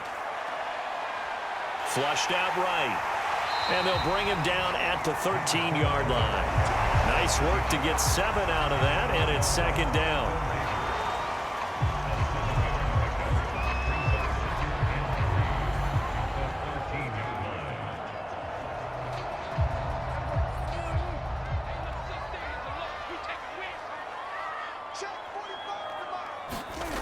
Prescott from the gun. Over the middle, hauled in by Lamb. And the Cowboys are going to have a first and goal as he's taken down at about the 8-yard line.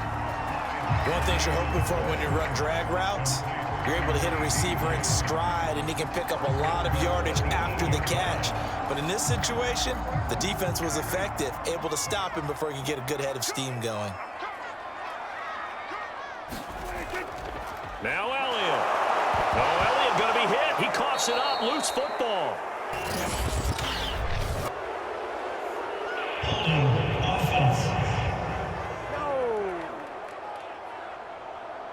That hold coming from the middle of the line, the center.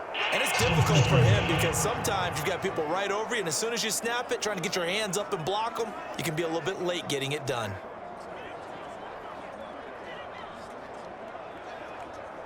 A terrible spot for a holding call as they'll try again, but now from further back on first and goal. After the penalty, it's Elliott. And now they're inside the 10 as he's brought down at the 9. The 71 yards for him on the ground now as he has been terrific here this afternoon. They're mounting a nice drive here. Good chunk of yardage there again. O-line, they've been solid this drive. They have that look about them right now that says, if you do anything but run the ball behind us, you're crazy. They have really moved it well on this drive, and they want to finish it off the same way.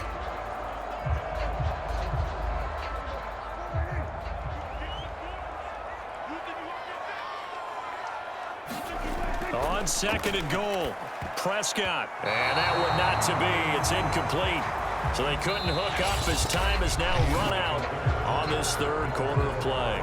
So they'll get a little extra time to come up with his third down play as we've played 3 quarters. We'll return with more after this. This is the NFL, and it's on EA Sports.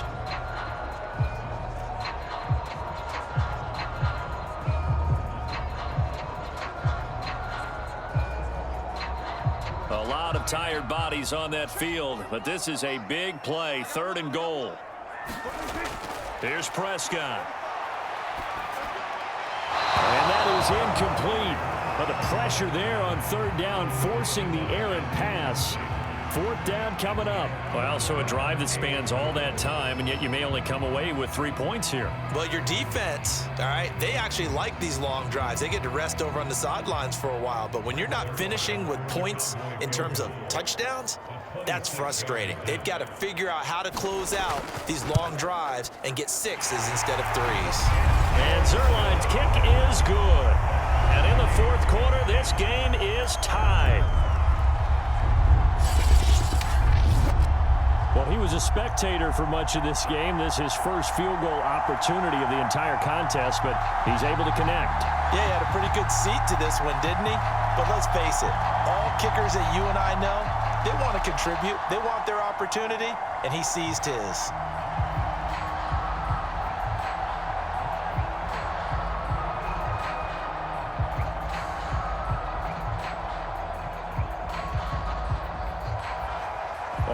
level now at 10 apiece as the kick's away.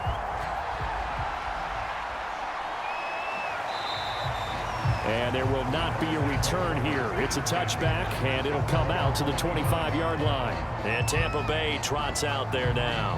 And we essentially have a brand-new ball game. After that last field goal has tied us all up, we brace for what should be an exciting rest of this fourth quarter.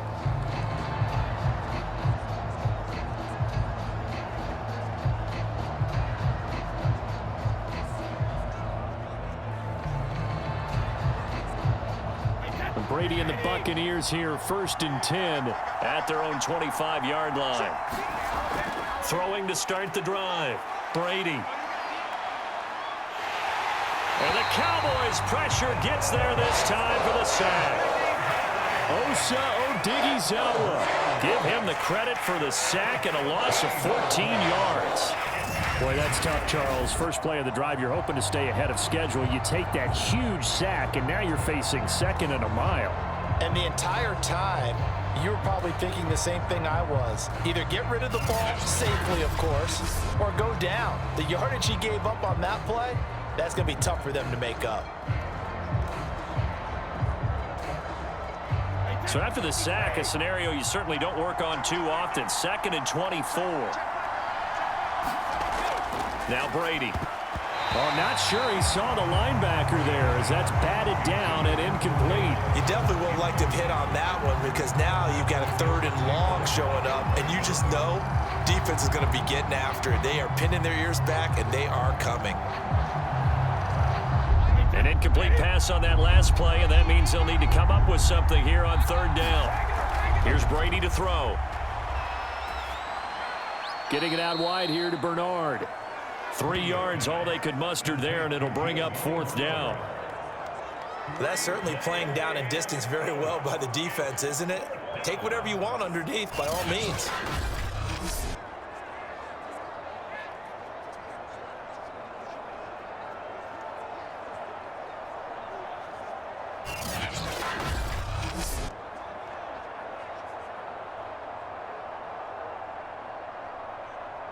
Here's Bradley Pena now. And surprisingly, this is the first punt of the game for either team.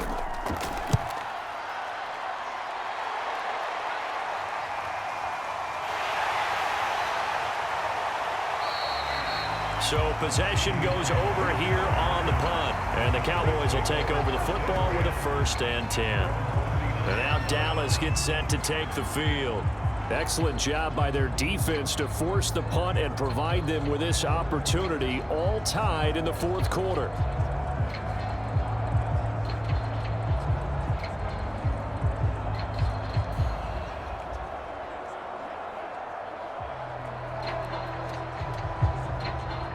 So Prescott and the Cowboys now with a 1st and 10 at the 39-yard line. They start on the ground with Elliott. And getting this just shy of midfield, they'll spot it at the 49. 81 yards rushing for him now as he has been tremendous all day long. Another carry for their leader and a good one. It's crunch time. They'll need him to continue to be productive in both the run and passing game in order for them to try and snatch a victory.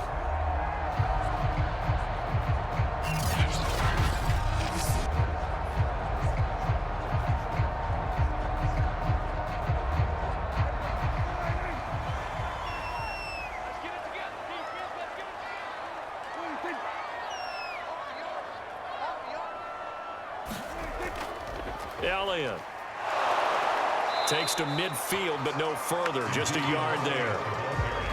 That was a really nice play, be able to stack that one up. When they get back in the huddle, he's got to tell his guys up front, great job.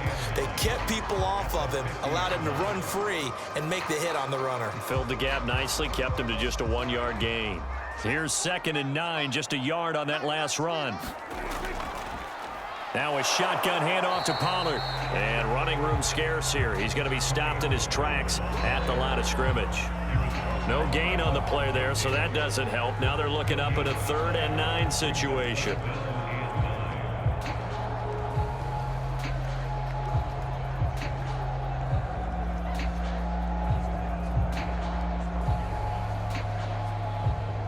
They don't need to run another play here before the 2-minute warning. Let's see if they do it anyway. Prescott now from the 50. And that is incomplete. That pass just a little bit off. It looked like maybe he tried to force it in there. Game speed, always different, no matter what you do in practice. You can't simulate it, right? So your decision-making, everything has to be a little bit quicker. Sometimes it can throw you off until you adjust. Here's Brian Anger now, as he should be able to pin him back deep here with his first punt. This is away and a very good kick, angled for the sidelines. And this will be out of bounds. Now it's a question of where they'll mark it. And they'll say it crosses at the 11-yard line. Here comes the Tampa Bay offense now heading back out onto the field. And on the last go-around, they really couldn't get anything going. They had to punt from deep inside their own territory, which means you're going to lose the field position battle as a general rule. What they're looking for now is a little more consistency, move the ball at least a few times on offense, get a couple of first downs, and hopefully flip the field. Yeah, just something to build off of. That's what they're looking for here. Brady going to bring the Bucs up with a 1st and 10 at their own 11. Throwing to start the drive. Brady. He drops it off for Bernard. And he'll be out of bounds right around the 14.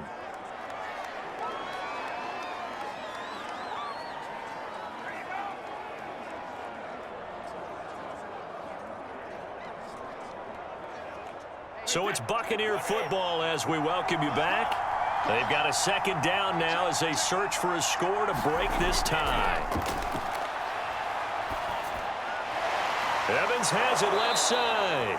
And brought down, but not before they're able to get it up to the 25. But they picked up a little bit of yardage there, and now, in this situation, should be in no hurry to run a play really fast. Let the clock wind down. 1st down now, but the clock continues to move. To throw is Brady. Hit as he throws there, incomplete. So he's unable to complete it there, and just not the game that you would expect from him. He's been off the mark really start to finish. Yeah, it makes you wonder what exactly is going on. Is he a little bit dinged up here, or is he just off just by a bit?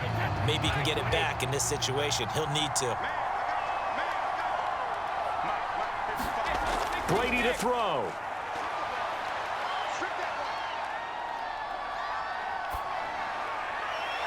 That is caught. It's Chris Godwin. And they get him down, but not before he takes it across the 40-yard line. Okay, there's 3 timeouts left, right? Think you got to use one here, don't you? No doubt about it. I'd use one right here.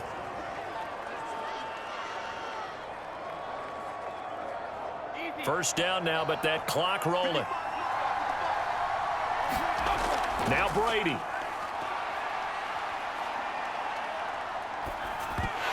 And that one drops down, incomplete. Good coverage there, forced the ball free, and it's 2nd down.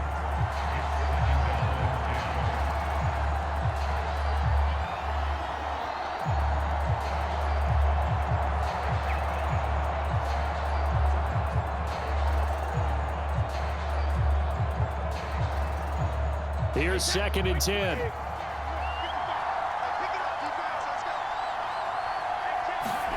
Back to throw, Brady.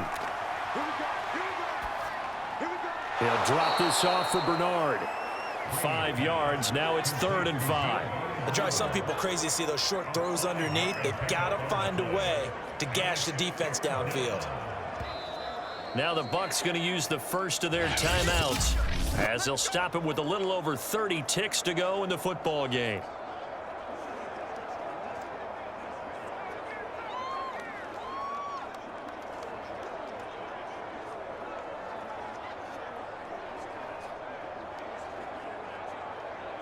So 3rd and 5, defensively expecting pass. They've got 6 DBs out there.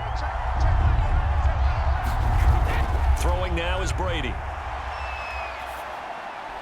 Gets it to his running back, Bernard. Now the Cowboys going to burn the first of their timeouts as they get it with 26 seconds to go in the football game.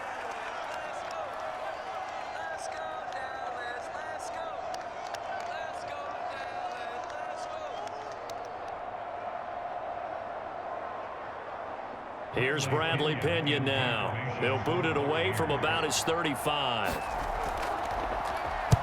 And he gets it away. A directional kick going toward the sideline.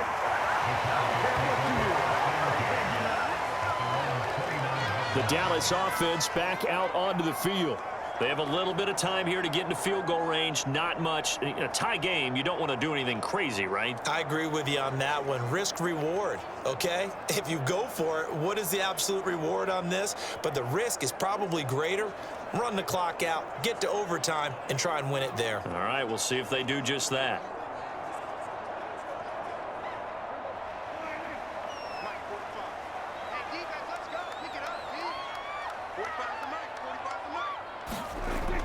They'll start the drive with Elliott.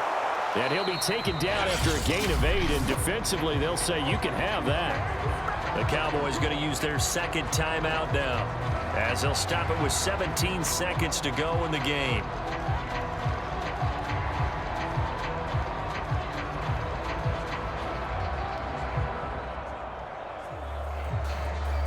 Ahead of the chains now, 2nd and 2.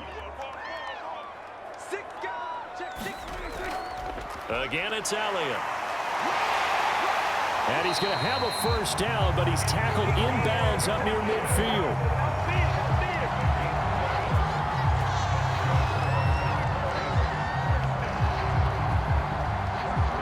So 4 quarters wasn't enough, and we are off to overtime. Don't change that dial.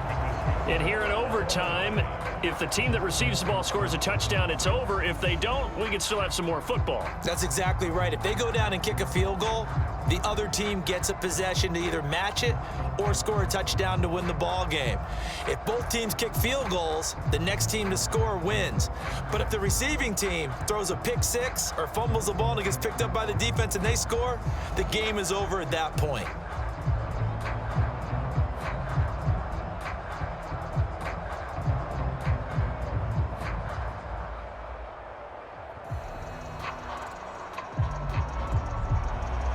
So we're right back where we started, all even as the kick's away.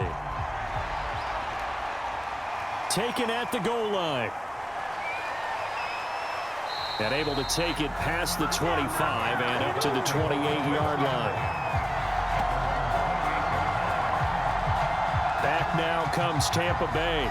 They control their own destiny here. They have the football in overtime. Obviously, a touchdown would win it.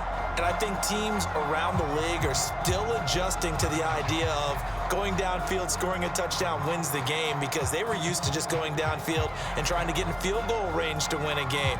Still having to make that transition. Let's face it now, the ones who are doing it best know they need to go down, attack, put the ball in the end zone, and not leave it up to a field goal and give the other team a chance. As we said, they control their own destiny now. Brady now on first down. Over the middle, that's taken in by Gronkowski. A short gain here, maybe a yard to the 29. Oh, it's time to give a little credit there to the defense. They played that very well because it was a drag route, and he ran a little shallower than normal as he worked straight across the field. He was hoping he'd get lost behind the defensive line, but once he made the catch, nowhere to turn upfield and gain any yardage. To throw again on second down, Brady. And he overshot him there. It's out of bounds, incomplete. I may be an analyst, but I'm also a fan. I love it when people take the big shots downfield, but he was under a lot of duress, and I think that forced the incompletion downfield. Didn't have a real good chance to find his target.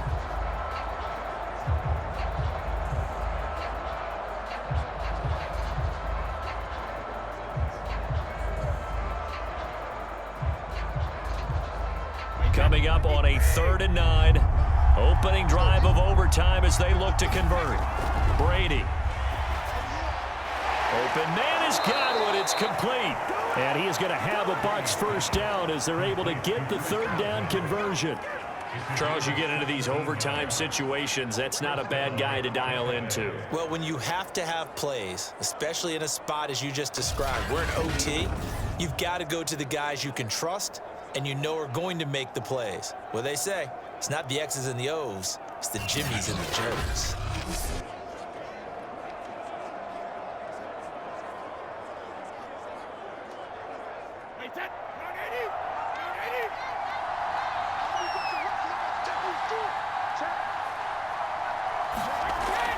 Fournette, a first down carry. And he's got this one across midfield into Cowboy territory.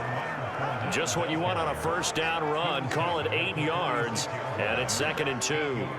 And that looked like some pretty easy yardage there right up the gut. And he's a guy that has some height to him. So when you don't have to drop a shoulder or create or get through contact or trash, makes it a lot easier to stay upright, see the field, and make a run as we just saw there. Brady's throw there complete. And he's going to have another first down here as the tackle's made at the Cowboys' 31-yard line. So he hooked up with a veteran there, and in overtime, that's not a bad idea. Go with the age and the experience. Yeah, because sometimes the young guys, they give you the fresh legs and give you all that bounce.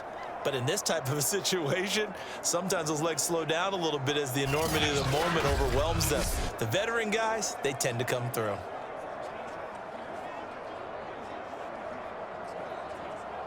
Line of scrimmage, the 31 now on 1st and 10. Now Brady.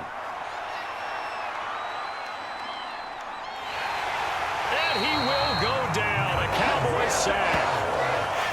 Neville Gallimore never giving up. He works his way to the QB for a loss of 12. I thought there at the end he may have had a chance to release that, but that pocket closed a little too quickly, and down he went. Yeah, he was certainly trying to do everything he could to extend the life of the play, probably counting in his head 1, 2, and then he ran out of time.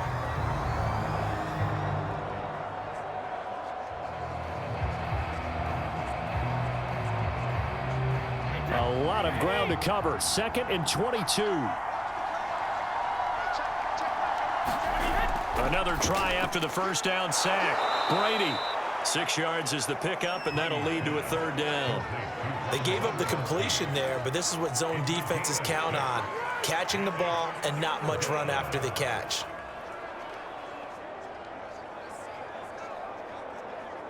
Seventh play of this drive coming up, but a long way to go on 3rd down. To throw, it's Brady. And that will be incomplete. Another nice job there defensively. They've really stymied their passing attempts, and it continues in overtime. And for them to do that, that means they've had to be cohesive on defense. Pressure in the quarterback's face. Good coverage of not just the wide receivers, but the tight end, the running backs when they try and slip out, and making sure they're at the point of attack. When the ball's in the air, they get there and help force some of those incompletions. And this one is no good. He missed it. And that changes everything here in OT.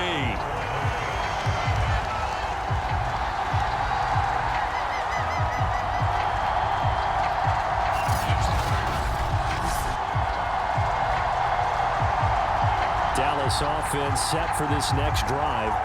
Their defense did its job, got the stop. All they need is 3, and this is over.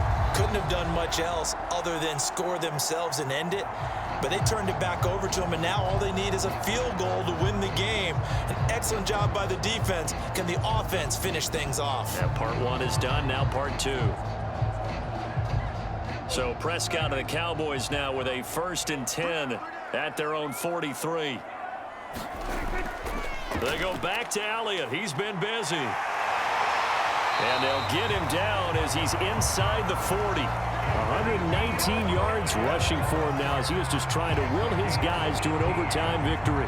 He continues to be effective running the football, a big reason that they have the lead. And I love one of the quotes that I read about him where he said of himself, "I love it when a team just hops on my back and I just carry them along."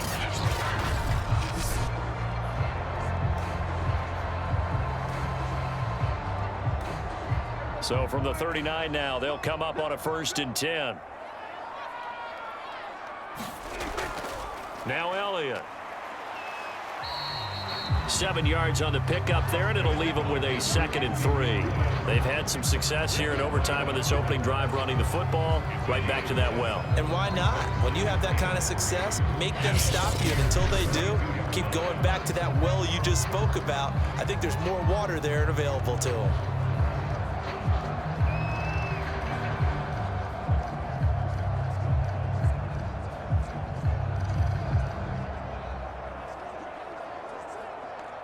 Working with a 2nd and 3.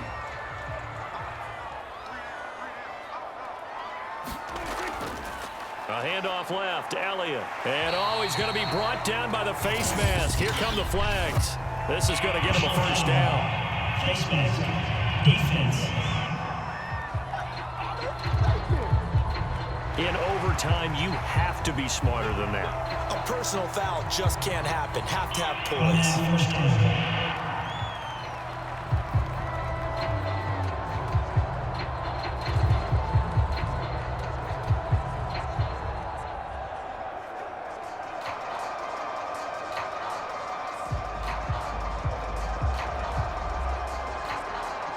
So a big penalty there on the face mask leads to 1st and 10.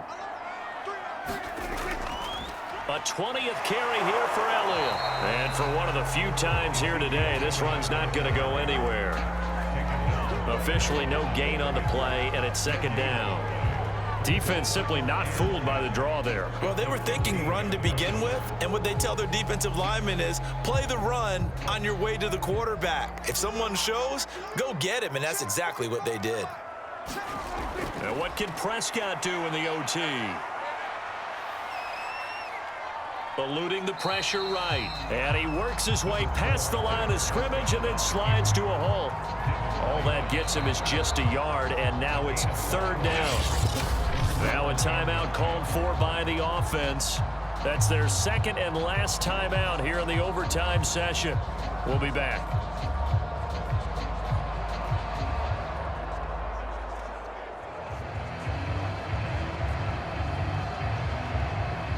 The Bucs with an extra defender now in the secondary here on 3rd down. Prescott. He finds his man, complete. It's Schultz. And they're able to corral him right around the 8, and that's short of the 1st down. The completion good for only 6, and that'll bring up 4th.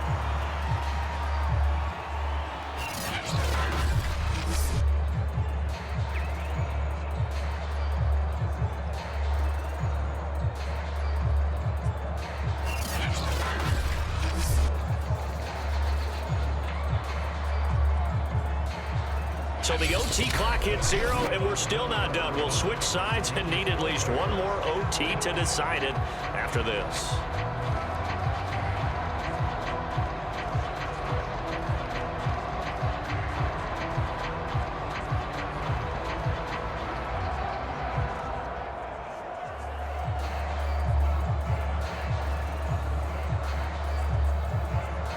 So here we go. Maybe the biggest kick of the game forthcoming from the right hash, and this one just a chippy. And the Buccaneers go ahead and take another timeout. They'll be left with just one remaining here at OT.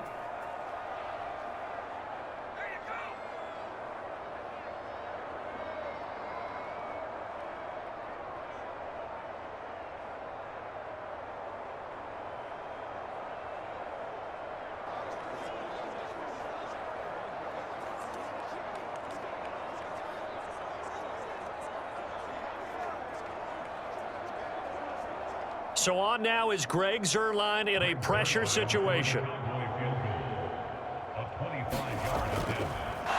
look at this. A flip to the kicker. He's going to try to run for it. They're not going to get it. They try to move the chains with a surprise, but it's a turnover on downs. They pass up the 3, fake it. It doesn't work. And the Buccaneers defense holds, and they get the football back. The Buccaneers getting ready to go as they take the field.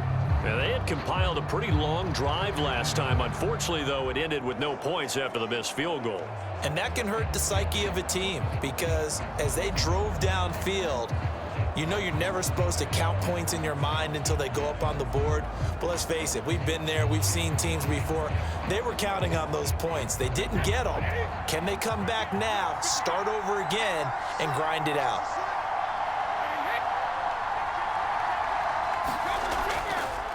They'll start out on the ground. It's Leonard Fournette, and he'll be taken down at the 18. Give him 5 on the carry there, and it'll be second down. This being their second opportunity in overtime, third overall drive, see if they can settle into a rhythm. And that's what you're looking for. Get a few first downs, move the ball downfield, have some confidence, get yourself in a spot where you can at least kick a field goal to win it. But I tell you this, if I'm the play caller, I'm looking at that part of my sheet that says playmakers. Get the ball in their hands, critical situation, now's their time. And he stopped immediately there. They'll say no gain on the play there, and now it'll be third down.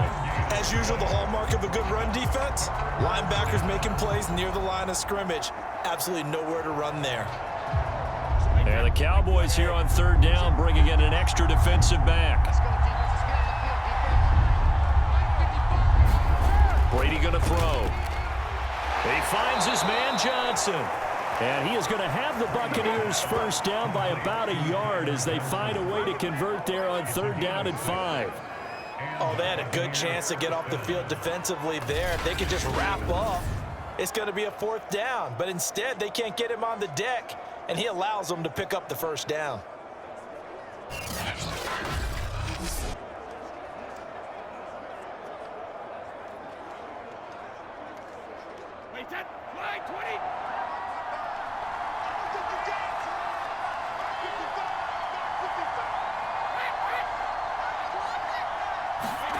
Brady now on first down.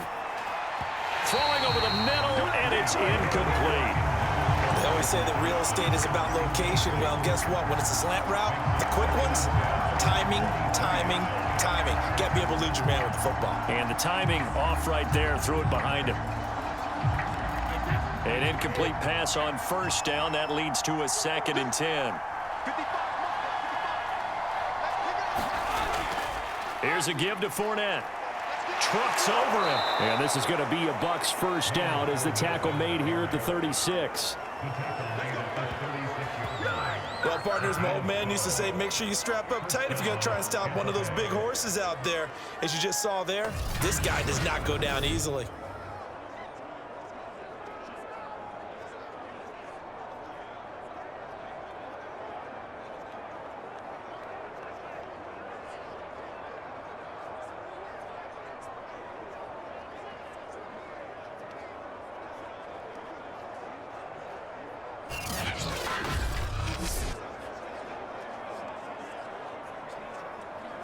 So from the 36 now, 1st and 10. Play action. Now it's Brady. Got his man complete over the middle. It's Evans. And he'll be taken down, but not before he gets into enemy territory. Partner, this is a pretty good drive they're putting together, and I know if I'm on the other sideline, that offense, kind of helpless, isn't it? Because they may not touch the football at all, because if they go down and score a touchdown, this thing's over. Absolutely. That would write an ending to this script. We'll see what happens.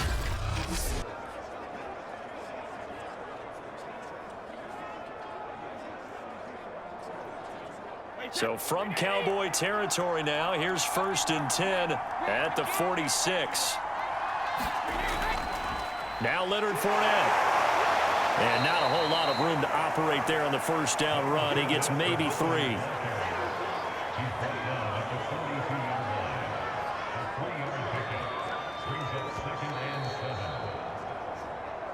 Overtime with 2 minutes to play. We are in sudden death, but still all tied up.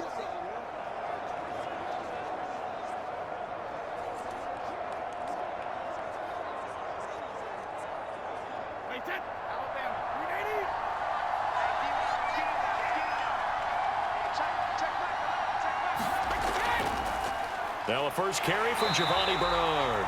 And they went the wrong way there. Losing yardage back at the 43-yard line. Now they're staring at a 3rd and 8. That last play backwards a yard.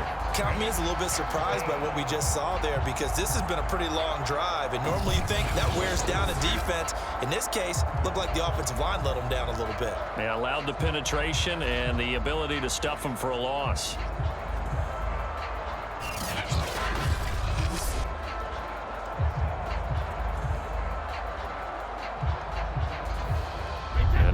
Third down, they'll need to get it to the 36 to pick up the first.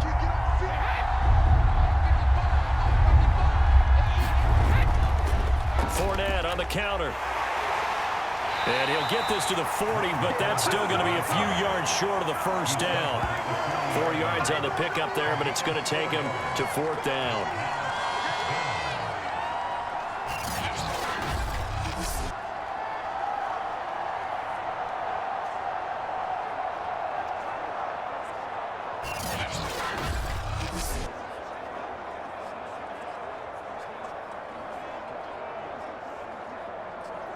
On now is Ryan Suckup for the field goal try.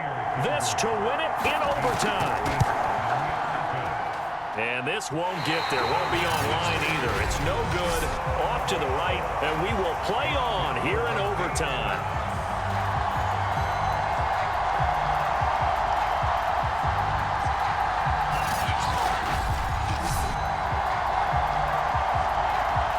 Here's the Dallas offense now, heading back out onto the field. Neither team scored yet. Now we go to sudden death. Next points win this game. How about the tension right now? It is ratcheted up, isn't it? I mean, now whatever happens, points are scored, that's your ball game.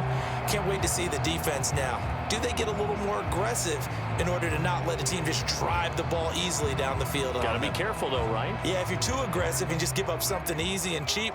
But some defensive coordinators, they'd rather take a stand that way as opposed to being nickeled and dimed down the field. The first down carried by Elliott doesn't amount to much as he'll get forward for about a couple.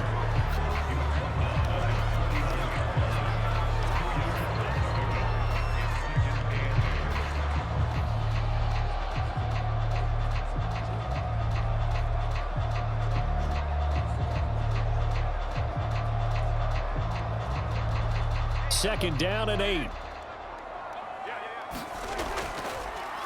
They go to Elliott again. And he'll get it down here to the 43.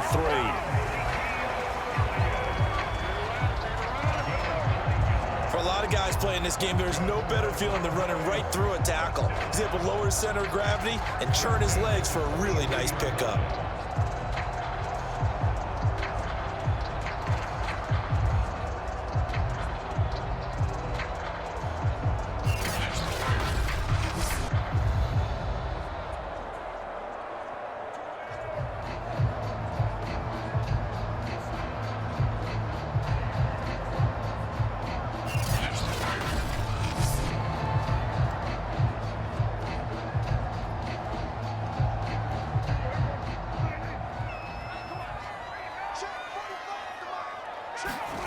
Here's Prescott. Oh, the Buccaneer pressure too much. Down he goes.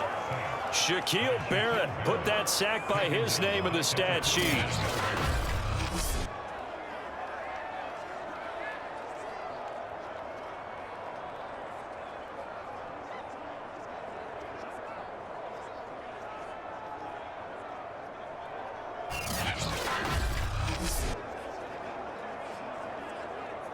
One overtime, how about two? We need another. We're still even. We'll switch sides and have that second overtime in just a moment.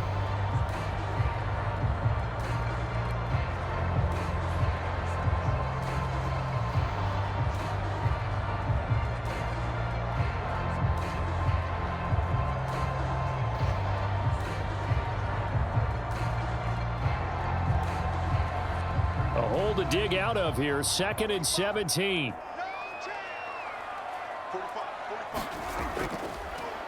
A give to Elliott. Broke through some contact, but unable to reach the 40. An 8-yard gain, so that gets them halfway there. Now they're left with a 3rd and 8 more. And that's the kind of run that gets everyone excited on offense. And, you know, oftentimes the guys who carry the ball are the ones in the huddle doing the chirping. Right now, I think it's the offensive line telling them, run it again. We are right there about to break a big one. On 3rd down, it's Prescott. And this is caught. Amari Cooper. And they'll wind up getting this one all the way down inside the 20.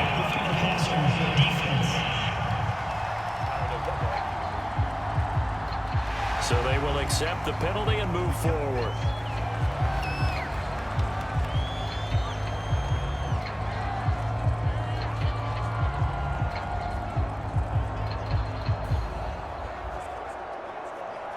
So it'll all come down to the booming right leg of Greg Zuerlein.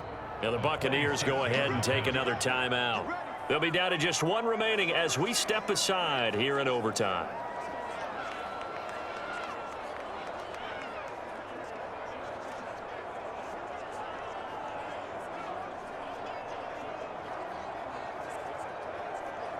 So it'll all come down to the booming right leg of Greg Zuerlein.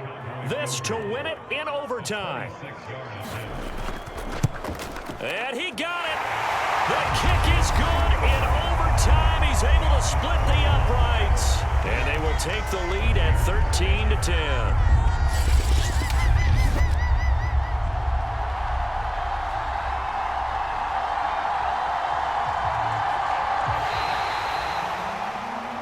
Charles, I think when the schedule comes out, all teams, no matter where they're predicted to finish, talk about protecting your home turf. They were able to do that here in this one. Similar to a tennis match, right? Not letting them break your serve. That way you hold on to it.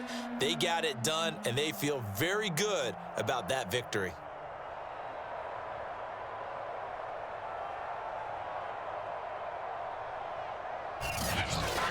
So that'll just about do it for Charles Davis. I'm Brandon Gaudin. You've been watching the NFL on EA Sports. For more, log on to easports.com. It's a win for the Cowboys as we sign off and say so long from Arlington.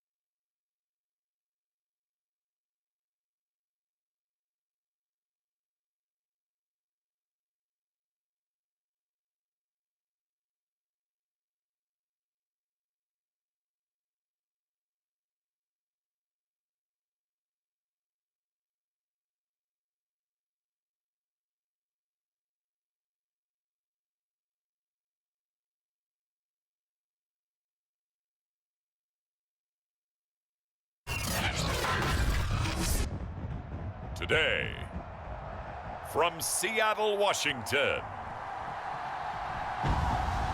this is the National Football League.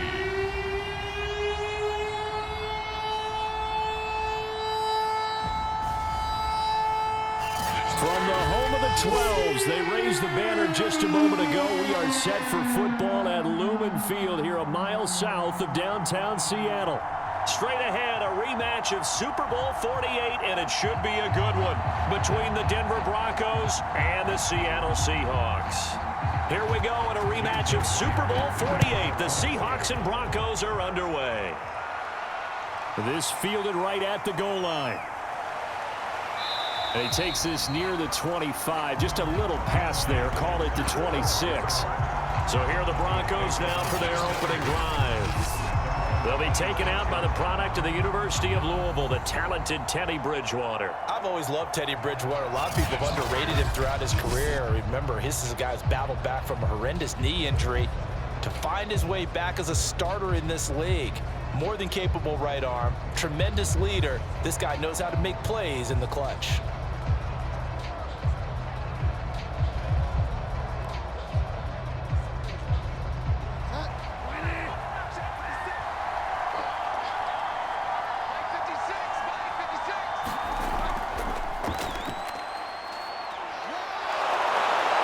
And he's taken down, but able to slip across the 35.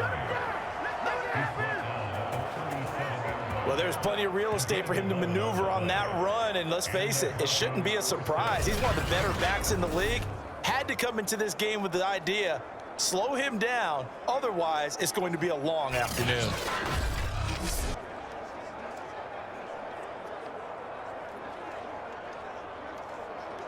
Line of scrimmage, the 37 on 1st and 10. They run it here with Gordon. And he will lose yardage back to the 34-yard line. 2 yards the loss, 2nd and 12. Well, let's face it, that's just a helpless feeling for a running back there. He's looking up to find a hole, and all he finds is a whole lot of ticked-off linebacker.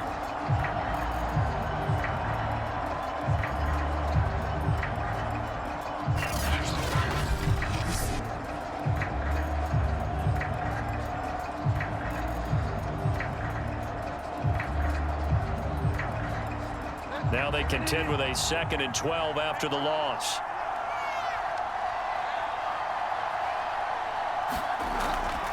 Bridgewater now for Gordon on the draw. And that didn't fool anybody. He's going to be dropped in the backfield.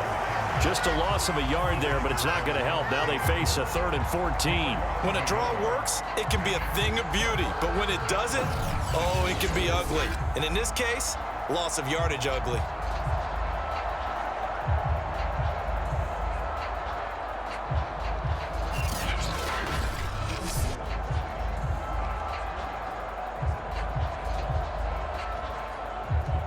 Couple of plays sent them the wrong way, and now they face a 3rd and 14.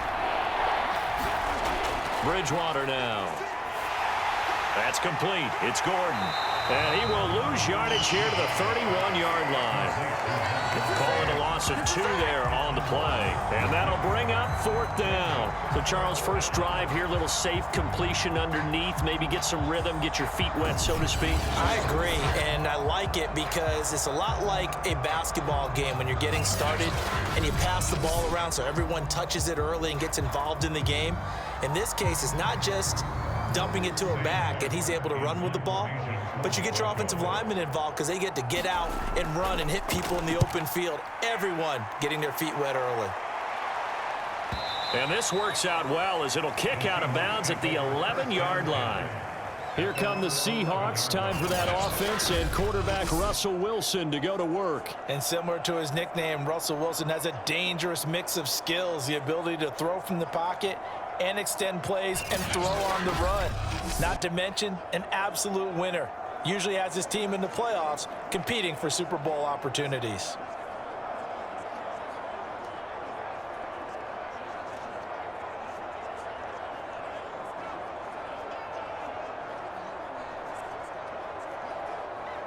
Wilson and the Seahawks take over now, 1st and 10 at their own 11. This is the Oklahoma State alum, Chris Carson. Now that was an excellent run, and when you see that happen, that's when you're seeing guys doing their job, and then some people doing a little bit more. Offensive linemen and tight ends, they're expected to block. But the wide receivers, all they want to do is catch passes. So when they block on a big-time running play and create extra space, you've kind of hit the jackpot there. Oh, they'll try the sweep. It's Lockett with it. Nifty move. And he takes us beyond the 35 before going out of bounds. Well, I sure wouldn't be surprised if we see more of this as this game goes on, because we know they like to use their wideouts either on quick throws or on jet sweeps like what we just saw there. And to say that that one worked well, partner, that's stating the obvious.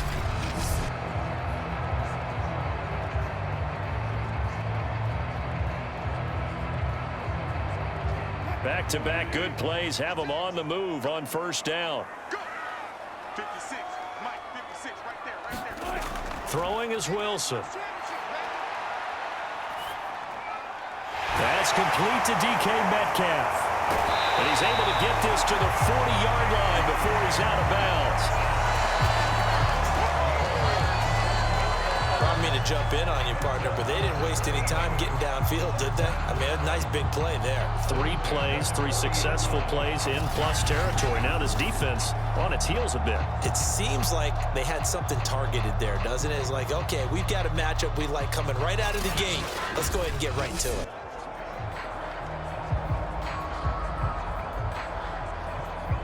So a 1st and 10 now in Denver territory, right at the 40.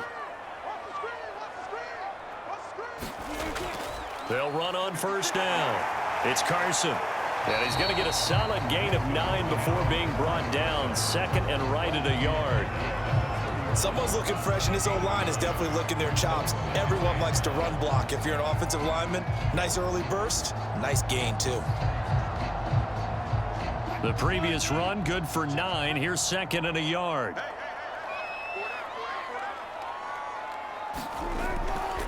Here's Rashad Penny, first carry for the former San Diego State Aztec. And they'll work it inside the 15-yard line before it's all said and done. How best to describe that one? I'd say right down Broadway on that run. A straight-ahead running. I think that might be something we see a lot of between the tackles today. Well, he's enjoying things so far here this afternoon. Sees a crease and bursts through it for a solid gain.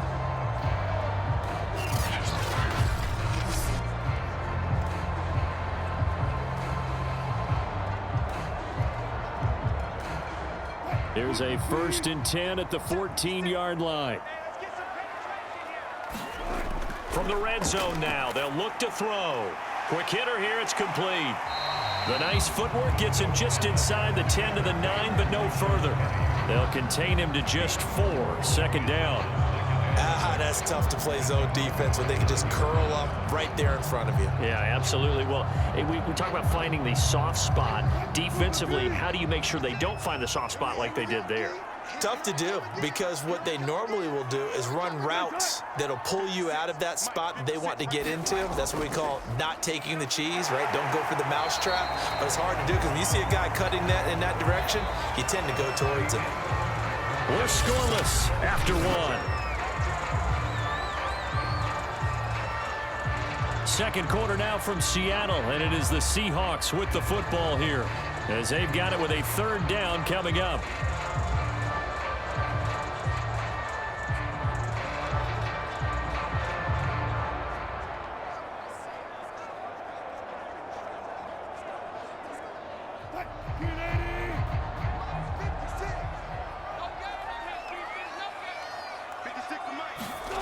Wilson. Caught on a slant. Touchdown, Seahawks. Russell Wilson on target to DK Metcalf. And the Seahawks go nearly the length of the field and finish it off with 6 points. This has to be great for the psyche of this offense. Presented with bad field position, they didn't let it stop them. They rolled downfield and scored a touchdown.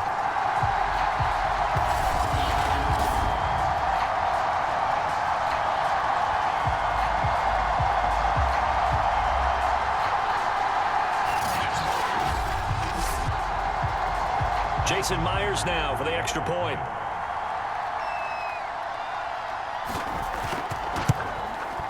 And this will give the Seahawks a 7-0 lead. So that drive in total 8 plays. And it all culminates with a Seattle score.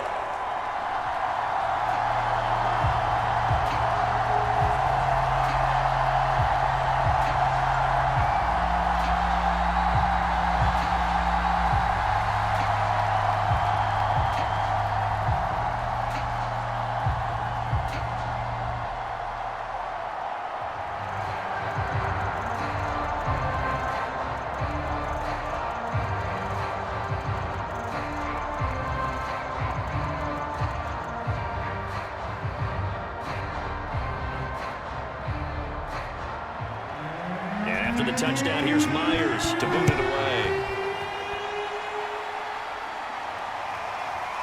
Deontay Spencer on the return from his end zone. And this return will net positive as he gets past the 25 and up to the 27-yard line.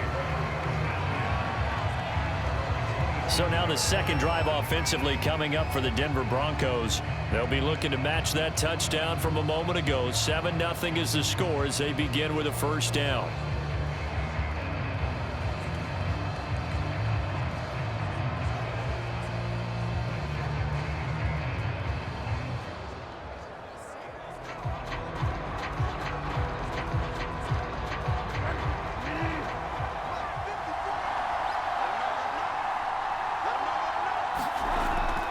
They'll start the drive with a run by Gordon. And he'll push his way forward to about the 32. 5 yards is the tally on first down. That brings up 2nd and 5. And that's exactly what you want on a first down run. Pick up 5 yards, bring up 2nd and 5. The defensive line, though, they've got to figure out a way to out-leverage the guys up front because the offensive line is winning at the point of attack. 2nd down and 5.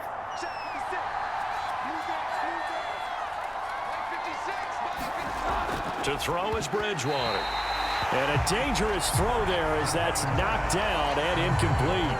When you see passes knocked down by those guys I call the frustrated fullbacks, the linebackers, you know that in their zone coverage, they were able to drop, see the ball thrown, and react to it very quickly. They come up now 3rd and 5 following the incomplete pass. Now Bridgewater. And Gordon's got it. And able to rip off a big chunk of yardage before being dropped inside the 40. It's a big play there for the Broncos. This offense has been slow to get started, but that play will certainly give them a little bit of life. Maybe the late wake-up call that they had been seeking.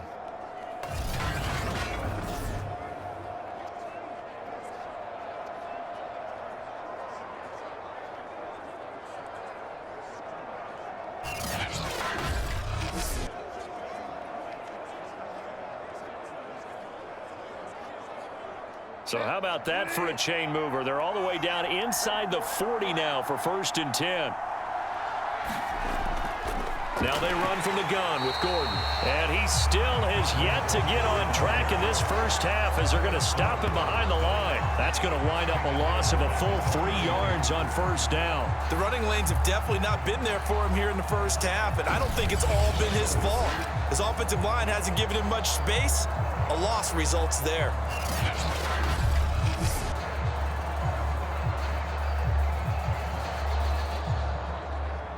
So their task a little bit more difficult now. 2nd and 13 that they're walking up on. Now a handoff. This is Gordon. Able to push forward for about 4 down to the 37. Some of the most unselfish players on any football team, defensive tackles, because we ask them to just eat up blocks and allow other people to make tackles. But when he can make a play himself, as we just saw there, that's a big day.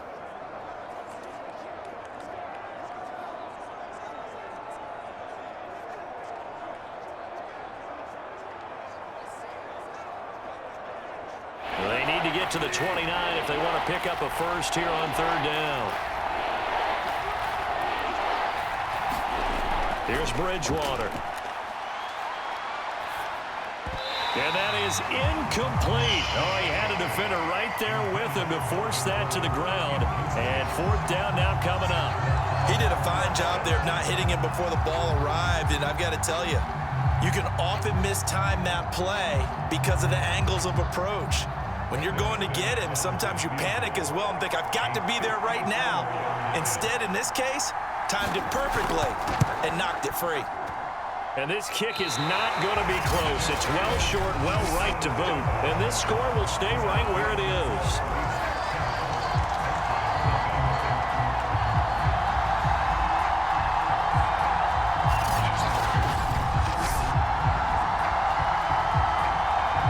Seattle's offense coming back onto the field, ready for their second drive. And to go a long way on their last drive to score the touchdown. This time they get at least a little bit more of a cushion with field position. I have to think that with this field position, after what they did on the last drive, they might want to take a shot right now and try and cut down the length of the drive. Charles, 54 yards. I'm surprised that came up short. I would agree with that one because normally, if he misses, it's accuracy, not length, because he has plenty of leg for that. But maybe it's like I hit my golf shot, you know? Maybe it's like my wedge. You know, when you chili dip and you hit the ground ahead of it, sometimes that'll shorten your distance as well. On the tackle that time, Shelby Harris. Well, partner, I don't think it's any secret that any running back wants to be able to see a hole open so that he can gallop through it. But in this case, he had to slow down. There was really no hole there, and he took a big hit in order to get that 1 yard. On 2nd and 9, Wilson. Incomplete, but a penalty flag is down in the backfield. Let's get the call.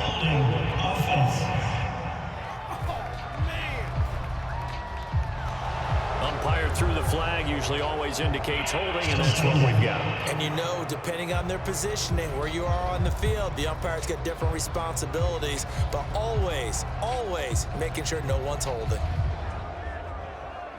Now they face a 2nd and long following the holding penalty. Wilson. Well, the catch is made here by Tyler Lockett. And he'll be brought down right at the 45-yard line. Without the previous penalty, that would have been a first down. Instead, it's just a gain of 10.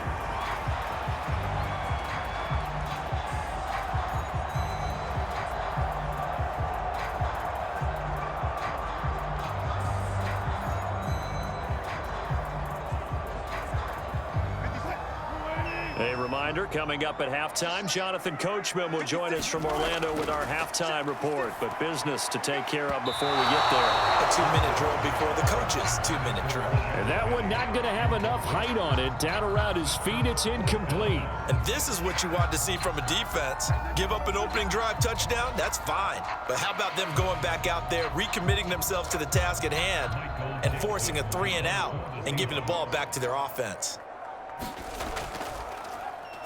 So they're forced to punt on 4th as this one's away. No returning this one. It sails out of bounds, and they'll spot it right at the 20. Here's the Denver offense now as they get set to take over here. Last time out, they had that long 50-plus yard field goal that they missed. And I'm sure on their sideline they're thinking to themselves, okay, do we still want to try one if we're in that position again? And I would dare say that the answer would be yes. They're going to have a lot of confidence in their kicker.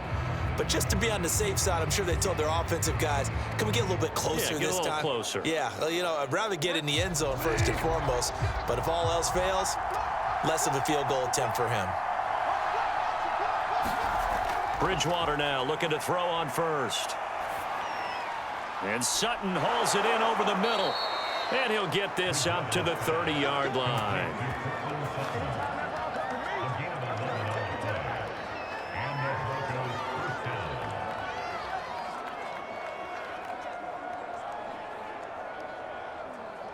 First down now, but that clock rolling. 56. Throwing is Bridgewater. That's out to the flat for Gordon.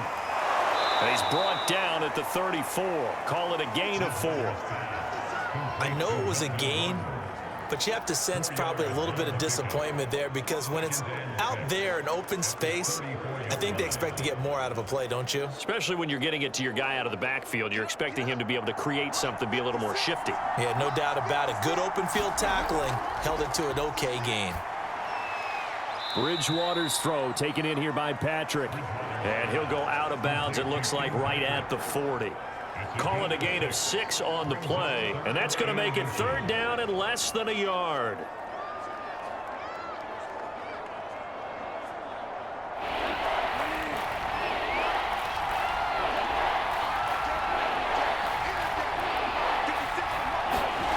And again, it's Bridgewater. This one complete to Jerry Jeudy.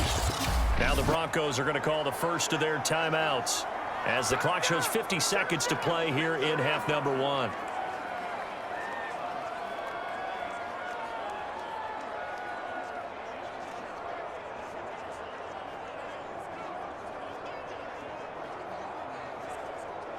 This offense finding its legs now. Here's another 1st and 10. 56. On the delayed handoff, this is Gordon. And he's up across midfield and down into Seattle territory.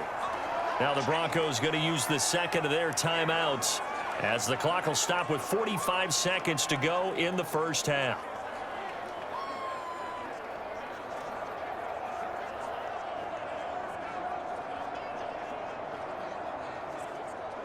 Second and 5.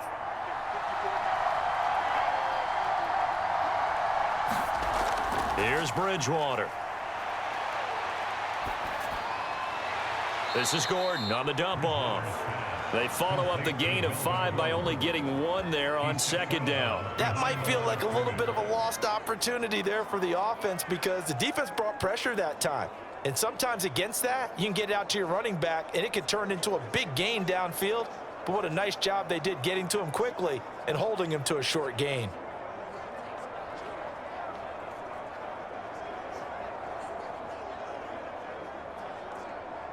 It'll be a nickel look here for the Seahawks on third down. From the gun, Bridgewater. Got a man, it's Judy, complete. And he will have a Broncos first down as they're able to get the third down conversion. That's a play that will likely be forgotten when you talk about big moments in this game. But plays like this are critical to keep drives going. And if points result, we'll call this play significant.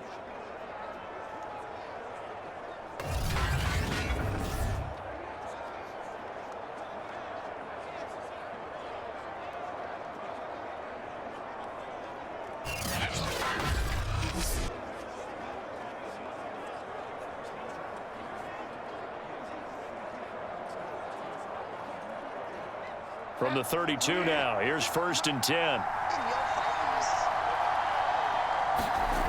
Bridgewater. Throw over the middle, secured by Gordon. And inside the 20 before he's brought down. And offensively, they'll take the timeout with 6 seconds left in the second quarter.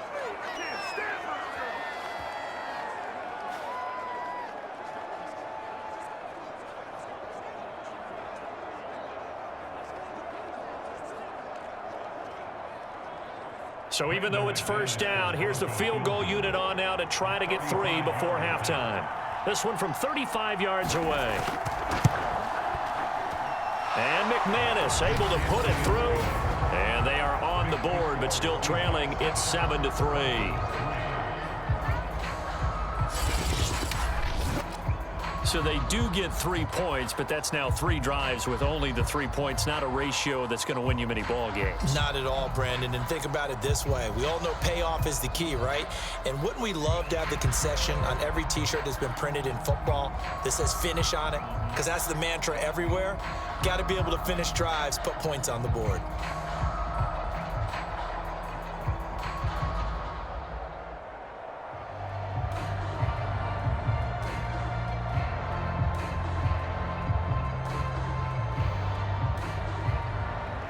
So barring a touchback, this likely the final act of the half as the kick is away.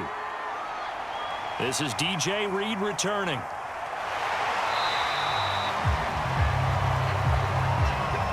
So we are at halftime here in downtown Seattle with the Seahawks out in front. As we send you cross-country to Orlando, Jonathan Coachman is there and has our EA Sports halftime report. Okay, Brandon, thanks very much. And welcome in, everyone, to an abbreviated version of the EA Sports halftime report.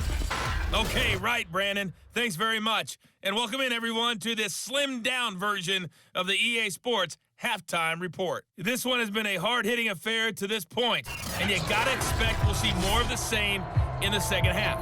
And to bring the action your way, let's get it right back out to Brandon Gott. Okay, Coach, thanks as always. This one's still anyone's game as we welcome you back for quarter number 3.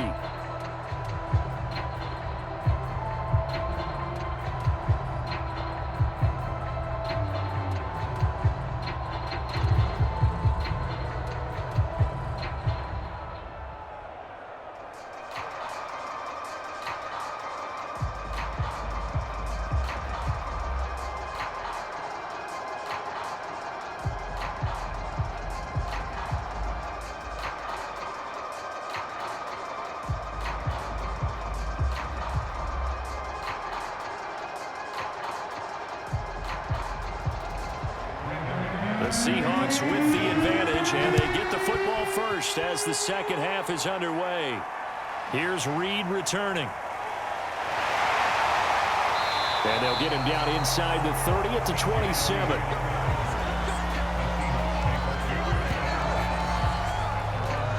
The Seahawk offense set to go to begin this third quarter. We have not seen much on offense here from either side these last few drives. We've hit a wall, so to speak. And have hit it hard, haven't we? Because the defenses right now, they seem to be a step ahead, don't they? Beating them to the point of attack, beating them to the punch. These offensive guys, they're tinkering like crazy. What's it going to take to get back on track? Yeah, both sides searching for adjustments.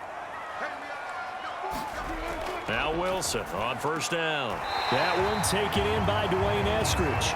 And he'll be out of bounds across the 30-yard line. A gain of 6 there on first. All that practice time came to fruition on that play. All those timing routes that they work on through training camp, OTAs, minicamp, and just regular season, they got it done on that one. An outcut, ball was delivered, and picked up the completion. On second down now, it's Carson. And he'll get this up only to about the 33. Only a yard on the pickup there, and it'll bring up a third down.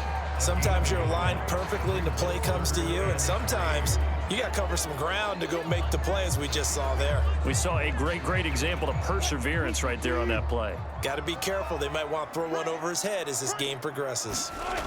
Wilson now to throw on third down. And this a quick slant to Lockett. And he is going to have a Seahawks first down as they're able to get the third down conversion. And Brandon, from our time in college football, where receivers weren't running the traditional NFL route tree, one thing they did learn, find open areas, find soft spots, and set up and catch the ball. And I think we just saw that there. Yeah, we saw that indeed, picking up the first.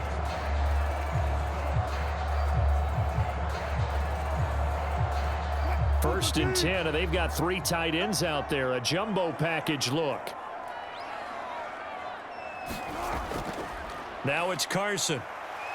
And he's going to take this ahead for right around 3 yards, but no more than that. Second down.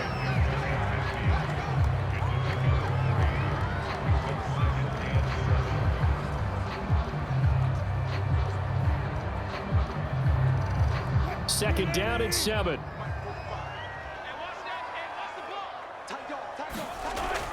They keep it on the ground. This time it's Penny. And he is tackled inside the 40, not quite to the 35. They've got the lead early here in the third quarter, and runs like that are how they established that lead in the first half. I love the fact that you're using the word lead, because they are leading from the front, pounding on the defense right now with the running game, and truly establishing themselves here in the second half. So a first and 10 now in Denver territory at the 37-yard line. Now it's Wilson. Flush to his right. And he'll protect himself at the end here as he winds up getting pretty decent yardage. Nice work to get 7 out of that, and it's second down.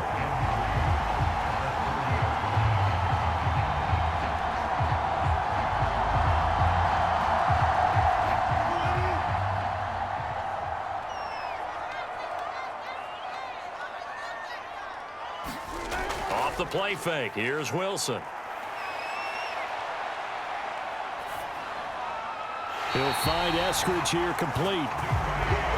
What I love about watching the passing game nowadays is that the one-dimensional receiver is really starting to leave the game. You've got to be able to do it all. Of course, you got to run fast. Of course, you got to catch the ball. But route running savvy and toughness, there's a premium for all of that now.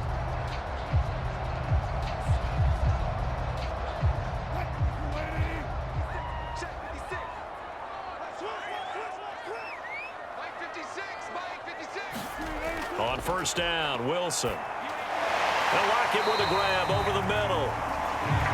A gain of 6 there on first.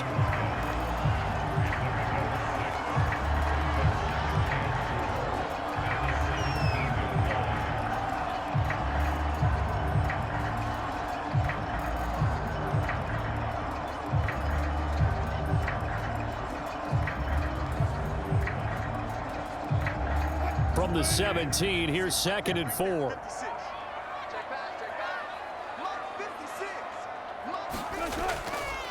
Draw play. This is Carson. Absolutely nobody fooled there. He's going nowhere fast as he stopped behind the line of scrimmage. He'll wind up losing 3. And now it's 3rd down. Sometimes I forget how much information he has to go through before the ball's even snapped. But what a diagnosis right there. Saw the play, shot through the gap like a rocket, and ends up spilling it for a loss.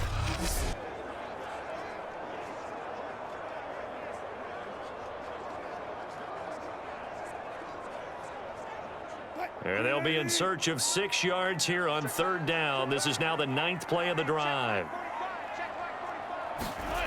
Here's Wilson. Escaping the pressure right. Evades him at the 10. And smartly going into the slide there. Wilson has it up for the first. These type of plays are backbreakers for a defense. They thought they had him hemmed in, thought they were going to get him on the ground with the pass rush, but were unable to do so. He gets away, picks up a big 1st down, and sets up 1st and goal inside the 10.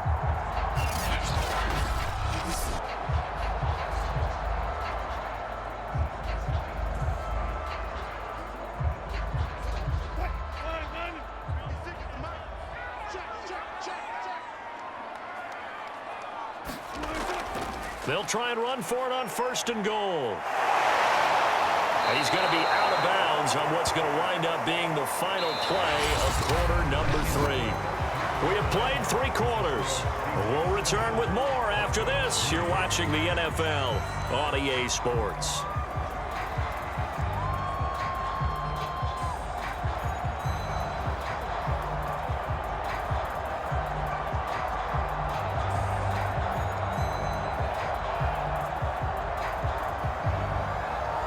Now from the 9, here's 2nd and goal.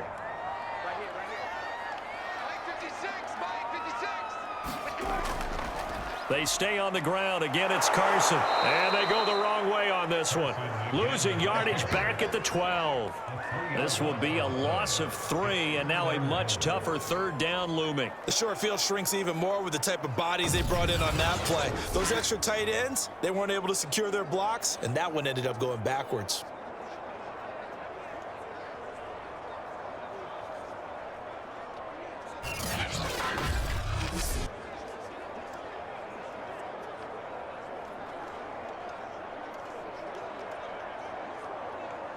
A lot of tired bodies on that field, but this is a big play, 3rd and goal.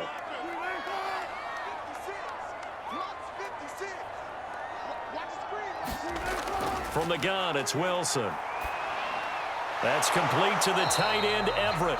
The completion there winds up a wash, and it'll bring up 4th down. Excuse my snarkiness here, but isn't the idea of completing a pass supposed to mean you get downfield and gain yards? Especially on 3rd down. Yeah, that one. How about the defense? Figured that one out in a big way. Yeah, they completed it all right and lost yardage.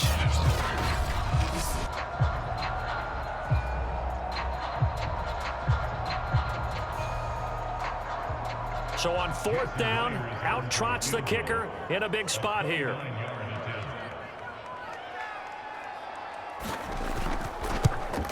Myers' kick is good.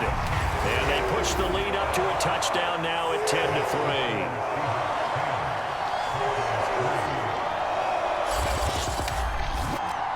From a defensive perspective, though, I think maybe they're saying, hey, we did what we needed to do, kept this a 1-score game. Yeah, without a doubt, because they were able to bleed some time off the clock, right? Put themselves in a good position, but it's not out of reach yet, okay? Being able to hold them to a field goal means that they do have a chance to come back and win this game.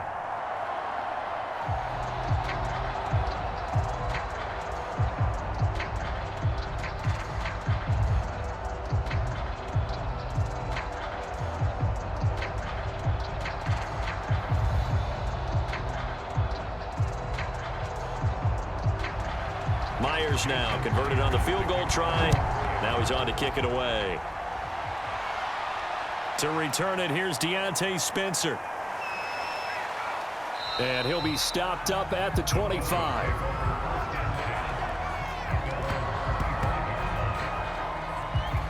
Denver's offense ready to go again. Their defense has done the job. Now it's the offense's turn as they've got it 1st and 10.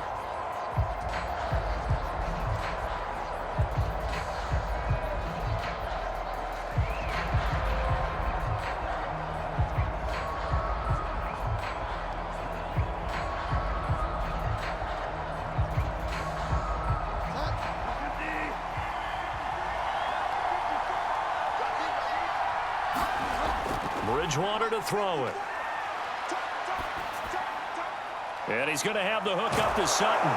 And he takes this up to the 40-yard line before being corralled. I like the design that we're seeing right there. This is what they need. Down by a touchdown here in the 4th. They just need to keep working their way downfield. And when they see openings, take their shots.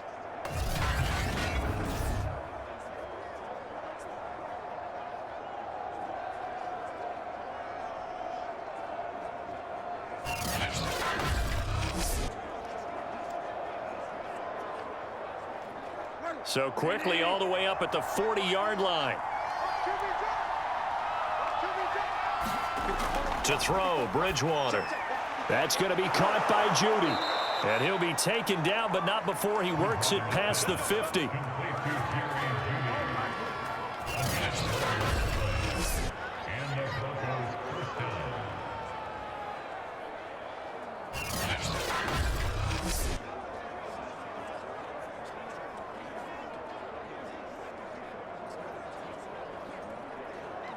The drive continues as they search for a tying touchdown. Here's 1st and 10. Throwing, Bridgewater. That's complete, Okuegbunam. That catch good for only a couple. And Brandon, as you know, sometimes it's a lot tougher to run with these tight ends nowadays in the NFL. They're just bigger wide receivers. He lined up on the left side of the formation, ran a drag route across the field, and tried to work his way open. He was able to make the catch, but the defenders were there, couldn't do a whole lot with it afterwards. Looking to throw again on 2nd down. Bridgewater. Open man, that's Noah Fant, the tight end.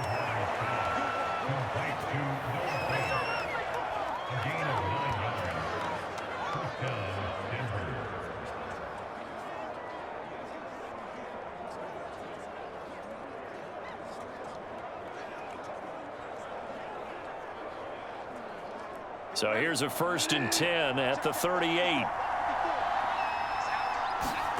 Bridgewater. He'll get this one to Patrick. And he'll wind up getting this one all the way down inside the 20.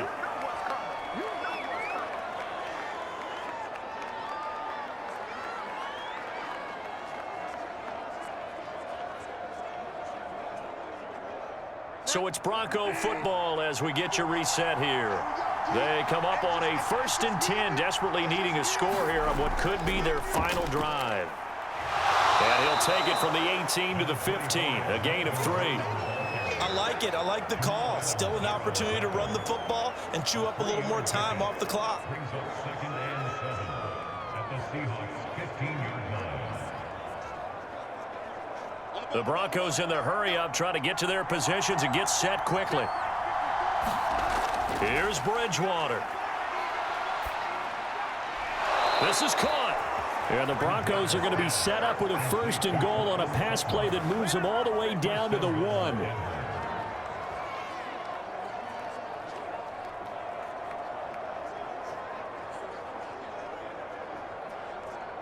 A looming decision to make on the conversion, down 7, but first things first, they need to score as they come up on 1st and goal. Looking end zone, but it's incomplete. A lot of practice time, a lot of thinking goes into 2-minute drills, even on the defensive side. So now you want to make sure the guys understand. Continue to be aggressive, but make sure you're smart in doing so.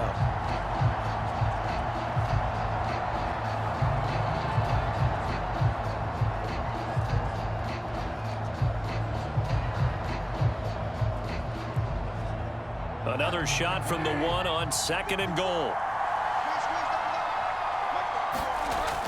They'll try and punch it in. Gordon, and he will take it in for a Bronco touchdown.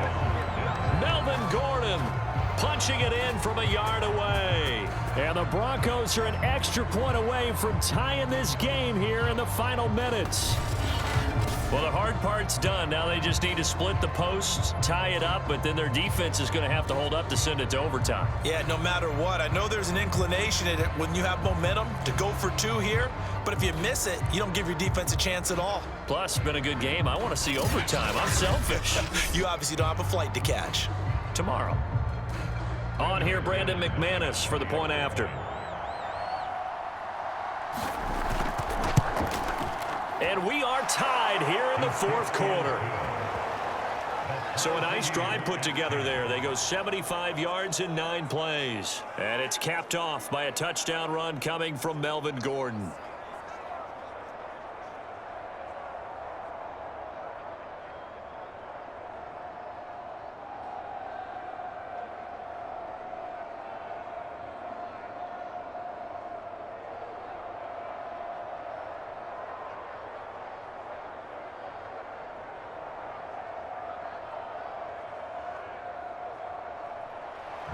All level now at 10 apiece as the kick's away.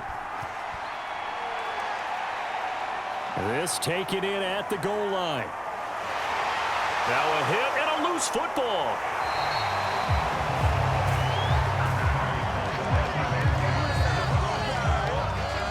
So a teammate picking him up there, that was nearly disaster.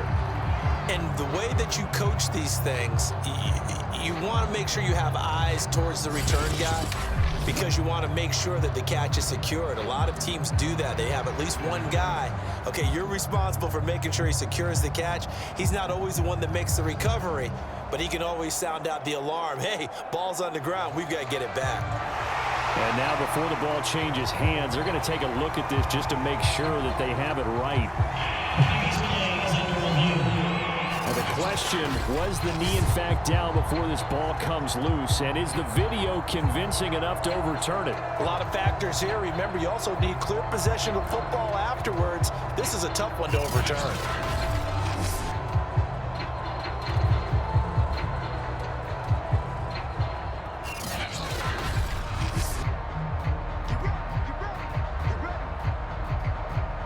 After reviewing the play, the ruling on the field is reversed.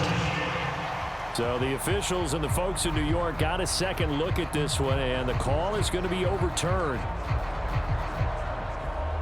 A game-winning field goal would be a chip shot from here. Let's see how they play it on 1st and goal.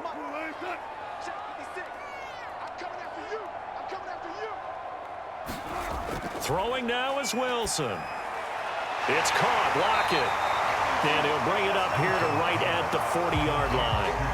It's a 14-yard pickup, but it'll still be second down.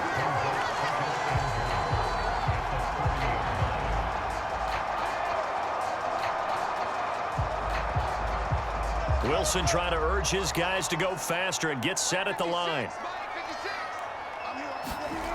Now Wilson. Oh, a heck of a move. Man. And he'll be brought down at the 48-yard line. Now the Seahawks going to use the first of their timeouts as they stop it with 28 seconds to go in this football game.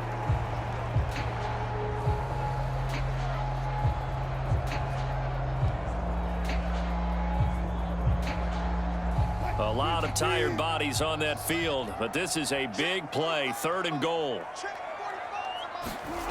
Wilson to throw. He's got his man. That's Everett, the tight end.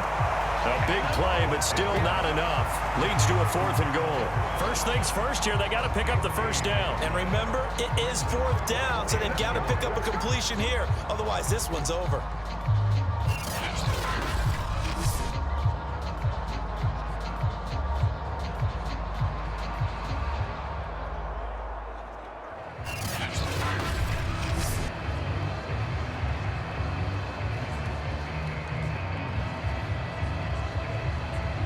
So the field goal unit is on the field as this is a big spot right here. And now with 4 seconds left, we get a timeout call.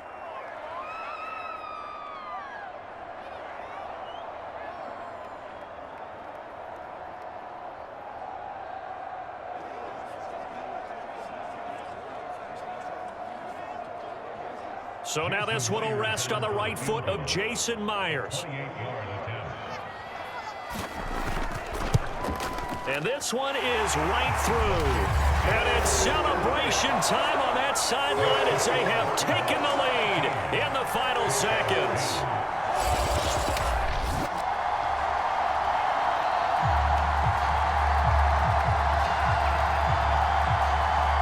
And I tell you, when it comes to needing a field goal in closing seconds, pressure situation, there's something to be said for having a veteran kicker trot out there. Agreed. It's so nice to have someone you can rely on, someone who you know has done it before. And this guy's as cool as they come, isn't he?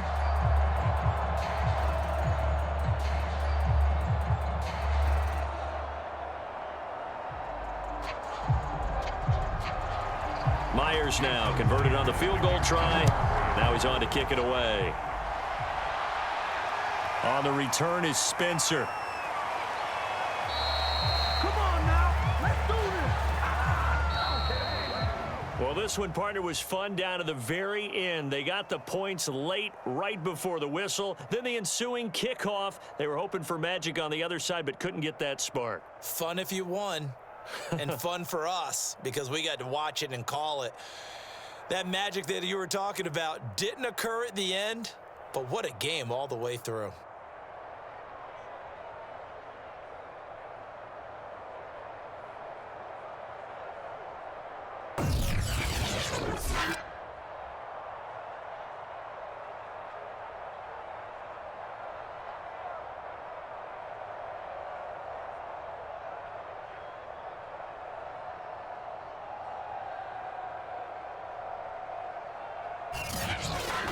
So that'll do it for my partner, Charles Davis, and the best darn crew in the industry. I'm Brandon Gaudin. This has been a presentation of the NFL on EA Sports.